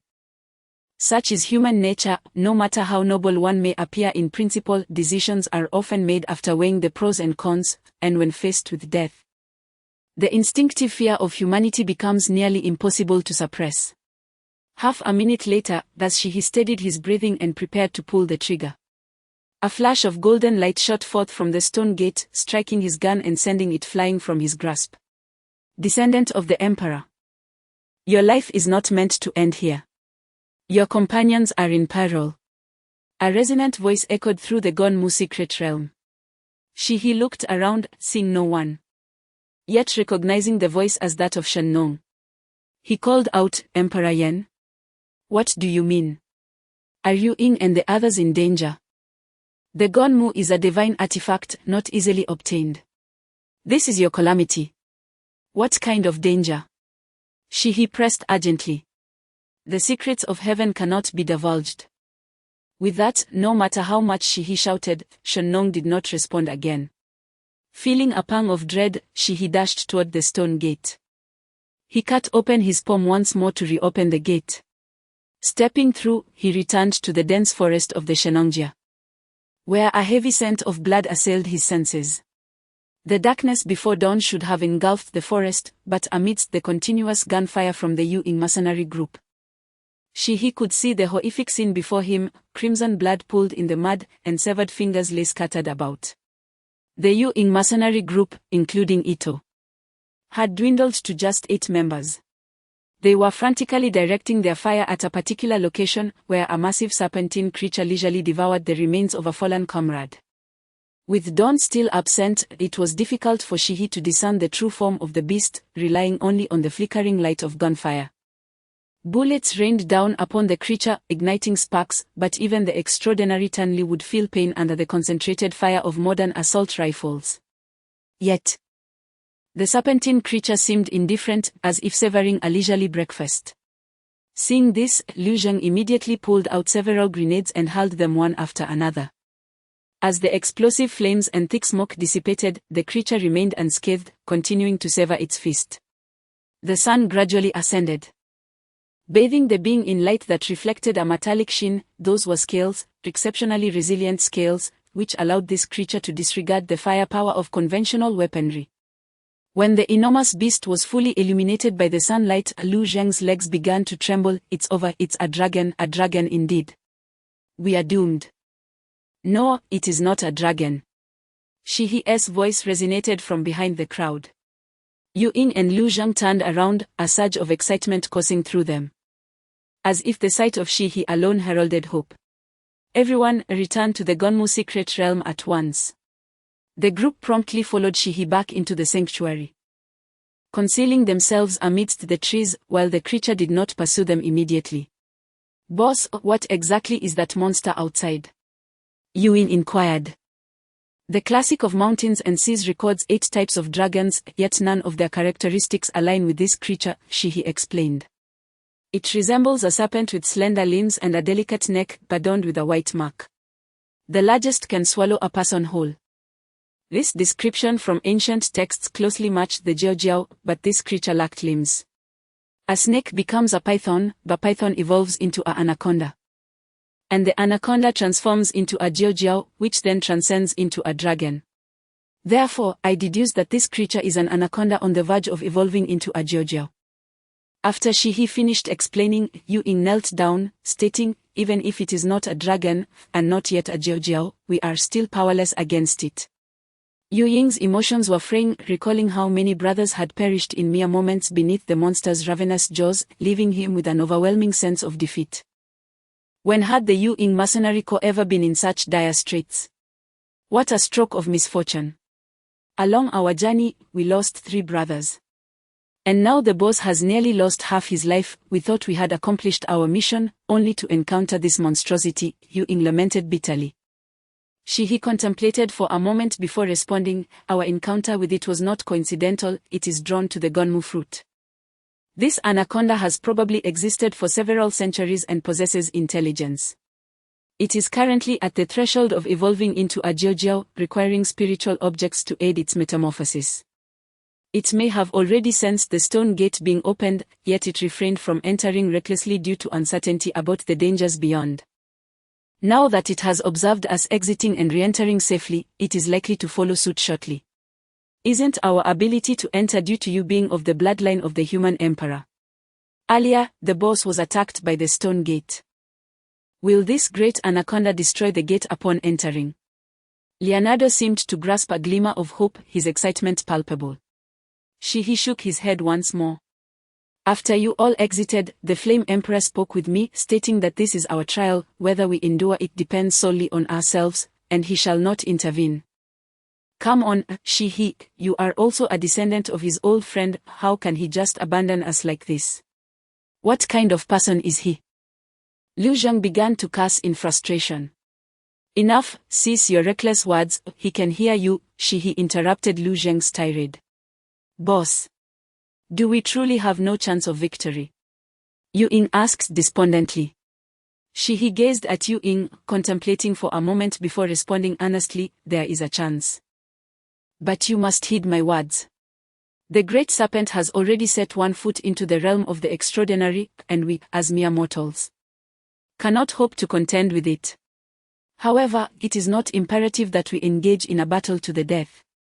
"What then shall we do?" Yu Ying inquired. "It seeks the Gonmu fruit. Simply hand it over to me, and I will draw its attention. Once it delves deeper into this Gonmu secret realm, you can seize the opportunity to escape through the stone door. Subsequently, the door will close once more, and as long as I do not require blood to reopen it, this beast will remain trapped within the confines of this realm indefinitely. But enough with the hesitations, I am already destined for death. This is your only opportunity. Give me the fruit." Yu Ying lowered their head and relinquished the fruit to Shihi. Shihi accepted the fruit and reiterated, "None of you should emerge. Conceal yourselves in the thicket nearest to the stone door and wait for me to divert its attention." With that, Shihi, holding the Gonmu fruit in one hand and the claw of the raccoon power in the other, stepped outside. He positioned himself 100 meters away from the stone door, quietly awaiting the silhouette of the great serpent. Before long, a movement stirred at the stone door, and a pair of eyes the size of footballs emerged in the sunlight, their elongated vertical pupils glimmering with a terrifying light. A gaping maw, still stained with fresh blood, periodically expelled a thick, forked tongue, evoking a shiver in those who beheld it. A few moments later, the massive body of the great serpent fully entered the secret realm, and Shihi finally discerned its size, over 10 zhang in length and a girth of several feet, appearing far more fearsome than the monstrous pythons depicted in cinematic portrayals. Shihi swallowed hard, steadying himself as he twirled the Gonmu fruit on his fingertips, casting a provocative glance at the serpent. "Longworm, do you wish to eat? Bark like a dog, and I shall grant you your desire." The great serpent, displaying remarkable intelligence, responded with an enraged roar at Shihi's taunts, its breath surging forth like a tempest, forcing Shihi to take a step back. Before he could regain his footing, the serpent lunged forward with lightning speed. Regret washed over Shihi for having drawn so close. He took off running, but the serpent was already upon him, the stench of its bloody maw wafting through the air. In that moment, he recognized the vast chasm between himself and the great serpent, with escape seemingly impossible. He sank his legs and executed a powerful backflip, just as the serpent's colossal jaws snapped at the spot he had vacated. Shihi successfully anticipated the serpent's strike, and by a twist of fate, landed atop its head. He refrained from recklessly attacking its eyes, aware that the creature's reflexes could ensnare him with its forked tongue before he could strike. Instead, he glanced at the serpent's body, quickly gauging its proportions and sliding down to its 7-inch mark. With determination, he raised the raccoon power's claw and thrust it downward fiercely, only to hear a resounding clang, akin to striking solid iron. The colossal python remained unscathed, while its serrated claws appeared slightly curved. Shiha felt a chill of apprehension. Had it been an ordinary blade, it would have surely shattered. "If it cannot be pierced, then I shall shake you to your core." Shiha lifted the assault rifle slung across his chest and unleashed a barrage of gunfire at the 7-inch creature beneath him, the bullets igniting sparks as they struck. He endeavored to create a jolt to the great serpent's heart through the force of the bullets, but the outcome was far from satisfactory. The immense body of the python began to coil, and after several rotations, its menacing head locked eyes with Shiha. The air felt as if it had solidified, and Shiha's back was drenched in cold sweat. He forced a smile. "You seem a bit heated, allow me to relieve you of that." The python, evidently on the verge of evolving into a flood dragon, displayed a ghastly expression on its terrifying visage, a smile that was both eerie and sinister, as if it were declaring Shiha's demise. The great serpent opened its cavernous maw, preparing to swallow both Shiha and the Gonmu fruit whole. A foul stench assaulted Shiha's senses. He suppressed his nausea and drew a grenade from his waist, hurling it into the python's mouth, exclaiming, "Curse you! Didn't your mother teach you to brush your teeth?" With a thunderous explosion, Shiha was thrown back by the shockwave, crashing heavily to the ground. In stark contrast, The Python's formidable might remained undiminished, the Gronode's power merely momentarily dazed it, shaking its head yet leaving it entirely unharmed. Meanwhile, the members of the Falcon mercenary group had stealthily approached the stone gate, and upon hearing the explosion, they froze in place. Wei clenched his fists, unable to contain the surge of bravery within him. He raised his automatic rifle and charged towards the giant serpent. The remaining team members were no cowards. Witnessing their leader's charge, they armed themselves and followed suit. Fire! Unleash all firepower. Even if we perish, we shall strip this beast of its skin. As they fired, they advanced, intermittently tossing grenades, which further enraged the python. It no longer paid heed to the fallen Shiha, pivoting towards the group. Scatter. Take cover. No one is to fall before our ammunition runs out. Wei commanded. The team displayed remarkable tactical prowess, weaving through the thickets in their own adept manners, engaging the python in guerrilla warfare. For a brief moment, the python was left momentarily bewildered, unsure of whom to target first. The python revealed once more the same treacherous expression it had shown to Shiha, suddenly lunging into the underbrush. The secret realm fell into an oppressive silence. Has it fled? Luozhang gasped. It possesses overwhelming strength, how could it retreat? It revels in the sport of cat and mouse, to it, we are merely mice-scurrying about, Leonardo murmured. Silence. It approaches. A rustling of foliage reached their ears, and Wei turned to see a nearby bush swaying. He shouted, fall back. Fire towards 3 o'clock.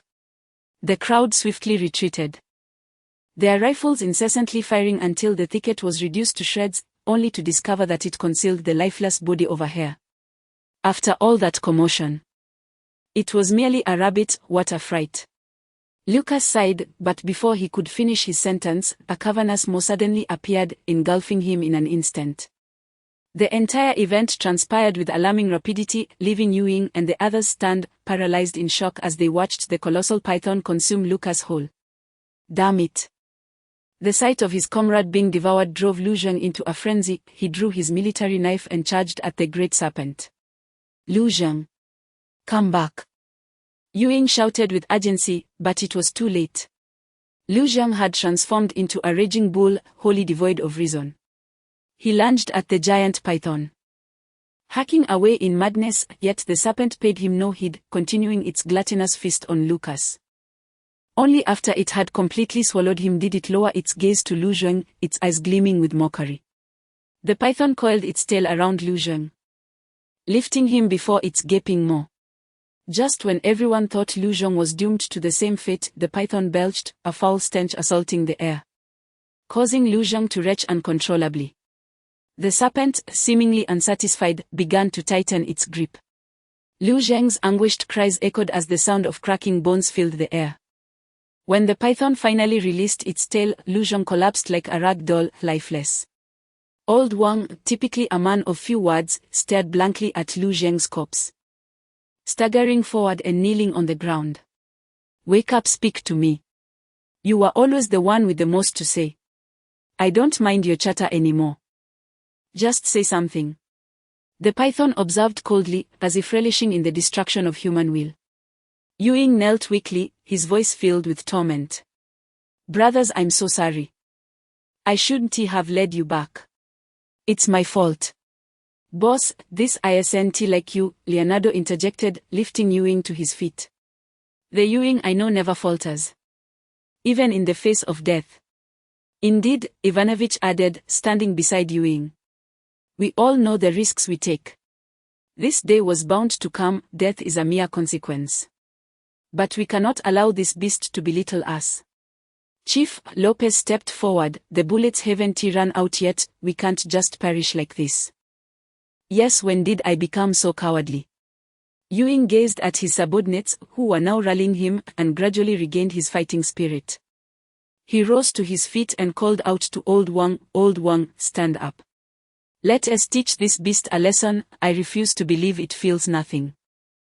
Upon hearing Ewing's voice, Old Wang too found his resolve.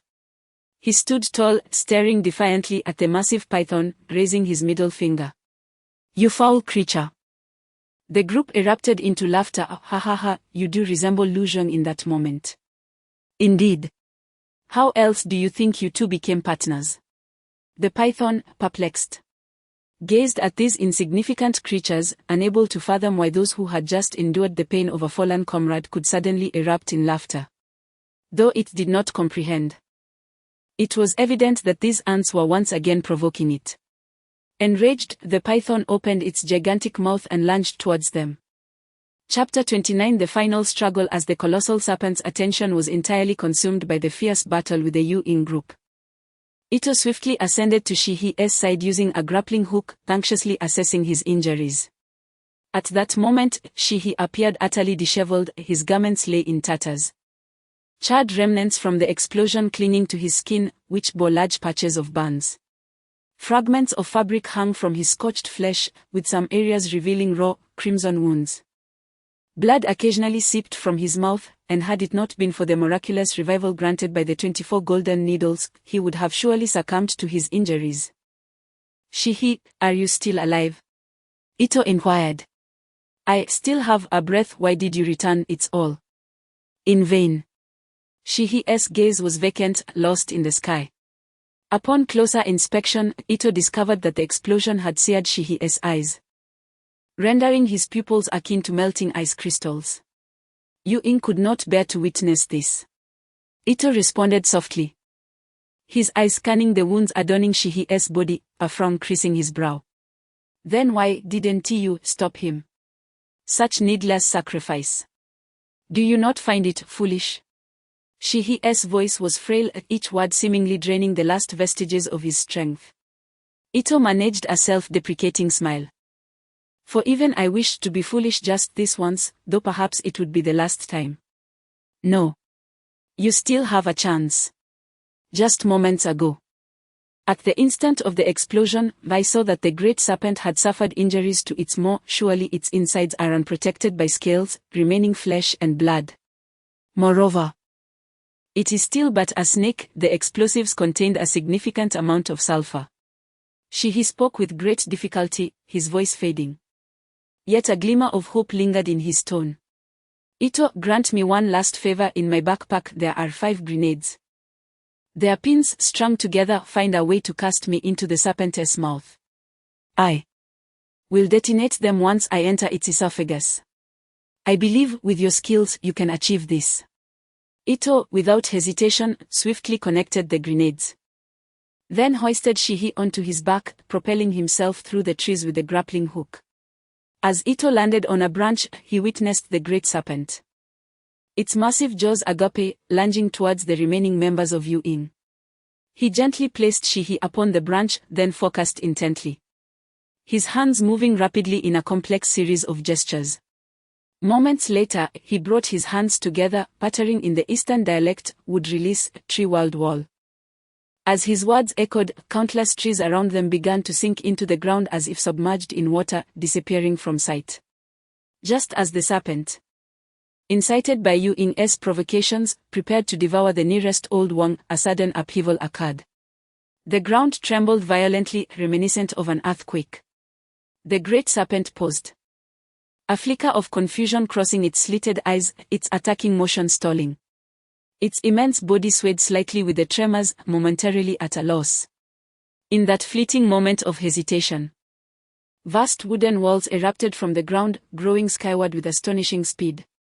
Thick trunks intertwined, forming an impenetrable barrier that ensnared the colossal serpent within. Is this Ito's ninjutsu? Leonardo murmured, disbelief evident in his eyes. While Yu-Ying and the others were still in shock, Ito had already rushed to their side with Shihi on his back, anxiously urging, Yu-Ying, you must retreat. It is beyond my capacity to sustain such a level of ninjutsu for long. At most, in a few minutes, these wooden walls will crumble into debris. Ito shouted fervently. Yu-Ying, upon seeing the barely conscious Shihi on Ito's back, felt his eyes welling with tears. Boss, it's wonderful that you're still alive. Let us get out of here together. There is not much time left. Listen, the serpent's interior is still flesh and blood. Ito will find a chance to throw me into its maw, and I will detonate a grenade after being swallowed.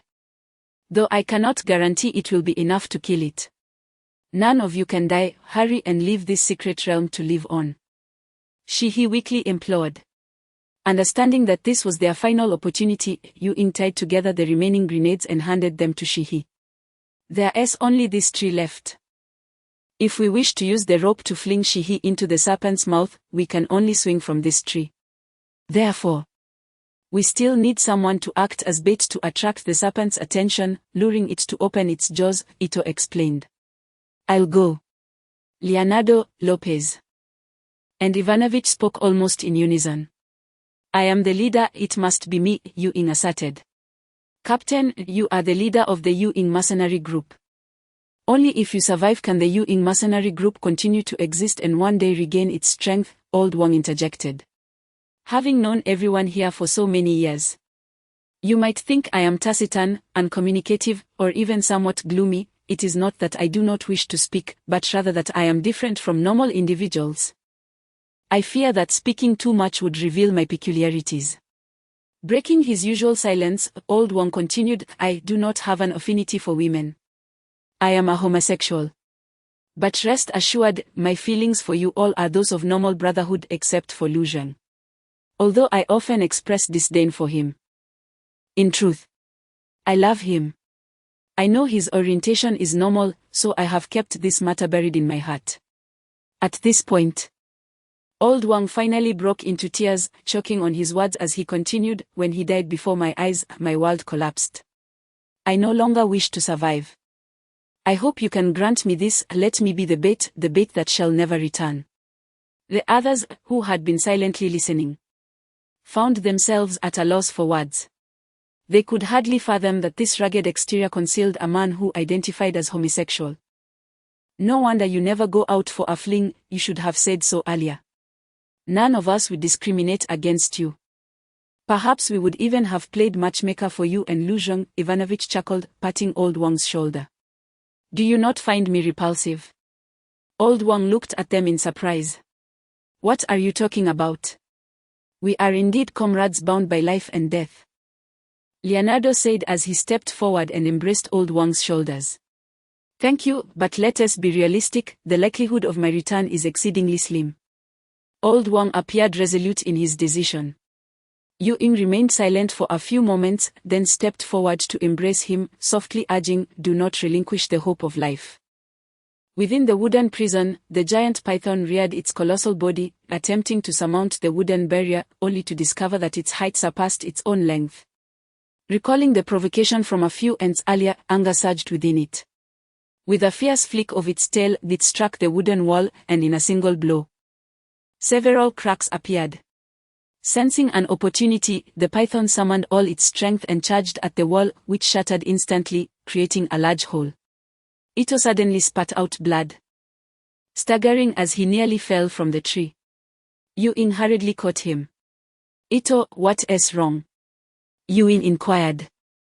The wooden wall formed by this technique should be incredibly solid. I did not anticipate the terrifying strength of the serpent. Indeed, forcibly casting advanced ninjutsu can lead to backlash. Ito took a moment to regain his composure and formed another seal. Would release, dispel. With his words, the wooden wall disintegrated into a shower of debris. I am sorry, there is no choice. If it continues to destroy, I may suffer fatal backlash, Ito expressed his regret. You have already bought us considerable time. Leave the next steps to me. Old Wang raised his rifle and dashed unwaveringly towards the giant python, unleashing a torrent of firepower upon it. The python, crossing the littered ground, observed the audacious and charging toward it and instantly opened its gaping maw, intent on crushing Old Wang in one bite. Aware that standing still would result in his demise, Old Wang swiftly retreated. Once at a safe distance, he discarded his automatic rifle and retrieved the anti-material sniper rifle he had previously abandoned. As a professional marksman, Old Wang was known for his impeccable aim when adequately prepared. He swiftly chambered around, knelt on one knee, and steadied his sniper rifle, holding his breath as he aimed. A second later, The large caliber rifle erupted with a fiery tongue of flame, followed by a deafening roar as the bullet sped towards the python's right eye with lightning speed. The rate of fire from the anti-material sniper rifle exceeded 800 meters per second, and the distance between Old Wang and the python was merely a few hundred meters. The trajectory of the bullet was swift as lightning. However, at the very moment it was about to penetrate the python's eye, the creature astonishingly closed its eye. Its hard scales once again thwarting this lethal strike. Old Wang, unfazed, seemed to have anticipated this outcome. He pressed on, enduring the excruciating recoil from the anti-material sniper rifle as he fired 2 more shots. Though these bullets failed to pierce the python's armor, the tremendous impact still caused the creature to emit a mournful cry. Blood oozed from the tightly shut eyes of the python, and it slowly opened them, revealing a blood-red hue in its eye sockets, a clear indication that the bullet's force had ruptured some blood vessels in its eye. The great serpent did not anticipate that this mere ant could inflict harm upon it, which utterly enraged it. Old Wang again pulled the trigger. Yet the serpent's speed was unparalleled. In the blink of an eye, it had lunged in front of Old Wang. The bullet missed its mark. Before Old Wang could react, he felt his feet leave the ground. A tremendous force surged through him, instantly rendering him breathless, as if his entire being was being crushed. On the verge of bursting apart, the serpent coiled its tail around Old Wang, lifting him into the air until he was level with its head. It glared at him with fury, its injured right eye having ceased to bleed, only a trace of the blood it had previously spilled remaining on its grotesque visage. Astonishingly, the serpent possessed remarkable self-healing abilities. In comparison to such a monstrous creature, humanity appeared utterly insignificant. Bound tightly, Old Wang found himself powerless to reach for the grenade. His mind resigned to despair. Seemingly in retaliation for the injury Old Wang had inflicted upon it, the serpent alternately tightened and loosened its grip, mercilessly tormenting his body. Even with his iron will, Old Wang could no longer suppress his cries of agony.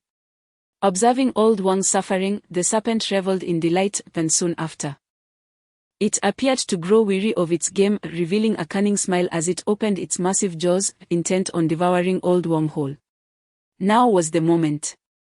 With his last vestiges of strength, Old Wang roared, his voice echoing through the vast expanse of the secret realm, infused with resolve and hope. Not far away, Ito had already positioned himself for action. Holding on to Shihi, he utilized the momentum of the flying cable, soaring through the air like a nimble swallow, landing a mere 10 meters from the serpent. Time was fleeting.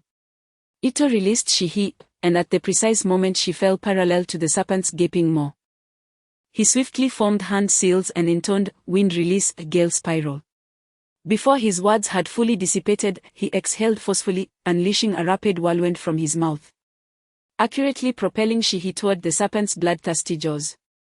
However, plans are often thwarted by unforeseen circumstances.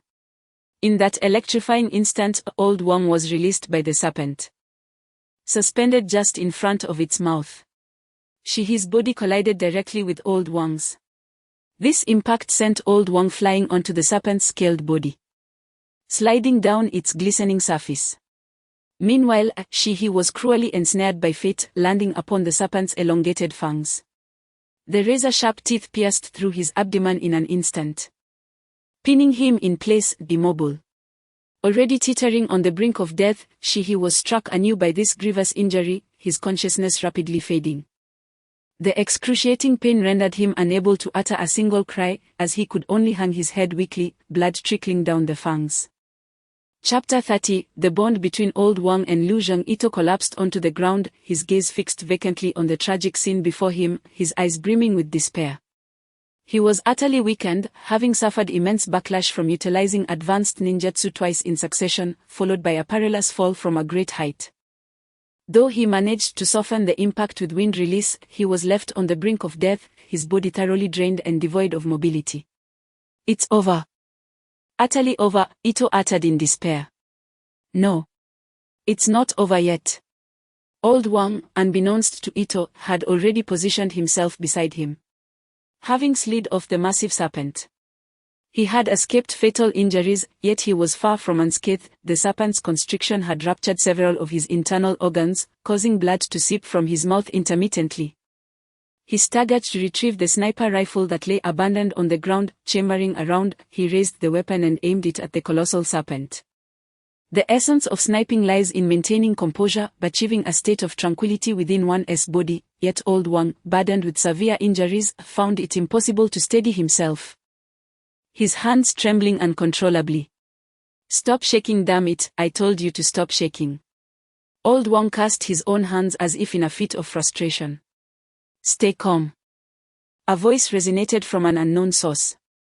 Old Wang looked around in astonishment, yet only Ito met his gaze. No one else was present.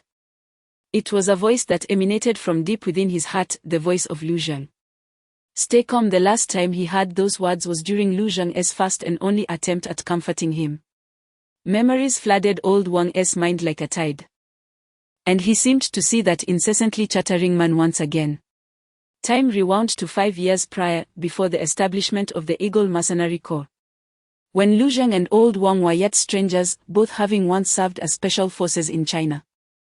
Although they did not reach the pinnacle of the Eagle's 56th district, they were seasoned mercenaries with international renown. In contrast, Lu Zheng had ventured beyond his homeland after years of military service, unable to adapt to a mundane existence. While Old Wang had been expelled from the army for violating discipline and spent several years in prison. Upon his release, he felt too ashamed to remain in China and reluctantly sought his fortune abroad. Their initial encounter occurred on the battlefield of Africa, in a nation ravaged by civil war, where they were both summoned to protect a local dignitary traversing a perilous war zone. Remarkably, their first meeting was far from cordial. Upon receiving the mission, they arrived almost simultaneously at the dignitary's residence. "Gentlemen, a pleasure to meet you. I am Mutombo, your charge for this mission." A middle-aged African man greeted them with a broad smile. "Greetings, I am Lu Zheng, the world's premier mercenary. With me here, you need not worry. There is no need to bring anyone else, lest they complicate matters." Lu Zheng introduced himself with an air of arrogance, casting a sidelong glance at Old Wang. "I am Old Wang," was all Old Wang said, disregarding Lu Zheng's boastful demeanor. "Honored to meet you both. Your names resonate throughout the mercenary community. With your assistance, this endeavor will undoubtedly proceed smoothly," Mutombo remarked, bowing slightly in deference. "This epitomizes the helplessness of a war-torn small nation. Even its political leaders must treat the mercenaries they employ with utmost respect, for their very lives depend on these individuals." After a brief respite, the two took a moment to gather their thoughts while I prepared to assemble my loyal troops for departure. Once Mutombo had left, Lu Zheng found a chair, propped his leg up, and inquired of Old Wang, "Are you from Huaxia?" Old Wang nodded in affirmation. "Oh, please disregard my earlier remarks. After all, we share the same yellow skin. I can't discern whether you're Korean or Japanese, but since we are compatriots, let us be forthright. Allow me to introduce myself. I am Lu Zheng, a former lieutenant of the Northeast Tiger Special Forces of Huaxia." Lu Zheng extended his hand. "Former major of the Wolf Fong Assault Brigade, Wang Defa," Old Wang replied, reciprocating the gesture. "Goodness. You are a commissioned officer. And from the illustrious Wolf Fong Brigade no less. That is a place I have long aspired to join but could never penetrate. I must address you as sir," Lu Zheng exclaimed, suddenly leaping back before saluting. This amusing display left Old Wang's outstretched hand suspended in midair, unsure whether to withdraw it, and he could only reply, "What, sir? That is all in the past, simply call me by my name." "Very well, Wang Defa. What an unusual name, you may as well call me Old Wang," he hurriedly interrupted. All right, Old Wang. But tell me, as a major, surely post-retirement you could easily secure a position as a departmental officer in the government. Why endure this hardship out here?" Lu Zheng asked curiously. "I am not retired. I was expelled for a mistake, stripped of my party membership and military title, and spent several years in prison," Old Wang replied, his tone heavy with sorrow. "What? You were expelled?" and imprisoned. Upon hearing this, Liu Zheng's expression shifted dramatically. His astonishment was not born from snobbery. He understood that within the ranks of Hoshia's military, especially among special forces, the threshold for leniency is quite high. Typically, only grave offenses could lead to such severe consequences, such as heinous crimes against humanity, involvement in organized crime, or treason. Of course, treason entails far graver repercussions than mere expulsion and imprisonment. Forget what I just said, you hardly warrant my calling you sir. However, in light of our shared heritage and the sacrifices you have made, I shall begrudgingly cooperate with you to complete this task. Liu Zheng shot a glance at Old Wang and fell into silence. Old Wang too remained quiet, awaiting their departure. Before long, Mutombo had assembled his troops, and the trio set forth with great vigor. The duo's skills were indeed of the highest caliber among mercenaries throughout their journey. They conducted reconnaissance and assaults that repeatedly turned enemy ambushes into mere trivialities. Mutombo's forces advanced smoothly over several hundred kilometers, reaching their destination seamlessly. Just as the two believed they had successfully completed their mission and were preparing to withdraw, the situation in this fractured nation took a dramatic turn. The opposing faction, bolstered by the support of a powerful nation, swiftly overran all cities and strongholds held by Mutombo's party within mere hours. Faced with overwhelming military might, Mutombo's faction surrendered unconditionally. In a disgraceful act, Mutombo betrayed his allies, Liu Zheng and Old Wang, as the opposing faction sought to account for the losses incurred from Mutombo's forces. The leader of the rival faction, infuriated, immediately announced the intent to execute the two men. However, Liu Zheng and Old Wang were not idle. Upon realizing the precariousness of their situation, they had already made their escape. The enemy issued a pursuit order, and after several days of evading detection through guerrilla tactics, the two men managed to reach the border of the country, only to find themselves cornered atop a mountain. Utilizing the advantageous terrain, they repelled numerous assaults from the enemy. Yet, their resources were nearly depleted, they had run out of food and water, and faced with the relentless onslaught, they found themselves in a desperate struggle for survival. As dusk settled, the enemy, having tasted the formidable skills of these elite mercenaries, finally ceased their attacks after suffering significant casualties, opting instead to adopt a strategy of attrition to wear down the two. Finally, a moment to breathe. Liu Zheng sighed in relief upon noticing the cessation of hostilities. We have no food or water left, and our ammunition is running low.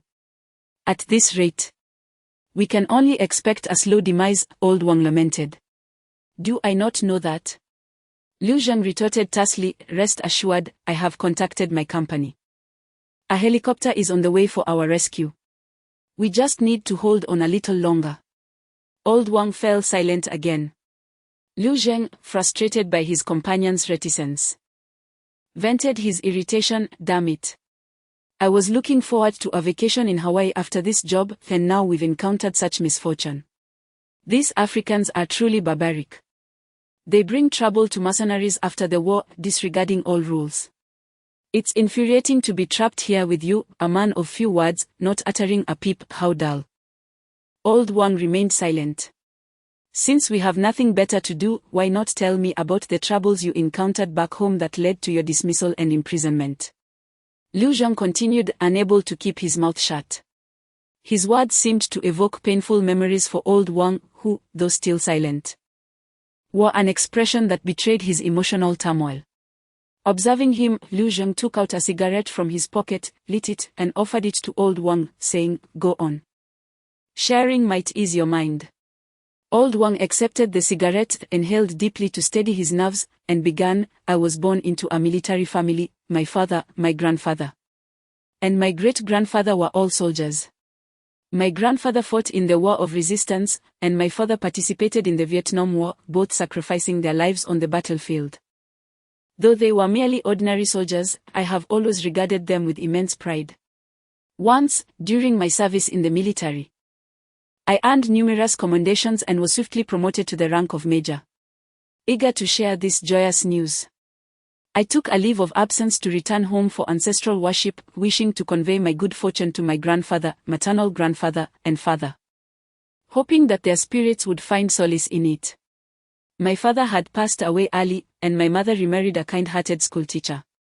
This stepfather, cultured and amiable, treated both my mother and me with great affection, even blessing us with a younger sister.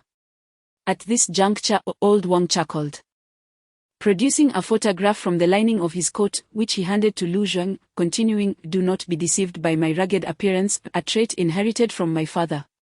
My half-sister, however, is exceptionally beautiful."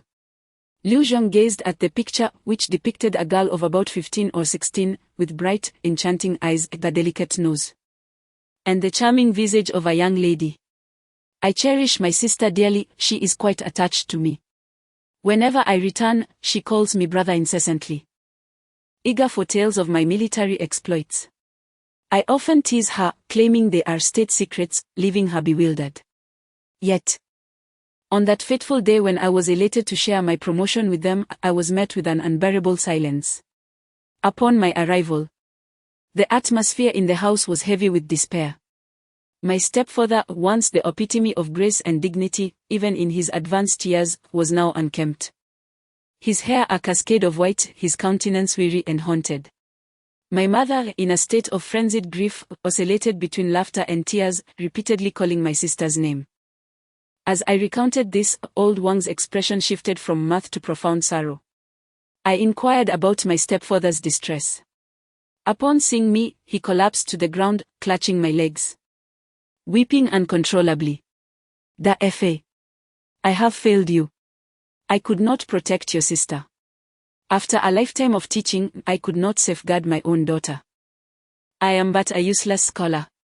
A chill gripped my heart, I sensed something dreadful had befallen my sister. Yet, I maintained my composure and sought the truth. My sister, a talented dance student, was a model pupil, beloved by her teachers and often representing her school in competitions. However, during one performance, she caught the eye of the mayor's son, who began to pursue her relentlessly, despite her tender age of 15. After repeated rejections, he revealed his true nature, orchestrating her abduction alongside a group of wealthy peers. They subjected her to unspeakable horrors before callously discarding her naked body on the street.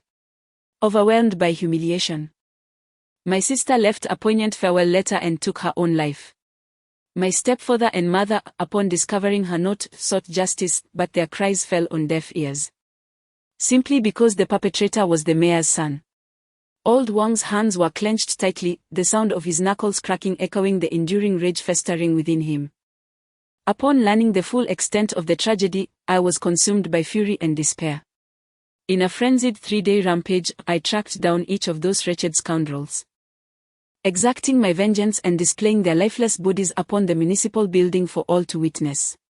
Upon hearing this, Lu Zheng finally comprehended why old Wang had been stripped of his dual citizenship. He remarked, "Although this incident has stirred outrage among both mortals and deities, your actions were rather reckless. At that time, you held the esteemed position of a regimental officer in the Wolf Fong Assault Brigade, and your allegiance was to the nation.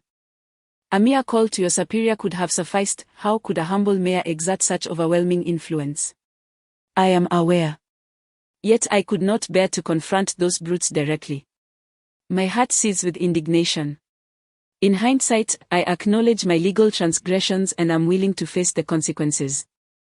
But morally, I stand unblemished." Old Wang regained his composure and spoke calmly. Lu Zheng sighed in resignation, realizing that he might have acted similarly under the same circumstances. "Regardless, the state has shown considerable leniency toward you. You have taken numerous lives and displayed the corpses on the municipal building, inciting societal turmoil. Such actions are reprehensible. The outcome was merely the revocation of your citizenship and a few years in prison. I surmise that high-ranking officials in the military have also been quite concerned for your fate. Indeed, the state has not betrayed me, although this matter was not made public. That mayor and his affluent associates ultimately paid the price. After his release, I recognized that my actions had betrayed both the nation and the party. Thus I felt unworthy to remain in Hoxia and chose the path of a mercenary. I apologize for my previous remarks. You were right. You merely broke the law but committed no moral error. You deserve my respect, and I shall address you as commander. Liu Zhang saluted once more and then handed a photograph to Old Wang. As Old Wang extended his hand to receive the photograph, a grenade was suddenly hurled from the slope below, landing not far behind him. Chapter 31 The Charm of That Shot, Part 1 Just as the grenade had yet to touch the ground, the impending danger reflected in Liu Zhang's pupils. In an instant, he reacted. Danger! Liu Zhang shouted, lunging towards Old Wang. The two of them fell behind a massive rock atop the mountain. Almost simultaneously, a deafening explosion erupted, sending plumes of dust into the air. Fortunately, the boulder was sufficiently sturdy to withstand the blast's impact. They merely experienced a ringing in their ears and sustained no injuries. Liu Zhang cautiously peered out to confirm that no enemies had taken the opportunity to advance, exhaling a sigh of relief. That was close. I nearly met Yama. They did not pursue, likely just throwing a grenade to test the waters. Old Wang, however, ignored Liu Zhang, instead crouching on the ground, scanning left and right as if searching for something. What are you looking for? Liu Zhang inquired. My sister's photograph. Old Wang exclaimed, glaring at Liu Zhang. It suddenly dawned on Liu Zhang that just moments ago, he had reached out to return the photograph to Old Wang when the grenade was thrown. In that critical moment, who could think of a photograph? Was it more important than life itself? Thus, he had carelessly discarded the photograph and then dove towards Old Wang. Realizing this, Liu Zhang stammered, I think I might have tossed it away. It may have been incinerated in the explosion. You bastard! Old Wang, filled with rage, delivered a punch to Liu Zhang, causing him to stagger. Are you out of your mind? I just saved your life, and you hit me. Liu Zhang retaliated without hesitation. After receiving the blow, Old Wang refrained from striking back, glaring fiercely at Liu Zhang, declaring, nothing is more important than my sister's photograph. With that, Old Wang abandoned the cover of the rock and ventured out in search of the photograph. Damn it, what a stroke of bad luck to encounter a lunatic like you. Though Liu Zhang muttered curses under his breath, he followed Old Wang to assist in the search. The two scoured the mountaintop thoroughly, yet found nothing. Liu Zhang crawled to the edge of the summit and looked down, spotting a photograph fluttering precariously in a patch of grass on the slope below. Found it! Liu Zhang shouted to Old Wang. Old Wang immediately rushed over, following Liu Zhang's direction until he spotted the photograph, and without hesitation, he began to run towards it. Liu Zhang grasped Old Wang's arm, shouting, have you lost your mind? The enemy's stronghold is right below. Going down like this will undoubtedly expose you to their line of sight. You'll be shot before you even reach the photograph. Even if I die, I cannot lose my sister's photograph.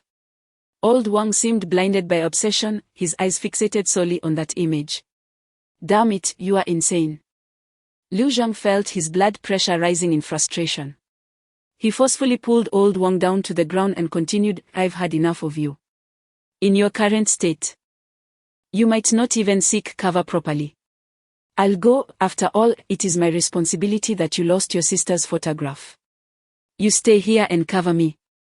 After Liu Zhang finished speaking, without waiting for Old Wang to refuse, he leapt from the mountaintop, executing a roll to dissipate the impact, and, shrouded by the dusk, crawled forward down the slope. The distance to the summit was merely a few dozen meters, though twilight had descended, a vestige of sunlight lingered in the western sky. Liu Zhang could only maneuver cautiously, taking advantage of the sparse grass on the hillside. Meanwhile, below, the enemy leader, Omorui, was troubled by how to eliminate the two Asian mercenaries when a soldier approached, reporting, Chief, we received a call from IZO via satellite phone. They wish to speak with you. IZO. Omorui furrowed his brow. IZO, short for Israel IZO International Mercenary Company, boasts a global reach in mercenary services, showcasing its formidable prowess.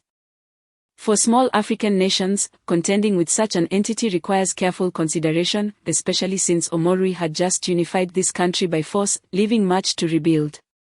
After a moment's contemplation, he decided to take the call. Hello, I am Omorui, he stated. General Omorui, my name is Sorrel, the CEO of IZO, came the reply from the other end.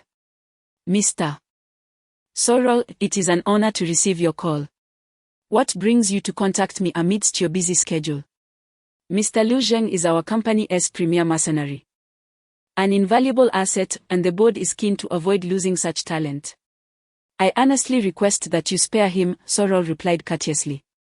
He has slain hundreds of my men. Do you truly believe I can let him go? Omorui retorted coldly. General Omorui, mercenaries are engaged to resolve conflicts for remuneration. Mr. Liu Zheng was merely fulfilling his duty. He has committed no wrongdoing. You must recognize our company's strength. Mercenary organizations cannot contend with state machinery. Particularly when your nation has only recently emerged from the ravages of war. Is it worth jeopardizing your stability to pursue Liu Zheng? Sorrel's tone remained respectful. Yet the politeness had waned, transitioning to a more assertive stance. After a moment of reflection, Omorui responded, I could let him go, but I expect some benefit in return. Haha, rest assured, General. If you spare Liu Zheng, our company will gladly provide you with a complimentary B-level war protection service. How does that sound? Surely. You can sense our sincerity, Sorrel said with a smile. Agreed. Very well, General. Wishing your country prosperity. Goodbye. Sorrel concluded with another round of pleasantries. Wait. Omorui suddenly recalled something and said, there is more than just Liu Zheng surrounded by us, the other mercenary ISNT affiliated with your company, is he? No. You may proceed as you see fit. With that, Sorrel hung up the phone. At that moment, another soldier approached to report, Chief. We have spotted a mercenary crawling down the slope. The ambush team is ready, should we eliminate him? Omorui was unable to discern the identity of the mercenary. His face darkened as he uttered, alive. Meanwhile, on the hillside, Liu Zheng crawled closer to the photograph. Just as he was about to seize it, several gunshots rang out. He felt a series of impacts on his body, yet there was no burning sensation of bullets piercing his flesh, only a slight sting. Lowering his gaze, he discovered numerous syringes embedded in his body, and soon a wave of numbness spread throughout him. This was dire, he was about to be captured. A tightness gripped Liu Zheng's heart as he summoned his final ounce of strength to crawl a few meters and secure the photograph in his embrace, before succumbing to unconsciousness. Shortly thereafter, the dozen soldiers clad in camouflage appeared, binding Liu Zheng and escorting him down the mountain. At the summit, Old Wang was in a state of utter desperation.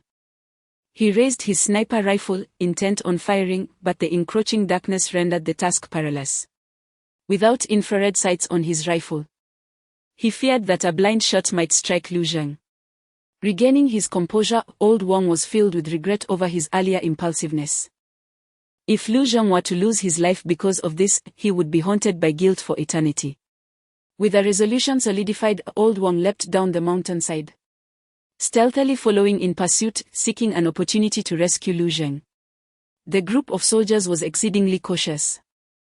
Only 2 carried Liu Zheng in the center while the others remained vigilant, leaving Old Wang with no chance to act. They soon reached the camp at the mountain's base, where Old Wang could only search for a potential breach to infiltrate. The soldiers brought Liu Zheng before Omorui, who administered an injection, causing Liu Zheng to awaken swiftly. Gazing at Liu Zheng, Omorui inquired, "What is your name?" Liu Zheng, undaunted, raised his head defiantly and replied, "I have no intention of changing my name. It is Liu Zheng. Your employer must have called you by now, be wise and release me at once. You should consider carefully. IZO is not an adversary that a small, war-torn nation like yours can contend with. Indeed, your employer did call me, pleading for your life, and offered generous terms, which I declined," Omorui replied with a sinister smirk. "What nonsense is this? Are you out of your mind? You can't possibly think you can challenge IZO," Liu Zheng retorted. Caught off guard by the audacity of this African leader, his confidence swiftly diminishing, Omorui did not respond directly but posed another question, "I am curious, atop the mountain, With only 2 men guarding against countless foes, if you had endured a few more hours, rescue would have arrived. Why descend the mountain to seek death? Liu Zheng let out a self-deprecating laugh and replied, I encountered a foolish companion, that man named Wang, who risked his life over a lost photograph. I could not bear to watch, so I ventured out to find it myself. Wouldn't you agree that he must be out of his mind? A photograph. What photograph? Omorui's eyes glinted with a chilling intensity as he inquired. In an instant, Liu Zheng realized he had misspoken, the gravity of his predicament weighing heavily upon him. Yet he hoped that old Wang might still escape. If Omorui were to use the photograph as leverage against him, it would be a grave sin. What photograph? I never mentioned any such thing. Your grasp of English is truly lacking. Omorui was not swayed by Liu Zheng's fabrications and promptly commanded, search him. Soon, soldiers discovered a photograph on Liu Zheng, which was presented to Omorui. Upon examining the image, Omorui remarked, what a charming little girl. Is she the daughter of that mercenary named Wang? Liu Zheng ceased to respond and, with a dignified air, declared, if you intend to kill or torture me, do so swiftly, spare me your theatrics. Omorui chuckled lightly and replied, there is no rush, I have conceived an intriguing idea. He then whispered instructions to his subordinates, who nodded and exited. The soldier approached the perimeter of the camp brandishing a megaphone, and shouted, Wang, greetings. We are aware of your proximity. Your friend Liu and the photograph you seek are in our possession. Our leader has stated that if you make a choice, we shall release him. Subsequently, Liu Zheng was brought forth, a photograph of old Wang's sister affixed to his hair. The soldier continued to shout, our leader has witnessed your remarkable marksmanship. It is truly extraordinary. We will ignite 2 bonfires beside Liu. In this dim light, if you can strike the photograph on Liu Zheng's head, we shall release him.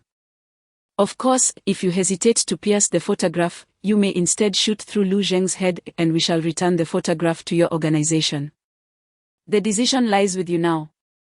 Old Wang, positioned 300 meters away, observed and listened to the unfolding events, internally torn. He had no desire to harm Liu Zheng. Yet that was the only photograph of his sister remaining. However, as Liu Zheng pointed out, could a mere photograph truly outweigh a life? If his sister were to witness this, would she rejoice in her brother's actions? Surely not, she would be disappointed and saddened, watching her brother transform from a great hero into a selfish coward. After much contemplation, old Wang resolved to save Liu Zheng. He raised his sniper rifle, aligning the 8-fold scope with the photograph amidst the flickering flames. Yet, upon seeing the delightful smile captured in the image, his hands trembled uncontrollably. In such a state, firing would likely only result in the destruction of Liu Zheng's head. Meanwhile, Omorui awaited the spectacle, while his chief of staff voiced his concerns, leader. You have already made a promise to Aizio. If Wang inadvertently kills Liu, how will we account for that? Omorui cast a glance at him and jested. What concern is that of ours? It would be Wang's doing. The chief of staff's eyes brightened, and he immediately flattered, "Your wisdom is unparalleled, leader. It seems I may soon be out of a job." Omorui chuckled, then frowned as he turned his gaze forward, asking, why hasn't he fired yet? Seeing old Wang hesitate, Liu Zheng called out to Omorui, "Hey, hand me the megaphone, I wish to say a few words." Omorui pondered for a moment before instructing his subordinate to bring the megaphone to Liu Zheng's lips. "Old Wang, our encounter is but a fleeting chance. I do not expect you to save me. I understand your obsession, the solitary photograph of your sister may indeed mean more to you than anything else. Regardless of the choice you make, I shall accept it.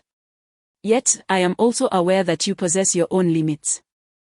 Even if you resolve to take my life in exchange for your sister's photograph, I suspect that the act would not be as effortless as you imagine.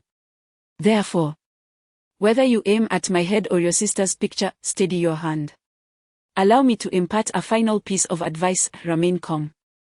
The words of Liu Zheng reached old Wang's ears, leaving him filled with a profound sense of shame. This man could have easily disregarded everything and departed from this war-torn land after waiting a few hours, yet he risked his life to retrieve the photograph, ultimately leading to his capture. Now, he exhibited not a trace of regret, merely instructing himself to remain composed. Old Wang's hands gradually ceased their trembling as he fortified his resolve. He held his breath, aimed carefully, but tuned to the wind's influence on the trajectory, made slight adjustments to the muzzle, and pulled the trigger. Chapter 32 The Charm of That Shot, Part 2, with the crack of a gunshot. The photograph above Lu Zheng's head was pierced. A series of crisp applause erupted. There stood Omarui in the background, clapping in admiration, exclaiming, "What a remarkable display of marksmanship! Truly impressive." Lu Zheng exhaled deeply, noticing that beads of sweat had already formed at his neck. The pressure in the face of death weighed far heavier than his outward nonchalance suggested. Steeling himself, Lu Zheng turned to Omarui and inquired, "So, how about it? You are now the leader of a nation, your word ought to carry weight. Release me at once." Omarui replied with a smile, "Of course. Bring forth the means to unbind Mr. Lu." Lu Zheng was taken aback. He had merely posed a rhetorical question and did not anticipate that Omarui would genuinely honor his word. This exceeded his expectations, leaving him with an unsettling sensation he could not quite place. Omarui, observing Lu Zheng, chuckled with a knowing grin, "Mr. Lu, you must be quite curious as to why I so readily comply with your request. The truth is, you are correct, I dare not challenge IZO Corporation. There is a saying in your esteemed nation, one general's success is built upon the graves of countless soldiers, as their leader. I would be foolish to jeopardize the lives of my few hundred soldiers in a futile confrontation with IZO. In fact, I had already reached an agreement with your company prior. I have no intention of killing you." Upon hearing Omarui's words, Lu Zheng finally grasped the underlying truth. The gambling stakes, the choices presented, everything was a ruse. This man had never intended to kill him. From the outset, his objective was Old Wang, using Lu Zheng to entice Old Wang into firing a shot. By now, it was likely that Old Wang's position had been pinpointed by the concealed scouts. Sure enough, shortly thereafter, several gunshots rang out from a distance, and a soldier's report crackled through Omarui's radio. "Commander, the target has been apprehended. Shall we execute?" "Not yet. Bring him back fast," Omarui replied, smiling at Lu Zheng as he spoke into the radio. Watching the smug demeanor of the African leader, Lu Zheng felt a surge of anger and, through clenched teeth, remarked, "No wonder you were able to unify this country, you truly possess a sharp intellect." "Flattery, Mr. Lu. But you may take your leave now. Of course, you may also choose to stay and witness your friend's final moments," Omarui said, turning to stride back towards his tent. With a glint of cold determination in his eyes, Lu Zheng slowly reached for a miniature handgun concealed within his military boot. Just then, Omarui halted once more, without turning, and stated, "Mr. Lu, allow me to remind you, do not attempt to ambush me. You are not on any mission at present, and I harbor no ill will towards you. Should you fire, I suspect your company would have little reason to protect you." Lu Zheng's hand, poised on the firearm, came to a standstill. He recognized the truth in Omarui's words. The company had previously been inclined to safeguard him due to their appreciation of his capabilities, as well as for the sake of their reputation. Moreover, according to the rules of the underworld, he was in the right, and he thought, "What is there to fear when I hold the advantage?" However, now that they have released themselves, there is no need for the company to provoke a war over a mere mercenary. Lu Zheng has abandoned his attempt to rescue Old Wang by taking O'Malley hostage. He can only wait for the soldiers to bring Old Wang back and devise another plan. Soon, Old Wang, bound tightly, was escorted into the camp by the soldiers. Upon seeing Lu Zheng, who was unharmed, Old Wang felt a wave of relief wash over him. He smiled and said, "Fortunately, they have kept their promise to release you. So I no longer owe you anything." Lu Zheng sighed and shook his head, replying, "We have been deceived.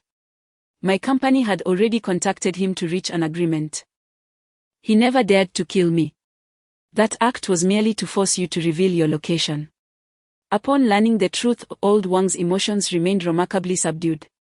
It seemed that after shattering that photograph, he had lost all hope and no longer wished to struggle. He simply replied, "Oh, I see."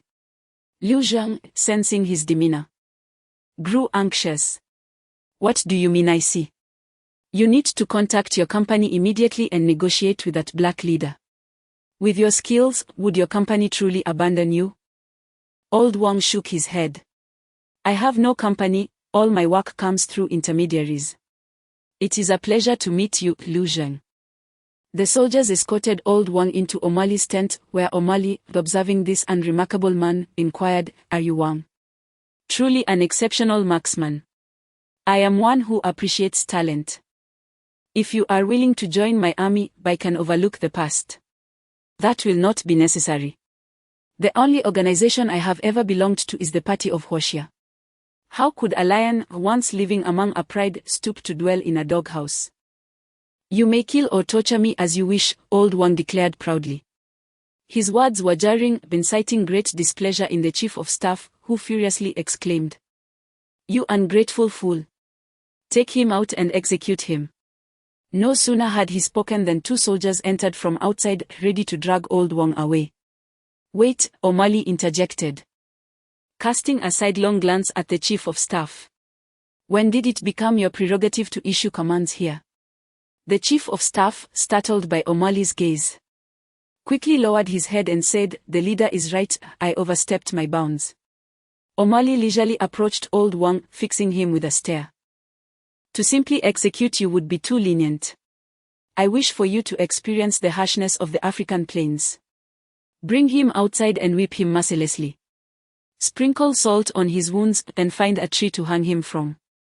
Let him feel the effects of dehydration under the African sun." Old Wang was taken outside by two soldiers, while Liu Zhang watched helplessly as Old Wang was subjected to brutal lashes. Despite his fists being bloodied from his own nails digging into his palms, he could do nothing. Old Wang endured countless strikes, his clothing reduced to tatters, his body a bloody mess, yet he uttered not a sound, his eyes revealing a steadfast resolve until he eventually succumbed to unconsciousness. Several hours later, accompanied by the gradually distinct sound of whirring propellers, an armed helicopter emerged from the opposite side of the valley. After circling above the camp for a moment, it began its descent. The helicopter landed smoothly, its doors swung open, and a dozen well-equipped mercenaries leapt out, poised for action. Following them, a middle-aged Caucasian gentleman clad in a white suit descended from the aircraft, escorted by the mercenaries as he made his way toward the heart of the camp. At some point, Omori had stepped out of the tent and approached him. The middle-aged man extended his right hand with a smile, shaking hands with Omori. "Your demeanor is indeed remarkable, you must be Mr. Sorrel," Omori remarked politely. "General Omori, you are too kind."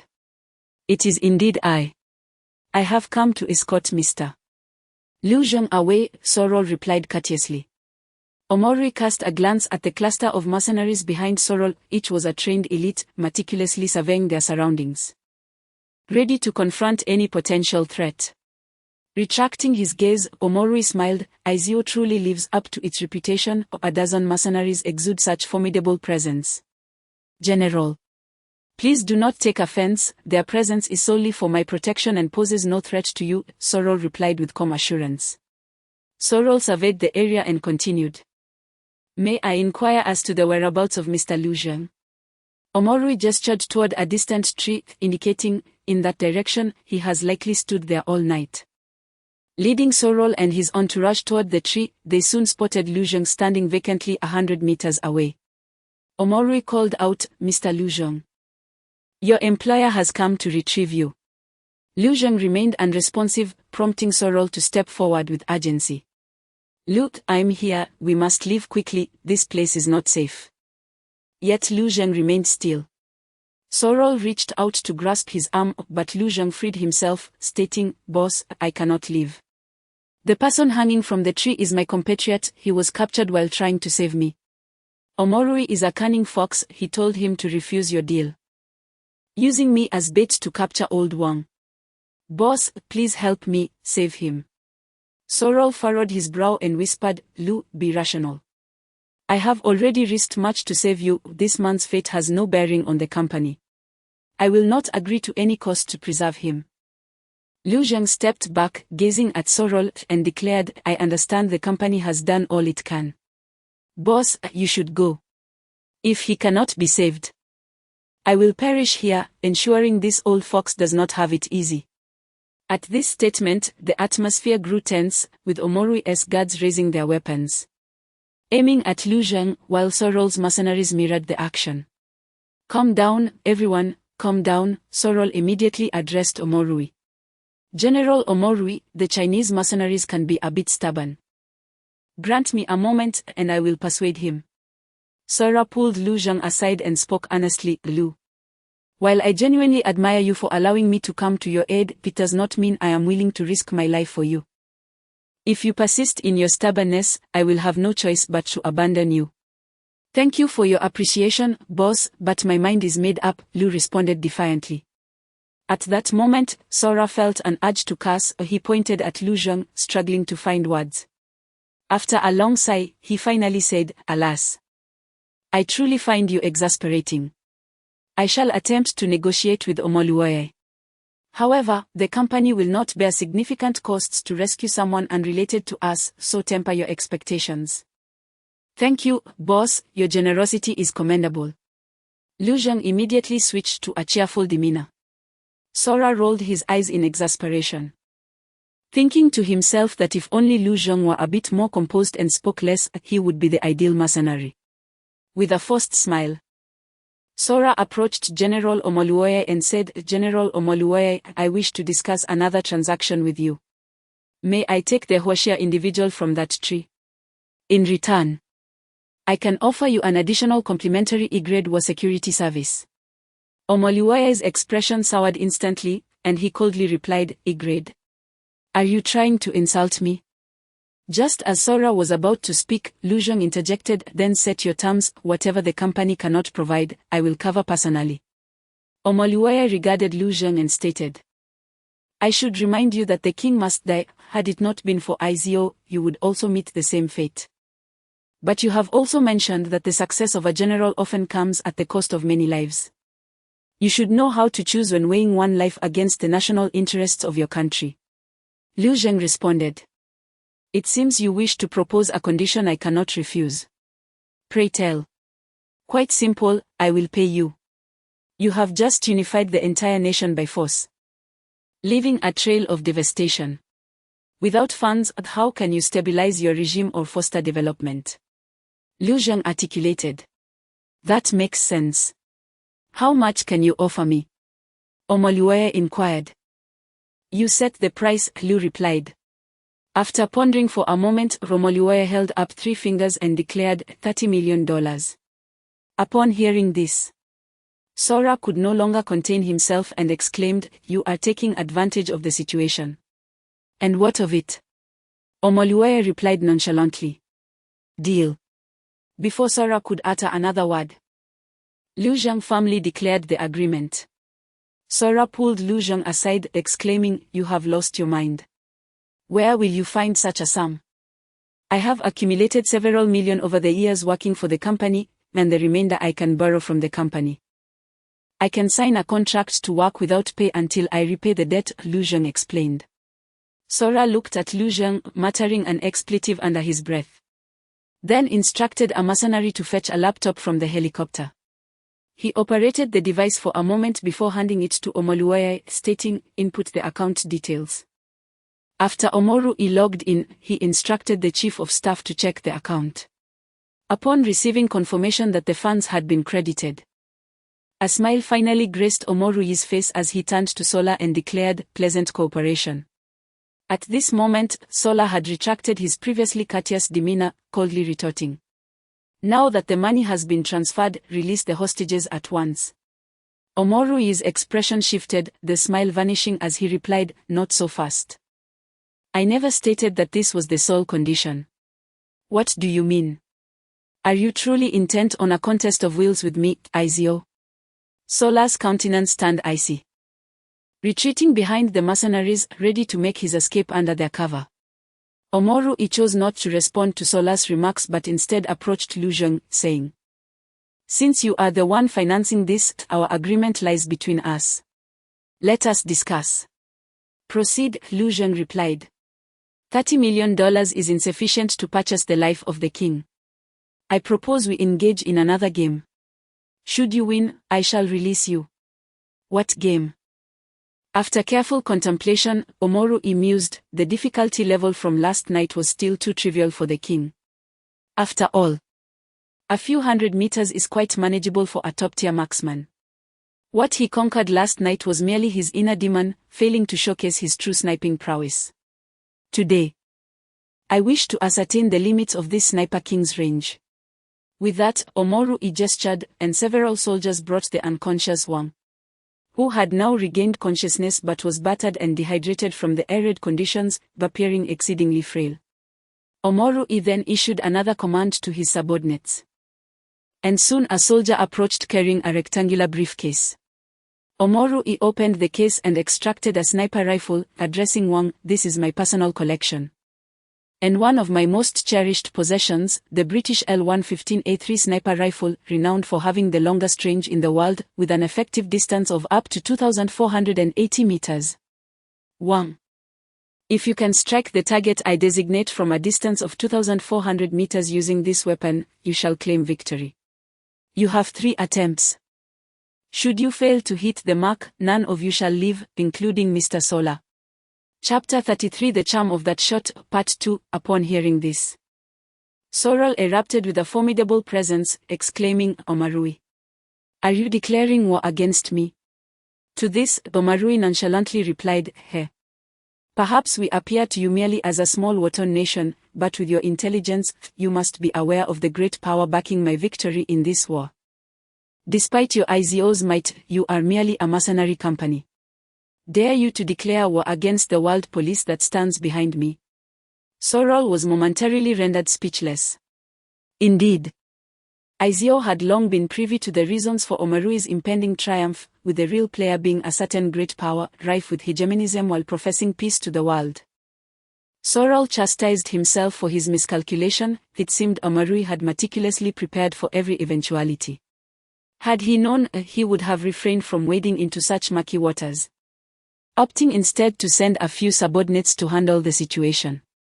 Determined not to lose face, Sorrel forced a semblance of calm, his smile strained as he said, "Omarui, if you wish to keep me here, you must first inquire whether my subordinates would consent.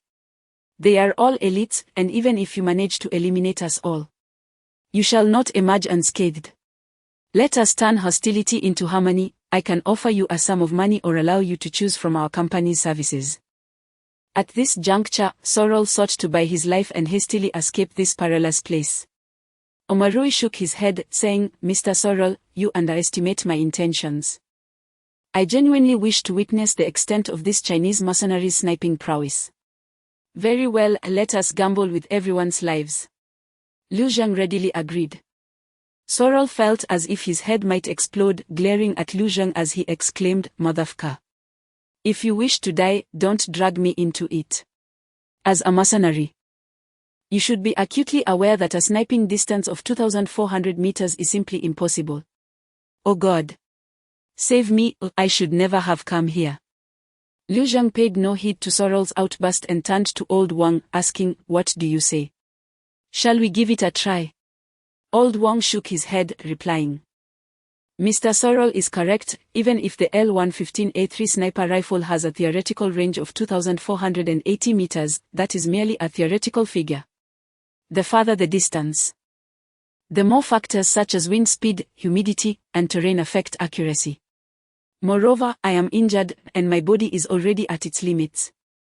I fear I may not even manage a standard shot." Lu Zheng pressed the L115A3 into Old Wang's arms, saying, "Did your old commander not teach you the phrase about overcoming the flesh with an iron will in your homeland's army?" Old Wang remained silent, lacking confidence in the face of this seemingly impossible task. Observing this, Lu Zheng made a startling suggestion, addressing Omarui, "Have you selected a sniping target? If not, allow me to propose. Let me stand with an apple atop my head on that hillside over 2 kilometers away. Liu Zhang pointed towards a slope in the distance. Omarui gazed in the direction indicated by Liu Zhang, nodding as he spoke. Lu, I truly admire your courage. It is settled then, rest assured. I shall not go back on my word. A military jeep approached, and 2 soldiers bound Liu Zhang before ushering him into the vehicle. Seated inside, Liu Zhang cast a glance at Old Wang, whose eyes were filled with anxiety, and said, I believe in you. Remember what I said earlier, stay calm. There is nothing that the soldiers of Huoxia cannot accomplish. The jeep sped away, swiftly reaching a hillside 2,400 meters away. Where the soldiers disembarked Liu Zhang and placed an apple atop his head, leaving him standing straight as if he were a statue of a great man. Observing that Liu Zhang was in position, Omarui turned to Old Wang and said, Wang, your friend is ready. Please commence your performance. Old Wang, dragging his weary body, approached a large rock and set his sniper rifle upon it. Gripping the stock tightly with one hand, he gingerly placed his index finger on the trigger. Yet the pain coursing through his body caused him to tremble uncontrollably.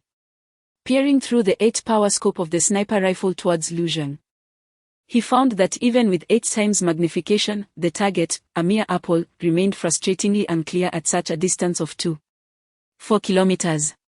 After aiming for an extended period, his body quaked increasingly, prompting him to shift his gaze away from the scope and release the rifle.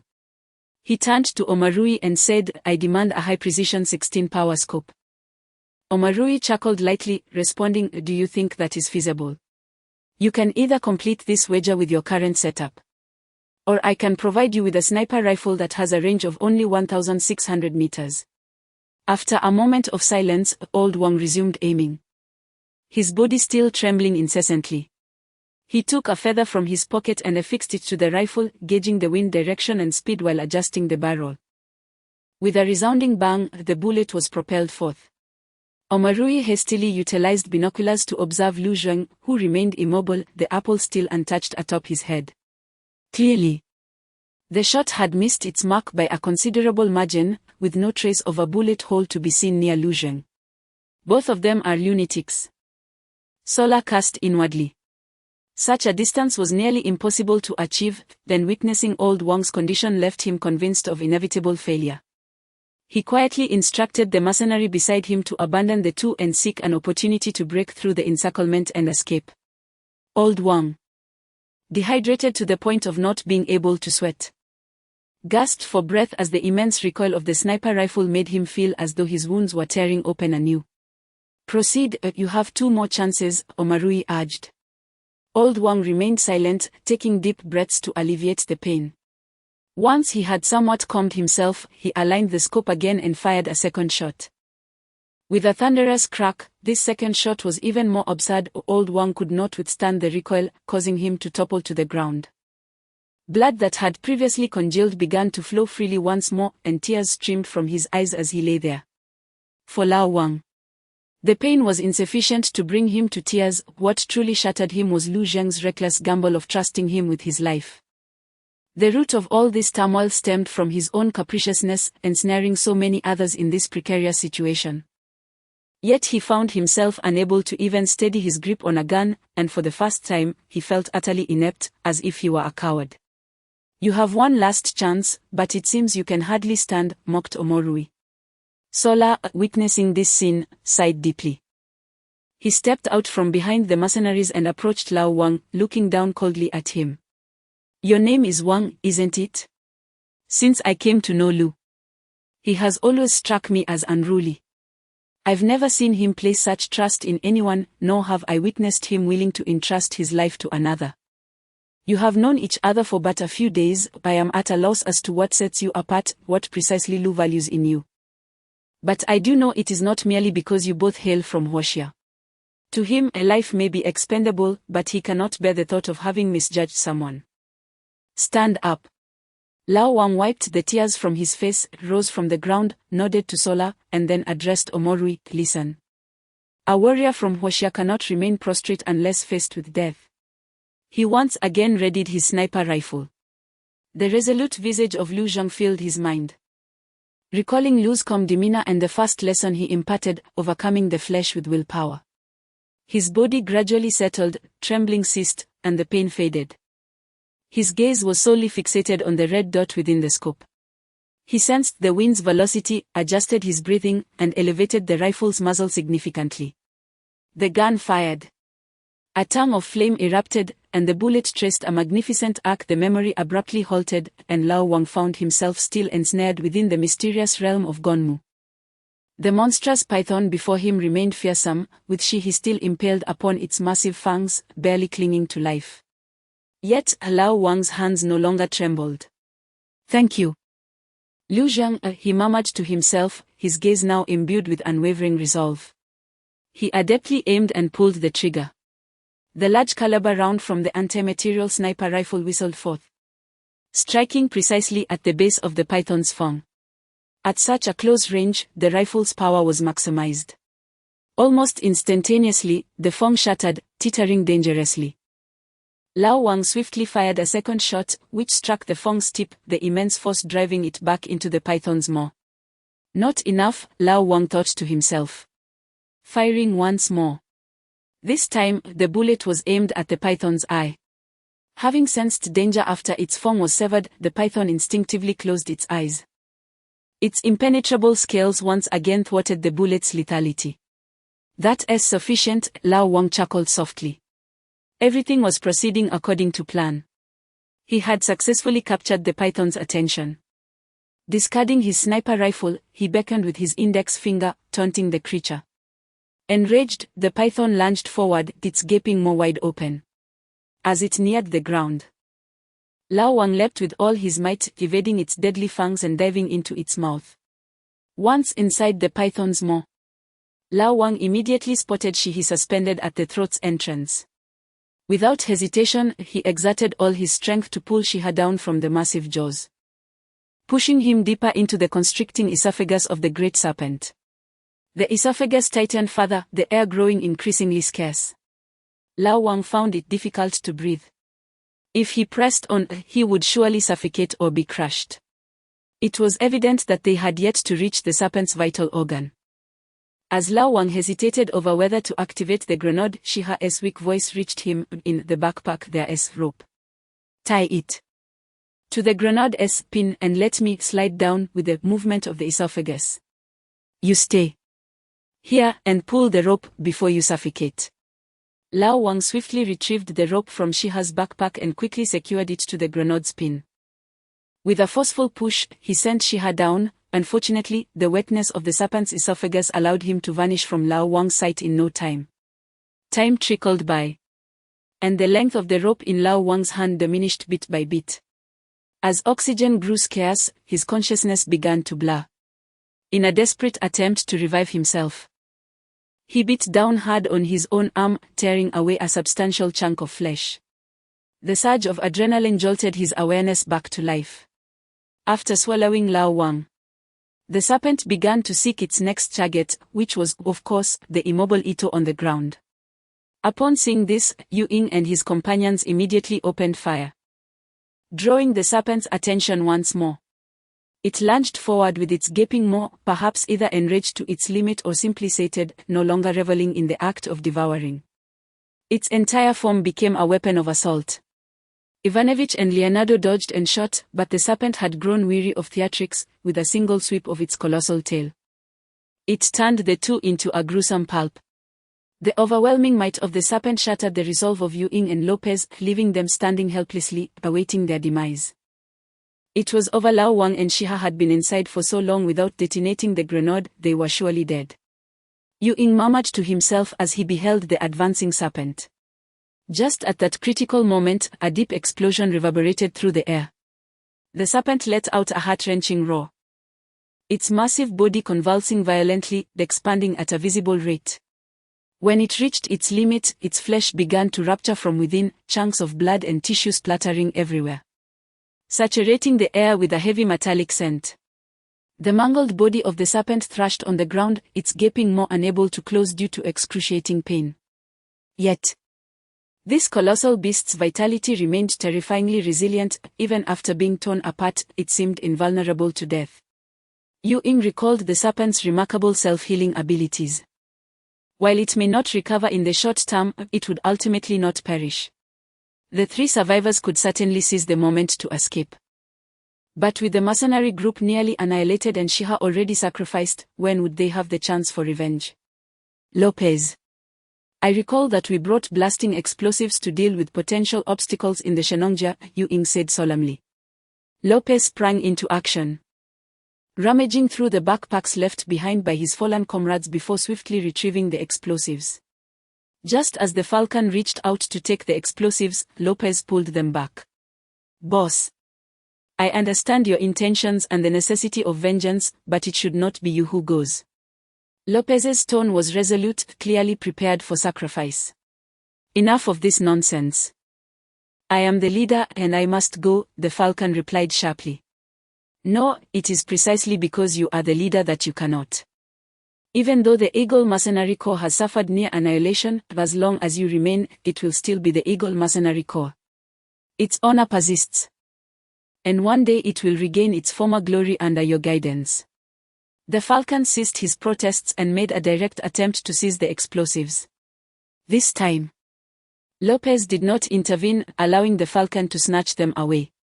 However, in that very instant when the Falcon grasped the explosives, a glimmer of gold flickered between Lopez's fingers as a golden needle precisely pierced the Falcon's New Jersey point. The Falcon instantly lost his ability to move and collapsed heavily to the ground. I'm sorry, boss. Forgive me for this singular act of defiance, Lopez murmured, a glimmer of determination flashing in his eyes. He took the explosives from the Falcon's grasp and, without hesitation, charged toward the great python. The Falcon lay face down, unable to witness the unfolding events, yet he could hear the sound of Lopez's unwavering footsteps. With a deafening explosion, the great python's roar was abruptly silenced. The Gango secret realm plunged once more into an eerie silence, leaving only the heavy sound of the Falcon's breaths echoing in the vast emptiness. Chapter 34 The old commander Yu Ying lay on the ground, his back turned to the battlefield, gritting his teeth as he relentlessly attempted to break free from the sealed acupoints with sheer willpower. Yet, his body felt as though it were ensnared by invisible chains. No matter how he struggled, he remained utterly immobile. The silence around him was terrifying, punctuated only by the whispering of the wind through the gamu trees, reminiscent of the Grim Reaper's murmur. Despite having foreseen the outcome of this battle, the turmoil and unease within him could not be quelled. After a lengthy pause, the sunlight began to wane, and a faint sound of footsteps approached from behind. The footsteps grew closer, and Yu Ying felt the golden needle on the New Jersey being withdrawn, his once rigid body gradually regaining sensation. Turning around, he beheld the gaunt visage of the sole survivor aside from himself, Ito. Ito's face, no longer as frigid as before, bore traces of tears yet to dry. His swollen eyes reflected not the glint of coldness but an unending sorrow and anguish. Yu Ying, they have all sacrificed, he spoke in a low, hoarse voice, the word sacrifice piercing their hearts like a dull blade. Yu Ying remained silent, seated on the ground as he surveyed the once vibrant Gamu secret realm. The landscape had transformed beyond recognition, the lush forest had been sacrificed in Ito's ninjutsu, leaving only a small tree and the towering Gamu standing desolately. The forest had become a wasteland, strewn with severed limbs and the remains of a colossal python, its body shattered into pieces, grotesquely sprawled upon the ground. No other life could be seen in the vicinity. As the sun set, its dim light cast a pall over the barren land, evoking a sense of death and desolation. The fading twilight elongated their shadows, and at last, Yu Ying accepted the grim reality. Rising to his feet, he moved forward. Upon reaching the remains of the giant python, he discerned charred human remnants within its exploded body, indiscernible as to whether they belonged to Shihi, Old Wang, or Lopez. Yu Ying bowed deeply in front of them, wiping away the last tear from the corner of his eye, and turned to Ito, inquiring, Ito, have you found the Gamu fruit? Ito retrieved the Gamu fruit from a pouch at his waist, replying, Shihi entrusted it to me before his sacrifice, so as soon as I regained my mobility, I sought to retrieve it. Yu Ying accepted the Gamu fruit and addressed the horizon, brothers, we have nearly faced total annihilation for this artifact. As your leader, I have failed to guide you well. As your brother, I cannot allow your remains to rest unceremoniously. I owe you too much. You may proceed fast. Take your time on the road to the underworld. Once I have delivered this item, I shall join you. With that, Yu Ying approached the solitary surviving tree, etching the names of each member of the mercenary group into its bark, concluding with the inscription, "In memory of the great warriors. Ito, let us depart together." Yu Ying and Ito crossed the stone gate once more, leaving the Gamu secret realm behind. The stone gate closed behind them with a resonant echo. However, at the very moment when the stone door closed, a faint heartbeat seemed to emanate from the shattered corpse of the giant python. Ito, hold on a little longer. We are almost out, Yu Ying urged, assisting Ito, whose steps were faltering. After more than half a month, they finally returned to the outskirts of the Shenongjia Forbidden Zone.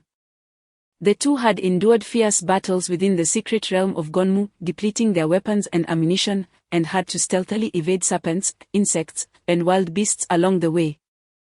Yet, they could not escape all dangers. On multiple occasions, it was Ito's ninjutsu that saved them from precarious situations. Both sustained significant internal and external injuries, with Ito having overexerted himself through the use of ninjutsu, now struggling to move. As Ito neared the brink of unconsciousness and with their supplies of water and food completely exhausted, Yu Ying, enduring his own pain, hoisted Ito onto his back and slowly made his way toward the edge of the Forbidden Zone. Finally, just before dusk settled, Yu Ying carried Ito out of the forbidden area. He let out a sigh of relief. Now, all he needed to do was to call for help, pretending to be a lost tourist. He took out his phone, which had been turned off, and just as he was about to call for assistance, the roar of engines approached, and several military pickup trucks arrived. A dozen soldiers in full combat gear jumped out and surrounded them. Seeing this, Yu Ying immediately shouted in a Jiangnan accent, "Comrades! Help us! We are lost! Attacked by wild beasts, and my brother is about to die, please save us." The leading sergeant approached, observing the two, who were indeed covered in blood and badly injured. But he cautiously instructed his men, "Search them, ensure there is no threat, and fast, provide them with bandages, then take them back to the camp for identity verification." Yu Ying complied fully with the soldiers' search, untroubled, as he had discarded all weapons before stepping out of the Forbidden Zone. Ito, on the other hand, was somewhat resistant. But his exhausted body left him powerless to resist, and he allowed the soldiers to search him. Report. Search completed, no weapons found. Their backpack contains only some civilian climbing gear and a fruit, a soldier informed the sergeant. The sergeant scrutinized the retrieved items and inquired of Yu Ying, "Why are you here? Are you not aware that this is a forbidden area?" "Comrade, we truly should not be here. We were drawn by the allure of Shenongjia's mysteries and came to explore. Only to find real peril, we nearly became prey for wild beasts," Yu Ying replied. "Nonsense. This area is strictly prohibited by national decree." Yes, sir, you are absolutely right. We acknowledge our mistake, then we almost lost our lives," Yu Ying said apologetically. Observing Yu Ying's pitiful state, the sergeant felt it inappropriate to continue reprimanding him and simply said, "Identification. Please." Yu Ying appeared troubled and replied, "Sir, given our disheveled condition, we have long since lost track of our identification. Rest assured, we are definitely not criminals." The sergeant sighed and instructed his men, "Take them to the vehicle, let the medic tend to their wounds." The two individuals were ushered onto a pickup truck, where the medic first proceeded to remove Yu Ying's clothing in preparation for dressing his wounds. The sight startled the medic, after years of battling on the front lines. Yu Ying bore countless scars and injuries upon his body, causing the other soldiers to inhale sharply in shock. As soldiers, in this era of peace, their own wounds seemed trivial compared to those of the man before them. Instantly, they became vigilant, raising their weapons. The vehicle came to a halt, and the squad leader, evidently having received reports from the soldiers, hurried over from another vehicle. He scrutinized Yu Ying and inquired, "What happened to your injuries?" Yu Ying replied with a smile, "Comrade. I used to serve in the military as well, in the armed police force, engaging in drug enforcement operations. I have fought on the front lines for years, facing ruthless drug traffickers. It is a stroke of luck that I am alive to tell the tale. The squad leader furrowed his brow and turned to Ito, stating, "Could you kindly remove your clothing as well?" Ito's expression darkened, and he seemed poised to resist, but Yu-ing promptly restrained him, smiling as he said, "Comrade. The young man is a bit rebellious, allow me, as his elder brother, to assist him." Yu-ing signaled to Ito to remain calm and proceeded to help him remove his clothing. To their surprise, Ito's body was remarkably unscathed, with hardly any marks. This was primarily due to Ito's peculiar agility and ninjutsu, which resulted in minimal external injuries over the years. Furthermore, the secret remedies of the Ito ninja clan always aided in his rapid recovery without scarring. "You see, comrade, my brother is just an ordinary kid," Yu-ing remarked. The squad leader pondered for a moment, saluted, and addressed Yu-ing, "Comrade, I apologize, but I cannot simply set aside my suspicions based on your words alone. It is my duty, I hope you understand." Yu-ing nodded in acknowledgement, subsequently complying as the soldiers placed military handcuffs on them. The convoy resumed its journey, swiftly arriving at the camp. The two were led into a tent, where the squad leader asked, "What are your names?" "I am Yu Peng. And my brother is Yu Shaoteng, from Wanling, Jiangnan province," Yu-ing responded. "Please wait a moment while we verify your identities. We will notify the rescue team to escort you out." Yu-ing smiled and nodded, as the squad leader exited the tent, leaving two soldiers to guard them. Ito whispered, "Yu-ing-kuan, what shall we do once they verify our identities?" Yu-ing replied, "When we entered Hoshia, Leonardo had hacked into the public security system of the province and registered each of us with a false identity. Hopefully, that will suffice to deceive them." After a while, the squad leader returned, saluted the two, and said, "Gentlemen, your identity verification is complete, you may leave now, the rescue team is waiting outside."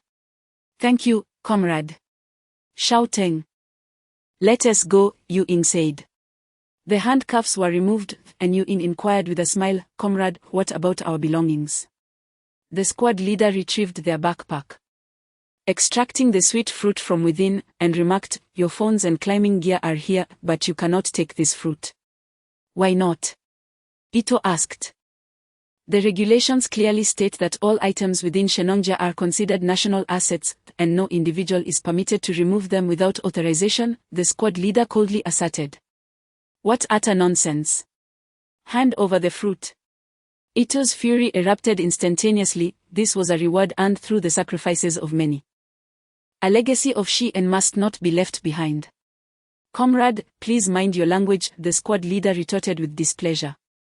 Yu-ing interjected hastily, "A comrade. This fruit is merely a wild fruit from Shenongjia, abundant everywhere. We nearly lost our lives on this trip, my brother merely wished to keep a memento. Rules are rules." The squad leader replied without mercy. Yu-ing's expression darkened as he whispered to Ito, "How much have you recovered?" "Enough to handle these few," Ito responded. "No need to use lethal force, just incapacitate them. Let's go." The two swiftly enacted their plan, disarming and rendering two soldiers unconscious in the blink of an eye. Before the squad leader could react, they aimed their weapons at his head. With a gun pointed at him, the squad leader dared not move. As Ito seized the gonmu fruit from his grasp and stowed it in his backpack, the squad leader, coldly regarding the two, demanded, "Who are you?" Apologetically, Yu-ing replied, "Comrade. I'm sorry. Please believe me, I was once a soldier of Hoshia, and now I am not in control of my own fate. I will not harm any soldier of Hoshia. Please cooperate and allow us to live. In your dreams, fire your weapon and see if you can escape."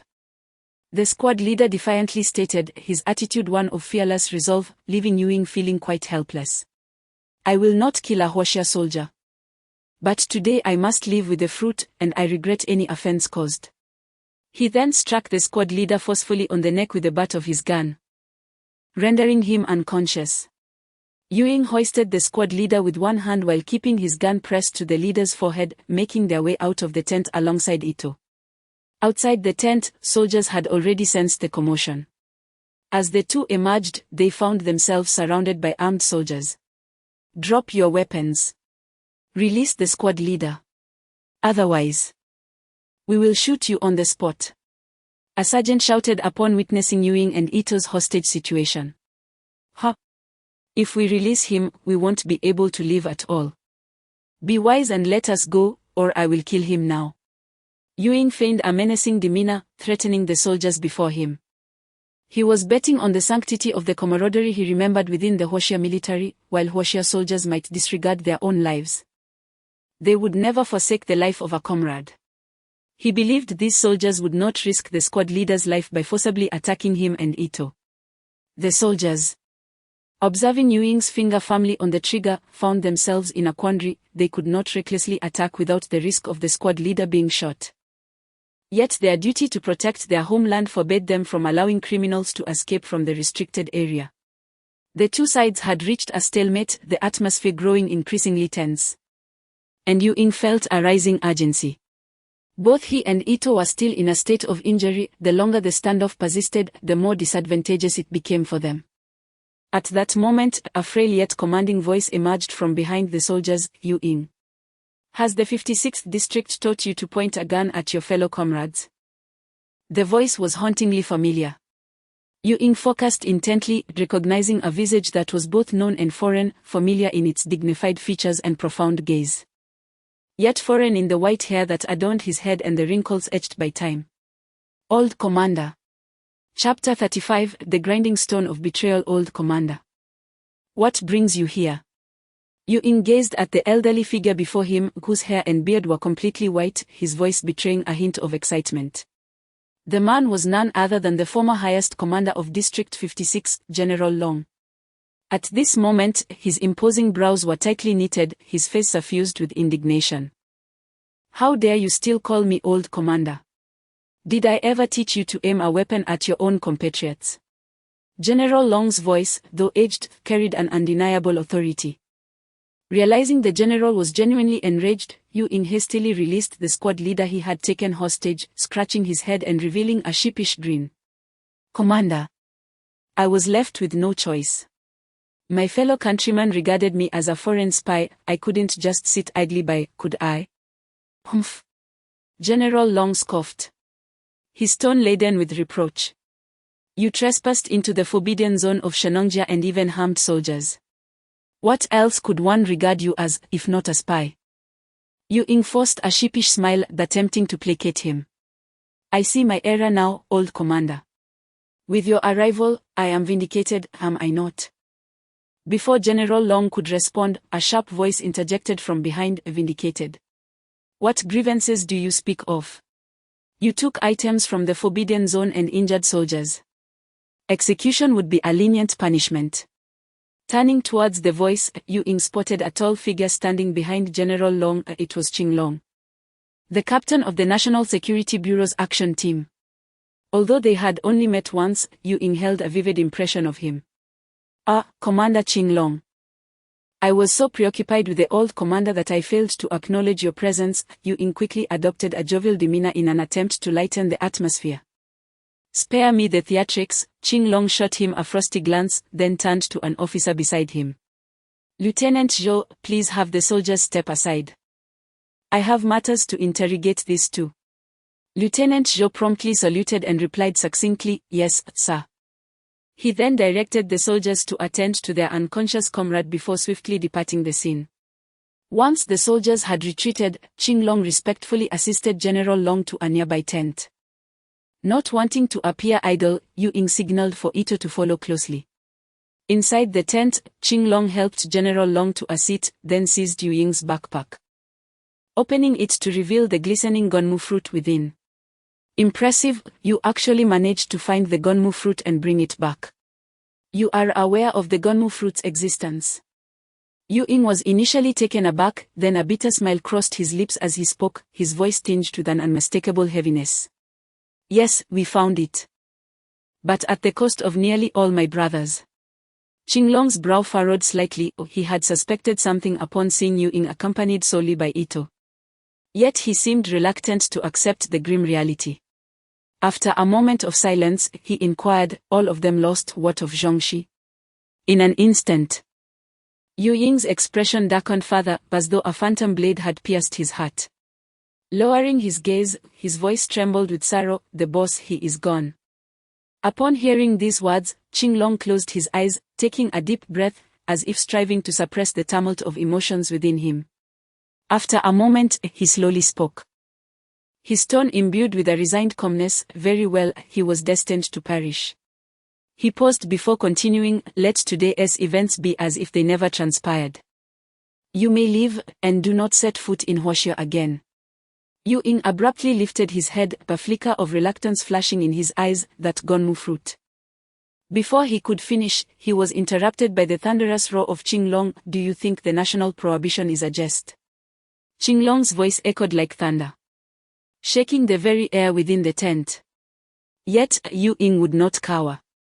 He straightened his back, unwaveringly meeting Qinglong's gaze. His voice resonant and resolute. Since you are familiar with this Gonmu fruit and are well aware of our intentions, did you not tacitly approve our entry? Now, having sacrificed my entire team, by what right do you deny me the chance to take it?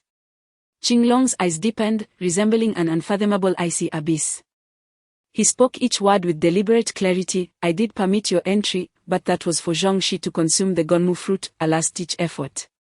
Now that he is dead, why should I extend you this favor? Yu Ying let out a cold laugh, remarking, it seems that Brother Shi's background is indeed remarkable.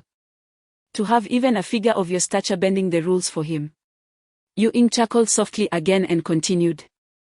Although I do not know the reasons behind your concern for Brother Shi, are you aware of his last wish? When we discovered the fruit, I urged him to consume it, even attempting to sedate him to force him, yet he refused to yield for the honor of the Yu Ying Mercenary Corps. His dying wish was for us to deliver the Gonmu fruit and fulfill a final, meaningful task. Qinglong fell silent once more, and after a lengthy pause, he slowly replied, he truly is just like that scoundrel of a father. With that, Qinglong placed the Gonmu fruit back into his backpack, tossing it to Yu Ying. Then waved his hand. You may go, live well, and remember. Deliver his legacy to his mother and his wife and daughters.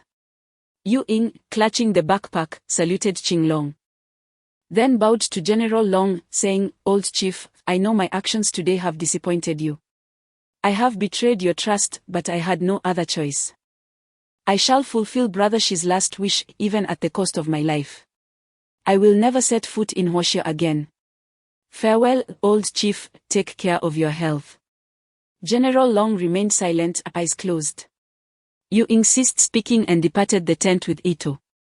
After Yu Ying's departure, General Long opened his eyes and addressed Qinglong, Shaochu. I apologize, but I could not dissuade Yu Ying, he has taken what belongs to the nation. Qinglong smiled softly in response, Master, you need not apologize. I am well aware of Yu Ying's temperament. I invited you here from afar precisely because I feared I could not intimidate him. Nevertheless, Yu Ying is indeed a man of loyalty and honor. Indeed, had it not been for that young man shielding my late wife from that bullet, his achievements would likely surpass those of his contemporaries. The Dragon General smiled and then, with concern, inquired of the Azure Dragon, is it truly permissible for them to smuggle the Gonmu fruit out of the country? Rest assured, Master. I am fully aware and will not abuse my authority for personal gain. According to the National Security Bureau's records, the Gonmu fruit has long since lost its divine potency and is merely regarded as a superior health supplement now. Only those fools from Siam still treat it as a treasure. That is good to hear. Come, accompany me back, my old bones cannot endure such turmoil. After leaving the Shenongjia, Yu Ying and Ito sought refuge in an underground clinic to tend to their wounds. They recuperated in Huaxia for a month before embarking on their flight back to Siam. Upon their arrival, Yu Ying and Ito stood in the desolate airport. A wave of melancholy washing over them. They had departed in grand fashion, yet returned to an altered reality. Yu Ying took a deep breath, combing his heart, and said, Let us proceed to fulfill Brother Shi's final wish. The two hailed a taxi and made their way to the Pashala Royal Manor. The vicinity of the Pashala Royal Manor remained eerily quiet, emanating an aura that discouraged any approach. As Yu Ying stood before the gates, an inexplicable sense of unease surged within him, yet, surveying the interior, there appeared to be no formidable defenses, everything as relaxed as when they first entered. Why this inexplicable trepidation? Yu Ying pondered silently. Ito seemed to sense something amiss as well, but refrained from speaking. Discreetly drawing a shiken and aiming it toward an unseen target, Yu Ying shook his head to dispel the unease and approached the guards at the manor's entrance. Greetings. I am Yu Ying. Please announce that the Yu Ying Mercenary Corps has arrived with the items requested by Prince Pashala. The guards, seemingly pre-informed, promptly stepped aside to grant them entry. Upon entering the manor, Steward Songpa swiftly approached from the inner courtyard, his face adorned with a broad smile. His voice booming with warmth, Mr. Yu Ying, you have returned. I trust your esteemed team has successfully procured the items for the prince. Well done, please, come in. Yu Ying politely nodded, following Songpa through the corridor into the study of King Pashala. Inside, the king still donned his crisp white military uniform, seated at his desk, engrossed in a book.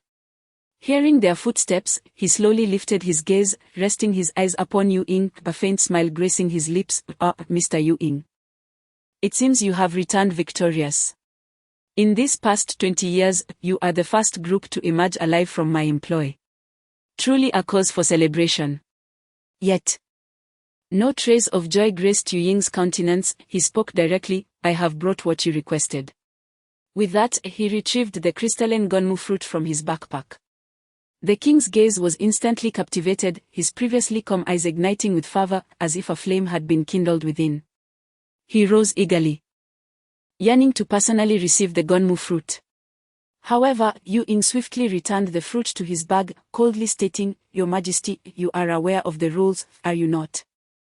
Payment must be rendered before delivery. King Pashala paused momentarily, then let out a dry chuckle to mask his embarrassment. Of course. Songpa, transfer the funds. Yes. Songpa replied respectfully, hastening to the computer in the study to commence the operation. King Pashala's gaze flickered between Yu Ying and Ito. A hint of profound amusement lacing his tone, such a significant financial transaction requires a bit of time. Please, both of you, have a seat. Yu Ying and Ito settled onto the sofa, and King Pashala's eyes darted around before he continued, Mr. Yu Ying, may I inquire why only you and Mr. Ito have come? What of Mr. Qianlong and the rest of your team? Yu Ying's expression grew colder. He thought to himself that Pashala was truly adept at probing sensitive topics. Thus, he replied, Why do you ask this, Your Highness? King Pashala smiled, feigning a concern that felt disingenuous. Mr. Yu Ying, please do not misunderstand. I am aware of the challenges associated with this commission. Your team must have endured considerable hardship. To express my gratitude beyond the agreed remuneration, I would like to host a banquet for all members of your team to alleviate their fatigue. Yu Ying suppressed his rising irritation and responded with a measured tone, Thank you for your kindness, Your Highness. This mission is indeed perilous, and they were quite exhausted. So they chose to return and rest. King Pashala sighed theatrically, feigning regret. What a pity. I have heard from Songpa of Mr. Qianlong's prowess. I truly wish to share a few drinks with him. As he spoke, his gaze sharpened as it swept across Yu Ying's face, and his tone shifted abruptly. However, I have heard that only you and Ito have returned to Siam. Why must you resort to falsehoods? Yu Ying sprang to his feet, glaring at King Pashala as he demanded. You investigated us. King Pashala remained unperturbed, reclining against his chair with a hint of mockery in his voice. As a member of the royal family and an officer of the national defense, is it not entirely reasonable for me to investigate a mercenary organization entering my country? He paused, his gaze turning piercing. So, aside from you and Mr. Ito, did the rest of your team perish in Shenongjia? At this, Yu Ying's emotions surged to the brink of eruption. He fought to contain his fury and declared, This is irrelevant to you. We have completed the commission, all you need to do is pay. King Pashala chuckled lightly, a glint of coldness flashing in his eyes. He turned to Songpa and commanded, Songpa, halt the transfer. Songpa, clearly bewildered by the king's intentions, stood frozen, asking, Your Highness. King Pashala rose. Pressing a button on the desk, and an alarm blared as dozens of fully armed soldiers surged into the room, surrounding Yu Ying and Ito. Had your mercenary group remained intact, I might have been wary, but now, with only the two of you left, you pose no threat. You will not receive your payment. Nor will you be able to leave. At the instant the alarm sounded, Yu Ying had already drawn his gun, aiming it at Pashala and inquiring. Burning the bridge after crossing it? In a blink, Songpo positioned himself protectively in front of Pashala. With Songpo shielding him, Pashala remained unfazed, retorting with a sneer. Incorrect, it is akin to killing the donkey after grinding the grain. Songpo, standing before Pashala, revealed a flicker of astonishment in his gaze. Internally conflicted, he finally spoke. Your Highness, why resort to such actions? Upon hearing Songpo's question, Pashala's expression darkened. What do you mean? Your Highness. $100 million is indeed a substantial sum, but it should not compel you to act treacherously. Impertinent. When did it become your place to question me? Seize them at once. Pashala thundered, his fury palpable. Songpa hesitated, pressing on, Your Highness, the person I know is not like this. Why? Songpa. Do not presume too much. Had it not been for my father taking you in, you would have long been a corpse in the wilderness. Do you dare to defy me now? Act swiftly. Songpa bowed his head, remaining unmoved. Enough. With just the two of them, I can manage without you, Pashala exclaimed. Waving his hand in frustration, he commanded the security team, kill them. In an instant, the security team's guns were loaded. Surrounded. Even if Yu Ying and Ito possessed exceptional skills, they could not retaliate. Yu Ying swiftly produced a gonmu fruit, which bore a small black box affixed to it. Its tiny red light flickering incessantly. Pashala, you recognize this, do you not? Pashala focused intently, his brows furrowing as he gritted his teeth. I do. A microbomb. Good to know. Its power may not be lethal, but it is more than sufficient to destroy this fruit. Pashala's anxiety escalated. The culmination of over 20 years of effort was at stake, and its destruction would mean he would never have another chance. After weighing his options, Pashala's expression shifted dramatically, transforming into one of affability. Mr. Yu Ying, let us not be so extreme. I was blinded by greed earlier, surely we can discuss this. Enough chatter. Transfer the funds fast. Very well. Songpo. No, I shall personally handle the transaction. Pashala cautiously approached the computer and performed the necessary actions. And soon Yu Ying's phone buzzed with a notification of the incoming funds. Upon confirming the transaction, Yu Ying reiterated, now let your security team withdraw. That is not possible. Pashala declined Yu Ying's request. Why? With this old steward here, does he not equal this entire group? Are you still not at ease? Yu Ying taunted. I am well aware of Songpo's loyalty to me. There is no need for your divisive tactics. Hand over the fruit, and I shall allow you to leave. Do you truly believe I would still trust you?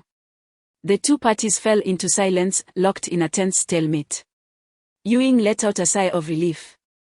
For he alone understood that the black box on the gunmu was by no means a miniature bomb, but rather a black Bluetooth headset case. Seizing the moment, he whispered softly in Chinese to Ito, Ito, the fruit is entrusted to you. Use the blood escape technique to flee. I am aware that you have already selected a teleportation point outside. What will you do? Ito, without any pretense, simply inquired about Yu Ying's plans. As long as you take the fruit, they will not dare to kill me. Once you are outside, do not think of returning to rescue me. Go to Huaxia and seek out Qinglong, perhaps he will assist us.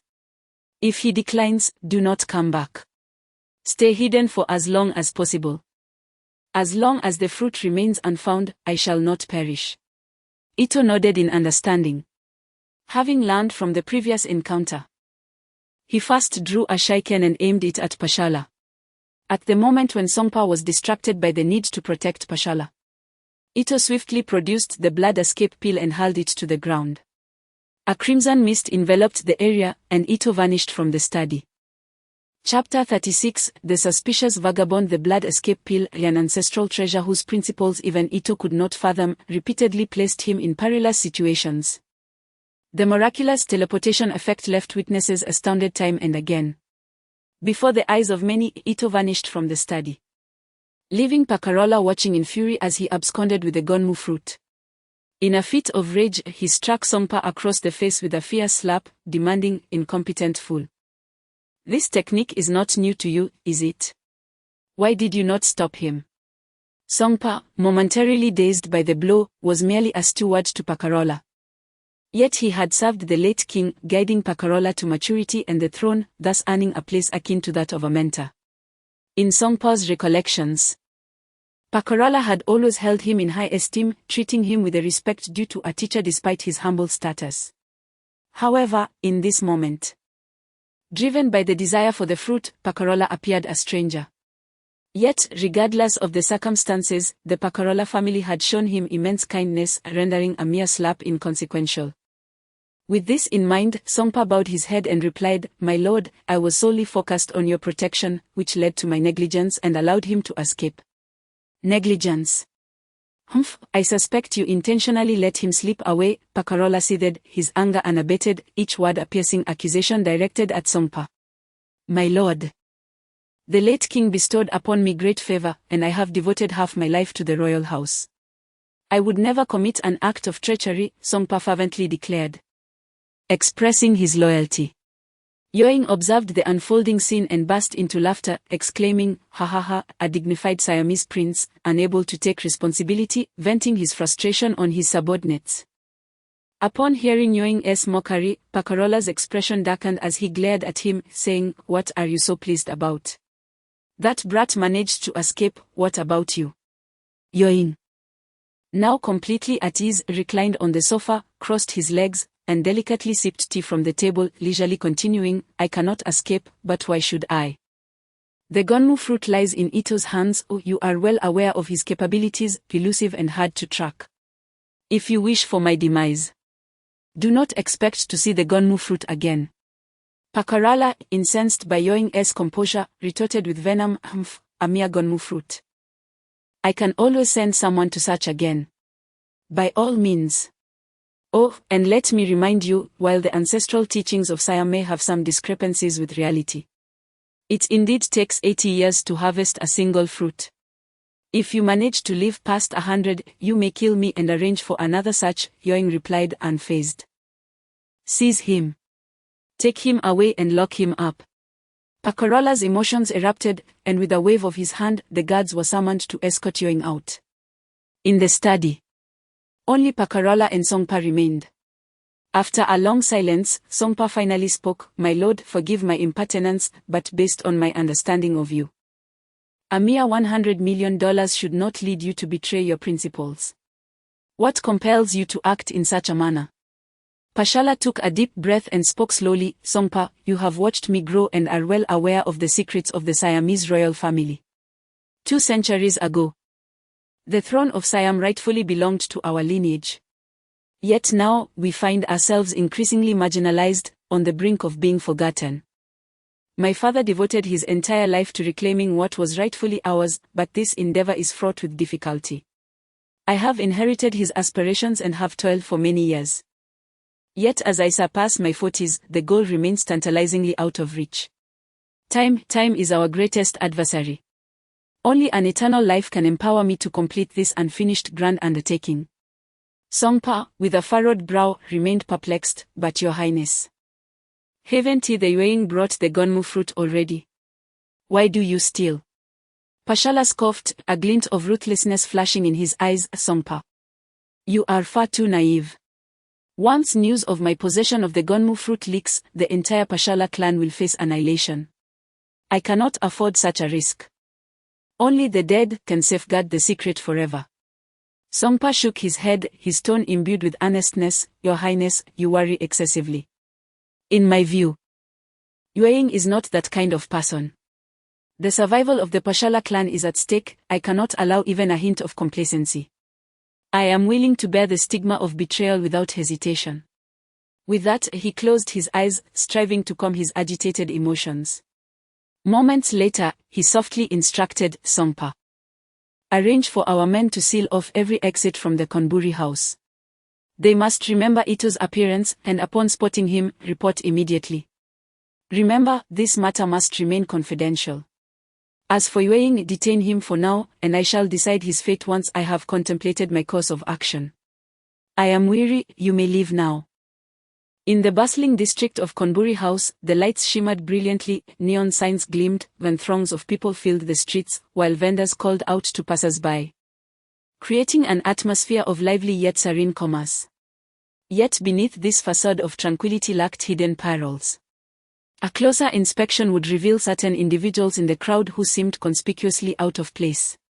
They exhibited no interest in the shops, stalls, or delicacies, neither pausing nor purchasing, merely weaving through the throngs with an air of casualness.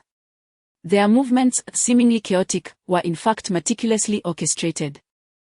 Their eyes scanning the crowd as if seeking to unearth another figure that did not belong to this serene tableau. Ito concealed himself among the masses, akin to a needle submerged in the ocean. As a ninja, his expertise lay in self-concealment. His steps were light, his gaze keenly fixed on each assassin seeking him, artfully evading their line of sight, utilizing the crowd as his shield, like a spectre gliding through the streets, quietly distancing himself from the bustling district.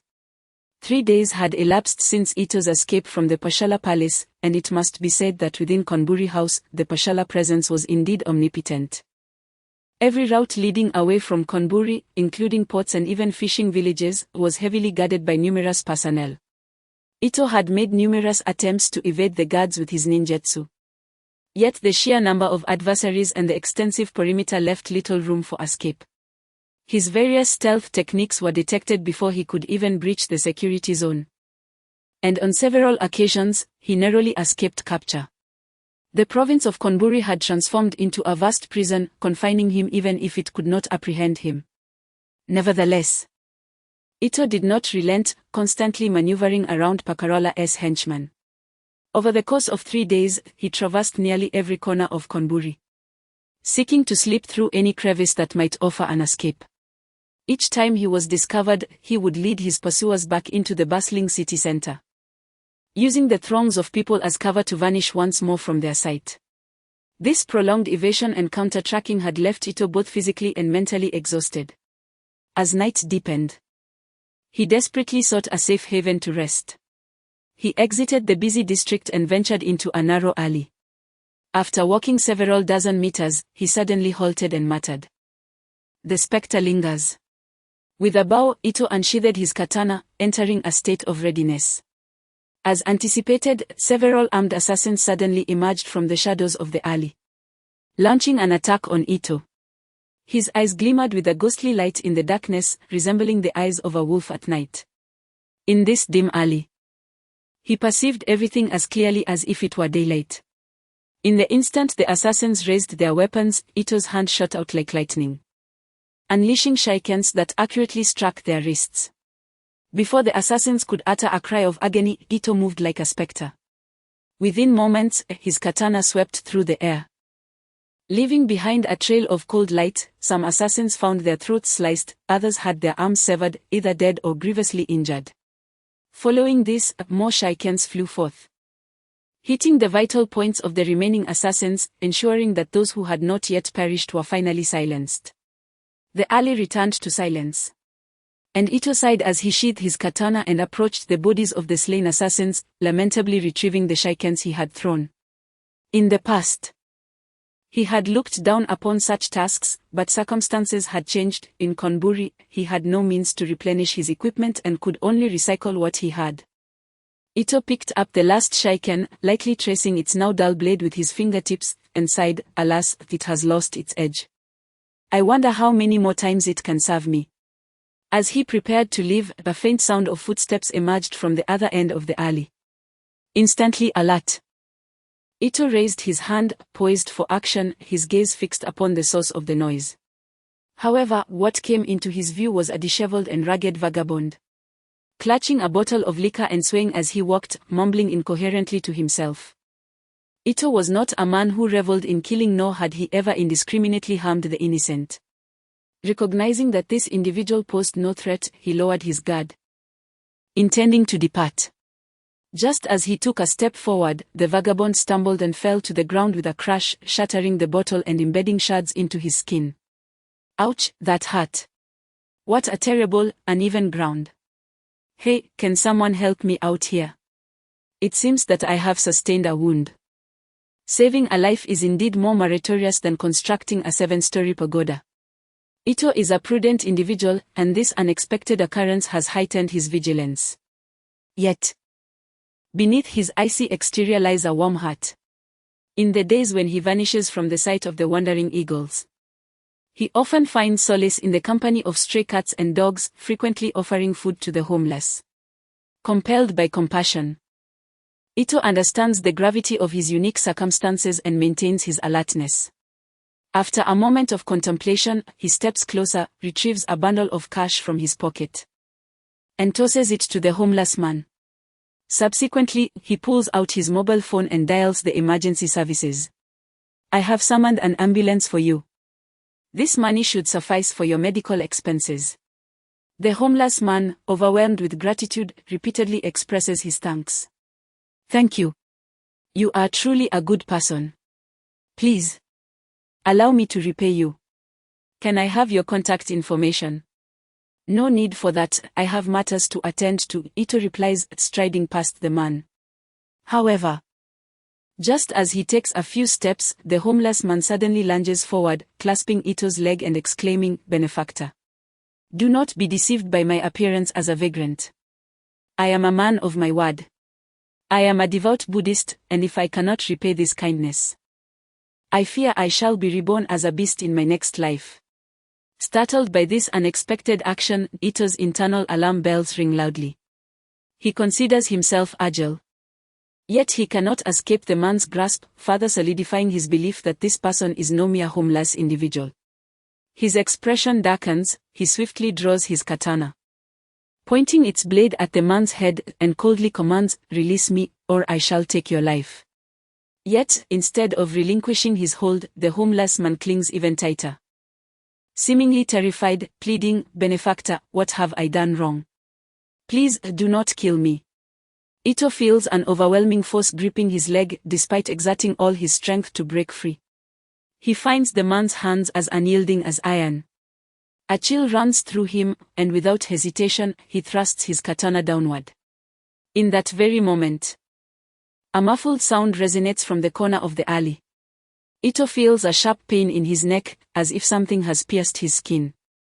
The strength rapidly drains from his body, he realizes he has been struck by a tranquilizer dart. Gritting his teeth, he attempts with his last ounce of strength to drive the katana down, determined to eliminate his adversary first. However, the homeless man swiftly leaps several meters away, evading the attack. Dizziness engulfs Ito's mind as he uses the katana to support himself, but the effects of the tranquilizer spread throughout his body. His vision blurs, and he can no longer maintain his balance, collapsing to the ground. The homeless man picks up a small stone, gently tossing it at Ito to confirm his unconscious state before cautiously approaching. Exhaling a sigh of relief, he pats his chest and murmurs, Phew, this guy is indeed formidable. Had it not been for the efficacy of the tranquilizer, my head would have surely been pierced. You truly have guts, daring to grasp his leg. If he had acted swiftly, I would not have been able to save you. In the corner of the alley, a burly man sporting a bushy beard emerged, a mocking grin adorning his face. Upon hearing him, the vagrant shot him a disdainful glare and retorted, Isn't it you, coward, who cowers in the shadows? Too fearful to strike directly. I am left with no choice but to act as bait to divert his attention. The bearded man shrugged nonchalantly, replying, The boss said he is cautious, cold-blooded, and exceedingly dangerous. A rash shot might miss, allowing him to retaliate against me. Enough of your excuses, cowardice is still cowardice. The vagrant scoffed, rolling his eyes, too weary to continue the argument. What now, then? The bearded man leisurely inquired, a cigarette dangling from his lips. Of course. We must bag him and take him back, the vagrant replied impatiently. Then you do it. Why are you staring at me? The bearded man exhaled a puff of smoke, adopting an air of indifference. Enraged, the vagrant snatched the cigarette from the bearded man's mouth, placing it between his own lips as he cast, "Do you possess no conscience?" I risked my life to capture his attention, tumbling about and sustaining several cuts from shattered glass embedded in my flesh, then daringly clung to his leg. Exhausting every ounce of my strength, my arms are numb. Hurry up and bag him, or I shall report you to the boss. Upon hearing the vagrant invoke the boss, the bearded man lost his bravado, quickly nodding in agreement. Yes, I shall do it right away," he said, promptly retrieving a large sack from his backpack and deftly placing Ito inside. With the sack hoisted over his shoulder, the two swiftly vanished into the depths of the alley. Chapter 37, The Dark Hulk. Dizziness, numbness, darkness. These were the most immediate sensations that enveloped Ito upon awakening. The effects of the anesthetic were gradually waning. Yet the residual effects continued to induce waves of discomfort. He found himself in an unknown location, shrouded in complete darkness. Until the gradual return of sensation to his skin made him realize that his eyes were covered by a black cloth. Ito understood that being captured meant certain peril. Fortunately, he had long concealed the gonmu fruit elsewhere, ensuring that even in dire straits, he could barter it for his life. Wait. Something was amiss. As the anesthetic's effects fully dissipated, Ito discovered that his limbs were unbound. Was he imprisoned in a cage? No. The sensation emanating from his posterior revealed that he was seated in a comfortable chair, with a faint aroma of incense wafting through the air. The atmosphere was not stifling or humid, rather, it carried a refreshing coolness. In the perpetually warm Siam, such a pleasant temperature suggested he was indoors, likely in an air-conditioned environment. A flicker of doubt crossed Ito's mind. Had he fallen into the hands of a deranged killer who intended to humiliate him before delivering him to Pakara? But then, he reconsidered, the anesthetic had worn off, and his limbs were free. If his captors were entirely unguarded, it would be tantamount to courting death. Unless they possessed absolute confidence, believing that even if his restraints were removed, he would be unable to escape. Or perhaps armed assassins lay in wait around him, ready to turn him into a sieve at the slightest hint of movement. Ito's thoughts spiraled into a tumult of anxiety. Frustrated, he decided to pull away the black cloth binding his eyes. As light flooded back, he beheld an office seated comfortably in an ergonomic chair. "Oh, you're awake quite swiftly," a voice echoed, belonging to the bearded man who had injected him with the anesthetic. The man lounged on a sofa, a cigarette dangling from his lips and a glass of liquor in hand. As Ito opened his mouth to respond, the office door swung open. In walked the previously seen vagrant, his hair tousled and beard unkempt, though his face was now clean, and he wore tidy clothes. He resembled less of a beggar and more of a disheveled artist. "What the hell, beard? What are you doing? I step out for a moment to wash up and tend to my wounds, and you've gone and freed this guy? Are you out of your mind?" The vagrant exclaimed upon seeing Ito alert and unbound. "What are you shouting about?" "It's what the boss ordered," the bearded man retorted dismissively, waving off the vagrant's concerns. He then poured himself another glass of whiskey and approached Ito, offering care for a drink. Ito remained silent, his gaze cold as he regarded the two men. "Who are you? Who we are is of little consequence. What matters is that our boss has instructed us to bring you back," the vagrant interjected, snatching the glass from the bearded man and downing its contents in one gulp. "Invited? Is this how one is invited?" Ito replied, his voice laced with indignation. The homeless man shrugged his shoulders and replied with a look of resignation. We do indeed wish to invite you back, but the boss mentioned that you are difficult to communicate with and likely wouldn't trust us. Thus, we have resorted to this method to bring you back. We are taking quite a risk here, should you decide to harm us indiscriminately. We have no idea how much the boss would compensate us for our families. Upon hearing the homeless man's response, Ito felt that these two individuals bore no ill intent. The absence of any signs of having been searched after being anesthetized suggested that they were not after Gonmugwa. Ito's curiosity deepened, and he inquired, "Who is your boss?" "The illustrious Black Hulk," exclaimed the bearded man with an air of bravado. "Black Hulk? I have never heard of such a person in Siam," Ito replied. "Well, to be fair, our boss has only recently gained notoriety in the last 2 months. It's understandable that you haven't heard of him during your 2-month stay in Hoshia. However, in the underworld of Spring Valley, anyone who claims not to know of Black Hulk would surely be ridiculed. You even know that I spent 2 months in Hoshia. Who exactly is your boss?" Ito's mind was now filled with suspicion. "Oh, I could never directly utter the boss's name. When he arrives, you shall know," the homeless man said, giving up on explaining further. He poured another glass of liquor and presented it to Ito. "Have a drink to ease your fatigue, handsome." Feeling reassured that these individuals meant no harm, and recognizing his own exhaustion and hunger, Ito shyly replied, "Thank you, but I don't drink.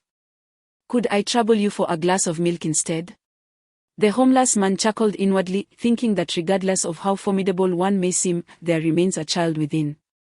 He promptly made a phone call, and soon a subordinate arrived with food and milk. Ito's weary body instinctively craved sustenance, and he shed his previous aloof demeanor, indulging heartily in the meal. Just as Ito was eating, a deep sound of footsteps echoed from outside, causing him to halt and glance towards the door. The footsteps ceased at the entrance, and the office door swung open, revealing a brawny man in a black suit with skin as dark as coal. "It's you!" Ito exclaimed in surprise. The towering figure before him, Bolivar, had been expelled from the mercenary group by Yu in just months prior. "Are you surprised? Is it joy? Or perhaps fear?" Oliver revealed a set of pearly white teeth and smiled.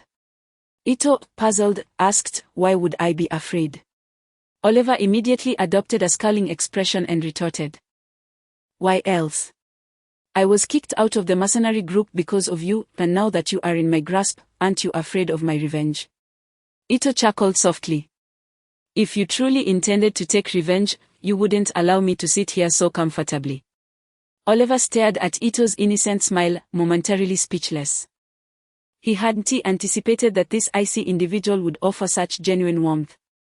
"You've changed, you no longer scowl at me," Oliver remarked. "Indeed, after experiencing so much, people inevitably change." "I was too spoiled before, I apologize," Ito replied. It was the heartfelt apology from Ito that left Oliver utterly stunned. "By the way, why have you assumed the name Black Hulk?" Ito inquired.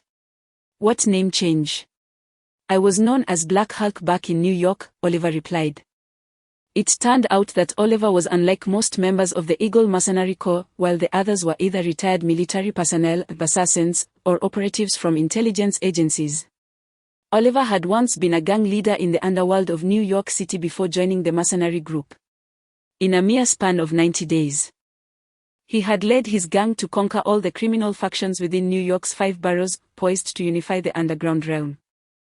Until the Federal Bureau of Investigation intervened to restore balance, compelling Oliver to cease his endeavors. Nevertheless, in the eyes of all, Oliver was regarded as a king within New York's underworld. Many were intrigued by how someone like Oliver, often described as simple-minded yet physically formidable, could achieve such a feat. This was attributed to his beast-like strength. The prowess of the Eagle Mercenary Corps stemmed from its plethora of talent and clear division of labor. If Leonardo represented intellect, Old Wang was the god of sniping, and Lopez was the master of medicine, then Oliver was the embodiment of strength. To encapsulate the magnitude of Oliver's power, one could evoke the ancient Chinese saying, "He could uproot mountains and overshadow the world." Oliver could effortlessly lift the front end of a car. And his maximum force could overturn an entire vehicle. His right punch could exert an astonishing 200 pounds of force, rendering world champion strongmen and WBA boxing titans mere children in comparison. Even more astonishing was the fact that despite possessing such immense strength, Oliver's agility was unimpaired.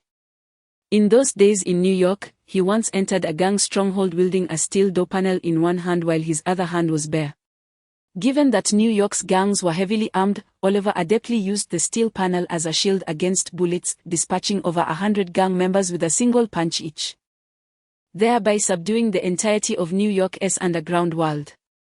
As for why Oliver willingly aligned himself with the Eagles, it was due to their unparalleled combat skills. The agility of the Eagles was such that, despite Oliver's tremendous strength, he could not lay a finger on them. Ultimately, he was repeatedly struck by a wooden dagger, which led him to fully submit and join the Eagle Mercenary Corps. Looking at Ito, Oliver asked, "Pakara has issued a bounty of $10 million for your capture in the underground world of Spring Valley. I heard that the matter concerning the Ratna Ring was resolved long ago. Why is Pakara still pursuing you? What about the others? What about the boss? They shouldn't just stand by?" Ito's gaze dimmed. "Oliver, there are no others left. We went to the mythical Shenongjia in China to fulfill Pakara's commission, where we encountered the legendary monsters of Chinese folklore, impervious even to modern weaponry. The entire team, including Shi and Jun, perished. Only I and Eagle returned alive." "What? All the brothers perished? Even Shi?" Oliver, at that moment, found it difficult to accept the harsh reality. He struck the sturdy wooden desk with a fist, creating a deep dent in its surface. "What about the boss?" He recalled Ito's words and hurriedly inquired. "I returned to the Pajara Palace with Ewing to fulfill our mission. However, that old fox, Pajara, upon realizing that the Ewing Mercenary Corps was a mere facade, immediately turned traitor, intending to kill us. In the end, Ewing entrusted me with the items Pajara desired, allowing me to escape using the blood escape technique, while he was subsequently imprisoned." Upon hearing this, Oliver's expression darkened as he declared, "Beard, gather the men, we must rescue him from the Pajara Palace." The bearded man stood frozen in place. "Do you not comprehend my words?" Oliver glared at him. The bearded man swallowed nervously and stammered, "Boss, isn't this a bit too reckless? We are merely an underground organization. How can we confront the authorities?" Oliver slammed his fist onto the desk once more, this time causing the desk to shatter into two pieces under the weight of his formidable force. "I knew you spineless wretches would hesitate. Very well, I shall go alone." Oliver moved to a corner of the office, revealing a hidden compartment in the wall, from which he retrieved a heavy machine gun. The vagabond, witnessing the boss's determination, rushed to embrace Oliver's arm, his feet lifting off the ground due to the height difference. "Boss, please calm down. We have only recently joined you. We wish to enjoy the good life alongside you in the future. Don't do anything rash." It must be said that the nature of a leader often reflects the disposition of their subordinates. Oliver, with his simplistic mindset, had a follower whose reasoning was equally peculiar.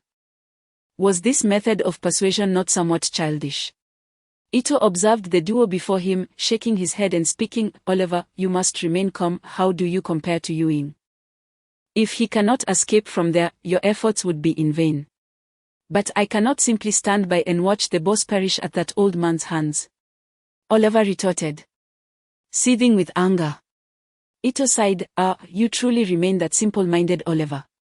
Pajara's objective is the Gonmu fruit in my possession. Ewing's decision to hand it over to me was also a means of self-preservation. As long as I am not captured, and the Gonmu fruit remains unfound, Pajara would never dare to harm him, for should anything happen to Ewing, I would not hesitate to destroy the Gonmu fruit. Yet we cannot afford to wait idly.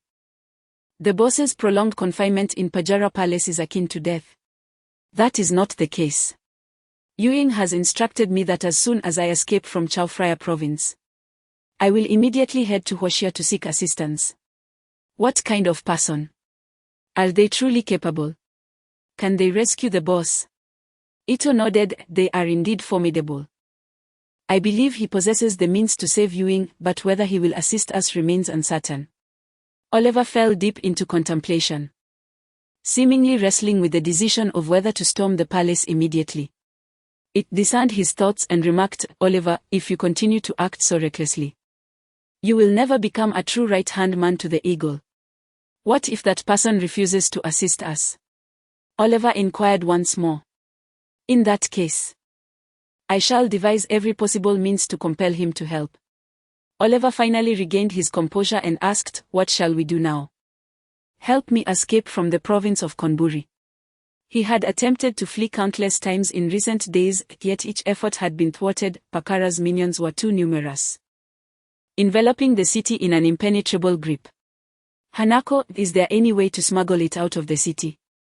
Hanako, a nickname for a beggar, aptly described Oliver's two subordinates, one with a bushy beard and the other known as Hanako.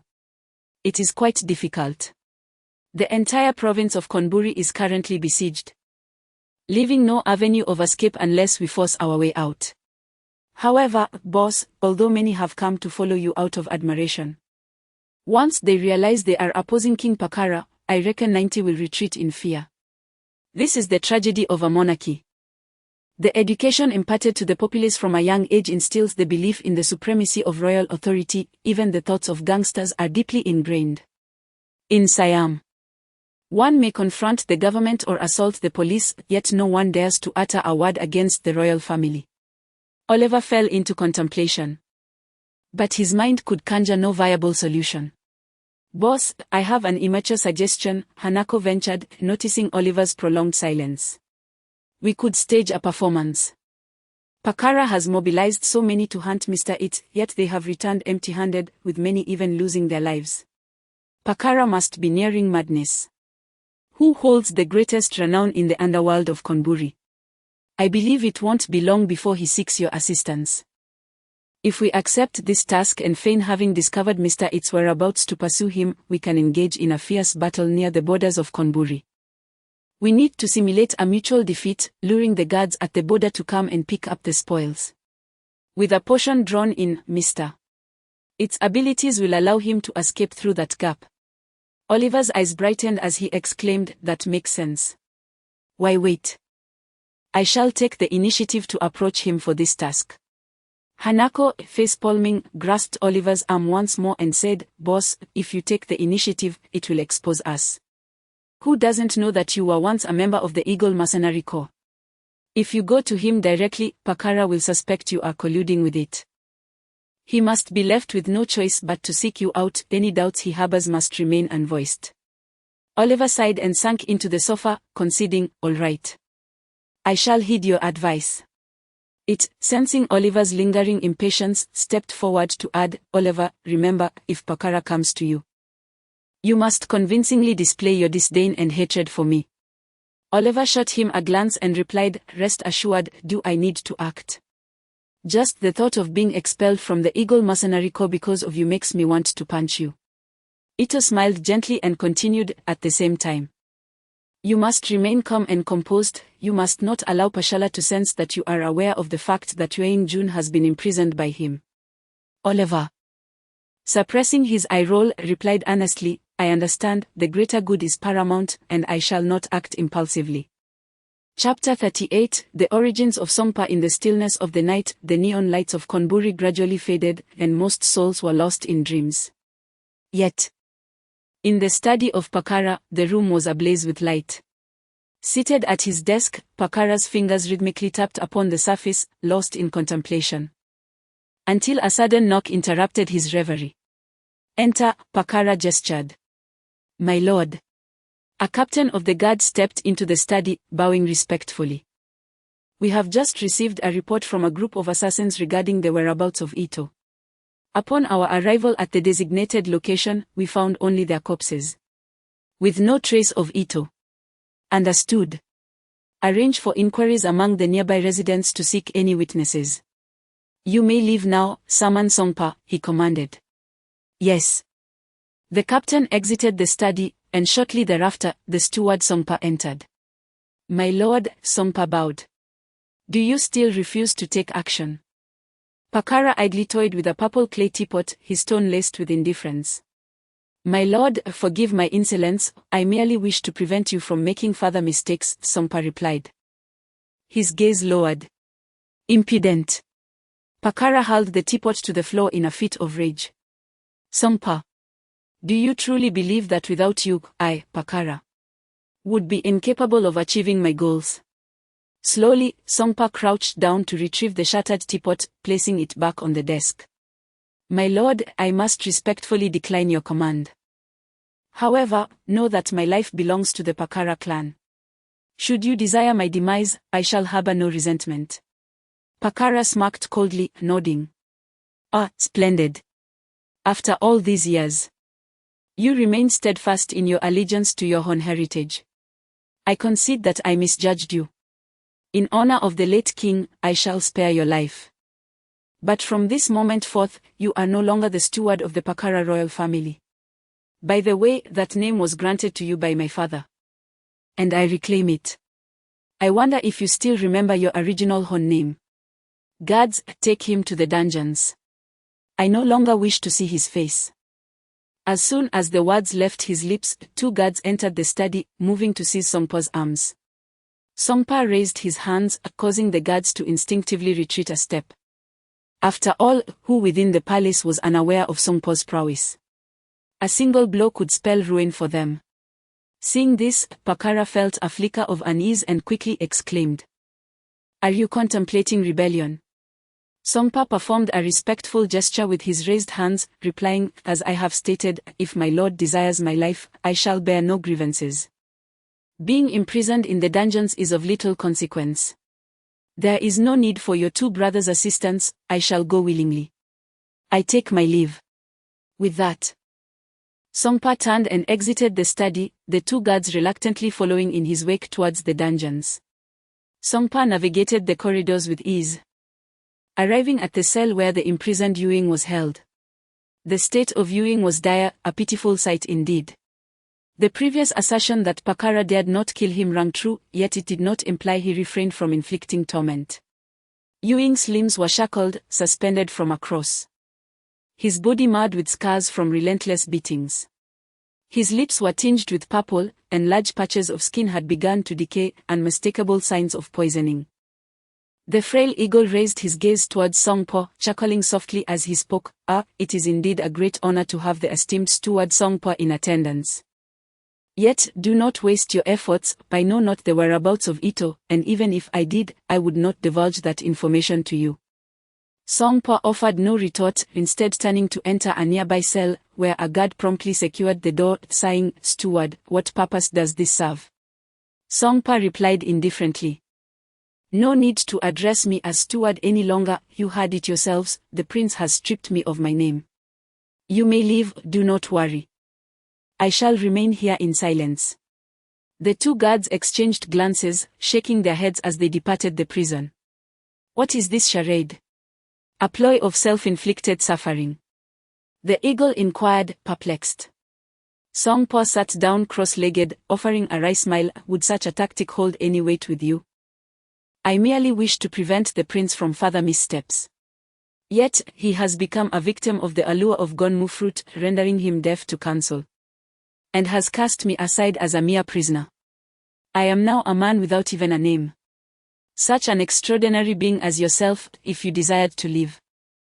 Could this dilapidated cell truly restrain you? Why such unwavering loyalty to Pakarola? The eagle pressed. One must repay even the slightest kindness with profound gratitude. The late king aided me in my time of dire need, his kindness is as weighty as a mountain. How could I ever betray the Pakarola clan? On one side, there is righteousness, on the other there is gratitude. You are indeed a man of deep loyalty, reminiscent of the noble spirit of our Chinese heritage. It is a pity, however, that you have chosen the wrong allies. Upon hearing the eagle's words, Songpa fell into contemplative silence. After a lengthy pause, he finally confessed, I am, in truth, of Chinese descent. Oh. Yet you bear little resemblance to a true Chinese, the eagle remarked in astonishment. after residing in Siam for over 40 years. Would you expect me to resemble a Chinese? Songpa chuckled. My birth name is Isongqing, hailing from an ancient martial family in China. An ancient martial family? The eagle questioned. It is not surprising that you are unaware, those from ancient martial families transcend the pinnacle of external forces, achieving an extraordinary existence. Thus, the realm of ancient martial arts exists above the mundane world. Is it merely about cultivating one's energy? I have encountered someone from District 56 who possesses similar abilities. Nearly invincible in battle. I recognized our disparity the first time I witnessed you harnessing your energy, the eagle replied. Songpa shook his head and continued. Cultivating energy is merely the first step in transcending external forces. Can the ancient martial families rise above the secular world solely by possessing individuals who can manipulate objects from a distance? There are realms beyond energy cultivation. And the ultimate destination remains unknown.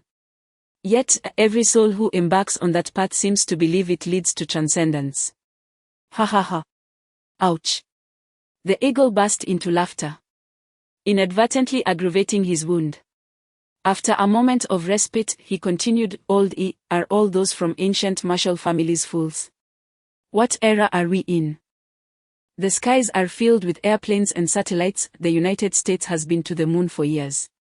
If there were a celestial realm, where could it possibly be? Why has the aviation department not discovered it? Indeed, mere mortals cannot perceive it. Have you not witnessed the extraordinary when visiting Shenongjia? Songpa raised an eyebrow. Yu Ying was momentarily at a loss for words, unsure of how to counter the argument. He thus chose to shift the conversation, saying, Let us not dwell on these mystical notions any longer. Do share how you arrived in Siam. Songpa fell silent for a moment before slowly responding. I am the second son of the Yi family, a lineage of ancient martial arts in Tianjin. From a young age, I exhibited exceptional talent in martial arts, thus becoming a prodigy among my peers, naturally leading to my name being the most favored for the future heir of the family. However, I held no interest in the position of family head. At that time, I was utterly devoted to the martial arts, consumed with the desire to elevate my own skills. The more I immersed myself in this pursuit, the more my father valued me. Yet, the head of an ancient martial arts family must possess not only formidable strength but also strategic acumen. I was merely a martial arts enthusiast, wholly unfit for such a role. I have an elder brother from the same father but a different mother. His mother is the main wife, while mine is the second consort. Although my brother's martial talent is not particularly remarkable, he has always possessed the demeanor of a leader, with extraordinary managerial abilities. My father's favoritism towards me often led to my mother facing difficulties at the hands of the main wife, which in turn caused my brother's disposition to become increasingly unstable, consumed by jealousy that turned him malevolent. My brother devised an elaborate scheme, knowing well that my discontent stemmed from the main wife's mistreatment of my mother. In his quest for the position of family head, he did not hesitate to commit fratricide and ultimately framed me for the crime. Songpa paused for a moment before continuing. Subsequently, my father, enraged, sought to execute me. In a bid to save me, my mother sacrificed herself, ensuring my escape from the Yi family. Severely injured and pursued by my kin, I fled to Siam. My injuries were grave, numerous meridians had been severed, rendering me nearly incapacitated. It was the late king who rescued me. After hearing my tale, he employed a wealth of royal remedies to heal my wounds. Once I had recovered, he granted me legal status in Siam, urging me to forget my past and live well here. From that moment, I vowed to serve the Pakarola clan for life, eventually becoming the steward known as Songpa. Your story is indeed tragic. Have you never considered returning for vengeance? Vengeance? How could I possibly inflict suffering upon a man who views his own mother as a mere tool? Songpa replied with resignation. Yu Ying scoffed, that may be true. However, from what you've said, it seems the late King Pakarola was quite an admirable individual. Songpa shook his head, saying, The current King Pacarola was raised under my watch. He was not always this way. It is his obsession that has led him astray. Pa, mere excuses. Yu Ing retorted disdainfully. A person grounded in benevolence and righteousness would never lose their way, regardless of circumstances. Do such individuals truly exist? Song Pa questioned skeptically. Indeed. Take for instance my late elder brother, Zhang Shihi. Song Pa fell silent once more, seemingly recalling that indomitable junior, sighing in regret, and choosing not to speak further. In a brightly lit office within the Chow Fryer Palace, Oliver paced back and forth, as if this motion alone could somewhat alleviate his mounting anxiety. Boss, please stop pacing. It's making my head spin. On the sofa, the disheveled Hanako was picking at his feet while lamenting, how can you still speak? It has been 3 days since you proposed this foolish idea, and Pacarola has yet to seek me out. If this continues, my boss, your esteemed leader Yu Ing, may well find himself in grave peril. Oliver replied impatiently. Did not Mr. Ito state that Pacarola would not dare to threaten the life of the big boss? Besides, has not Mr. Ito gone out again to stir up trouble? I would wager that Pacarola is even more anxious than you at this moment. Boss, why not sit down and enjoy a drink? Stop pacing about. Hanako offered, pouring a glass of liquor with his recently used hand. Get away from me. Are you trying to make me sick? Oliver retorted with irritation. At that moment, a noise came from the window, and Mr. Ito vaulted in from outside. Ito-san. This is the 8th floor. How did you manage to get up here? Hanako asked, bewildered. Is there anything to eat? Ito disregarded Hanako's question and inquired instead. Yes. I'll fetch it for you. Hanako immediately stood up. Wait. Ito halted him, glancing at Hanako's filthy hands. He then turned to the other side of the sofa and said to Zai, Zai, you go get it instead. Zai nodded and went outside to bring back food. Ito devoured his meal heartily. Oliver, suppressing his impatience, asked as soon as Ito finished, how did it go? How many teams did you handle today? Ito took a sip of water and replied, 3 teams of assassins, totaling 23 individuals. Over the past few days, we have eliminated around 60 to 70 of Pacarola's men. By all rights, Pacarola should have dispatched that old steward, Song Po, by now. I have an informant whose job is to deliver supplies to Pacarola's palace. He mentioned that while delivering today, he overheard the palace servants discussing how Pacarola has thrown Song Po into a cell. Hanako chimed in. Ito's eyes brightened. It seems Pacarola's backyard is ablaze. He no longer has trustworthy people at his disposal. Oliver, just wait a little longer, and he will soon send someone to summon you. No sooner had Ito finished his statement than a knock sounded at the office door. Zai opened it to reveal a young lackey, bowing and scraping, who said, Zaiji. Someone downstairs claims to be from Pacarola's palace and wishes to meet the boss. Understood. Bring him up, Zai instructed before closing the door. He turned to Oliver and said, Boss, the person has arrived. Ito moved to the window and advised, Oliver, put on a show of authority, I will step aside for now. With that, he leaped out the window. Hanako hurried to the window to look outside but could no longer see Ito's figure. Impressive, Hanako swallowed hard and remarked. Oliver approached the office chair and sat down, beckoning Hanako, stop staring outside and come stand by my side. Zai, you too. The two positioned themselves on either side of Oliver, who gripped a hand exerciser, exuding an aura of dominance. Soon, my younger brother entered the office accompanied by an individual who displayed an utter lack of courtesy. Upon entering, he nonchalantly seated himself on the sofa, propping one leg over the other, and cast a sidelong glance at Oliver, who was seated at the desk. Are you the Black Hulk? He inquired. Oliver's naturally dark complexion seemed to darken further, and he maintained a cold silence, slowly squeezing a hand gripper in his grasp. The man furrowed his brow and continued. I'm asking you a question. Are you deaf or mute? Oliver paused, then suddenly exerted force, crushing the hand gripper into 2 pieces. Huzi produced a cigar and leisurely lit it for Oliver, while Huzi emerged from behind the desk, striding deliberately toward the sofa. "Who is this beggar? Get lost." Suddenly, the man dispatched by Pashala watched Huzi, disheveled and unkempt, approach. He intended to dismiss him with a few words, but before he could finish, Huzi delivered a powerful kick to his chest, causing the man to spew blood immediately. "What is this? So fragile that a single blow causes you to bleed?" Huzi remarked, glancing at the bloodstains on his pant leg with a frown. After a moment to regain his composure, the man indignantly declared, "I am a guard from the Pashala Palace. Lord Pashala sent me to negotiate business with your boss. How dare you strike me?"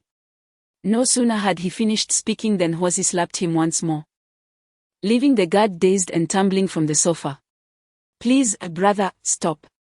I truly am from the Pashala Palace." The guard, still clinging to his claim, desperately sought to assert his identity, for it was reasonable to assume that in the Springwoolly Palace few would dare to strike a man of Pashala. Oliver exhaled a puff of smoke from his cigar, stating, "What of it if you are from the Pashala Palace? If your master has sent you to negotiate, you ought to conduct yourself appropriately rather than swaggering in here with false bravado. Today serves as a lesson for you on how to conduct business. Huzi, take him out and give him another beating. Afterward, send him back to inform Lord Pashala that if he wishes to negotiate in earnest, he must either come himself or send someone of sufficient stature." Huzi replied affirmatively, then dragged the guard out of the office, followed by the sounds of his anguished cries echoing in the hallway.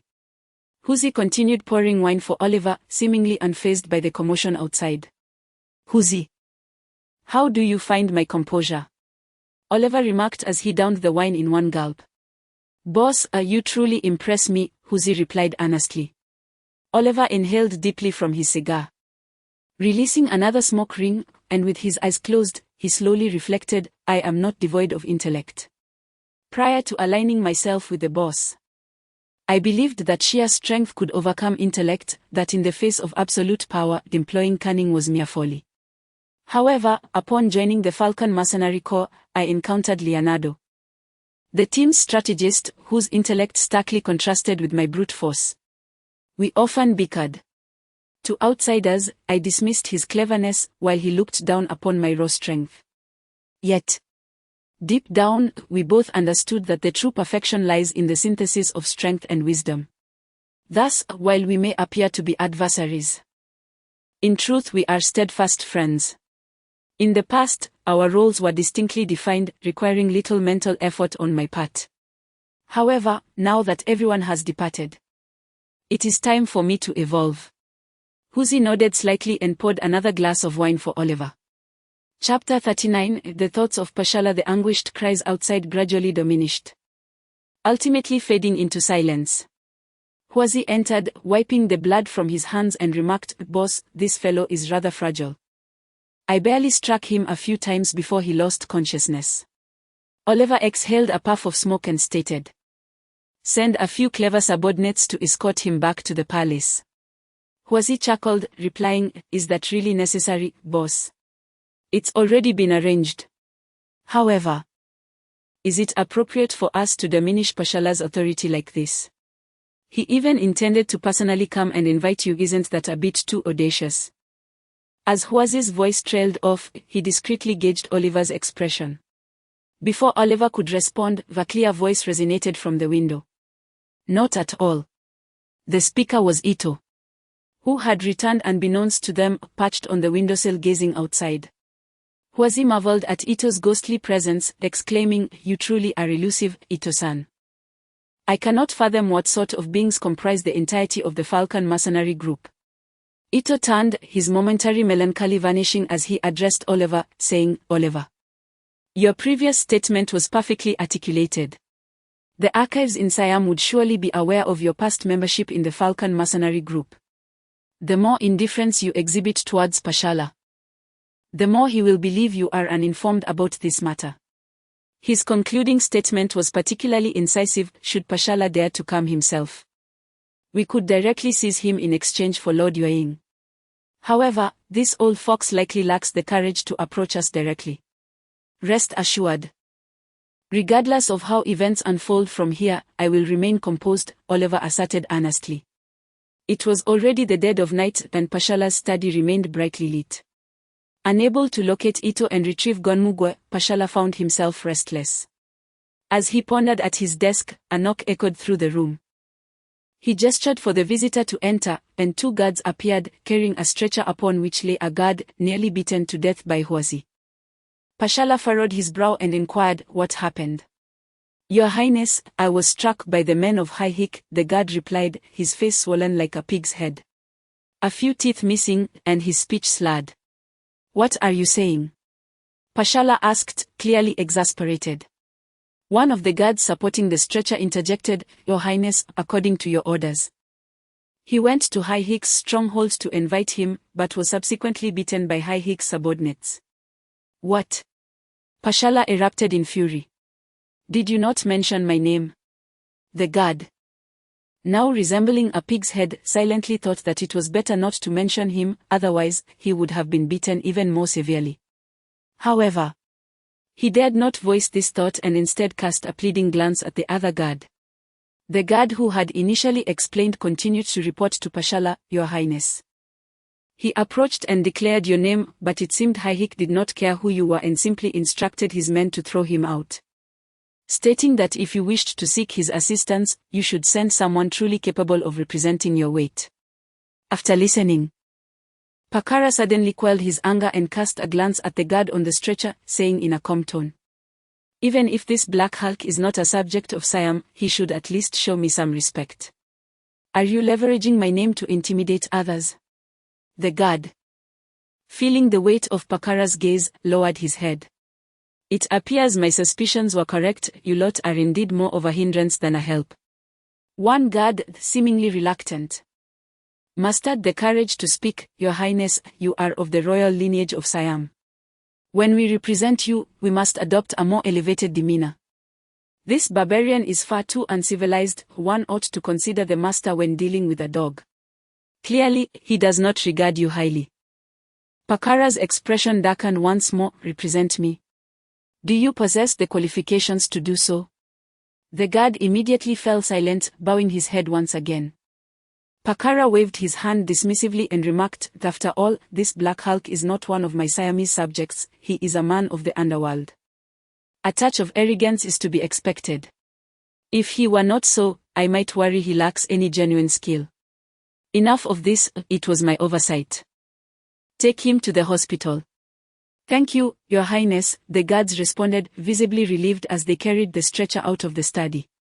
Pakara sat at his desk, contemplating for a moment as if reaching a decision. He rose and exited the study, arriving at the prison. The guards, upon seeing him approach, promptly opened the cell door and escorted him to Songpa's cell. Upon seeing him, Songpa immediately stood, bowing respectfully, Your Highness, if you have matters to discuss, you need only summon me, there is no need to visit this wretched place and sully your noble presence. Pakara personally opened the cell door, entered, and helped Songpa to his feet, saying, Songpa, I was too impulsive earlier. You have your principles, and it was wrong of me to impose upon you. Songpa appeared quite taken aback, momentarily at a loss. Meanwhile, the suspended Ewing burst into laughter, ha ha ha, Elder E. It seems the old rascal Pakara has no one capable of capturing Ito, and thus he reluctantly seeks your assistance. Hearing Ewing's words, Pakara scoffed. Do you have the right to speak? He then signaled to the jailer beside him, and the sound of the whip echoed from Ewing's cell. Gritting his teeth, Ewing remained silent, while Songpa sighed and addressed Pakara, Your Highness, if you still wish for me to pursue Ito, I must respectfully decline. A flicker of displeasure crossed Pakara's eyes, but he spoke to Songpa with warmth, I have stated that you have your principles, and I will not force you. However, you are aware that the Gonmu fruit must be retrieved. If you are unwilling to undertake this task, let us each make a concession. You could represent me in seeking someone to handle this matter. I assure you, once I recover the Gonmu fruit, I will not harm Ewing in any way. What say you? Songpa did not respond immediately, instead, he glanced at Ewing, who was being whipped behind him. Pakara gestured for the jailer to cease the punishment. Seeing Pakara's gesture, Songpa reluctantly conceded, "Who does your highness wish for me to invite?" Pakara revealed a sly smile and deliberately amplified his voice, proclaiming, "There is a notorious underworld figure recently making waves in Spring Valley, known as Black Hulk." The disoriented Ewing, who had been reeling from a recent beating, snapped to attention upon hearing Pakara's words, roaring back, "Pakara! You cunning old fox!" Pakara turned to face Ewing, amusement dancing in his eyes, and inquired, "What is this? Does Mr. Ewing know of this Black Hulk?" "Stop pretending to be oblivious, you've known all along that Black Hulk is none other than Oliver, whom I expelled from the organization. He was ousted because of Ito, and you intend to exploit his hatred for Ito. Senior E, do not acquiesce to him." As soon as Ewing finished speaking, Pakara signaled the jailer, who promptly rendered Ewing unconscious with a stun button. Songpa found himself engulfed in hesitation. While a smirk curled at the corners of Pakara's mouth, his thoughts clear and calculated. He continued, "Songpa, you heard what Ewing said. Given Black Hulk's animosity towards Ito, all I need to do is disseminate this information, and even if you do not seek him out, he will inevitably come to me for this task. Out of respect for our long-standing relationship, I am offering you an opportunity for redemption. Moreover, I assure you that as long as you retrieve the Gonmu fruit, I will not harm you in." After a brief moment of silence, Songpa nodded and replied, "I accept the command." Pakara laughed heartily, "Excellent, Songpa. Quickly freshen up and dress appropriately to invite Black Hulk. Once this matter is resolved, you shall remain my chief steward in the Pakara Palace." He then leaned closer to Songpa and whispered, "If the Pakara clan secures the throne, your descendants shall reign in Siam."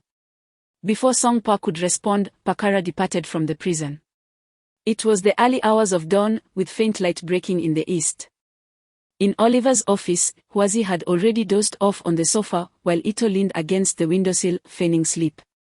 Oliver remained seated at his desk, holding a wine glass. When Huazi urged, "Boss, dawn is approaching, you should rest. I doubt anyone from Pakara will come today." "They will come," Ito interjected, eyes still closed. "Pakara is likely more anxious than we are." Huazi dared not contradict him, muttering softly, "Could it be that Huazi went too far?" At that moment, the serenity of the dawn was shattered by the sound of engines, prompting Ito to open his eyes immediately. His eagle-like vision honed in on a convoy slowly coming to a halt below, each vehicle worth over $1 million. "They're here," Ito declared. Huazi, roused by the engine noise, rubbed his eyes and leaned over to the windowsill. "What a grand display. Surely, Pakara isn't coming in person," he remarked. Ito shook his head. "That old fox lacks the courage for such a venture." He fixed his gaze intently on the leading Rolls-Royce, watching as a driver exited the vehicle and opened the rear door, from which an elderly gentleman emerged. "It's him. Wasn't he imprisoned by Pakara?" A hint of panic flickered in Ito's voice.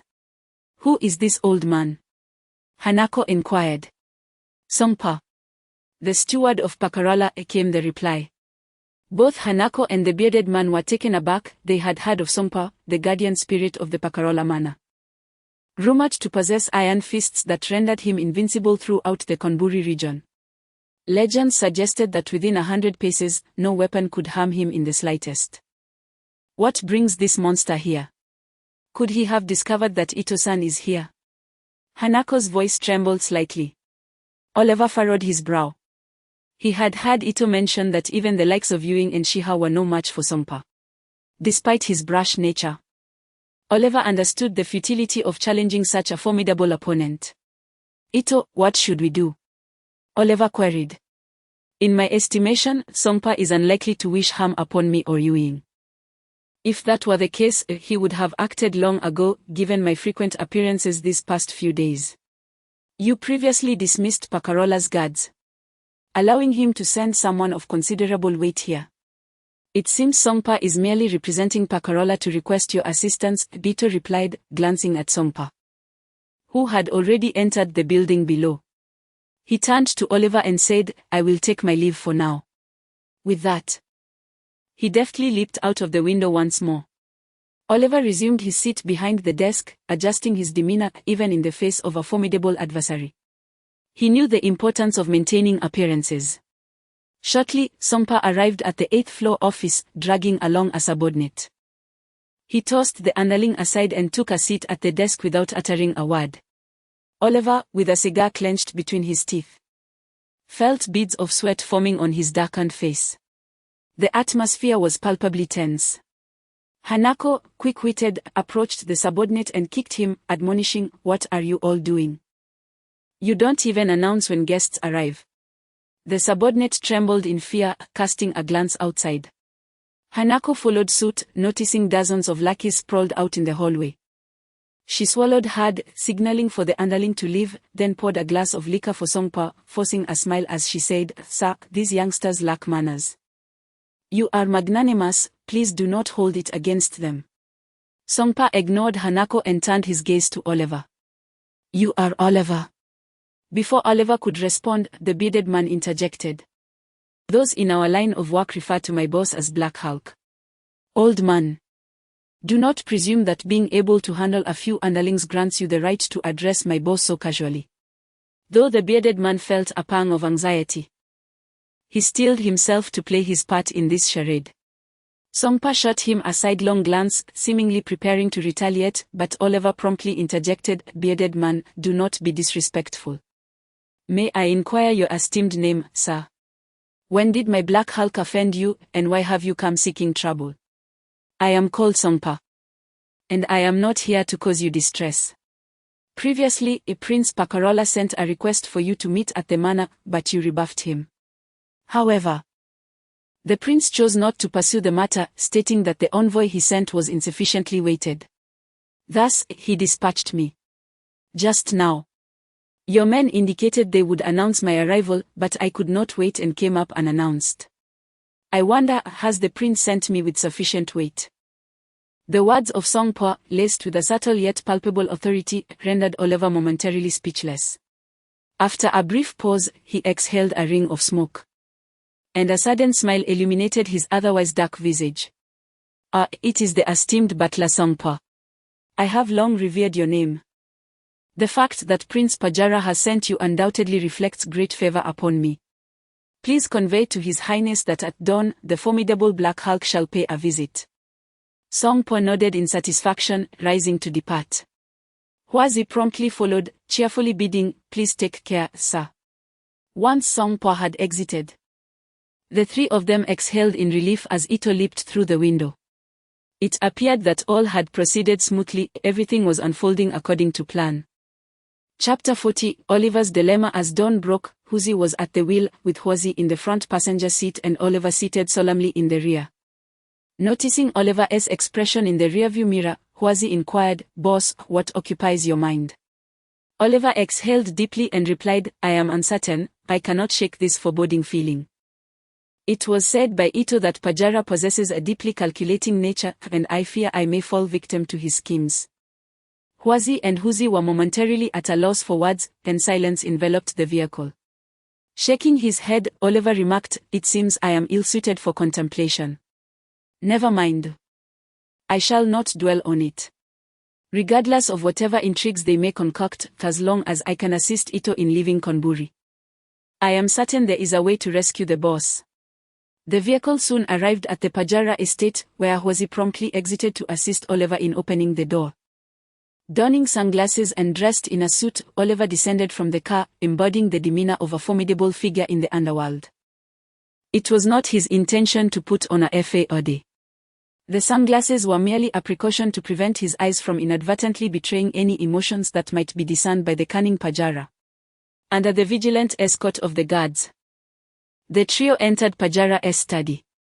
Oliver took the initiative to address the prince, the esteemed Prince Pajara, Greetings. I am Black Hulk. Pajara lifted his gaze. appraising Oliver's robust physique, and chuckled, "Indeed, you live up to your name, a true giant akin to Hulk. Yet, I find you more courteous than I had anticipated." Oliver returned the smile, responding, "Your Highness, as I am not Siamese, I harbor no intrinsic respect for you. My civility stems solely from the presence of the esteemed Mr. Songpa beside you. I am a man of brute force, accustomed to resolving matters with my fists. With your esteemed protector present, I would not dare to be impudent." Pajara, unfazed by Oliver's words, continued, "You are quite forthright. Do you understand why I summoned you?" Oliver feigned ignorance, replying, "As a foreigner who has made a name for myself in the underground realm of Konburi, I presume the authorities wish to suppress me. Yet, I am perplexed as to why you would take the effort to meet with me personally regarding such a trivial matter." Pajara shook his head. "Our Siam is a land of mixed elements, and as long as the underworld does not pose a threat to the government or the monarchy, we remain indifferent. Your presence, in a certain light, contributes to a relatively stable society. What, then, is the purpose of your summons, Your Highness?" Oliver inquired, pretending to be puzzled. "I require your assistance in eliminating an individual and retrieving an item from him," Pajara stated. Taken aback, Oliver scratched his head and asked, "Your Highness, I am curious. With Mr. Songpa by your side, what manner of person could you not handle? If even Mr. Songpa is unable to eliminate this individual, would you not be sending me to my demise? I am of the Siamese royal lineage, and Songpa is the chief steward representing my Pajara clan. Such clandestine matters are best left to those of your world," Pajara replied, casting a peculiar gaze upon Oliver. "Furthermore, I have perused your background. This task bears some relation to you, and I consider it a modest gift for you." Oliver feigned a look of greater confusion and inquired, "I do not quite grasp the prince's meaning. What is this trivial gift?" "The person I instructed you to eliminate is named Ito Shinichiro," Pak Hal spoke each word with precision. Immediately, Oliver displayed an expression of fury, exclaiming, "Ito! That scoundrel is in Konburi. Rest assured, my lord, even without any incentives from you, I shall dismember that wretch." After Oliver's impassioned declaration, Pak Hal remained silent, his gaze fixated intently on Oliver, and an oppressive silence enveloped the atmosphere. Feeling unnerved under Pashal's penetrating stare, Oliver pondered if he had overacted. Surely, his previous anger had stemmed from genuine recollections of Ito's lifeless form, utterly authentic and natural. After a prolonged moment of scrutiny, Pak Hal suddenly burst into laughter. Following his fit of mirth, he remarked, "Oliver, the dossier described you as a heartless brute, yet it appears the information was erroneous. You are quite the actor." A jolt ran through Oliver's heart. Indeed, Pak Hal was a cunning fox. Still perplexed, he questioned, "I do not comprehend your meaning, my lord."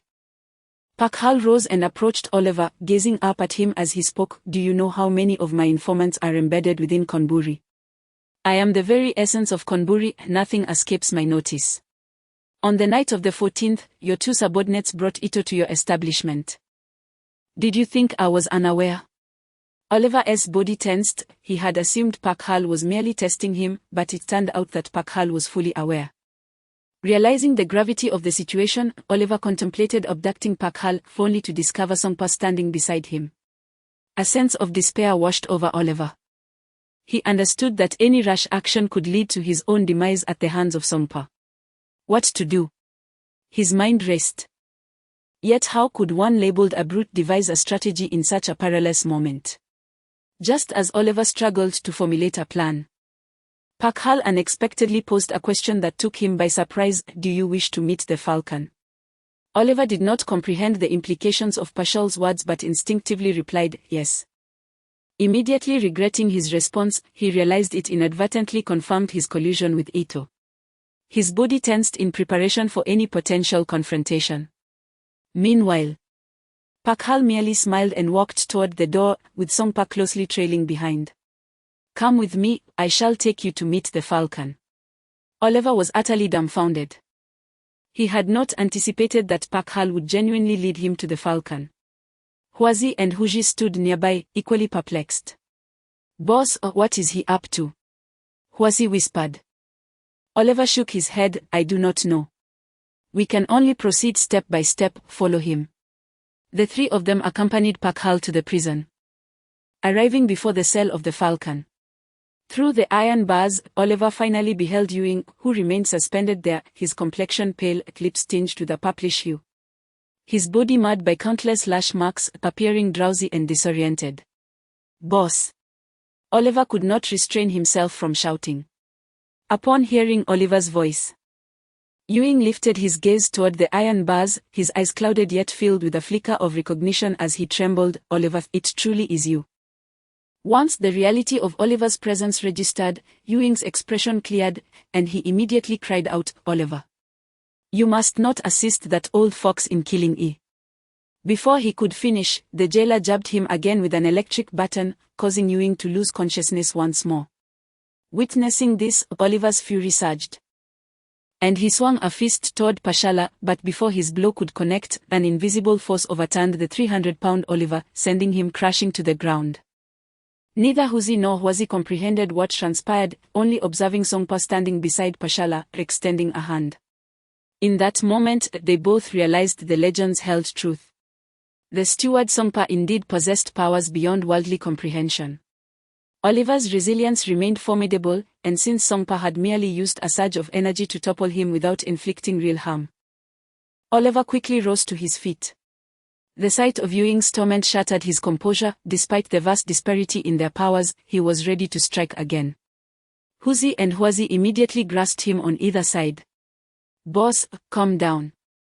Get away. Oliver's eyes blazed with rage. Huzi and Huasi could not restrain him as he shook them off and charged again, only to be effortlessly repelled by Songpa's pomp, landing several meters away. If you charge again, it won't merely result in a fall, Songpa warned with a furrowed brow.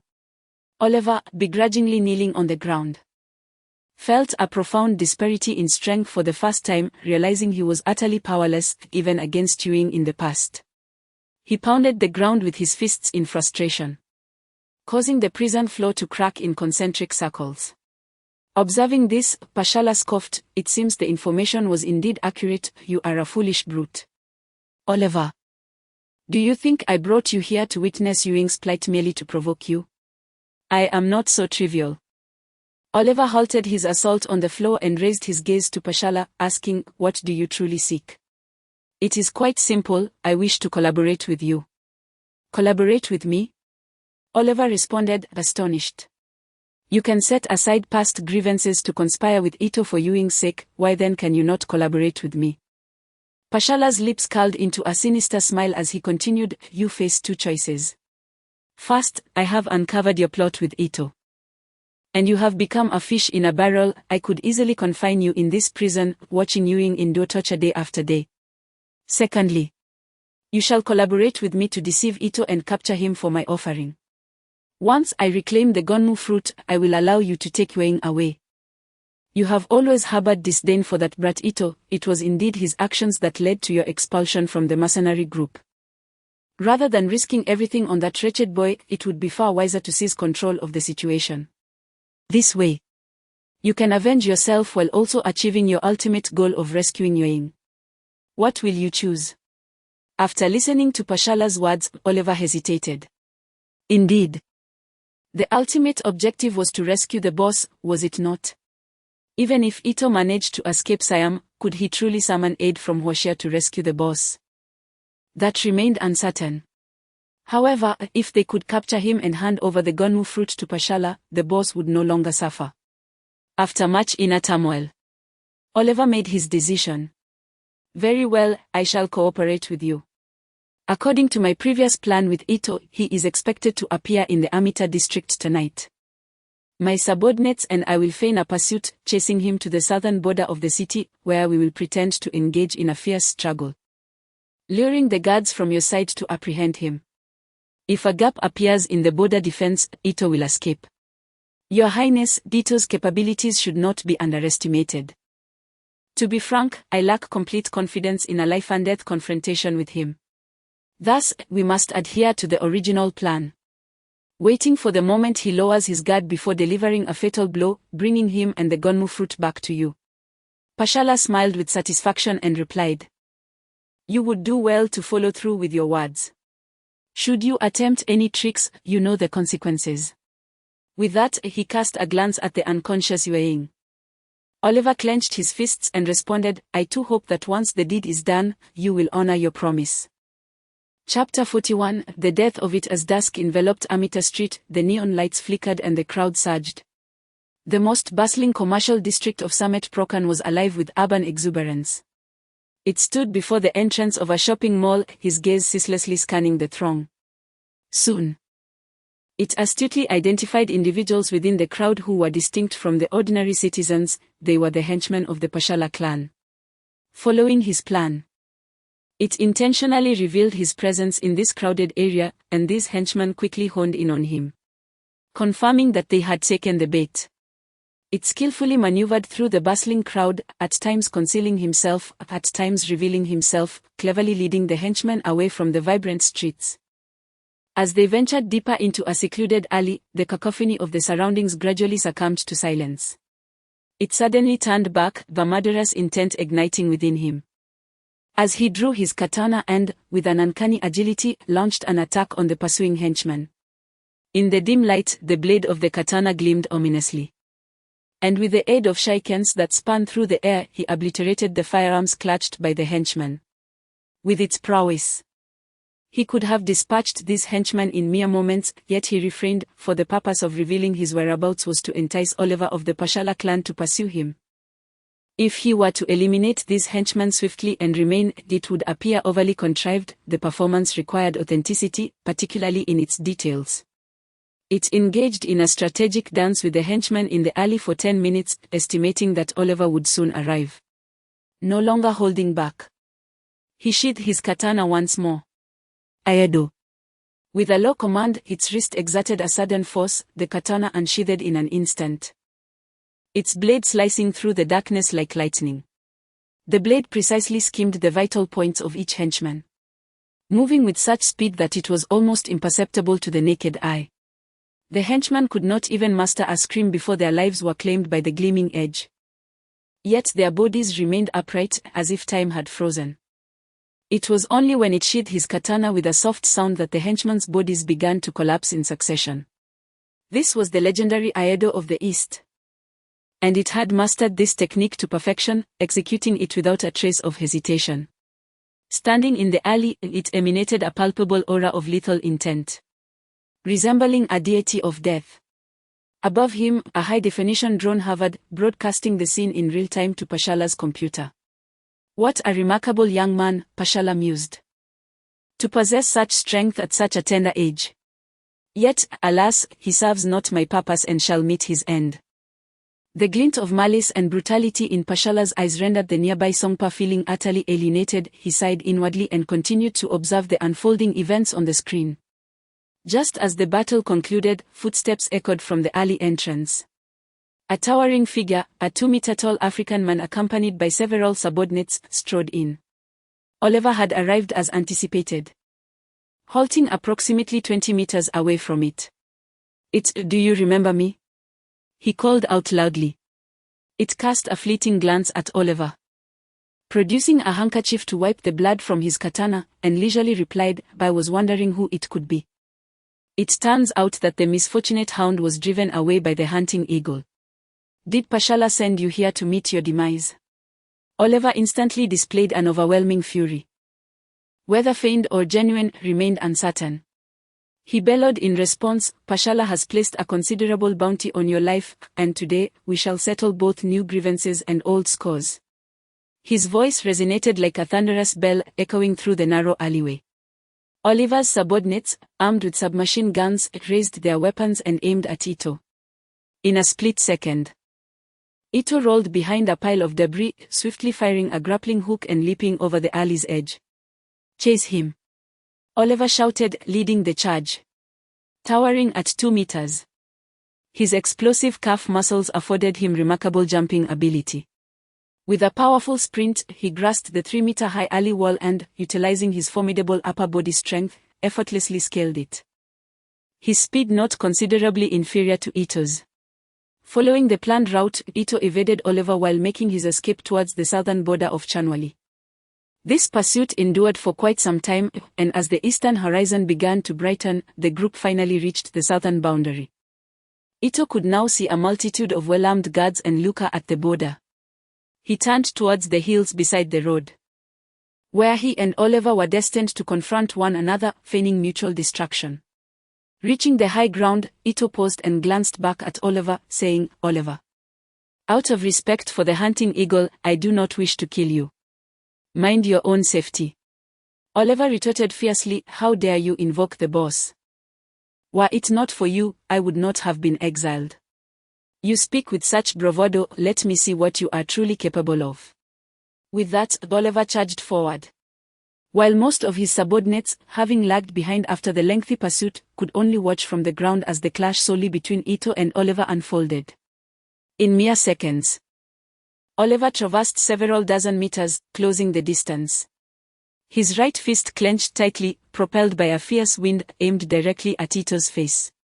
However, Ito's agility was akin to that of a darting swallow. He sidestepped effortlessly, evading the blow, and his katana gleamed ominously as it sliced towards Oliver's arm.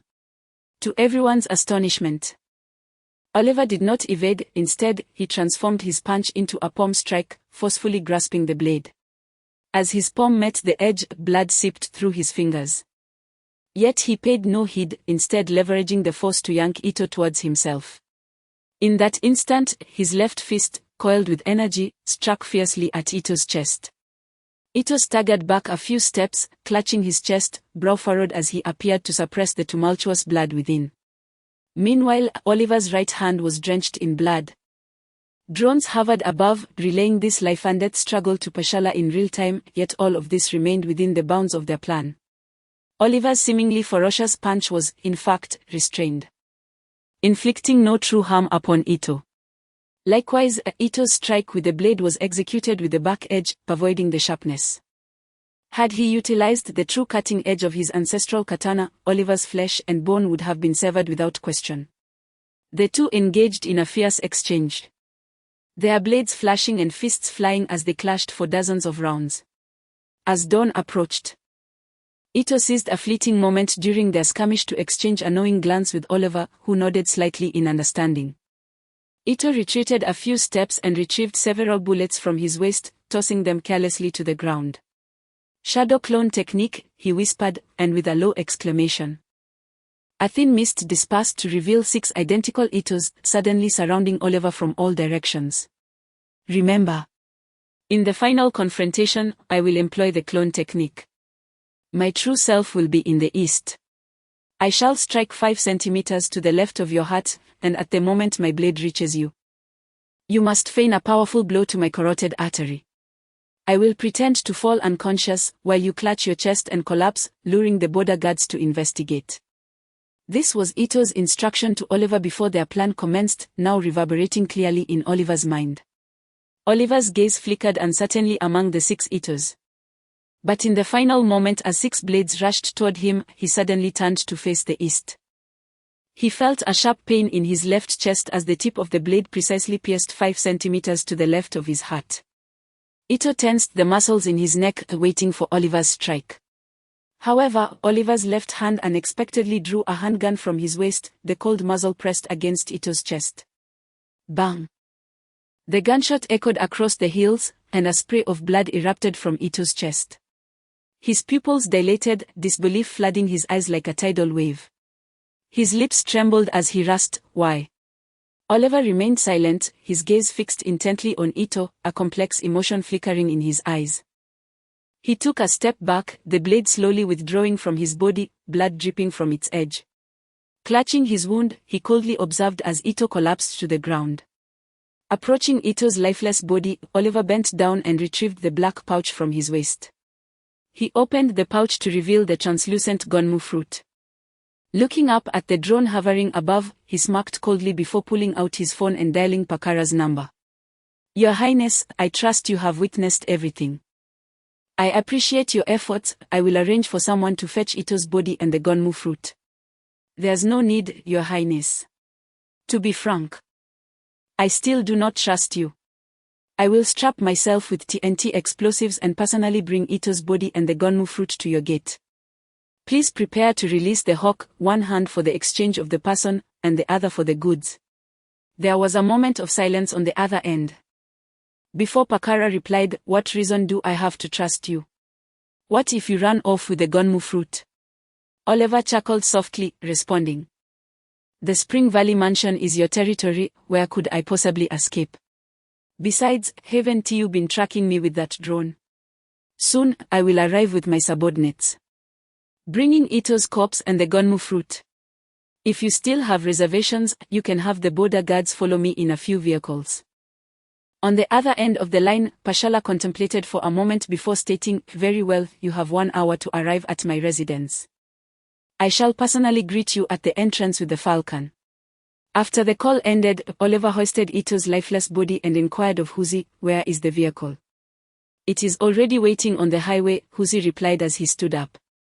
Nodding in acknowledgement, Oliver accompanied Huzi to the roadside, where they opened the trunk of the car, revealing a substantial cache of TNT explosives. Huzi secured the explosives to Oliver's person and unceremoniously tossed Ito's corpse into the trunk. The duo then set off towards the Pashala royal residence, with several vehicles swiftly tailing them from the border, while drones hovered above, capturing their journey from the skies. Pashala sat in his study, intently watching the footage transmitted by the drone. Soon, the vehicles entered the city and were about to pass through a lengthy tunnel. "Your Highness, the tunnel signal interference prevents the drone from entering," reported the operator via the communication device.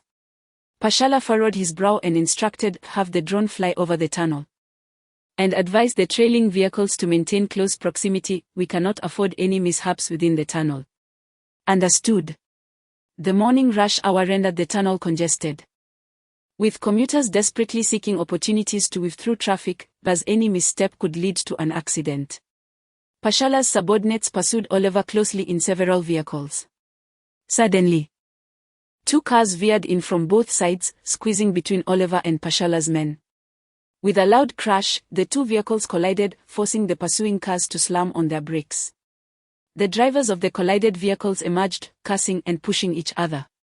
Pashala's men, anxious about losing Oliver, promptly exited their vehicles, brandishing firearms to compel the 2 drivers to clear the road.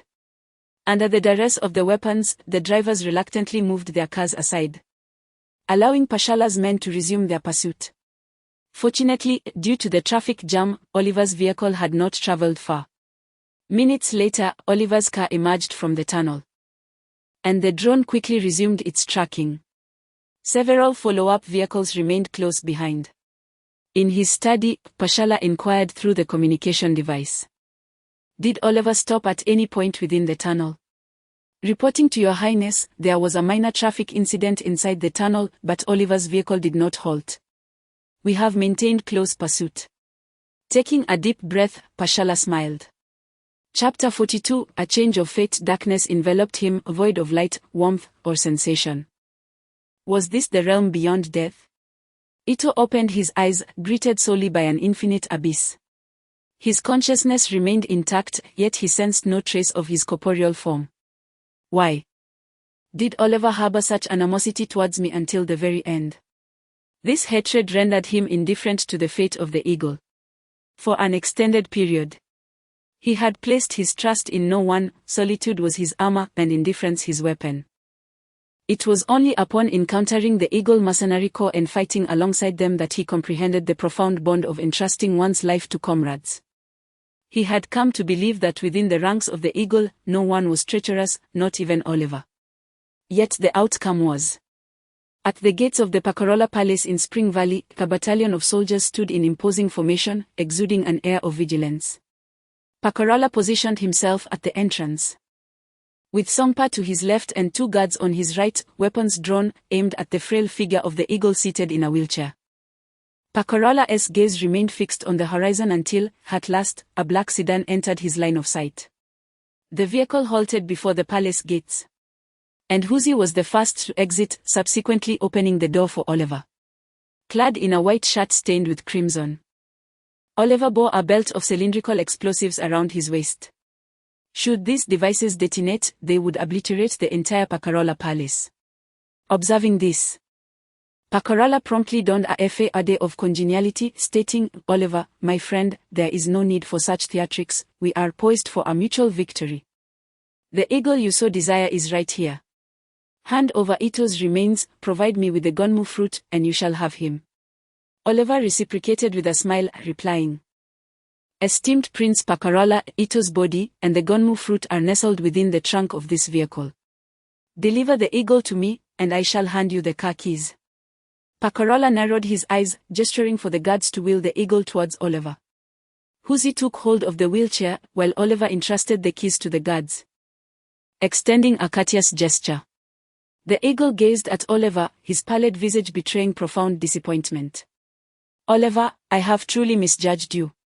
Oliver remained silent, merely smiling at the eagle. The guards approached the rear of the vehicle and opened the trunk. Ito was still engulfed in the agony of betrayal. Suddenly, a faint light pierced through the darkness before him, akin to a sliver of illumination breaking through a veil of shadow.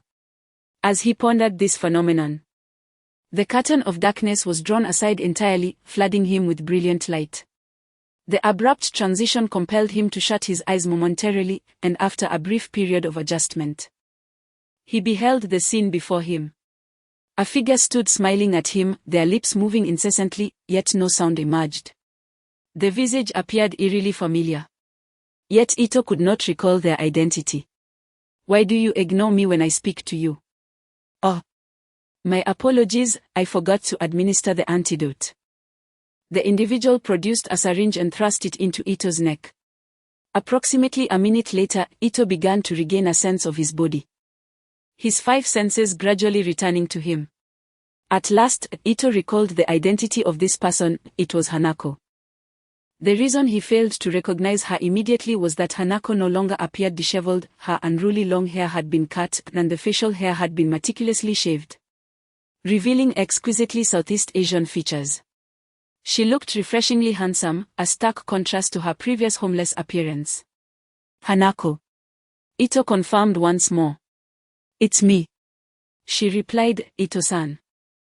Are you momentarily taken aback by my handsome visage?" Hanako caressed her well-defined face and narcissistically proclaimed, "You see, I simply don't care for appearances, otherwise I would have debuted in Siam long ago. Back when I was in school, I had countless talent scouts after me. But enough of that. Let us discuss something of substance." Ito hastily interrupted her. "Where am I?" He surveyed his surroundings and realized he was in the trunk of a car, wrapped in a black cloth bag. The darkness he had experienced was due to being confined in this bag, discarded in the trunk.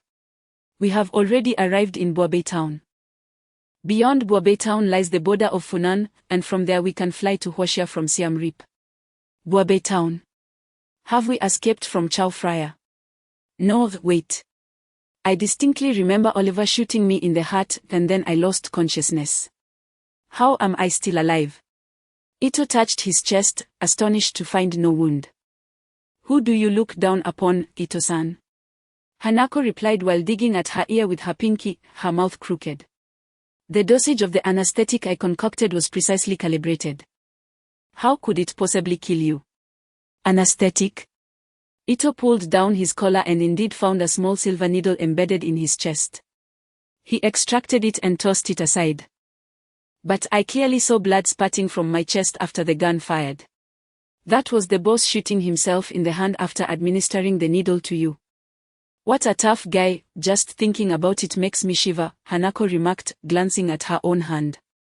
Oliver Ito murmured the name, pondering why he would act in such a manner. "Pakara, that old fox, already knew you were with us. He threatened the boss with the life of the hawk, compelling him to kill you, all the while monitoring us with drones. So, I devised a clever plan to turn the tables." Hanako proudly recounted the new scheme.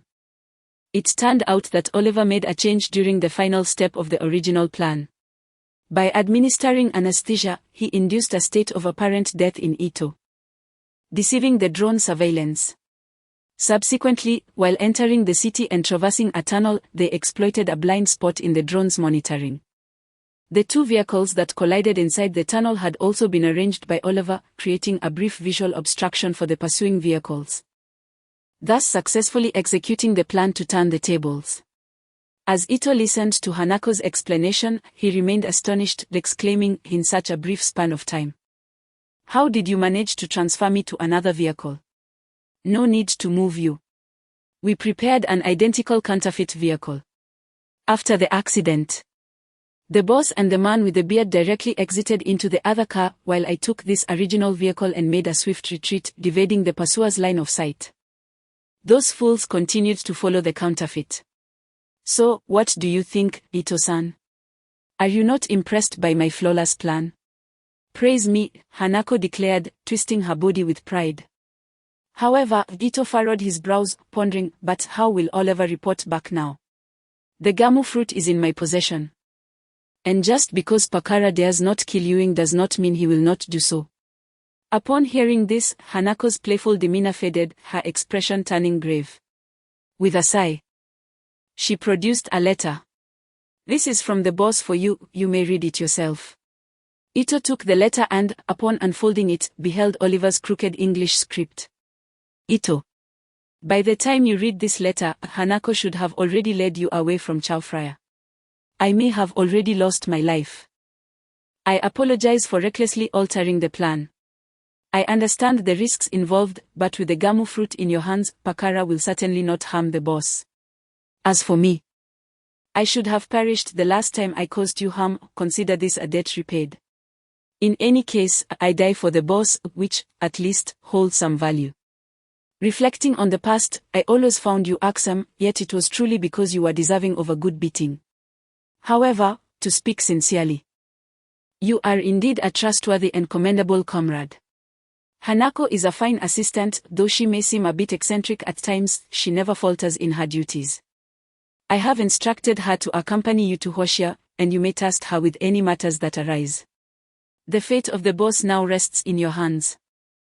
Thank you, farewell, if we are to meet again." A tear fell onto the letter, gradually soaking the paper and rendering some of the characters indistinct. Ito hastily wiped it away, refolding the letter and tucking it away. That reckless fool.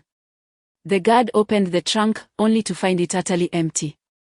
The guard, bewildered, leaned half his body into the trunk and searched again, confirming that there was nothing inside. He hurriedly shouted to Pakara, "Your Highness, the trunk is completely empty." Pakara's eyes widened in disbelief as he turned to Oliver, and with a swift motion of his hand, all the guards aimed their guns at Oliver. Yet Oliver, unfazed, raised his hands, holding a detonator, and said languidly, "Your Highness, you must remain calm. The moment I release my grip, your entire palace will be reduced to rubble." Pakara trembled with fury, gritting his teeth as he retorted, "Foolish black man, Ewing is beside you, do you dare detonate the bomb?" Oliver shrugged and responded in a phrase of Hoshia, "Better to be shattered than to remain whole." He then turned to Ewing at his side and inquired, "Boss, is my pronunciation correct?" Ewing burst into laughter, yet his frail body could not withstand it, and after a couple of chuckles, he succumbed to a fit of coughing. He composed himself and said with a hint of nonchalance, "Very standard, Oliver, your Mandarin has improved." "Thank you for the compliment, boss," Oliver replied with a cheerful smile. Turning once more to Pashala.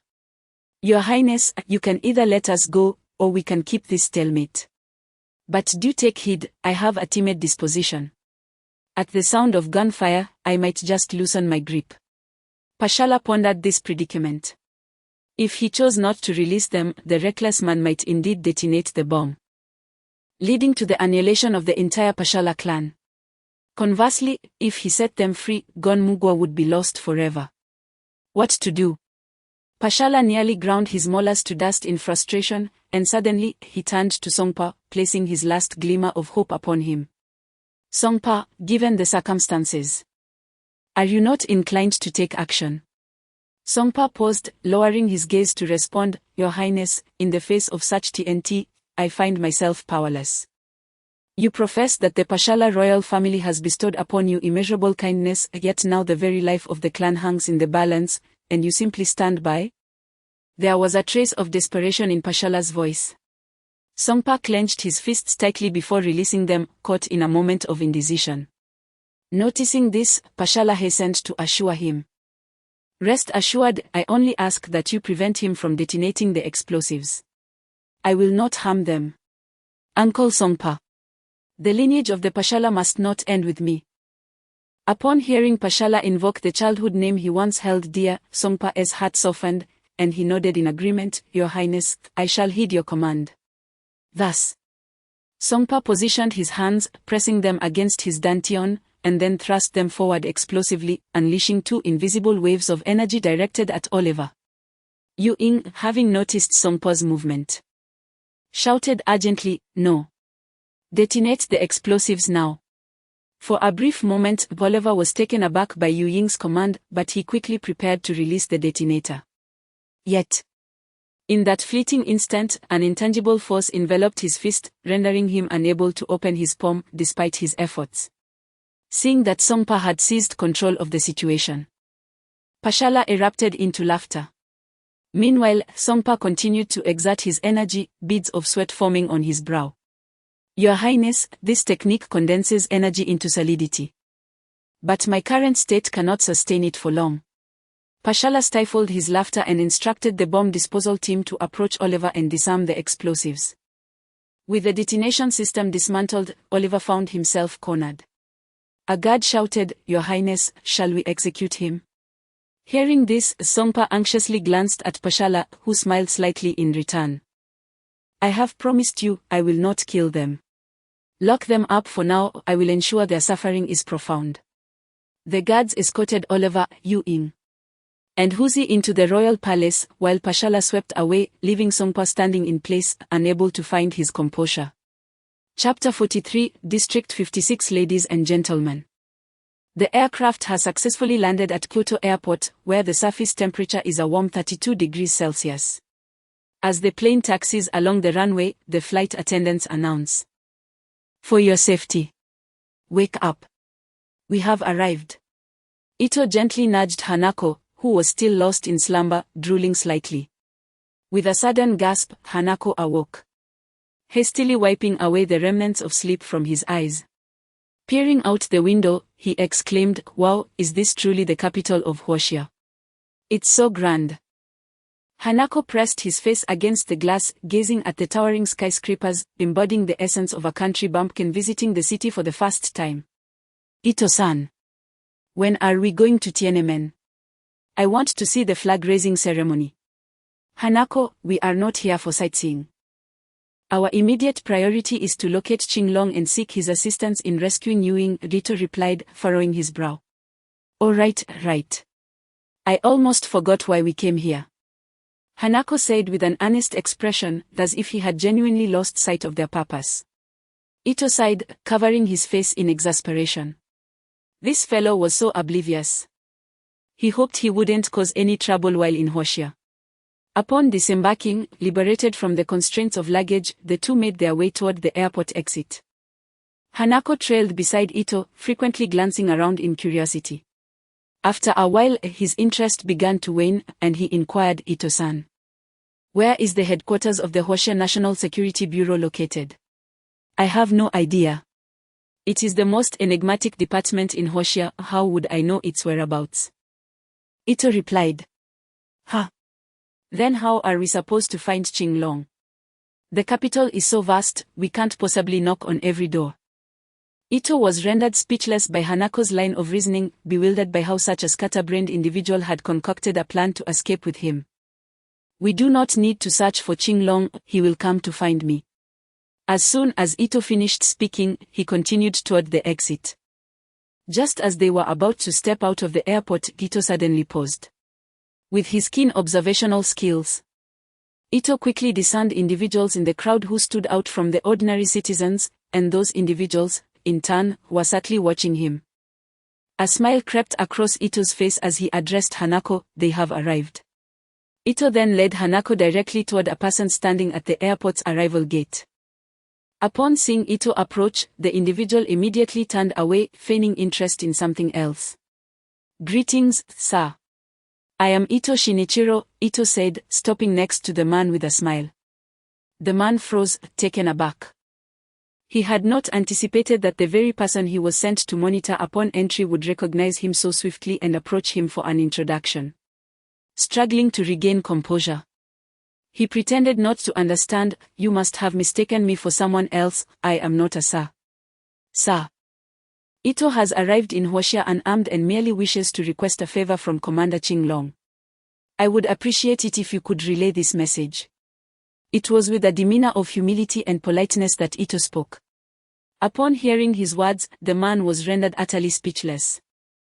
The information he had read described Ito as solitary, arrogant, and exceedingly perilous, yet here he was, exhibiting such courteousness that the man found himself at a loss for how to respond. As he pondered his reply, a voice crackled through his miniature wireless earpiece. Qinglong's voice commanded, "Bring them to Division 8 to meet me." "Understood," the man replied, casting a glance at Ito. "You truly possess remarkable acuity. Please follow me. I shall escort you to meet Team Leader Qinglong." "You flatter me. May I ask how to address you?" Ito inquired modestly. "My name is Zhang Lon.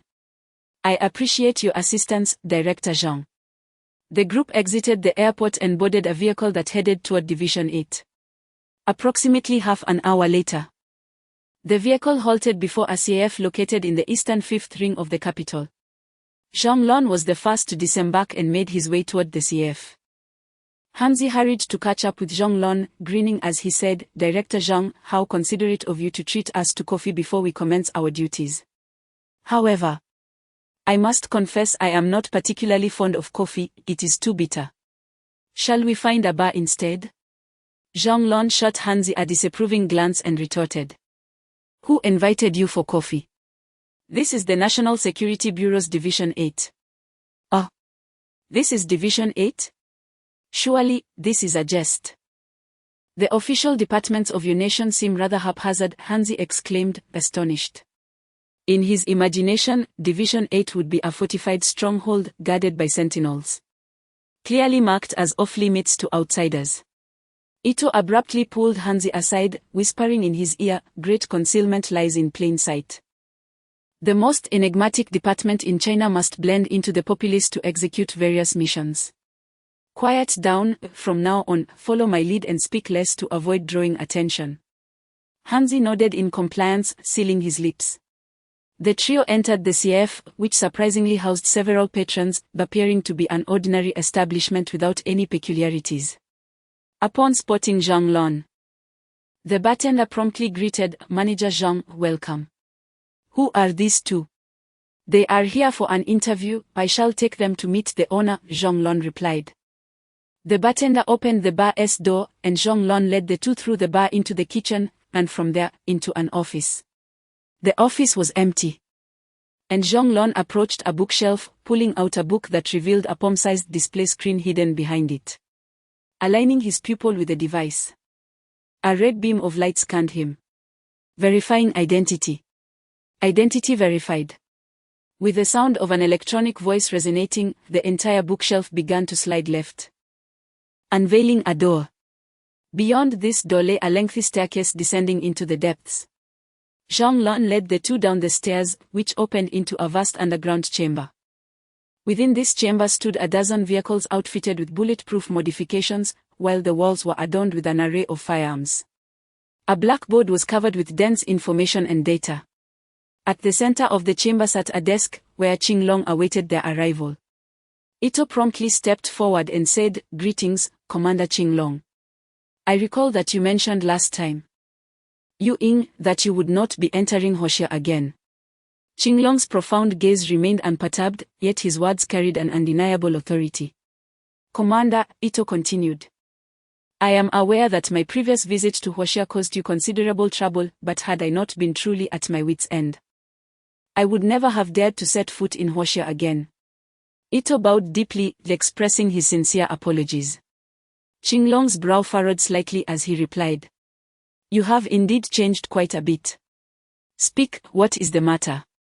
Ito recounted the entire sequence of events, and upon finishing, Qinglong's anger was evident. He slammed his hand on the table and declared, "Humph. I warned you not to smuggle Gonmu fruit out of the country. Now you reap what you have sown. And you still have the audacity to seek me out? Commander Qinglong, the root of this situation lies with me.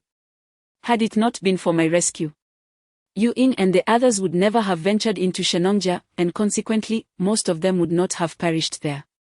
Now, only Yu Ying of the mercenary group remains alive. I cannot bear the thought of him meeting a similar fate, especially as he is a warrior of Huoxia.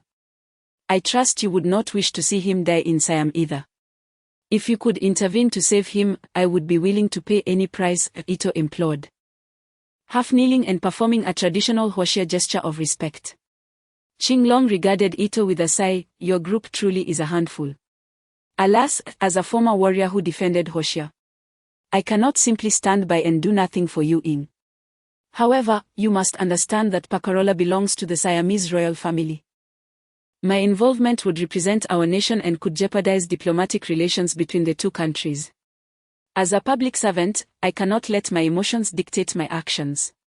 Please, I beseech you to save him. Ito pleaded once more. Qinglong helped Ito to his feet and said, I will take you to a place. If they are unwilling to assist, I will truly be powerless. With that, Qinglong turned and led the group deeper into the secret chamber, arriving at an elevator hall. He pressed the button to summon the elevator, and they ascended directly to the rooftop of the building, which astonishingly featured a helicopter landing pad. Zhonglong was the first to board the helicopter's cockpit, while Qinglong produced 2 pairs of eye masks and handed them to Ito and Huozi, stating, due to national security concerns, you must wear these upon boarding the helicopter. Once everyone was aboard, the helicopter soared toward Jisha province, and after approximately an hour, they hovered over a forest at the border between Jingcheng and Jisha province. You may remove your masks now, Qinglong said calmly. Ito and Huozi took off their masks and gazed down at the vast expanse of forest below. What are we doing here? Huozi inquired, puzzled. Ito, you must know where Yu Ying honed his skills, right? Qinglong smiled as he looked at Ito. Area 56. Ito suddenly realized, understanding that Qinglong intended to bring him here to seek assistance. The helicopter continued its flight, and soon, Ito and Huozi spotted a military base that appeared abruptly amidst the forest. Hanako was profoundly shocked and quietly inquired of Ito, Ito-san, what is District 56? Ito responded in hushed tones, it is the most enigmatic special forces unit of Huoxia, representing the pinnacle of the Huoxia military's combat capability. As the helicopter descended onto the base, the on-duty soldiers promptly approached and saluted. Greetings, Commander Qinglong. Hello. We have an urgent mission. Please inform the commander and the political commissar to convene in the operations conference room. Commander Qinglong returned the salute and, with practiced ease, led Ito and the others toward the conference room of District 56. Hanako's eyes wandered, taking in the military equipment throughout the base, yearning to touch it. While Ito tightly grasped his arm, fearful that this oblivious fellow might indeed act recklessly. Upon entering the operations conference room, they found it already filled with personnel. In addition to the commanders in military uniforms, there were a dozen soldiers clad in combat gear. One could not help but admire the remarkable efficiency of Huoxia's elite forces. It took only 5 minutes from the helipad to the conference room, and the gathering was already complete, with neither the commander nor the political commissar losing a moment. The commander stood fast, prompting everyone to rise and salute. Qinglong returned the gesture, and Hanako, influenced by the atmosphere, awkwardly executed a less-than-standard Huoxia military salute. Put your hand down, what business do you have here? Ito chided as he pulled Hanako's hand down. I've just never seen such a grand scene. I'm a bit overwhelmed, Hanako replied, scratching his head. Indeed, for someone like Hanako, a scrappy individual from Siam, even with remarkable skills, such a spectacle was unprecedented. The room was filled with prominent figures of Huoxia, both in status and prowess, truly a stroke of fortune. Qinglong, please take a seat. What urgent matter do you have to discuss? The commander prompted. Qinglong nodded and sat beside the commander, stating, strictly speaking, this is not a mission, as I have not received any orders from the nation. However, this matter concerns District 56. Former soldier of District 56, Captain Yu Xiaopeng. Codenamed Yuing, has been unlawfully detained by the Pakarola family in Siam. Reliable sources indicate he is now paralyzed and hanging by a thread. At this juncture, a heavy silence enveloped the room, a testament to the stringent discipline ingrained in the soldiers of District 56. Yet, Ito could distinctly sense an undercurrent of fury emanating from every soldier present, each one seemingly seething with anger. Qinglong glanced around and continued, "If we are to rescue Yuing, it would constitute an unauthorized action, and no leadership above us can be held accountable for this, including myself. Therefore, the decision is yours." The commander found himself in a dilemma upon hearing this, while the political commissar family interjected, "Qinglong, this is against protocol. As the political commissar of District 56, I cannot allow them to act independently." The commander retorted, "But Yuing is still a soldier of District 56. Can we simply stand by and watch our comrade perish in a foreign land? Yuing is no longer a soldier of District 56. If it were a mission for the country, we would undoubtedly act without hesitation to rescue him," the political commissar asserted with unwavering resolve. "What does it mean that Yuing are no longer a soldier of the 56th district? He has bled for his country. Do not forget that he left the 56th district to rescue General Long, sacrificing an eye in the process. Old Zhao, you ought to speak with a modicum of conscience." The commander shouted vehemently, nearly overturning the table in his fury. Such is the nature of the military. Even in the 56th district, the political commissar is invariably the most rational and rule-abiding individual, while the commander often leans towards the audacious and daring type. "Chen, speak your mind, but why resort to insults? Do not forget, it was my hand that elevated you to the position of commander." Zhao, the political commissar, slammed his hand on the table. "To hell with it. I might as well resign," Commander Chen exclaimed, throwing his military cap onto the table in a fit of rage. Upon witnessing this, Huasi felt a wave of concern. With both leaders of the 56th district embroiled in such a heated argument, could this matter still be resolved? "Ito-san, the two prominent figures are at odds. This cannot continue." "Hush, do not speak, look at Qinglong," Ito whispered, and Huasi followed his gaze to Qinglong, who bore a faint smile, as if struggling to suppress laughter. Qinglong composed himself and stated earnestly, "Let us invite the honey badger to participate in the meeting and offer some suggestions." Chapter 44, The Honey Badger, the Butcher. The lone wolf, the honey badger, a member of the weasel family native to the African savanna, colloquially known as the flat-headed man, typically measures between 60 to 70 centimeters in length, stands about 25 centimeters tall, and weighs no more than 12 kilograms. Despite being a rather inconspicuous creature in the natural world, it roams the savanna with impunity, engaging in combat daily. In District 56, there exists a soldier codenamed Honey Badger, Jiang Yunfan. Standing at a modest height of merely 1.7 meters and possessing a slender physique that pales in comparison to his fellow Special Forces members, he may appear diminutive. However, within his slight frame resides explosive power. His moniker derives from his fearless demeanor in the face of adversity. Yet, such audacity alone does not suffice to crown him as the king of soldiers in District 56. In addition to his extraordinary physical prowess, formidable individual combat capabilities, and exceptional tactical command skills, it is his extraordinary and enigmatic strength that solidifies his esteemed position.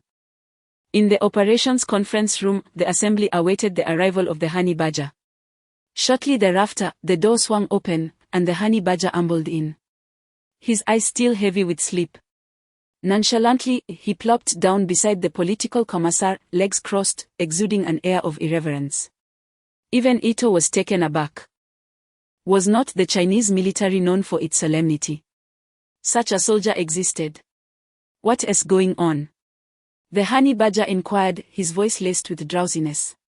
Commissar Zhao, faced with the challenge of managing this unruly soldier, sighed and recounted the matter at hand. Is that all?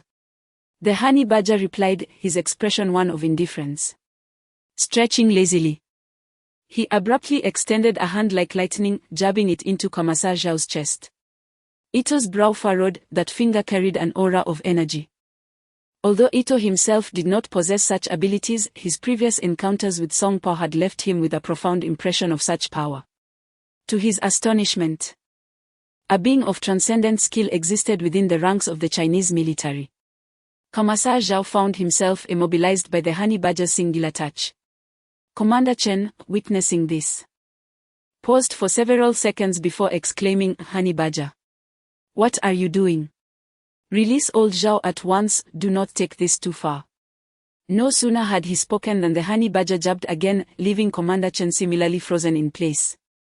The honey badger clapped his hands and turned to the other soldiers of District 56, addressing them, "You are all disciplined warriors. This mission is not suited for you. Allow me to handle it. Should there be any repercussions from above, I will bear them alone. After all, this is not my first time." Ito stood utterly astounded. He had not anticipated that the king of soldiers in District 56 would act with such decisiveness, while the other soldiers harbored a strong desire to rescue their former comrade. They refrained from voicing their intentions, appearing accustomed to the honey badger's conduct. In District 56, and indeed throughout the entire Chinese military, the honey badger seemed to be the only individual who could repeatedly flout rules and discipline without facing expulsion from the ranks. Ito glanced at Qinglong, seemingly curious about his reaction. The result was that Qinglong merely glanced at his watch and remarked, "Oh dear, I nearly forgot an important matter. There is a meeting at headquarters today. How did I end up wandering to District 56? Truly, my age is catching up with me, and my memory is failing." With that, he rose and strode out, not even casting a backward glance. Ito remained rooted in place, dazed, until Honey Badger approached and gave him a gentle nudge. "What are you standing there for? Come with me, we need to rescue Yu Ying." As Honey Badger led the two out of the conference room, the rigid Commander Chen and political Commissar Zhao exchanged glances and took their seats. Not again, it's always the same performance. I feel embarrassed," Zhao said, covering his face. "What else can we do? This is already an improvement. Have you forgotten how Honey Badger acted on his own the first time? He kept us both immobilized for 12 hours. I nearly broke my back," Commander Chen replied, instinctively rubbing his waist, clearly still haunted by the memory. "All right, let's disperse. I must hurry to write the report. I truly have no idea how to frame this." Honey Badger returned to the helipad in District 56 with Ito and Hanako, only to find that Qinglong and Zhonglong, along with the helicopter they had flown in, had vanished without a trace. Approaching a helicopter belonging to District 56, Honey Badger seemed intent on using it to depart with the two. A duty soldier promptly approached, saluting according to military protocol, and stammered, "Brother Honey Badger, what business do you have going out again?" The soldier's voice trembled slightly, betraying a hint of apprehension about the impending situation. "Little brother, since you've already guessed, what are you waiting for?" Honey Badger said with a mischievous grin. The soldier sighed, seemingly resigned, closed his eyes, and extended his neck. In one swift motion, Honey Badger struck him down, and the soldier collapsed to the ground. The entire process flowing seamlessly as if it had occurred countless times before. Satisfied, Honey Badger clapped his hands and gestured to Ito, indicating for him to board the helicopter. Honey Badger took the pilot's seat, expertly maneuvering the helicopter into the air, heading beyond the base. Hanako leaned forward from inside the cabin and said to Honey Badger, "Commander Honey Badger, you are truly the most distinctive Chinese soldier I have ever encountered." Honey Badger laughed heartily and replied, "I am an exception. Chinese soldiers are typically quite serious and disciplined. Do not let my presence color your perception." Ito, however, was not in the mood for light banter. He expressed his concerns, saying, "Sir Honey Badger, I know you are formidable, but is it not too reckless for just you to accompany us in rescuing Yu Ying? After all, our adversaries are of royal blood from Siam, and Pakarola has a formidable expert by his side, one who possesses strength akin to yours." Honey Badger's interest was piqued, and he inquired, "Oh, how does that expert compare to me?" Ito pondered for a moment before responding, "In my land, We refer to the body energy derived from transcending the mundane as chakra, which is entirely distinct from chi. Forgive my lack of discernment. I cannot ascertain who among you and that expert is more powerful. Rest assured, I am not a presumptuous individual. When confronted by the royal family of Siam, I would certainly not embark on a solitary endeavor. The reason I did not bring along the brothers from District 56 is that they bear the weight of a national mission and, in a sense, represent the country. Should they intervene, it could escalate into a significant international dispute, thus necessitating assistance from alternative sources, remarked the honey badger. Upon hearing this, Ito's perception of the honey badger shifted. Initially, he regarded the honey badger as the warrior king of District 56 and one of the foremost experts in the realm of Huaxia, as a figure of solitary pride, perhaps a brash individual. Not much wiser than the once renowned Oliver, particularly given his decisive demeanor. However, it became apparent that this man possessed not only great prowess but also the composure of a sagacious strategist. After listening to the honey badger's words, Hanako excitedly inquired, "Commander Honey Badger, are you planning to recruit from the ancient martial arts community of Huaxia?" The honey badger shook his head, saying, "Firstly, most individuals in the ancient martial arts community are solely focused on cultivation and enlightenment, indifferent to the trivialities of the mundane world. The Wandering Eagle has no ties to the ancient martial arts realm or who would be inclined to rescue him. Secondly, the royal family of Siam hardly necessitates the expertise of the masters from the ancient martial arts community. Why employ a sledgehammer to crack a nut?" Upon hearing this, Ito refrained from further questioning, confident that the honey badger would successfully assemble a reliable team for the rescue of the Wandering Eagle. The helicopter returned to the capital, where the honey badger landed it at a stronghold of District 56. He then took a rugged vehicle, transporting the two into the city. Ito and Hanako, weary from their long journey, unknowingly dozed off in the car. The honey badger halted the vehicle and roused them. As Ito opened his eyes, he realized they had stopped at the entrance of a bustling market in the capital. Noticing that the honey badger had already exited the vehicle, Ito hastily pulled Hanako along. Ito felt perplexed. Wasn't it the plan to gather reinforcements? Why had they come to a market? Mr. Ito, could it be that Commander Honey Badger is hungry and intends to buy ingredients for a meal? That sounds good, but I am also quite famished. The variety of produce in Huaxia's markets is truly abundant. Hanako exclaimed, envisioning the delectable dishes that awaited them, nearly salivating. Do not jump to conclusions. The honey badger must have his own plans, Ito cautioned Hanako, even though he too could not fathom the honey badger's true intentions. It was around 2 p.m. and the market was nearly deserted, with most vendors taking a siesta. The honey badger approached a pork stall and paused, addressing the vendor, "Sir, I would like several pounds of large bones." I knew he was hungry, Hanako whispered from behind. The vendor, reclining on a folding chair with a newspaper draped over his face, grumbled, "Here we go again. It's sweltering, and no one lets a man enjoy a midday nap. Couldn't you come earlier to buy meat?" The vendor abruptly yanked the newspaper from his face, peering over with impatience, only to be momentarily stunned into silence. The honey badger chuckled, teasing, "Butcher, with an attitude like that, your business will inevitably close its doors." Upon hearing the words of the honey badger, the pork stall owner seemed convinced that the person before him was indeed the honey badger. He immediately saluted and exclaimed, "Greetings, Captain." The butcher's voice resonated like a bell throughout the market, echoing and rousing the other vendors, who responded with a chorus of disgruntled shouts. "Pork vendor! Are you suffering from swine fever? Have you eaten too much pig brain?" After the uproar subsided, the honey badger chuckled once more, "Keep your voice down. Are you not afraid someone will overturn your stall?" The butcher, feeling somewhat sheepish, scratched his head and asked, "Captain, what brings you out of the military to see me?"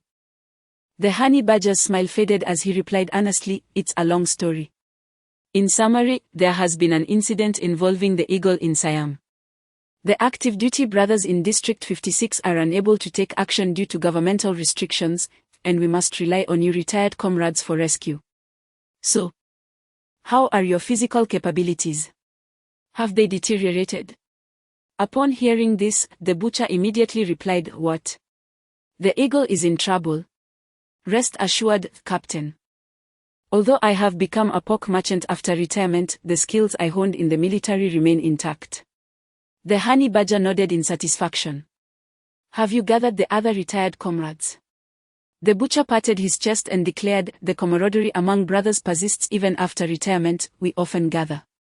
To be frank, everyone longs for the days of executing missions, and many of the old comrades maintain their training, hoping for the day they are called back to service. Give me 2 hours, and I will surely rally them all. This operation requires at least 10 individuals. I entrust you with the gathering. Time is of the essence. Hurry." "Understood." The butcher accepted the command, leaving his shirt behind and donning only an apron as he hurried out.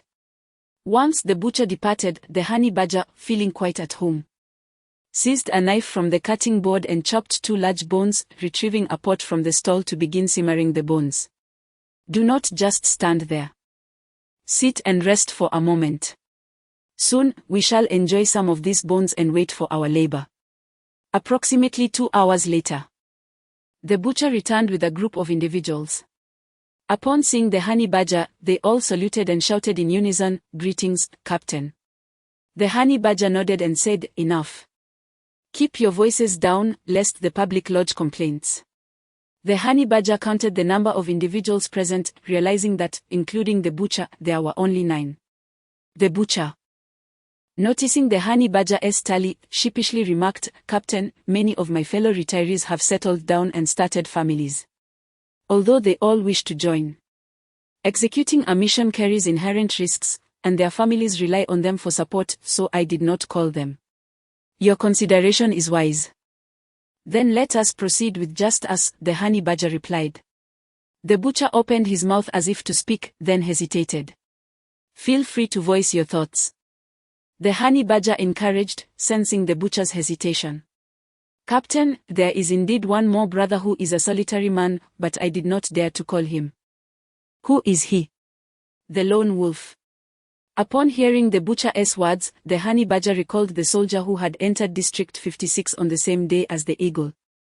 The lone wolf.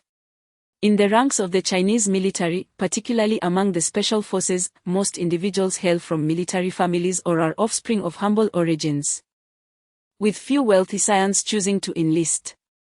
After all, in this era of peace, the privileged often enjoy a life of luxury from a young age, starting well ahead of others, so why would they endure the hardships of military life?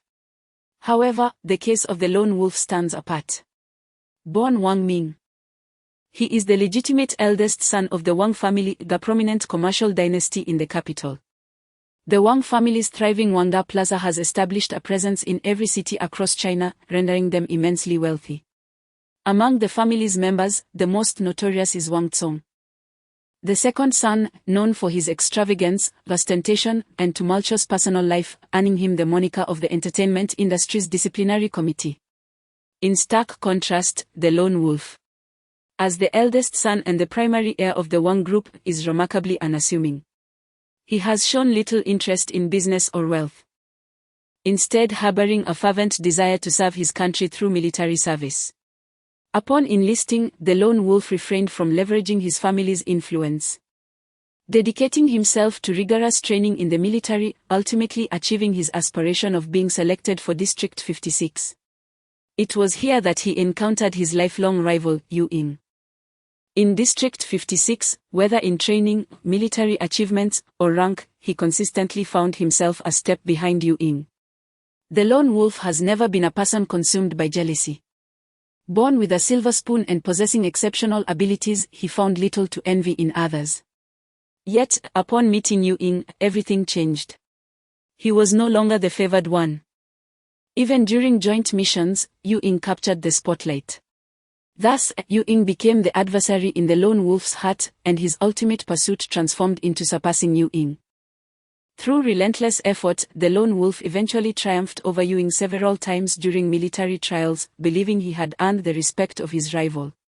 However, When Yu Ying was injured and forced to retire due to military regulations, the lone wolf understood that even with the loss of an eye, Yu Ying would only grow stronger.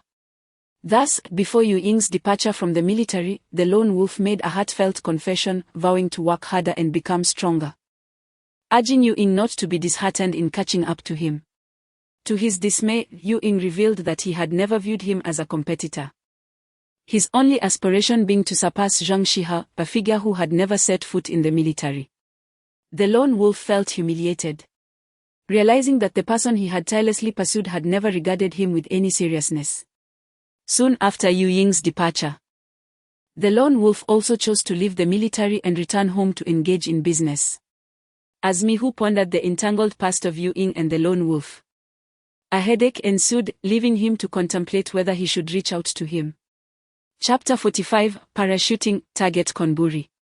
As dusk descended upon the capital, a towering edifice along the eastern Third Ring Road was bathed in the golden hues of the setting sun. The bold letters of the Wanga Group sparkled brilliantly atop the building. The evening rush hour had commenced, and the streets outside buzzed with a throng of people concluding their day's endeavors, some eager to embark on vibrant nightlife, while others hurried homeward for a warm family dinner. The escalators of the subway station were particularly congested as the Honey Badger navigated through the bustling crowd alongside Ito Hanako, ascending from the depths of the station. Honey Badger, why not take a car instead of squeezing into the subway? Hanako complained, darting to avoid the swarming pedestrians. Honey Badger merely smiled in silence. Once they emerged from the subway and stepped onto the eastern Third Ring Road, he pointed to the line of vehicles creeping forward like a procession of turtles. Hanako swallowed hard and remarked, "I thought Bangkok had heavy traffic, but arriving in the capital reveals what true congestion is. Come on, the Wanga Group is just ahead." Honey Badger waved his hand, leading the trio towards the grand building. Upon entering, they were met by a surge of people disembarking from the elevators, each impeccably dressed in tailored suits and elegant ties. In stark contrast, Honey Badger and his companions, one clad in camouflage, another in a black trench coat, and the last adorned in tattered jeans, stood out conspicuously within this corporate environment. Approaching the reception desk, Honey Badger removed his sunglasses and flashed a smile at the receptionist. "Good day, miss. We are here to see General Manager Wang of Wanga Group." The receptionist scrutinized the trio, a flicker of disdain in her eyes. Yet she maintained her professional demeanor. "Sir, which Manager Wang are you referring to?" "Wang Ming." "Do you have an appointment, sir?" "No. But I would appreciate it if you could notify him that Honey Badger is here." The receptionist nodded politely, her thoughts betraying her skepticism about the trio's standing. Surely, she mused, it would be a miracle if General Manager Wang agreed to meet them.